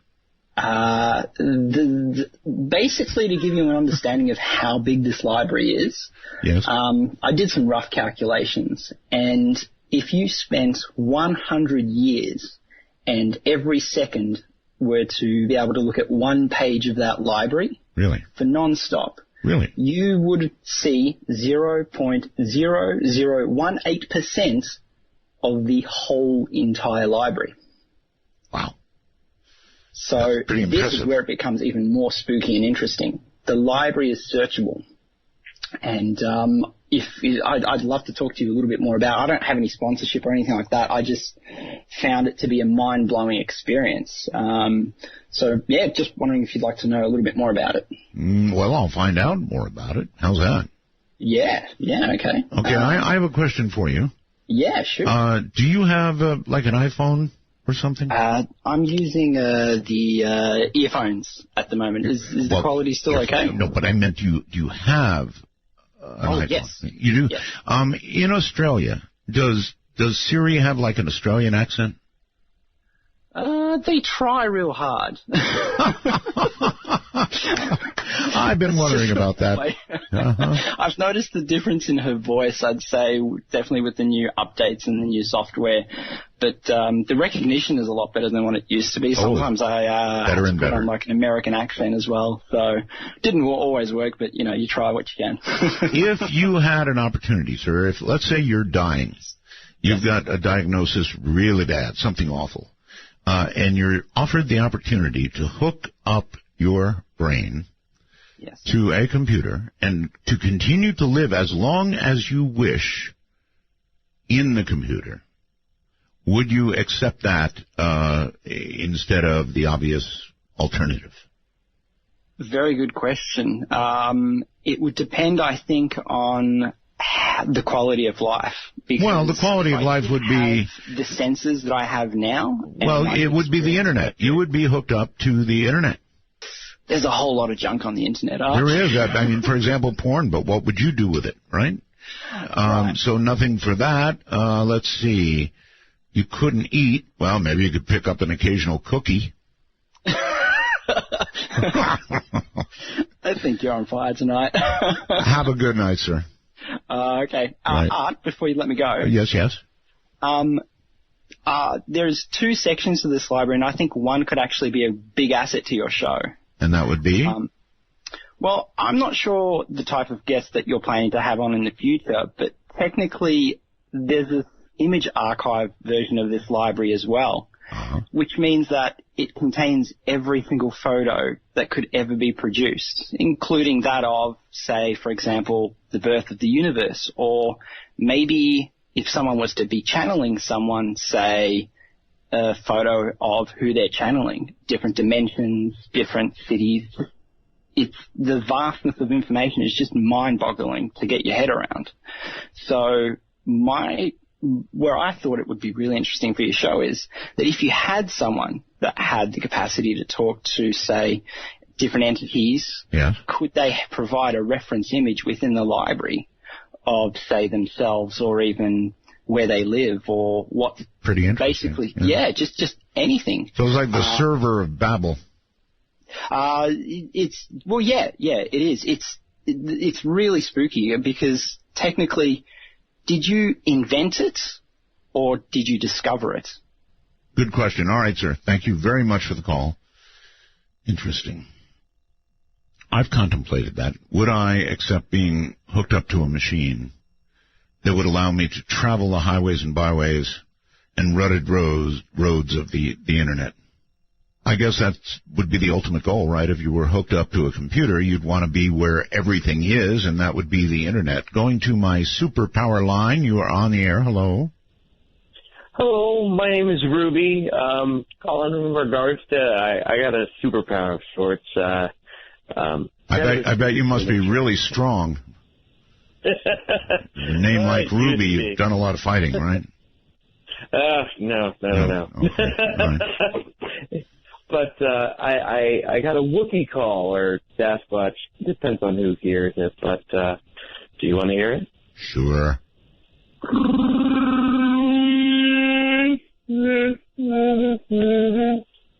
Keeps coyotes away when you're camping. Could I hear that again, please?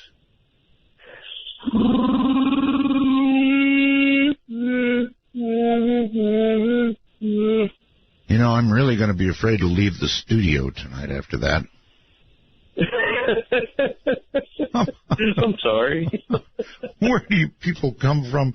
And this sound would attract, I take it, big feet. I just use it mostly when I go camping. It just keeps anything that might come close to me that's furry away. I bet it does. I bet the wolves and the mountain lions run for their lives. All right, Sarah, thank you. That's technically not a superpower, and technically it's a violation of my line policy. Steve, you're on the air on Skype. Hello. Steve, me? Steve, you, yes. Okay, I'm sorry. I didn't know if I was the right Steve or not. Actually, Art Bell, I've been trying to call you since 1991. I first caught you. I was a truck driver over the road. Man, that's a lot of dialing. Yes. I tried maybe 7 or 8 times over the years. First time I've actually gotten through, and it happens to be on Skype. Yes, there you have it. I don't know if I have any superpowers or not, Art, but I have had 2 things happen to me, quite unexplainable to me, and okay. I haven't shared them, well, on air. I actually do radio and internet TV show myself. Okay, well, share. The first one was in 1985. I had a motorcycle. I was 21 years old. I worked in a factory. I had the world's most horrible day at work. Nothing went right. I think that Irishman named Murphy might have been following me around all day. But, I was mad at the world when I got done, and I tore off out of the factory and got out on the highway. Excuse me a second here. And I was doing as fast as my motorcycle would go. However fast it would go, I was going. And I come up on this S-curve, and there's a dip in the S-curve. And I got up on the other side through the S, and I found myself in the left-hand lane with a car coming the other way in her lane. She was in her correct lane. Yes. And I was in her lane as well. Yes. And I don't really know if I passed through her car. I know you was talking about this last night with the doctor, but I don't really know if I passed through her car or she passed through me. But I froze, and she froze as well. And you're here talking to me, so yeah, I'm here talking to you as well. And you really should be roadkill. Yeah, absolutely. Maybe you are roadkill. Maybe that's the miracle of this call. I'm going to settle for that one because there are so many people trying to get through. Save the next one for your next call. Certainly. And try to make it before, well, you said since 91? Yes. Yeah. Try to make it, a shorter span of time But that was pretty good. There apparently are more stories like that out there to be heard. People who were in situations that would have resulted in their immediate mortality. In other words, you're about to hit a truck, you're about to hit a car, and somehow you're out on the other side of it in one piece. Now, that would certainly give credence to the guest I had on last night, who will be on again, be assured. We were talking about that sort of thing, and I think it's amazing, and I think there's something to it. Too many stories not to be. On my Superpower line, you're on the air. Hello. Hello. My name is Julie. Julie. And I'm in Sandy, Utah. Sandy, Utah. All right, Julie.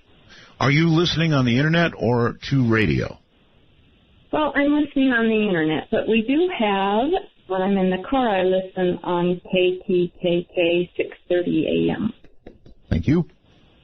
You're very welcome, sir. All right, so you're on my Superpower line, I hope with reason. I have reason. I don't know if it's a superpower or a super curse. Okay. I have a hypersensitive sense of smell. A hypersensitive, excuse me, what? Sense of smell. Oh, sense of smell, okay. I can smell things that nobody else can. I worked in an ER for 15 years as a nurse, and I could smell them and tell, like, what was wrong with them. As a matter of fact, my mom came in one night, and she was really sick. She didn't know. I said, you have a urinary tract infection. How do you know that? That's disgusting. And then I said, I can smell it. No, I understand. I have heard people say this before. I have heard references also to animals that are able, through the sense of smell, to detect illness. So I believe you.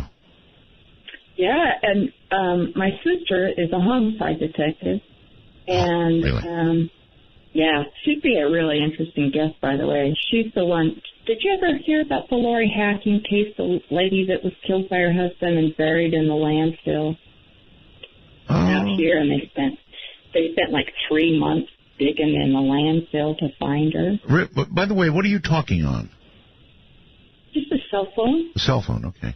Yeah, the landfill case. Yeah, vaguely it sounds familiar. Yeah, it was one of those things that Nancy Grace got her hooks in, and it became national news. Boy, when she gets her hooks into something, she doesn't let go, huh? Oh, boy, that's the truth. It can take a normal, and I guess I shouldn't say that it's normal, but it is normal, a normal domestic homicide, and turn it into this awful thing when it's happening every day and every day. I know. But again and again, I know.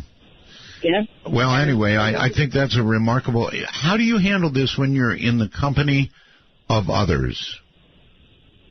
It can be really irritating.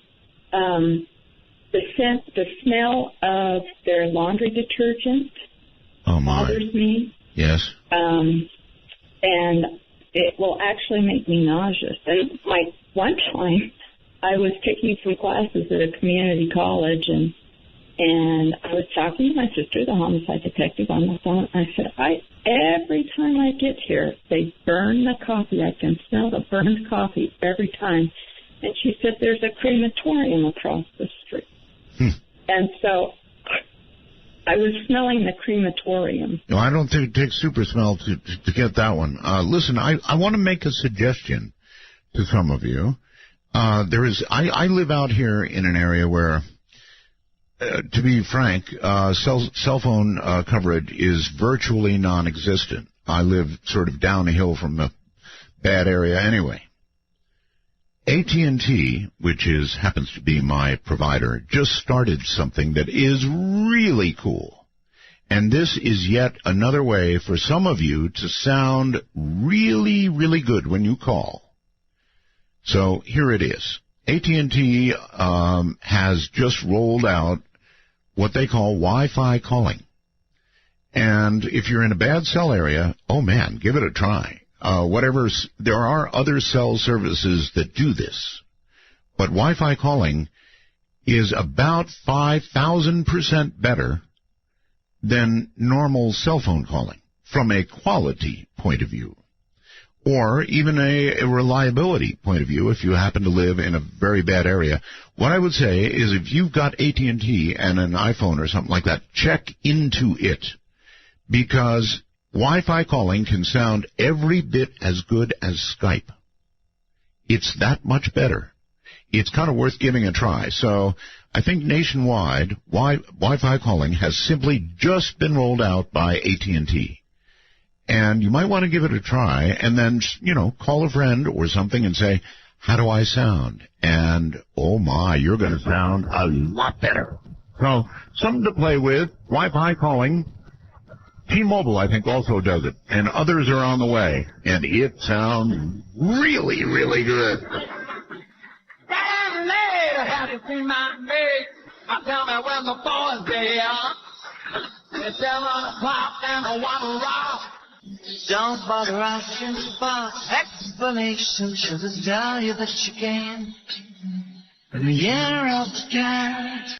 Hi, I'm Asia Bell, and it's very late, so I'm sleeping now. But you're awake, so call my daddy because he's awake too. The number is 1-952-225-5278. That's 1952. Call Art.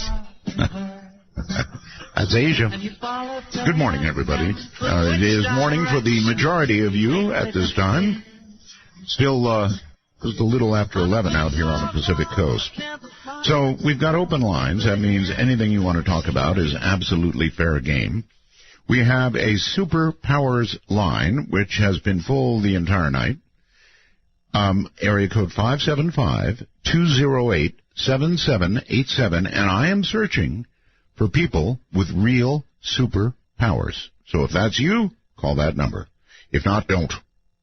The first-time caller line is area code 775-285-5800. Skype, of course, at MITD51 for North America and MITD55 for the rest of the world. So, let's see. Let's try another superpower call. You're on the air. Hello. Greetings, Art. Greetings, sir. You're breathing into your mic. It's a cell phone apparatus or similar to that. Sounds pretty good, actually, other than the breathing. I am a telepath. Really? So, by this you mean, is it one way or both ways? You can read my mind? I have intercepted your line to tell you this message, given to me by the Astra Command, referred to November 4th, 1977, message that our planet, unfortunately, has 3 years. According to their previous message, it was not given an amount of time, but 3 years to either assume a more peaceful stance process or be disintegrated. So in 3 years, if we are not a more peaceful people, we will be disintegrated. Basically correct. Mm-hmm. Well, that's more generous, I must say. Species. Yeah, that's more generous than a lot of recent end dates that we've had. Usually they're about a week or two away. No. If you listen to their message, which was given on a television station in 1977, yes. They interrupted a television station. There are many people who can communicate with aliens, by the way. I know that may sound very strange and crazy. No, not on this show. But for most people, if you tell them that, I'm an ER doc, so if I told people that, I would be taken away, I think. You're an ER doctor? Yeah. And you don't mention this to your patients. There's a lot of people who are have tremendous amount of psychic power. I'm sure you know this. Well, I mean, that's why I opened the line, because I really did want to find these people. Well, I've had this since a little boy. I have seen people, I guess you call them ghosts, walking through walls, and used to drive my parents crazy, chasing imaginary people through our house when I was 4 and 5, and that type of stuff. I have some other things I can do also, which are not the greatest things to talk about, I guess. But you know, I can see when somebody is going to die in advance. Really? Which is yeah, and I'm talking about days in advance. May I ask this? How do you, when you see that they're going to die, when you look at this person and you have decided they're going to die, it is by, what is it you've seen that indicates that to you? It's a very good question. Yeah, it is. I'll give you an example. When I was 11 years old at a table, sitting with my parents and a friend, and all of a sudden I saw a vision of this friend across from the table with blood all over his face, and his face was mangled. It lasted for about 4 seconds, 5 seconds. And I told my mother that, and she sort of looked at me with like a horrified expression. Of course. Because anyways, about a week later, he had an accident at work, and that's how he died. Oh, my God. So it's not the greatest thing to have. I can also dream. All right, well, let me stop you at that one. Yeah. If you can predict somebody to have, well, a horrible accident like that, the next question is, can you stop it? Can you intervene? Can you say, look, I'm looking at you right now, and I'm telling you that within the next week or so. No? No, impossible. I'll tell you, I dreamt my son when he was 3 years old was going to fall down 15 stairs the next day. Yes. When I have dreams that are in color, they always come true. I told my wife, whatever you do, keep an eye on him. Do not let him out of your sight. He was standing right next to me the next day. The door to going down to the basement was closed, and I turned to the left. I looked somewhere. I turned to the right. He was 3. He disappeared. All of a sudden, I hear my wife screaming. She was downstairs in the basement. He went down 15 stairs, head over heels, not a scratch. Oh, my God. I mean, you can't prevent the future. I mean, at least our future. Well, then it must be very painful to see it and not be able to do anything about it. Well, it is extremely painful. Now, there are many people who are watching us, and it's often been talked about on your show and others. The watchers. That, yeah, they're watching us because we're at a critical stage. There are many people who can sort of figure out what's going on now. And there are aliens who are involved in the government. I have no doubt about that. In fact, I believe since 1963 they've been controlling the U.S. government, as crazy as that may sound. Tell Trump. But, well, you know, I mean, surely you see the changes that have occurred in society, you know, like... I do, and, you know, most people... There's a big fight going on. Yeah, I know. Most people think that society is... I don't know, optimists are all over the place. I am not an optimist. I don't see it that way. I see things right now as going the wrong way. I don't know how much worse it can get. You know, we've got our jets over Syria. Russians have their jets over Syria.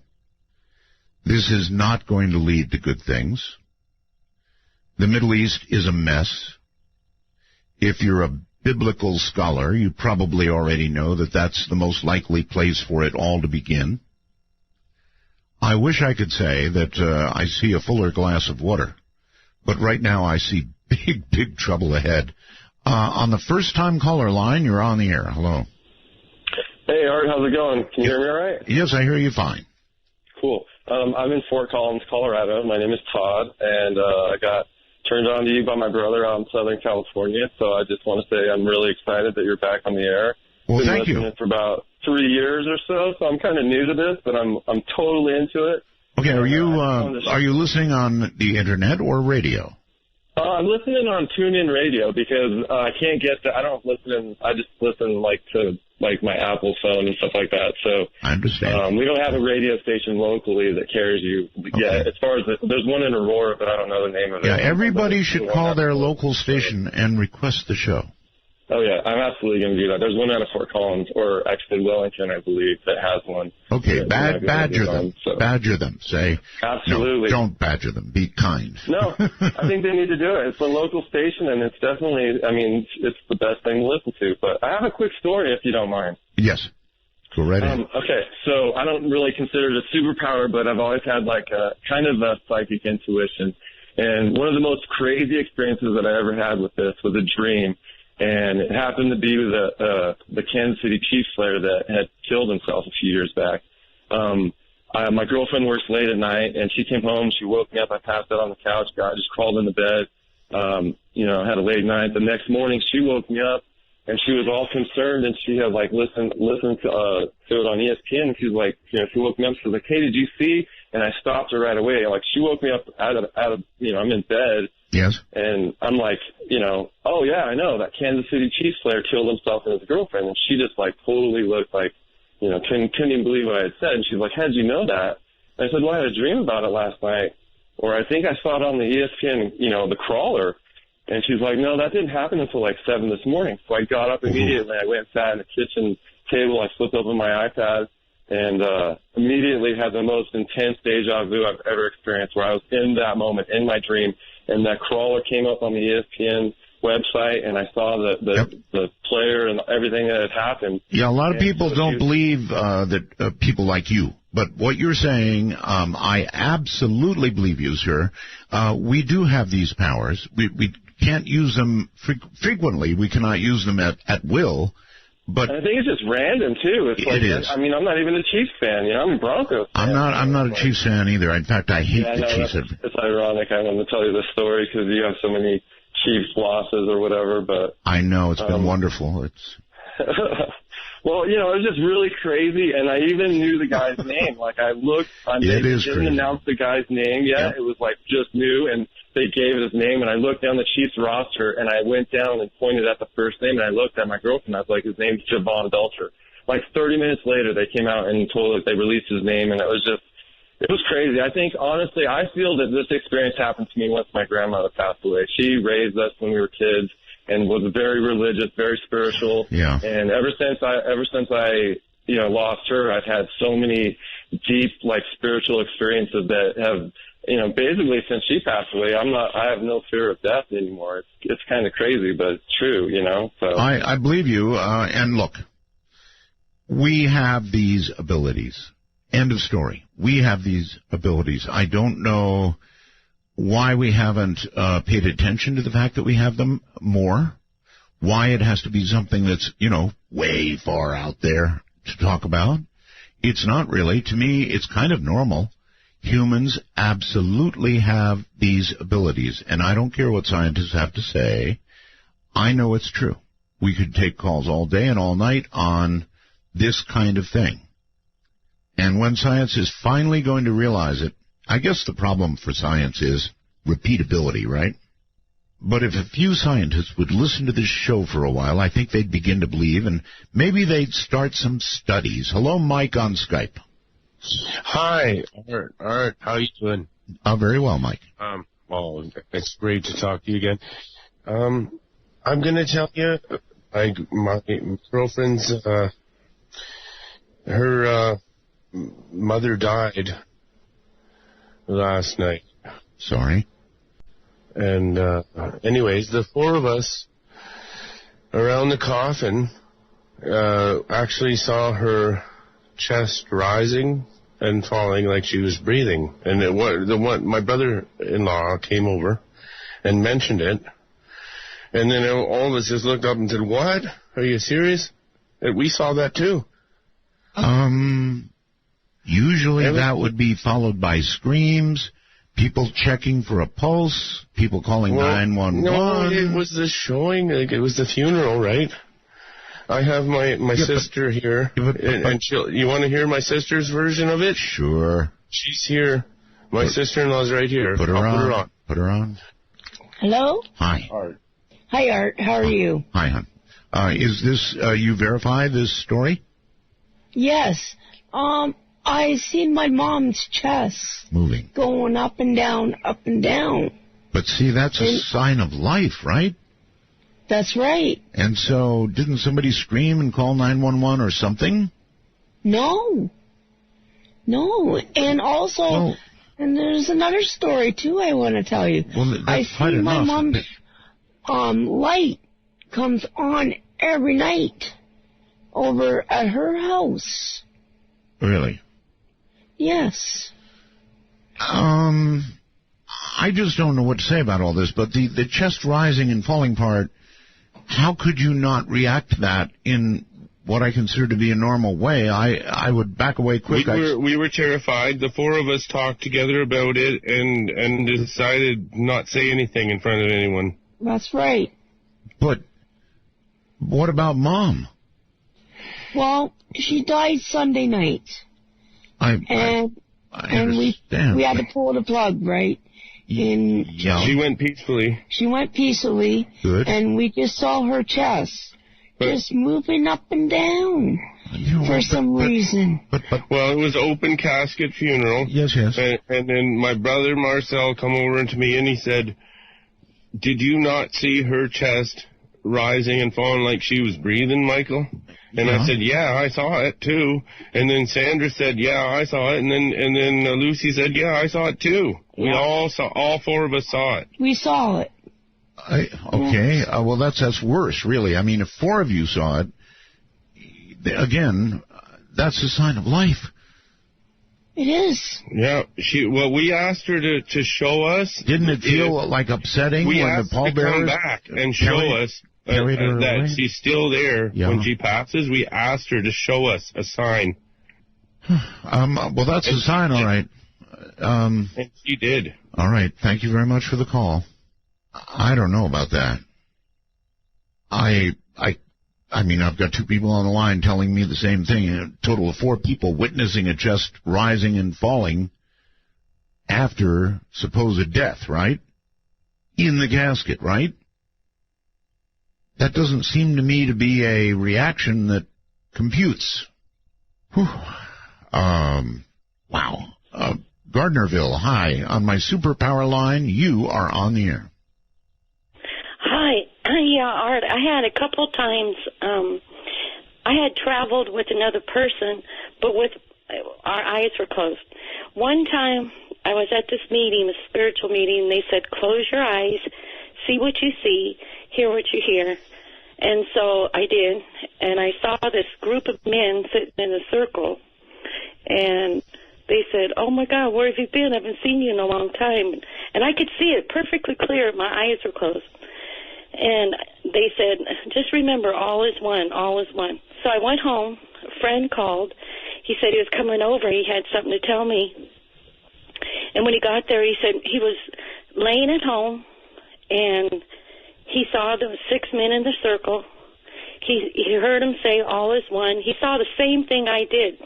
And I had proof because at the meeting they told us to write down what we saw and write down what we heard. So, and he saw it, he heard it. So then we thought, well, I wonder if we could do this at will. Yes. So we went to this mountain. We sat down. We closed our eyes. And when my eyes were closed, I could see him. It was like a cave.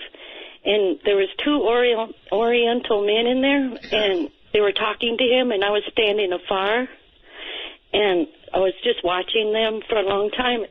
Excuse me. And then I came back, I opened my eyes, and I said, I wonder why they were talking to you. And he goes, I don't know what was going on. Why were they were teasing him. But again, we were at the same place, but our eyes were closed. I don't know what you call that, but it's some kind of second sight. I don't know. Because we end up always going to the same place, but it's not here. It's not from. It's another place. Some kind of second sight. Yes, and one time when I was camping and it was nighttime, and I could see when my eyes were closed, I could see the layout of the whole land, and like it was daylight with my eyes closed. I don't know what you call it. I don't either. That's the best I can do is second sight. I'm still thinking about Mom. That was an upsetting call to me. Mom's chest is going up and down. 4 people see it. They take Mom away. They bury Mom. Mom hears the dirt hitting the top of the casket. More dirt. More dirt. I don't know. Sam, hello there on Skype. Hello. What is your take on these? Sir, you're really loud. Back off a little bit. You're really loud. What is your take on these pictures coming out of China about the floating cities in the clouds? Oh, yeah, I saw that. It's on our website. It's at artbill.com. It looks like a gigantic flying saucer, right? Coming out of the clouds? No, the cities that are appearing in the clouds. They've had 2 or 3 instances over the past 4 or 5 years now. Okay, well, I have not yet seen cities, although it could be a reflection. Heaven knows they've got plenty of cities. But I have seen this giant saucer coming out of the clouds. It's pretty impressive. Roger that. I know the picture that you're talking about. That's not what I'm talking about. It's not the one. They've actually got 2 or 3 different instances now where they have taken video and picture of, it looks like a mirage. But wow, what a detailed, non-fluttery mirage. Yeah. Well, that's probably what it is, some kind of mirage. I mean, we know we don't have cities in the clouds, right? Not in this dimension. Right. So I would think that it's some sort of reflection. I have no, I can't answer your question, really. But fair enough. Just thought I'd ask him. Hello to Belgab. All right. Yes, hello to Belgab. Let's see. Hello there. You're on the air on my Superpower line. Hey, Art, this is Rob somewhere in Texas. How are you doing? Doing well, sir. What I wanted to tell you about was my superpower is, and I'm really just recently learning more and more of what it is, but since I was real young, I would constantly just kind of know something was about to happen, especially driving. I used to race around Dallas, drag racing on motorcycles like a crazy person, and at least 3 different occasions, we'd be racing down the street, car pull out, and I would slow down way before it happened. 2 of my friends went to the hospital, but just constantly, I don't see it. I don't see the car coming. I don't know that something, but I just know something's going to happen, and I pull out of whatever situation. I get out of that lane or... well, that's intuition, very strong intuition. I guess you could call that a superpower. I guess that qualifies. And not only that, but it's probably kept you alive. Well, amen. Most recently, I, started learning I've been studying a ton of stuff. I hurt my leg. I worked offshore on an oil exploration rig. Yes, sir. Hurt the back of my head. Went to the doctor. They couldn't figure out what it was, and then decided through my own research, basically learned how to, I went to the doctor, and this is what I want instead of all these antibiotics, which the antibiotics weren't working. But they started giving me some different steroid shots or whatever. Anyways, it fixed it. Me telling them how to fix it somehow. And I'm not a doctor, obviously. But it just, but anyways, wouldn't heal. So I started studying about why I'm not healing, why I've been gaining weight a bunch the last couple of years. And it's why most people in America are overweight is because they figured out on us the human domain, mastering the human domain on us. But food, they figured out in the 60s, 50s, and 60s of what, when you put it in your mouth and you tasted some kind of sweet or fat or whatever, it would ping the top of your head and make you want to just basically keep eating until you just almost blow up. And what I realized recently is the fact that... Are you, sir, in danger of blowing up? No, actually, I've lost about 60 pounds in the last 6 months. Okay. Just basically not eating sugar. Okay. Well, you're deflating, and sugar is not that good for you anyway.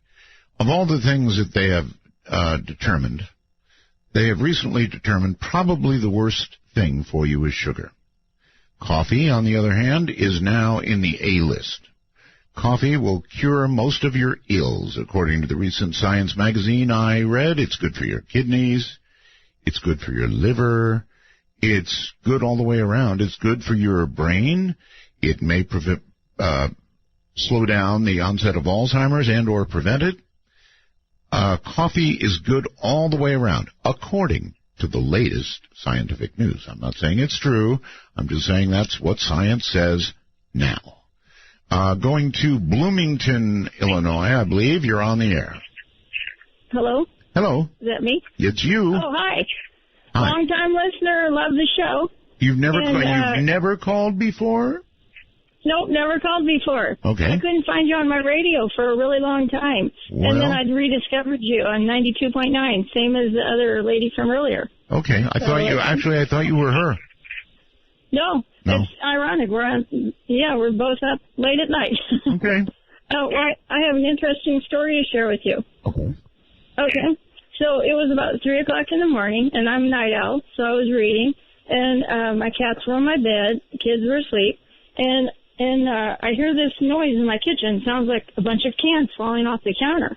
And so I'm like, okay, I'm really organized, so I didn't know what that was. So I'm about 10 feet away from the kitchen. My door was closed, but I'm about 10 feet away. So I open the door, look out there real slow, and I'm kind of worried, you know. And so I go out there slowly and looking around. Nothing's out of place at all. And then I look to my left a little bit, and there's lavender flower on the floor. And it came out of my vase that's up on a shelf about maybe 10 feet high. Really? And it's about 3 to 4 feet away from the shelf. And I'm like, I'm like, how did that get there? Because, you know, I have boys, and they are asleep, and they're not interested in flowers. They would never touch it. And I'm like, it's 3 in the morning. Everybody's asleep. So I go over there, and I'm looking at the dust, you know, like, you know, we don't have critters, but I thought, what if there was one in here or something, and got up there.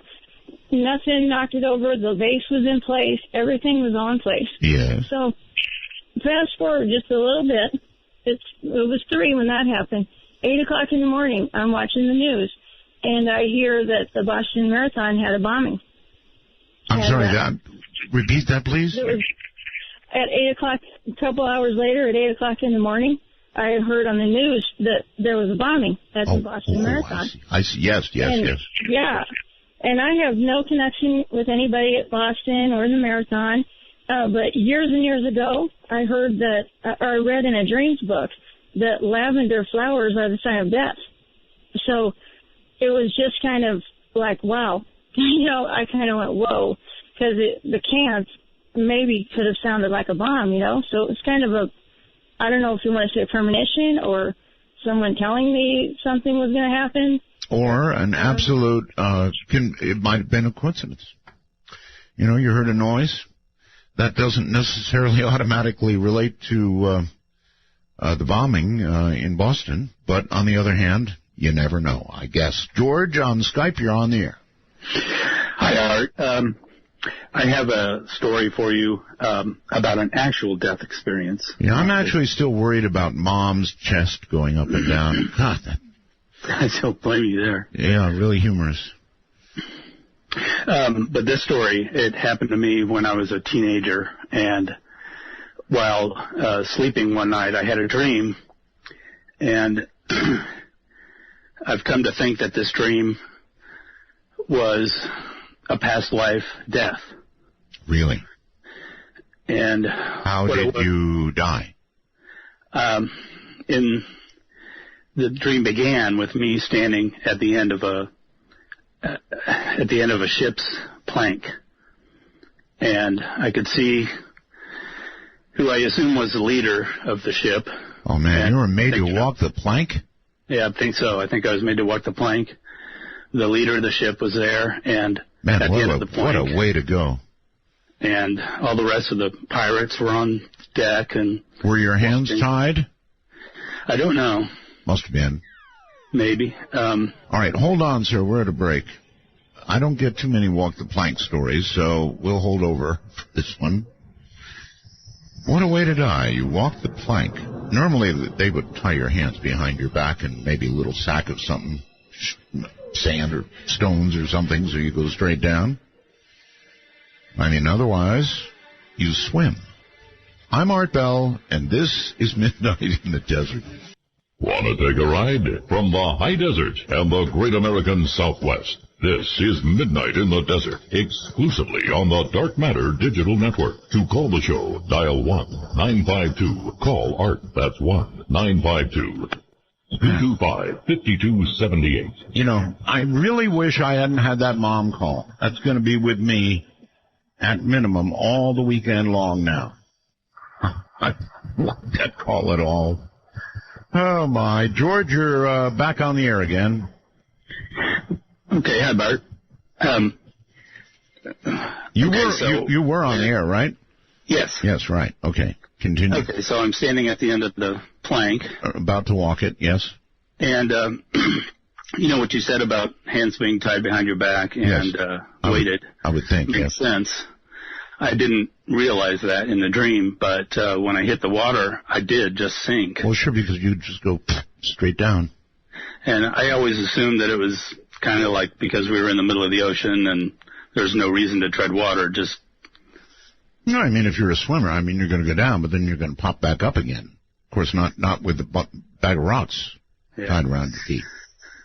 So anyway, I could see myself sinking. Yeah. But then shortly thereafter, I was rising. And I rose above the water and saw everyone on the ship. Really? It seemed like to be a very solemn type of thing. And I got the impression that I was one of the pirates and that I must have done something to offend the captain, something bad. But something legal? Probably not. But kidding. You'd be offended by something legal. And I got the impression that some of the pirates weren't happy that I was being killed this way. Oh, well, that leaves something to be, well, I don't know, happy about, but... Yeah. So anyway, I rose up and up and up, and eventually I kind of saw the earth more or less dissolve underneath me. Wow. And then there was nothing but blackness. Yeah. And way off in the distance, I did, like maybe by turning around or something, I did see some little piece of light. And so I thought, well, I'll head that way. I don't know what else to do. Right. And I don't know if I was heading that way on purpose or if I was being drawn to it. One way or another, that's where I was going. Yes. And as I got closer to this point of light, it resolved to be many points of light orbiting or going around this big ball of light. Okay. And as I got closer and sort of I kind of realized that I was also a point of light, and these other points of lights were other people. And I couldn't understand, but I could hear other people talking, and just basically reacting to being in the situation.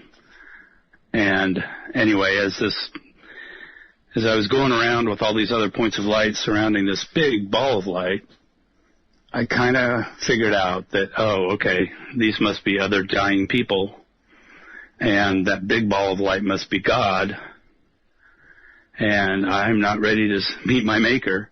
I've been a pirate.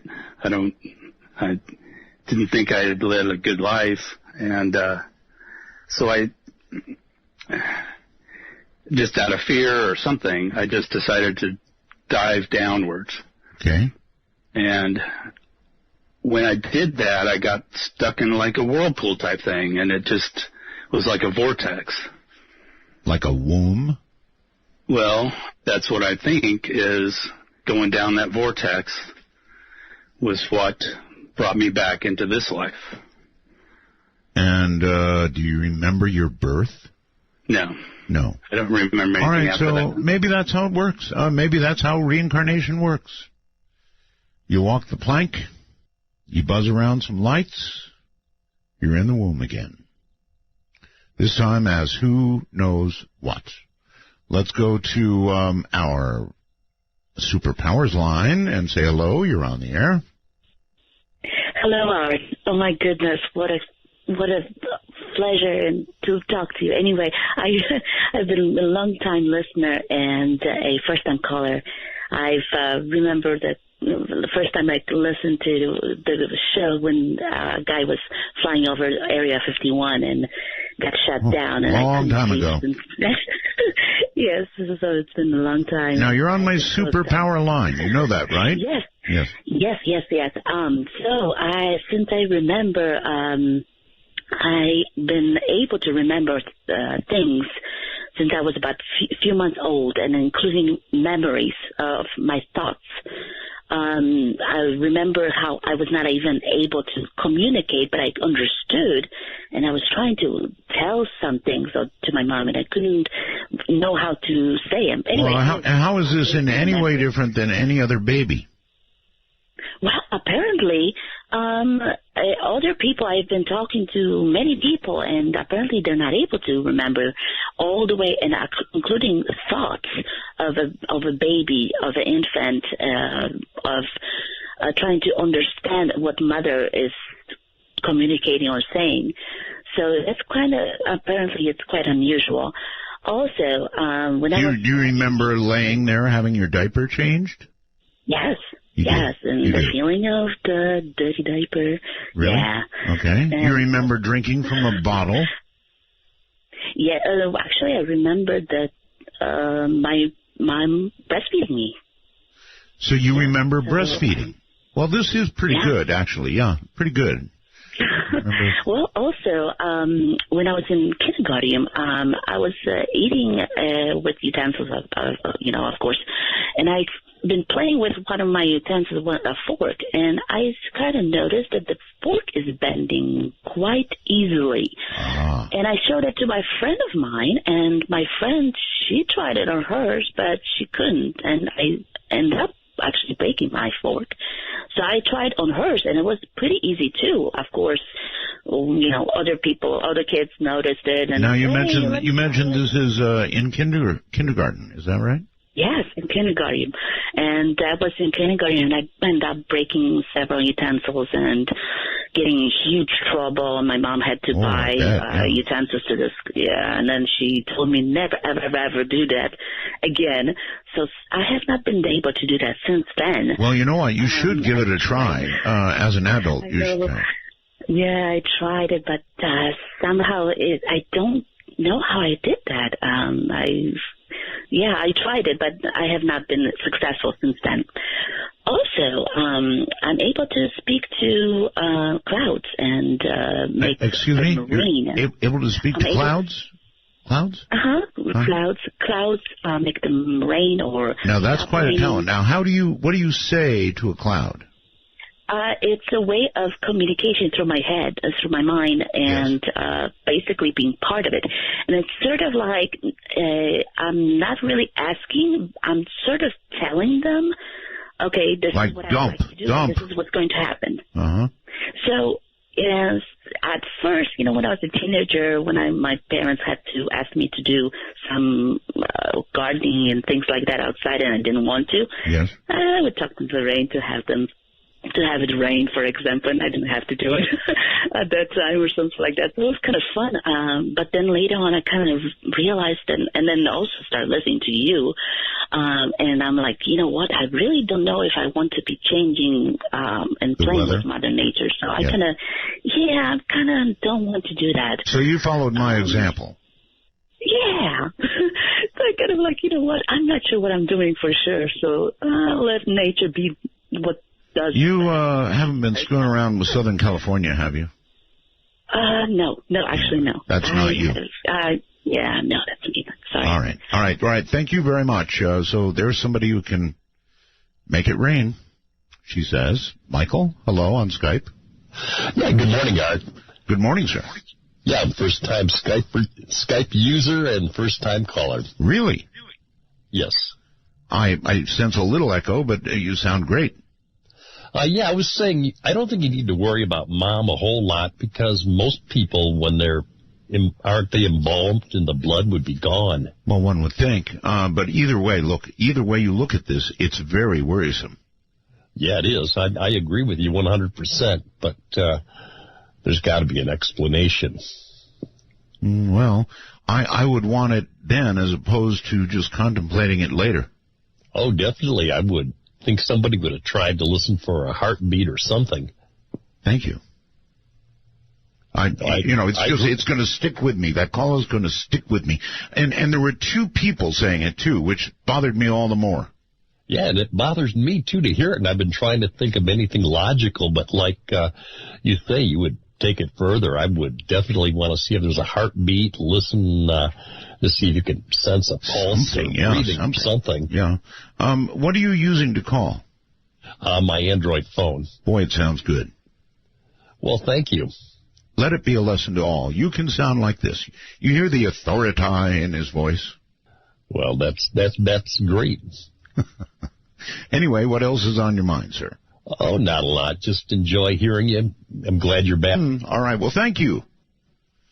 And you have a very, very good night. Let's go to the phones and to a first-time caller line. You're on the air. Hello. Hello, Art. Hi. I am such a long-time listener that I remember when you threw a party for yourself in your studio for your 50th affiliate. Yeah, we're just about to round that corner, actually. Again. Yes, that's right. So I missed the show yesterday. I didn't hear the EAMs, but I've heard and decoded thousands of them. Yeah, well, this one was creepy. I'm telling you, creepy. We used to get sometimes dozens or even more than that a day when I was in the Air Force, and I decoded all of them. That fellow from the Navy I'm surprised he figured it out as well as he did by listening to he was right about the preambles and stuff. Mm-hmm. It must have been pretty scary to hear because, I mean, they're just standard preambles and then rambling characters after that. Right. Well, rambling is right. And you know what scares me is the state of the world right now, in my estimation, is scarier than it's been in our lifetimes. Or as scary as pre-Cuba, or pretty close to it. I'm telling you, it feels like we're on the edge of an abyss from a conflict point of view. And I don't like what Russia is doing. I don't like the possibility of being in such proximity to them with our warplanes. It's not going to lead to anything good. Skype, you're on the air. Hello. Hey, I hate to be the second person this evening to rehash the past, but I was hoping you would go into a little bit of detail on what you think the United States government was looking for when they investigated the possibility of Mel's Hole. I think that if they were listening to that program and they looked into Mel's Hole, they're looking, what is the U.S. government always looking for? Something that will be a useful weapon. So you think that the possibility of a bottomless pit would come in handy as a weapon? See, I see it as someplace where you can efficiently dump things like nuclear waste, etc. Whereas, maybe a weapon seems reasonable, but, I think of it as just like a garbage dump. So you dump nuclear waste into it, and what crawls out? Hey, good question. Nuclear physicists might be able to call in and answer that one. And you might want to ask them before you dump the waste in there. Something with big teeth, sir. I was hoping that you've been talking about the megastructures a little bit, but yes. You've been talking to all these people and asking them what they have to say about it. I know that you're kind of leaning towards the possibility of it being a Dyson sphere, but do you have anything else to say on that? What do you think is going on there?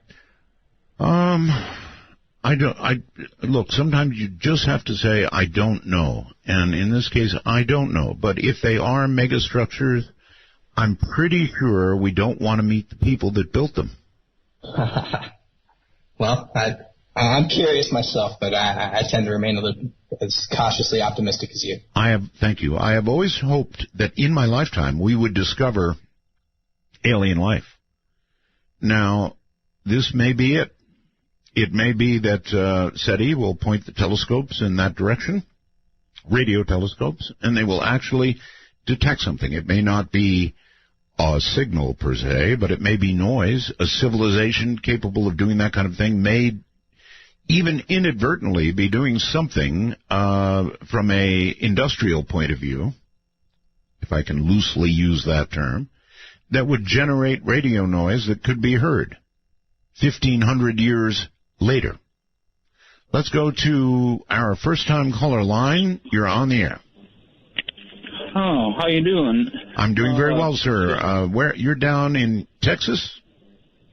Yes, I am down in Texas. I'm right out of Houston, Texas, and I'm listening to you on 5085 kilohertz on WTWW. All right. I think you also have a local affiliate, by the way. Oh, we do. What would that be? Well, you would ask. I don't have a list here. So. I can find it out. I just wanted to tell you that somebody's listening to you on shortwave. I'm a ham, of course, and I tuned my receiver across 5085, and I got a 40/9 signal. So I said, "What's this?" And then I realized you're back on, and right. Let me tell you something, sir. If you're a shortwave listener, if you listen to a lot of shortwave, then let me run this by you. We have got to be, by far and away, the most interesting thing on shortwave.